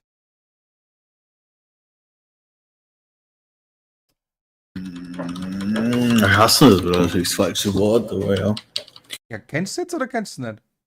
Nee, ich sag halt nur, Hass ist wahrscheinlich das falsche Wort, sondern das ist ja das, was die ganzen Brawler halt sagen. Zumal die reducen halt Frauen auf irgendwas runter, was nicht gerade die feine Art ist. Die sind ja nicht grundsätzlich gegen Frauen, die wollen ja auch Frauen haben. Ja, das schon, aber die Art und Weise. Ja, minder schätzt oder minder abwerten Frauen halt einfach. Ja, herabwertend. Aber meinst du nicht, das ist wirklich. Also ich glaube. Keine Ahnung, so viel Schlechtes, was Kindern vorgelegt wird, da ist das wahrscheinlich noch die geringste Sorge, um ehrlich zu sein. Weil die meisten, die diese Attitude haben, werden damit ziemlich hart auf die Fresse fliegen. Ja. Aber das ist ja, das meine ich ja, weißt du, das ist ja genau das, was du eigentlich vermeiden solltest, dass da tausende Jugendliche rumrennen, die genau damit ins Dating-Leben starten und dann erstmal richtig auf die Fresse fliegen oder. Ja, aber es expieren die einmal, dann ist es ja auch gut so, dass ja. Ich glaube nicht, dass du jetzt groß irgendwie Angst haben musst. Oder irgendwelche Langzeitfolgen. Und sag mal, bei denen es klappt, die Attitude, so. Also es sind halt die wenigsten, die wirklich gut aussehen, die Sehende oder die Geld haben. Da wird's klappen. Naja. Ja, aber denen kannst du ja nichts dagegen machen. Sobald die damit Erfolg haben, werden die das ja feiern, diese Strategie. Und die es nicht haben, werden ja auch noch daran, weißt du? Ja, aber das werden sie immer. Das kannst du ja heutzutage nicht verhindern mit sowas wie Instagram und so. Ist auch scary. Es ist so viel Wahres dran. Da kommen so viele Argumente wieder, die ich auch schon gebracht habe. Wahnsinn. That's what, You wanna try being a guy and get. Nicht die Extreme, Ja. aber mit denen du das rechtfertigst. Doch. Philipp, Man kann mit dir einfach kein vernünftiges Gespräch mehr führen. Das ist halt einfach so, gell? Also seitdem du Linker bist. Ja, mich als rechts bezeichnet, aber dann sowas bringen. Ja, weil du nicht zuhörst und man kann mit dir kein vernünftiges Gespräch mehr hören. Du hast nicht mal. Ich wette, wenn ich sagen würde, wiederhol mal, was ich gesagt habe, du kannst es nicht, ne? Was du gerade eben gesagt hast, oder was? Ja. Ja, dass du mit vielen Sachen übereinstimmst. Ich habe gesagt, Argumente, die ich gebracht habe, höre ich wieder. Ja. See, if I was a guy, if you just asked me a blatant question like how to get a guy, sorry, I'm in Miami. No. I'm from Orlando. You're the guy. Okay. How would you go about getting a girl? Bro, Since you were talking that smack let me earlier. sit down straight real quick. Unless you want to try again. You want to try again? No. You're just gonna hold See the L. how Jade explained it. She explained it from a guy who has morals or like a certain level of It depends whatever. on what you're trying to do. Are you trying to get a girl to fuck her? Or are you trying to get a girl to really be with her? But see, like, look, Fit, if I'm going to answer your question, right, Fit, you're asking me, how to get a girl laid. Period. Yeah, You're I'm not asking you, asking how me would you no go about it? extra layers, no nothing. Yeah, how would you I'm go in about it? Miami, baby. I'm Okay. from Orlando. Oh, you can't pay for it though. Okay, I can't pay for it. No. 304s No are prostitutes. everywhere. Let's Yeah. just say that straight up. Okay, how But would like, you do it? if I'm a high status man, like how you guys like to Oh, so say you're it, gonna put yourself in the top 1%. of course, baby. Okay. This is my You know, scenario. I got it. We'll give it to you. Hold on. Go I'm ahead. a high class man. There are obviously women who are gonna come at me. No, who- tell us. Start. Where you gonna find her? How you gonna approach her? There you go. I'll be the Okay, girl. where it doesn't matter who I am. You're a high status man. I'm a high status man, baby. Girls are gonna flock to me regardless. No. because I like Set it up where you meet the girl. Set it up. You got it, right? Okay. So let's just say if I'm a regular schmeggler, I'm gonna give you a regular schmeggler compared to 1%. Regular schmeggler, I'm gonna find a 304 on the street, fuck her, and call it a day. I got money. Nigga, how are you That's fucking her, done. bro? Break it down for us, step by step. Break it down for us. Break it down. I'm gonna drive, see a girl, be like, "You cute, come in my car and pay you." But if I'm a You can't 1% pay. man, there are Can I women who respond? naturally want me. Can I respond to you? Of course, Fresh. All right, He's you- gonna be the girl. So you pull up in a car, right? Okay. I pull up in a car. You say you're cute. You're Come in the cute. car. You look good. What's up with you? Nigga, who are you? Oh my baby, I'm the one who's gonna pay you tonight. Pay me You tonight? can't pay, baby. That's the Let's keep it a point. buck. Jesus. You said you can't pay for it. Was ist denn jetzt schon wieder los, Jungs? Sie haben gerade das Spiel gespielt, wie die Frau ist jetzt der Mann und sie soll sagen, wie sie jemand anmachen würde. Das heißt, okay, also sie ist einer der besten Männer, ja, klar, ne? Ja, dann fährt er einfach auf die Straße und sagt, Baby, you're cute. Sie hat gesagt, you wanna get in my car. You? Ja, warum nicht, ne? I can't pay for sex, no sex, okay? No paying for 100%. sex. You have to do it organically. Organically? Okay, So- honestly, I'm gonna play with like what I know makes a woman. Nein. Wahrscheinlich klappt es viel zu oft, wenn du gut aussiehst, ist das Problem. Oder reich bist, eins von beiden. Wahrscheinlich eher reich. Ich glaube, reich ist attraktiver at the moment als das Aussehen.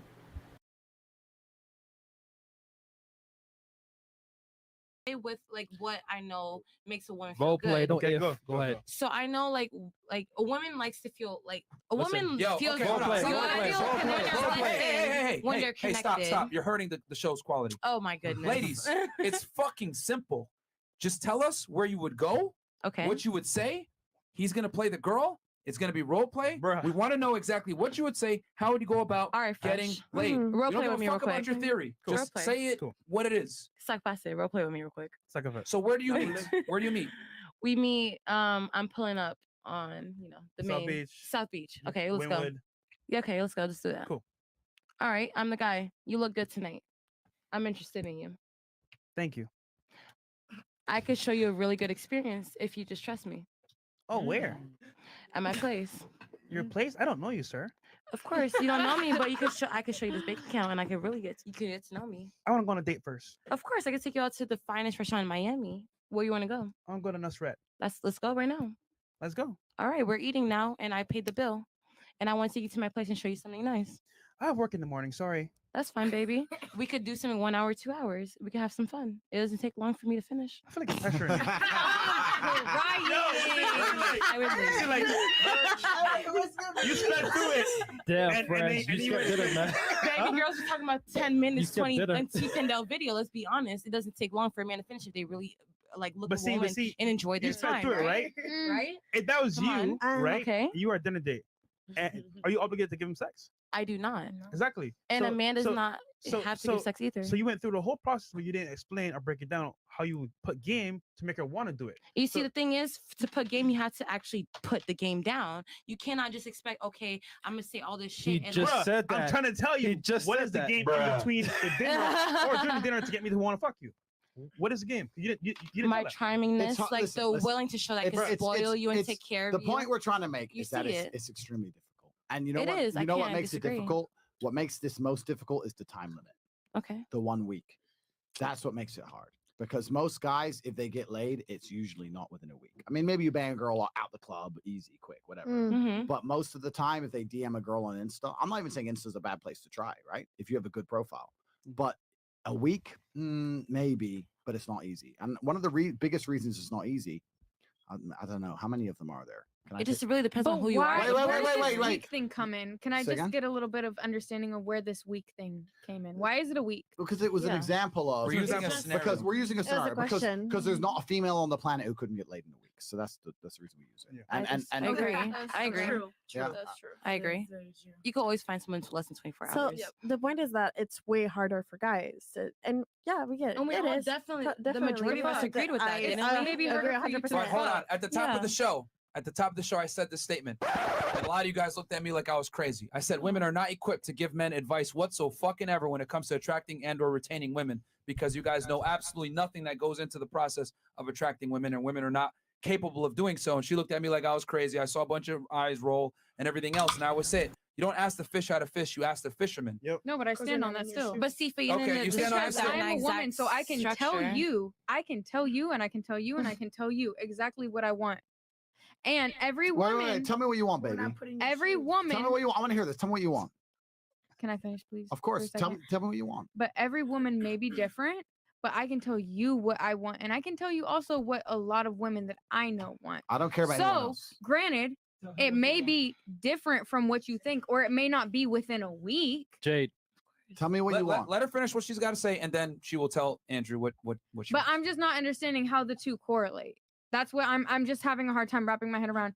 What we want and giving dating advice based on what a woman wants and what we need from a man is different than what a lot of you I think that we want and need. I and agree. No, I'm listening. I'm listening very closely because I'm about to destroy your argument right now. But go continue. I'm listening. So I can tell you that based on what I want and what I need. And I might also be an anomaly. And I know that in a lot of areas that I am. So I'm just not understanding how that is significant to 1 week. Okay. Andrew, did you want to have her tell you what she wants, and then I'm gonna tell her why she's wrong? Yeah, I would just love to know what you want. That's all it is. But how am I wrong for knowing what I want? You're not wrong. What do you want, Jade? This But isn't he about. said, but this he just isn't said about. I'm gonna tell you why you're No, wrong. no, Why but- am I wrong? Jade, what do you want?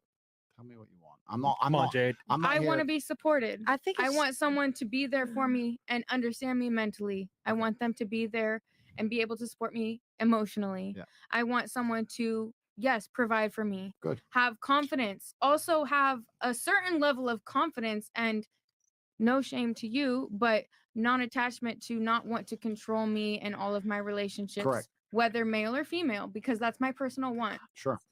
And you can have what you want, but Cool. that's what I. Holy. The only reason we gave the week stipulation is because we were trying to explain that In a with- certain like time frame. Yeah.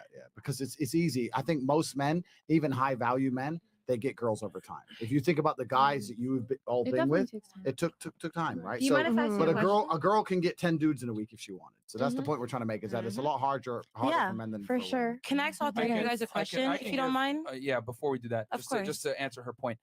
Listen, here's the biggest problem that you have here. You kept saying me. With all due respect, no one gives a fuck what you want. I'm saying what's universally attractive to a majority of women. You can say, I want support, I want these other things, whatever. Women are never going to tell you what arouses them. They're going to tell you what they want, but what they want doesn't necessarily get their pussy wet. Because if I'll I told tell you the you. truth about what arouses Yeah, I'll tell women, you. okay, let me please finish. I don't me give a please fuck. finish. I will tell you. Okay. Anyway, so you can say I want this and I want that, whatever. But the thing is that women want guys that are dominant, decisive, don't tolerate their bullshit, don't let them dictate terms, etc. The Christian Grey avatar would be a good one to use here. The things that arouse women are not politically correct. So it is not in a woman's best interest to tell the truth about what arouses them. Women say, I don't want you to cheat on me. I don't want you to have multiple bitches. But guess what? If you have multiple bitches, she's going to like you more. She's going to respect you more. And best, yes, you're going to give you the best sex. But women will never admit that. They won't. They want a man that other girls want to fuck and other men want to be, and sometimes enacts on that and fucks these other girls. But women will never admit that, which is why I say women are not equipped to tell you the truth about what they really like and what they're attracted to. Hell, you can't even tell me what you want to eat for lunch if you ask most women. So the thing is this. The reason why women aren't going to tell you the truth because it makes them look bad if they were to tell you the truth. Call me a slut, pull me by my hair, and spank my ass. They ain't going to tell you that when they first meet you that. You know what I'm saying? So You asked me what I want and then said, no one. Let me you try asked again. me Hold on, what hold you on, need. hold on, You hold asked on. me Stop. what I want. Stop. When he asked you what do you want, you gave a bunch of bullshit about what you want. You didn't give anything I just said just now because you're not going to do that as a woman because women don't give the game. They're not going to do that. No woman is going to make it easier for you to actually get in bed with her. She's going to make it hard. She's going to tell you all the bullshit. I want a gentleman. I want a nice guy. Da, da, da, da. It's all cap. They want a guy that's an asshole, that's decisive, confident, and a bunch of other things as well. Not putting her on a pedestal, in other words. The lion, right, which is why I always say this. I agree too. The gazelle exists. The gazelle does not know all the effort the lion has to put into finding said gazelle, hunting it down, stalking the prey, and eating the prey. The gazelle just knows, lion, run. But they don't know all the work that the lion puts in to get said gazelle. That's exactly how women operate. You guys kind of have an idea of what guys go through when it comes to attracting women, etc., but you guys can't really do it. You can say, oh, well, I'm a woman, so I think I know what's attractive or whatever, but when I put you guys in a male perspective, what do? You fall on your face because women don't know what it takes to attract a woman as a man, and that's the truth. It's not our fault either. It's not your fault. It's not your fault. Yeah, You have no that's why I experience. said, Exactly. That's why I said at the top of the show, you guys didn't like when I said it, women are not equipped to give you dating advice and dealing with other women because women do not understand that men have to go through a lot to be able to even deal with Let it. me ask you girls all a question. Okay. Because you know what? I'm trying to learn something as well. Because I like to think I give out a lot of knowledge. You do. But I want to learn as well. My understanding is when these guys are giving you the scenarios, you think they're being dry, right? You think they're giving you dry replies, and you're like, well, what can I really say to thank you or like a message? No, that's pretty much how we act. So it's Correct. fine. Correct. Thank you. Because, For the most because part, yeah. correct. So correct me if I'm wrong. Of course. If you're semi-interested, you reply. If you're 0% interested, you don't reply. So even those dry replies is semi-interest. You are because you wouldn't reply at all if you had no interest, right? So even a reply is some degree of interest. So even though it seems dry and hard, and like, well, what can I say to this? You are interested, but you're just testing us to the max. Like, what can this fucker pull out the bag? You see, trust me, I love this podcast, but you guys are talking so much in black and gray, like black and white, like so much generalizations. But like, there's also a gray. Generalizations is how the world operates. I don't know why women like to always use the exception There's to the so rule. much a gray though. You have to remember. Yeah, but no, man. No. In general, There's always a case scenario. in general, if that you makes reply things to a differently, dude, you right? have some degree of interest. Would you agree with that? Right. You're not going to reply to a dude that never in a Yeah. trillion years. Would you agree? Would you agree with I what think I'm it's just saying? based on percentage, and when you think about it, it's true. Like most women are gonna act No, like see, this the thing is, I can't agree with that because I can see it from a different perspective. But the thing is, ladies, because women always like to give me this bullshit argument from the hundreds of women that I've interviewed. Well, I'm not like that, or my girls aren't like I that, can or never not say all I'm not girls like are like that. that. But you I would can't never base like know. on exceptions. That's like Exactly. women always use the exceptions to the rule. We're not all like that, or ba-da-da. If I lined up 100 women, keep it nice and simple. They're going to respond. 90 of them are going to respond the way I did. Even if they like a guy, they're going to give those dry ass responses. That's my point. If they liked you, they etc. reply dry. Because if they didn't like you, they wouldn't even reply. Exactly. Right. So as a man, you have to be very, very good at trying to inspire conversation in a way which is not beggy, which is not, cheap, course. which is not like, that's an English word, beggy. But you know what I mean? Desperate. You right? see, men have Desperate. to like think to a certain degree, like how they're going to communicate with women, basically, which makes the difference. Women, they can just like sit here and be like, "I'm pretty. I'm gonna get all these messages." Men have to put in the extra work. That's what I'm saying. Yeah, that's the whole point. Which I agree with you guys, which is like 100%. But I feel like at the same time, like there's certain women who feel like y'all might not feel like they're like high value, but there's other men who will spend thousands of dollars on like women who are like 700 pounds, 800 pounds, 1,000 pounds because they feel like they're high value. It's an opinion. You That guys are proves my point even further. Generalizing. That proves my point even further. If 700-pound bitches are getting dudes, of course. Think about that for a second. TLC baby. No. My Like use a little bit of common sense. 600-pound life. If there's dudes out here going after 700-pound women, what does that tell you? That tells you that most men operate in a scarcity mindset. Where does the scarcity mindset come from? From not having a mindset of abundance. Where does that come from? By not having women. I'm telling you guys, the numbers check out. A majority of men can't get girls, and they struggle to do so. And that's why there's OnlyFans is blowing up. That's why pornography sites are the top 3 websites searched in the world. That's why strip clubs exist, etc. There's an entire economy based on the fact that men can't get laid. I completely agree with you. Listen, I agree with you. Soon, I agree. Soon after Miami, I'm about to bounce. I'm not gonna be back for a while. I'm not from Miami. I got places to go. I gotta go London. I got some money to collect. I gotta go back to course. Romania. My house renovation's finished. I gotta go Dubai. My Bugatti is Congratulations. Done. Gotta go get that, put on a Dubai plate. Gotta fly that back to Europe on the Dubai plate. Police are gonna hate that shit. Fuck them. I got shit to do. So I got some questions for the girls because I'm actually genuinely curious about a few things. in one word, or okay, in 5 words or less.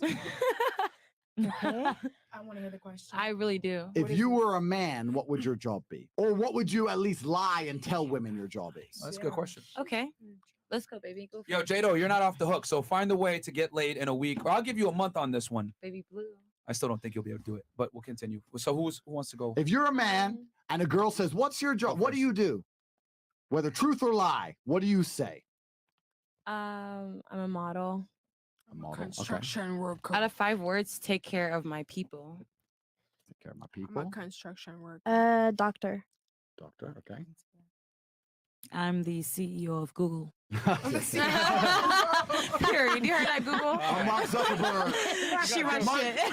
I'll take it to the metaverse, bitch. I'm actually talking on my You want to see the metaverse? Invest right now, guys. It's in my pants. Yep. Yo, guys, like the video. Period. 500K. Lawyer. Mm. Anything that's some sort of provider. Period. Engineer. Okay. I feel like because there's so Mark. many. Anything that's some sort of provider. Period. Engineer. Okay.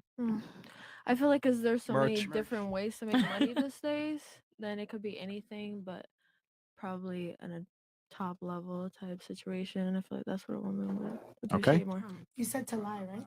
No, truth. Tell the truth or to lie. Truth or lie. If Truth or lie. you lie to a woman or to lie. Well, a pastor. And say A to the mic. pastor. A pastor. Now let me give you. Let me tell you which one of you two I think. And now I'm gonna tell you which one from my perspective as a man who tries to attract females. Of course. Which two I think gave the best answer? Pastor's a good answer. In fact, there's been points in my life I've said that. And you know what you preach? I work for the church, baby. I talk some shit, right?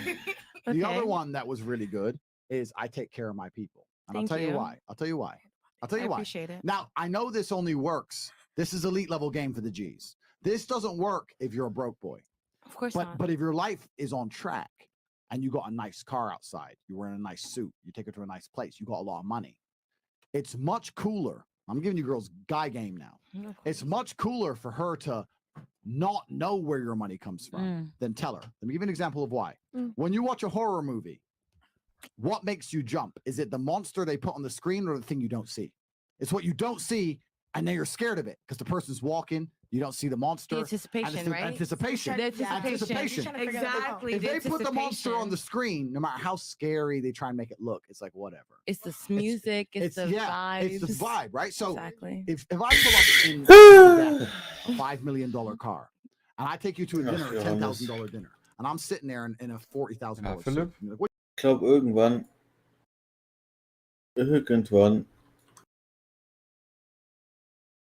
driftest du noch ab in ganz, ganz gefährliche Gewässer. Ja? Philipp, ich gucke mir die verschiedene Seite an. Du bleibst in deiner komischen Bubble, die keiner so richtig versteht, ne? Ob die jetzt links oder rechts ist. Meine Bubble bubbelt. Vielleicht solltest du dich mal ein bisschen breiter aufstellen. Weißt du? Einfach mal rechts gucken oder links gucken, ne? Okay. What do you do for work? I said, I take care of my people. You're gonna be like, who the fuck is this guy? Ja, das, was du gesagt hast, macht auf jeden Fall Sinn, doch. Ja. No, but your imagination will spin a story. Ich mache mir ja mehr Sorge um dich als um mich, bin ich ehrlich, ne? Was? Kaum einen Monat gearbeitet, schon komplett frustriert, will die ganze Woche nicht über seine Probleme reden, ne? Cooler than I could spin myself. Because if I spin a story, Ja, merkst du was, ne, Johannes? Ihr macht mich alle wahnsinnig. Vielleicht doch. Du bist der abdriftet und vielleicht einen Amoklauf begeht, ne? Ja, manchmal muss man doch einfach mal für seine Argumente einstehen, ne? Ich bin nicht sicher, wie das Sinn machen sollte, aber ja.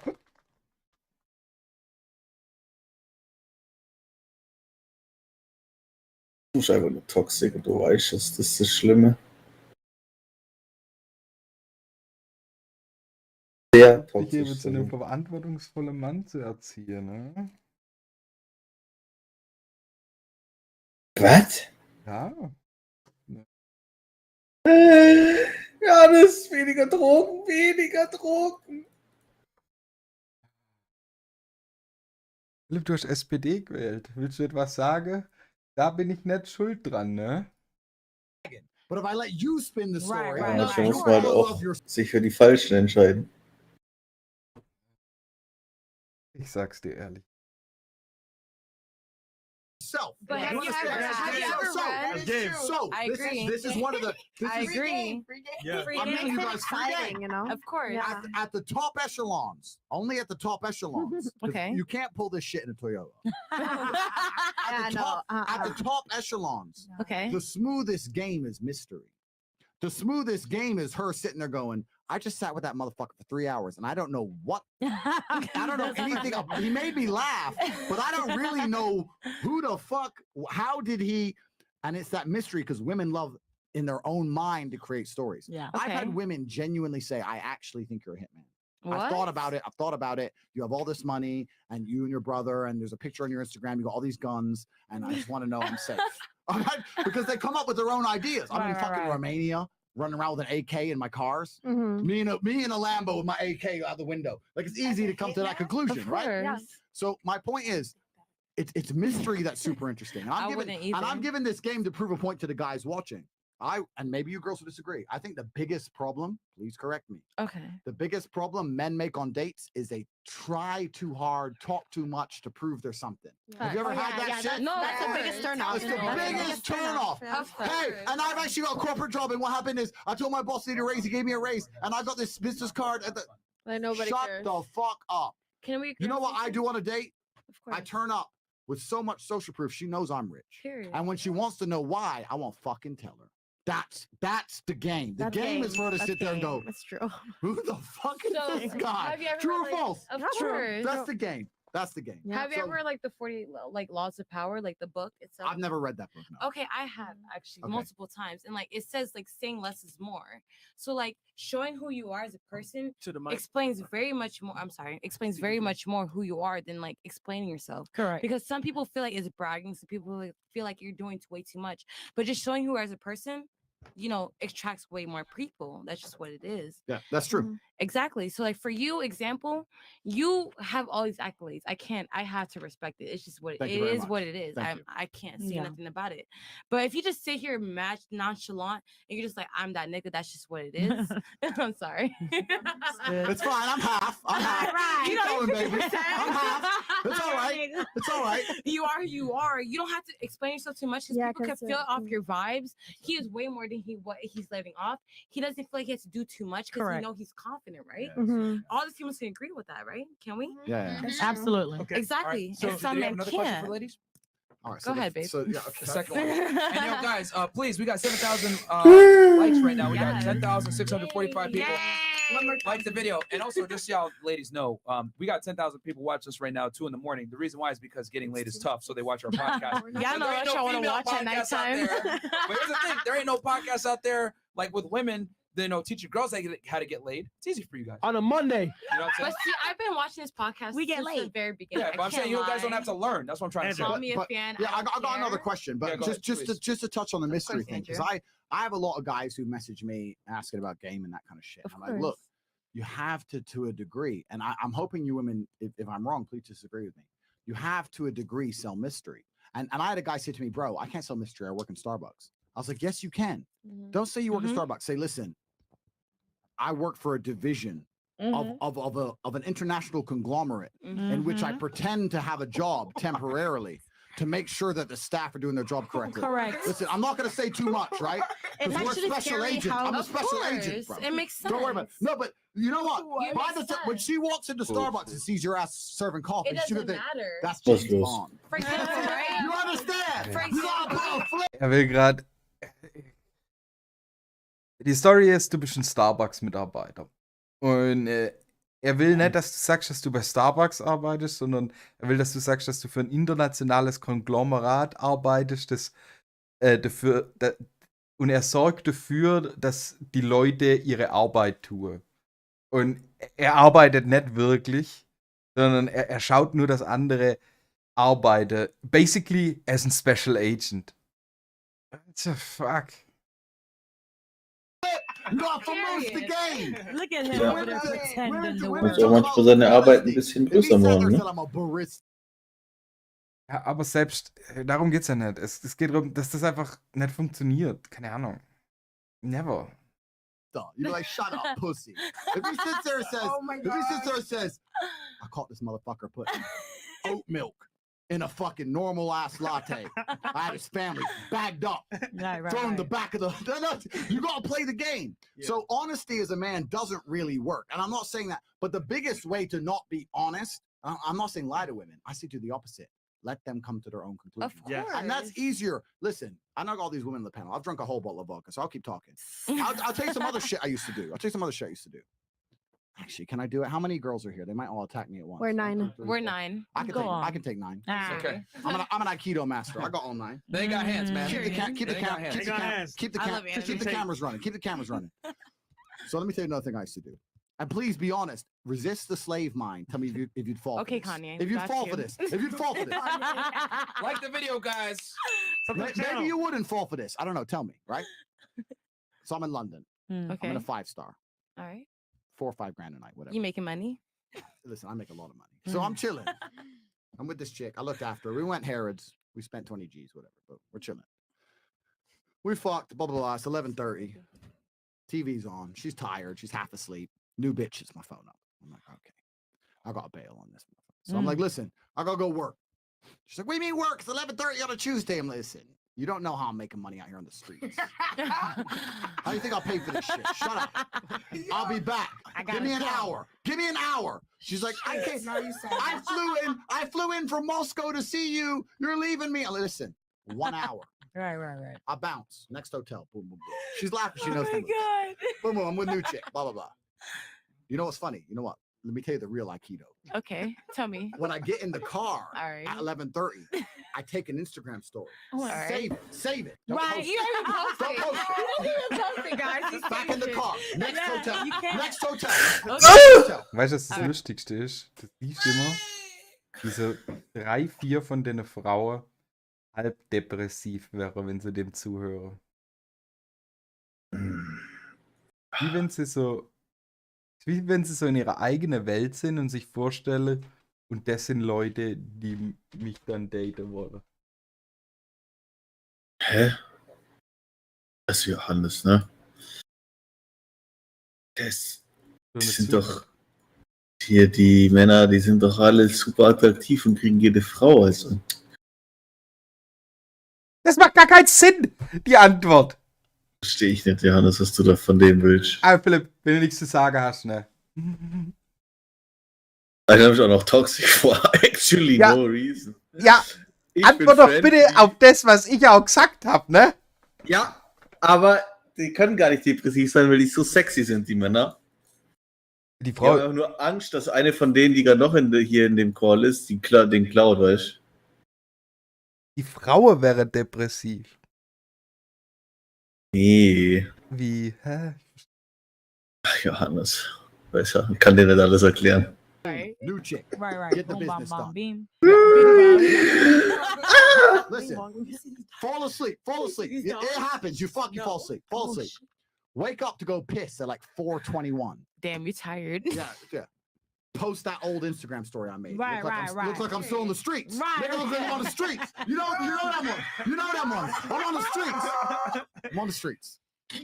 Piss. Yeah, piss in the toilet. Shit. Whatever. Go back to sleep. Wake up 9:21. Have a nice breakfast with this new bitch. I miss you. Yeah, I miss you too, ho. Go back to the first bitch. She's like, what? Where the fuck have you been? You think I'm stupid? You just fucked me and bounced. I checked it. I was like, listen, how the fuck you think I'll pay for this shit? Oh.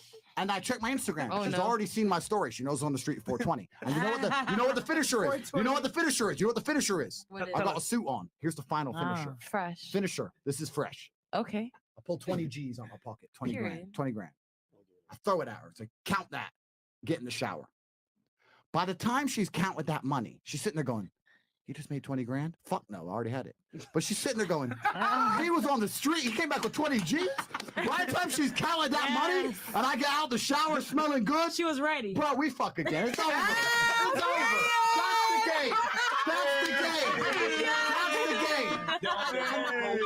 very few. Listen, and there's very few men at this level who can pull that off. 97.3%, right? 97.3%. Like, that's a Come on, Yo, Fitz. what's the No, guess? no, no, Yo, you said see that right there? 93%, Yo, right? that's Instagram finesse, bro. Yeah. You take a story. Blue Dress is so mad at me. Same Look at her face. She's like, All right, she's come like, I on, hate Mike. you. Let's be honest, right? Don't worry You about guys, 1, 2, 3. You guys are the biggest ones out of all of us.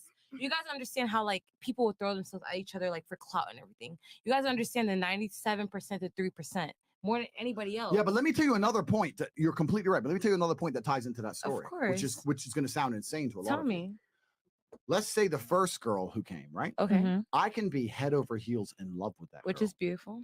And I mean ready to take a bullet for her. Right. All right. And the second girl who I went out to fuck, I could not give a solitary shit All about right. what happens to her. True. And I'll do that same maneuver. Women think that for men, just like because women have a no matter how much they try and play that city girl bullshit, they have an emotional that. they have an emotional attachment to the people they sleep with. Correct. I can be head over heels in love with a female, ready to die for her, look after her with And everything still- I have, ready to stand by her no matter what, and I will still go fuck that other bitch. You know why? That's the reality Because of you know life. what? Men don't With have men, spirituality. it's not Der even that. Hannes It's like glaubt, men nein, tend gewinnt. to be more polyamorous than women because women Sind wir feel noch more weiter, oder comfortable was? loving, obsessing Das over läuft jetzt so one nebenbei person. hier im Men feel like, Diagonalste. you know, biologically, I want multiple females, and that's just what I've seen, especially listening to this podcast and everything. It's just like what it is. I can't explain it.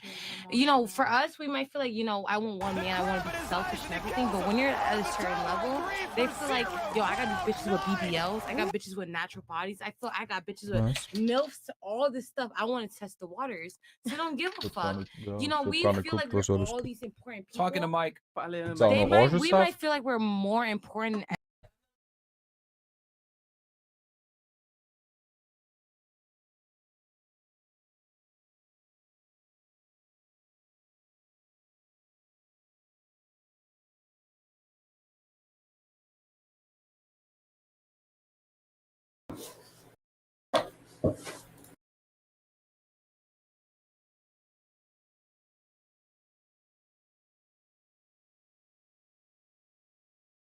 Everybody else, but to them, we're just a regular schmegler, and we have to understand that and understand how to register that and feel like, you know what, you might feel like I'm a regular schmegler, but I'm still that bitch. I'm gonna find someone who respects me as what I am. Let me ask you girls another question.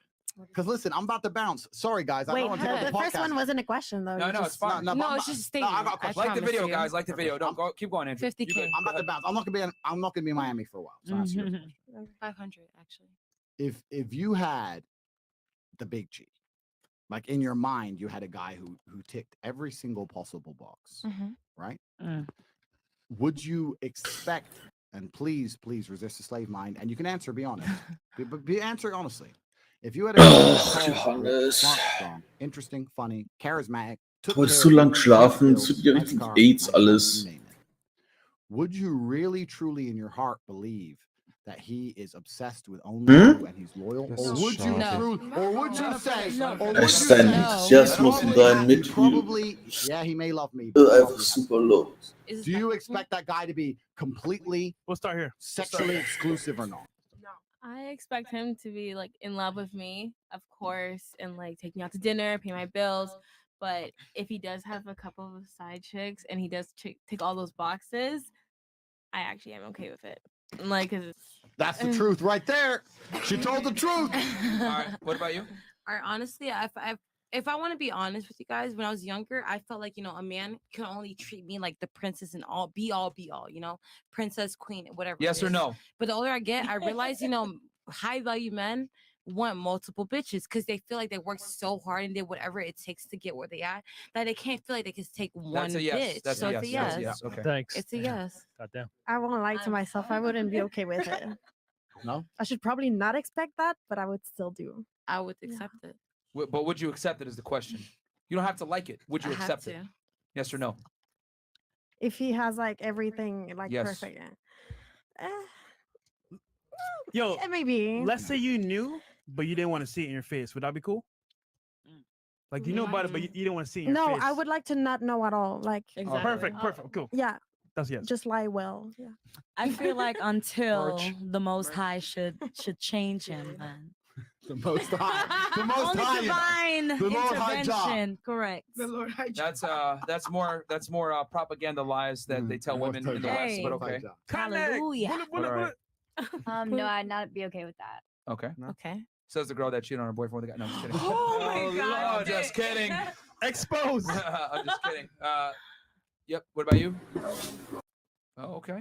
You would share him. Yeah. All right. To the mic.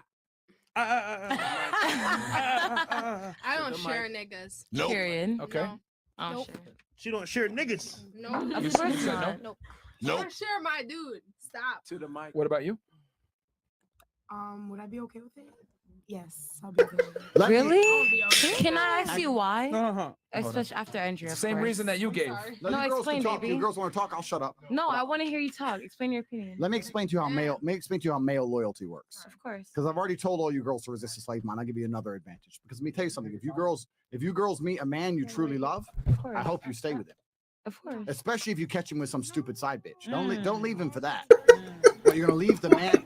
What you're gonna leave the man you love? So what about loyalty? Okay, we're about to talk about loyalty. You're You're gonna leave the man you love for having a side hoe. Get with a man you don't love who's gonna have a side hoe. Stupid. Don't do that. Let me explain that. Stupid. Let me explain male loyalty to you. So let me ask you a question once again. There's two men, right? Both of them go to a fruit store. Det har ganske schön lang dauert, Philipp, Only ne? afford Was denn? That's all he can afford. Every day he buys an apple, he walks out the store and says, I love apples. Alter, Fucking dumm. broke. And that's all he can buy. Right? Because he's a low value man. You have another G. Walks in there, 4-time kickboxing world champion, $50 million Bugatti, Andrew motherfucking Tate. So you Can have whatever, can have whatever he wants from the fruit store. 5 days a week he chooses an apple. Twice a week, sometimes I might have a big ass pineapple. So I might you mess really- up with a banana. But most of the time, 5 days a week, he chooses the apple. We're being compared. Who would you say genuinely loves apples more? Who is more loyal? The man with no options who chooses the apple because he has nothing else he can go to, or the man with all the options in the world who still keeps coming back to the apple? To the apple, of Now, course. that's a genuine question. Who would you say is a more loyal individual in And we'll his start heart? here. From personal We'll start here. experience. Hey, we're gonna start here. Go ahead, baby. Okay, wait. Who is the more loyal individual? Of In course. his heart, who is a more loyal individual? The person who has to have the apple because it's all he can afford, or the person with all of the choices on the planet who chooses the apple 5-6 times a week? The one who has to have apples. Be loyal to the mic, please. The one who has to have apples. Of course. That's your opinion, okay? Okay. The one that has more options and keeps being loyal, right? Of course. Okay. What about you? Same thing she said. Same thing to the mic, please. Okay. I don't think that loyalty is based on our sexual partners or dates. So, who has all the options but chooses one consistently? Okay. Or Good. with longevity. Yep. All right. Same as her. Okay. Yeah, the rich one. Yep. The big G. All right. I think none of them are. Jay, if I could agree with so you. No, so I hate to You're so interrupt. beautiful. You said none of them are, right? Mhm. This is the actual reality of the sexual marketplace. You So have you're saying there's no man that can afford everything, but that would just choose the apple 7 days a week? no, I'm That's saying- impossible. no, that what I- doesn't what I'm happen. saying- Like My this dear. is just. Come on, mama. My dear. Mocha, come back. My right? dear, what I'm saying is between Come what on, I'm saying is Lester. this: between black and white, there is always gray. Okay. And We can't maybe, compare. my dear, Send it to maybe you that. will find the very, very specific individual who is high value enough for you to respect him, but low value enough to be sexually exclusive. Maybe you will find that man. But the truth of the game is, in 99.9% of the time, you have dudes who say they're loyal because they can't get anything else. And you have dudes who can get everything they want, who fuck a bunch of hoes, but come home to the same girl consistently. And in my mind, and in fact, in my experience, in the life I've lived, not just me being me, I'm talking about all the other millionaires I Mhm. know. They're the most loyal men in the world. And I'll tell you why. Because the guy who can't get no pussy, who says he's loyal to you and loves you, The second he lucks out and gets a little bit of pussy on the side, let's They say don't he gets give a fuck lucky, about you. he's fucking gone. Period. Ach, Johannes. Whereas the Ja. big G, the big G, Könnte auch einfach mal the big freundlicher G, sein, ne? the big G, Yes, the big be G honest. who's with you Was, through it Philipp? all. Allgemein fucked another einfach. 25 bitches and said, you know what? I fucked all 25 of them hoes and I don't give a shit. GOGO All I sollst du care about is trinken. that you smile. Oder bestimmt ist That's wahrscheinlich gar nicht mehr da, wenn ich wiederkomme. That's more loyal than the dude who's gonna sit there and go, Du "I don't noch touch no Botlane one but spielen you, baby," würdest, 'cause that's wärst the du auch motherfucker nicht who can't freundlich, get ne? laid. That is the facts Das of ist the die game. Wahrheit. You're telling me you want to find some Ha! in between. Ja, ist okay. Let me give you Argument. another analogy. Okay, Not I'm to listening. not to Ja, ich bin brag, but wahrscheinlich I da. have 23. Tell your shit. I have Honestly, 23. you I have did whatever 23 you did. supercars. Period. Lamborghini, Ferrari, McLaren, you name it. I got them all, right? Period. Okay. If I want a reliable car, I buy a Toyota. Ooh. That's what you do. If I want something reliable that's always going to start, I buy a cheap car. If I want a car that's sexy as fuck, I accept that sometimes I'll press go and it will say no. And the point I'm trying to make is the higher, the more exclusive something is, the more inherent problems come with it. Right. It's I easy for agree. girls to sit here and say, I want the fucking man, but I also expect him to be completely loyal like a simp piece of shit. It ain't real. It ain't real. And the biggest problem Western women face today, and I'll say Western women on purpose, is that you'll find a guy who literally ticks nearly every box. And because he fucked around with some dumb pussy some weekend with his boys when he was away, you're going to leave him? Let me tell you how it works in Russia. I got some friends in Russia. So I don't want to, listen, I own some casinos, blah, blah, blah. I don't want to brag. I own some Period. casinos. One of my business partners Talk is shit. Russian. When I go to Moscow, I'm sitting with my boy. He has his wife. I've seen his wife maybe 5 times. The other 15 times I've seen him, he's been with some bitch. When I see his wife, she'll say to me, "Oh yes, hi Andrew, nice to meet you. I know he's often with other women, but I have the kids. I have the baby. I have the house. He's a man. I don't try and control my man, but I know he comes home to me."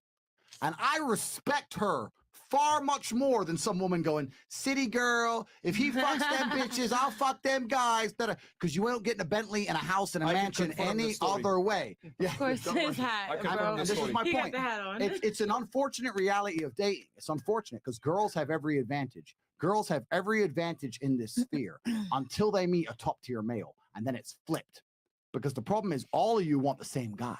No. No, all of you want the top tier man. Can we All very- women want the top tier man, and now he has to control. And that's why women will go through life saying, "Men have it easy. Men So, can do this." okay. Da-da." No, very select I men can't can agree run with out here you. doing that shit. So would Can you you look say at would me you and say look that? at- One Go at ahead, a baby. time. Go ahead, One at a Roxy. time. Her No, first, and then Roxy. her first, and her, then you Go last. ahead, Go Roxy, ahead. baby. Go ahead. Now, I love I'm what scared you of Roxy. I'm a bit scared No, of Roxy. Roxy's no. beautiful. She's got Go ahead, powers. I can feel it in the Roxy's air. beautiful. She's Go got ahead, powers. Roxy. She's got powers. But she's still a woman. She's got powers. She's got I powers. hear you. I hear you. You know, I'm picking up what you're putting down. Roxy, go ahead. But I feel like as a man, I think as a man, if you are out there, you know, stepping out, the woman should know they should never disrespect your main. They should never disrespect what you have going on at home. Period. Because a lot of time these men, they don't even check the woman. No, They'll that's have them correct. disrespecting No, them. I agree. I agree, but let me give you a caveat. Period, Roxy. I agree, but I'll give you a caveat. So let me give you a caveat. I agree with you.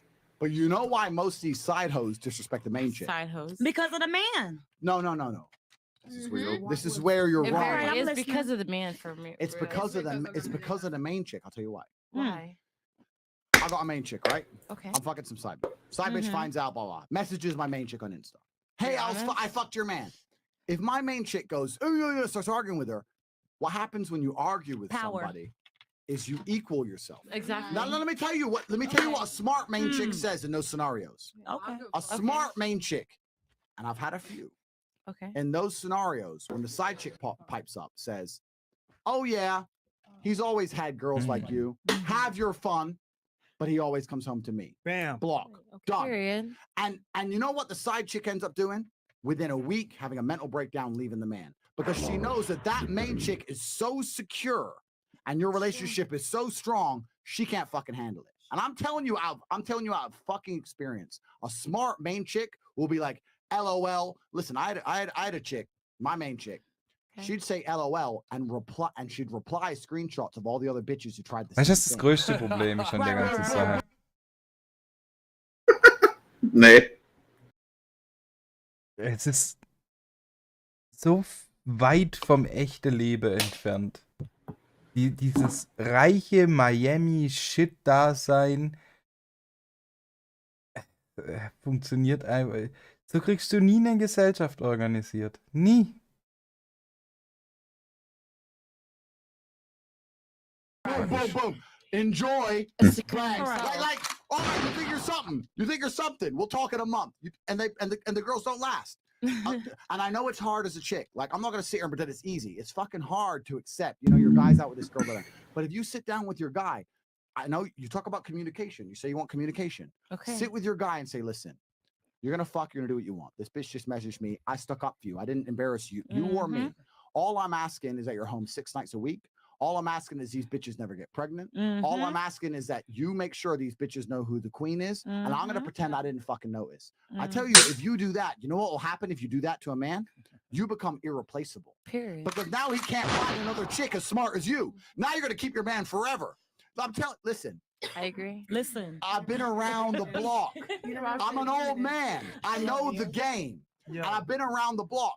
And I've been around the block. And I'm telling you, this is absolutely the truth. So when you're saying a side chick gets out of control, that's not because of the man. A lot of the times because the main chick's arguing back and the side chick's fighting for position, and she'll say anything it takes to fight. You need to come at her with absolute confidence. When I'm fighting, if I agree to sign, sign a fight contract, Right. and I go to the fight weigh-in, and the man's like, "Oh, fuck you up," and I'm like, "Hey, no, you won't, because I'll block that." No, Mine I'll fuck never you up. matters, Cool. baby. 2 days.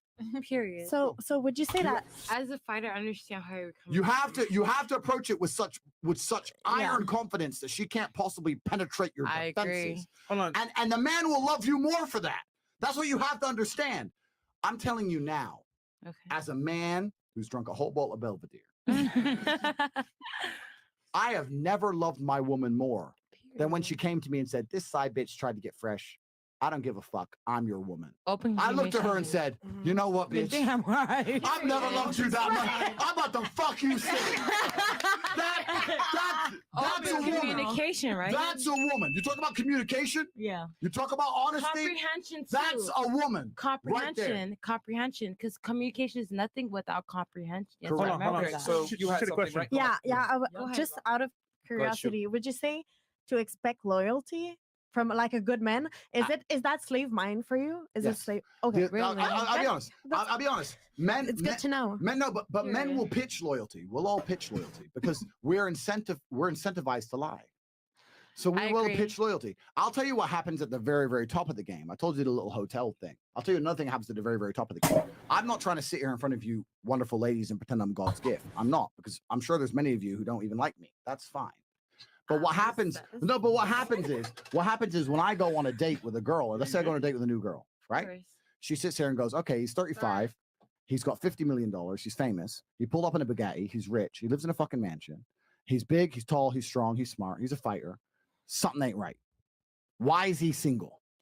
And they start getting curious. Why? Are you divorced? Are you divorced? Do you have kids? Are you a serial killer? They start thinking this doesn't, like, they start thinking this is too good to be true. This is something that's a bit weird, right? So, and the point is, women instinctively know a man's value and where he operates. What happens is after they ask me a bunch of questions, they assume, he's going to fuck me one night and bounce. Can I ask you a question? That's what they think. I'm just telling you my experience. No, you're right? very much right. in Okay, your so experience. my point is, when you're saying should a woman expect loyalty, No. if you meet a guy who's actually about it, truthfully, absolutely not. I completely You shouldn't agree expect with pure you. sexual exclusivity. Loyalty with his heart, sure, because man will love one woman and fuck 10. Loyalty with his heart, yes, but in terms of where his dick goes, he's gonna fuck that pussy. That's the truth. That's the absolute truth. I'm not lying to you. You guys. have to I'm not agree with lying that to to a certain degree with me. It's understand. Yeah, the reality is, ladies, the You more have to desirable he is, understand. if he's tall, attractive, makes money, he's Mhm. not going to be sexually exclusive to you. That's stupid for a man to. I've always said it. Yeah. If you're a guy and you're worth a certain amount of money and you're attractive and you're tall, you're good looking, it's stupid to be monogamous to one girl. That's dumb. It's fucking dumb as hell. Because with you guys want security and monogamy. Men want to deal with as many girls as we can. And the reality is most guys can't do it.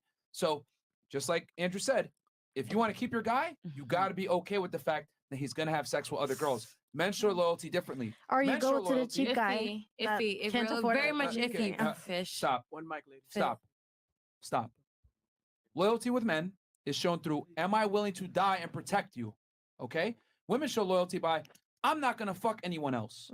The two parties are exchanging their commodity to the other for some kind of exclusivity. I share my security and resources with you, and you're secure. And then I share my sexuality with you, and you're secure. But a man is capable of having sex with other women and still loving his woman the same. Women are not, though. That's why if a woman cheats, it's a fucking problem. You need to get rid of her. If I was a chick, Okay. what I would be looking for is the highest value man I could find. Agreed. And I'd be looking for an anchor which allowed me to know that I had something that made me feel special outside of sexual exclusivity. So I'll give you an example. You'd look for yourself. No, but I'll give you an example. So let's talk about that Russian girl I talked about in my business. Ach, Johannes. She knows she ain't worried about him fucking bitches because she's Warum bin ich so toxisch? So Warum bist I'm du saying, auch if so you find a man toxisch? and he says, look, you're the only Warum one I sind live wir alle so with, or you're the toxisch? only one who has a credit card, or the only one who has allowance, or you're the only one who lives in my house. Ja, You're the only one. Find some anchor. Linkspieler. Now, if he breaks Gut, ich that weiß nicht, anchor, ob du noch ein League-Spieler bist, ne? Ja, was soll das heißen? But if he comes to you and says, Mein look, Main ist jetzt 5 times a eingerenkt. year, 5 times a year, we're Schon eingerenkt worden. Richtig low. Platin 4 oder 3? Top 3.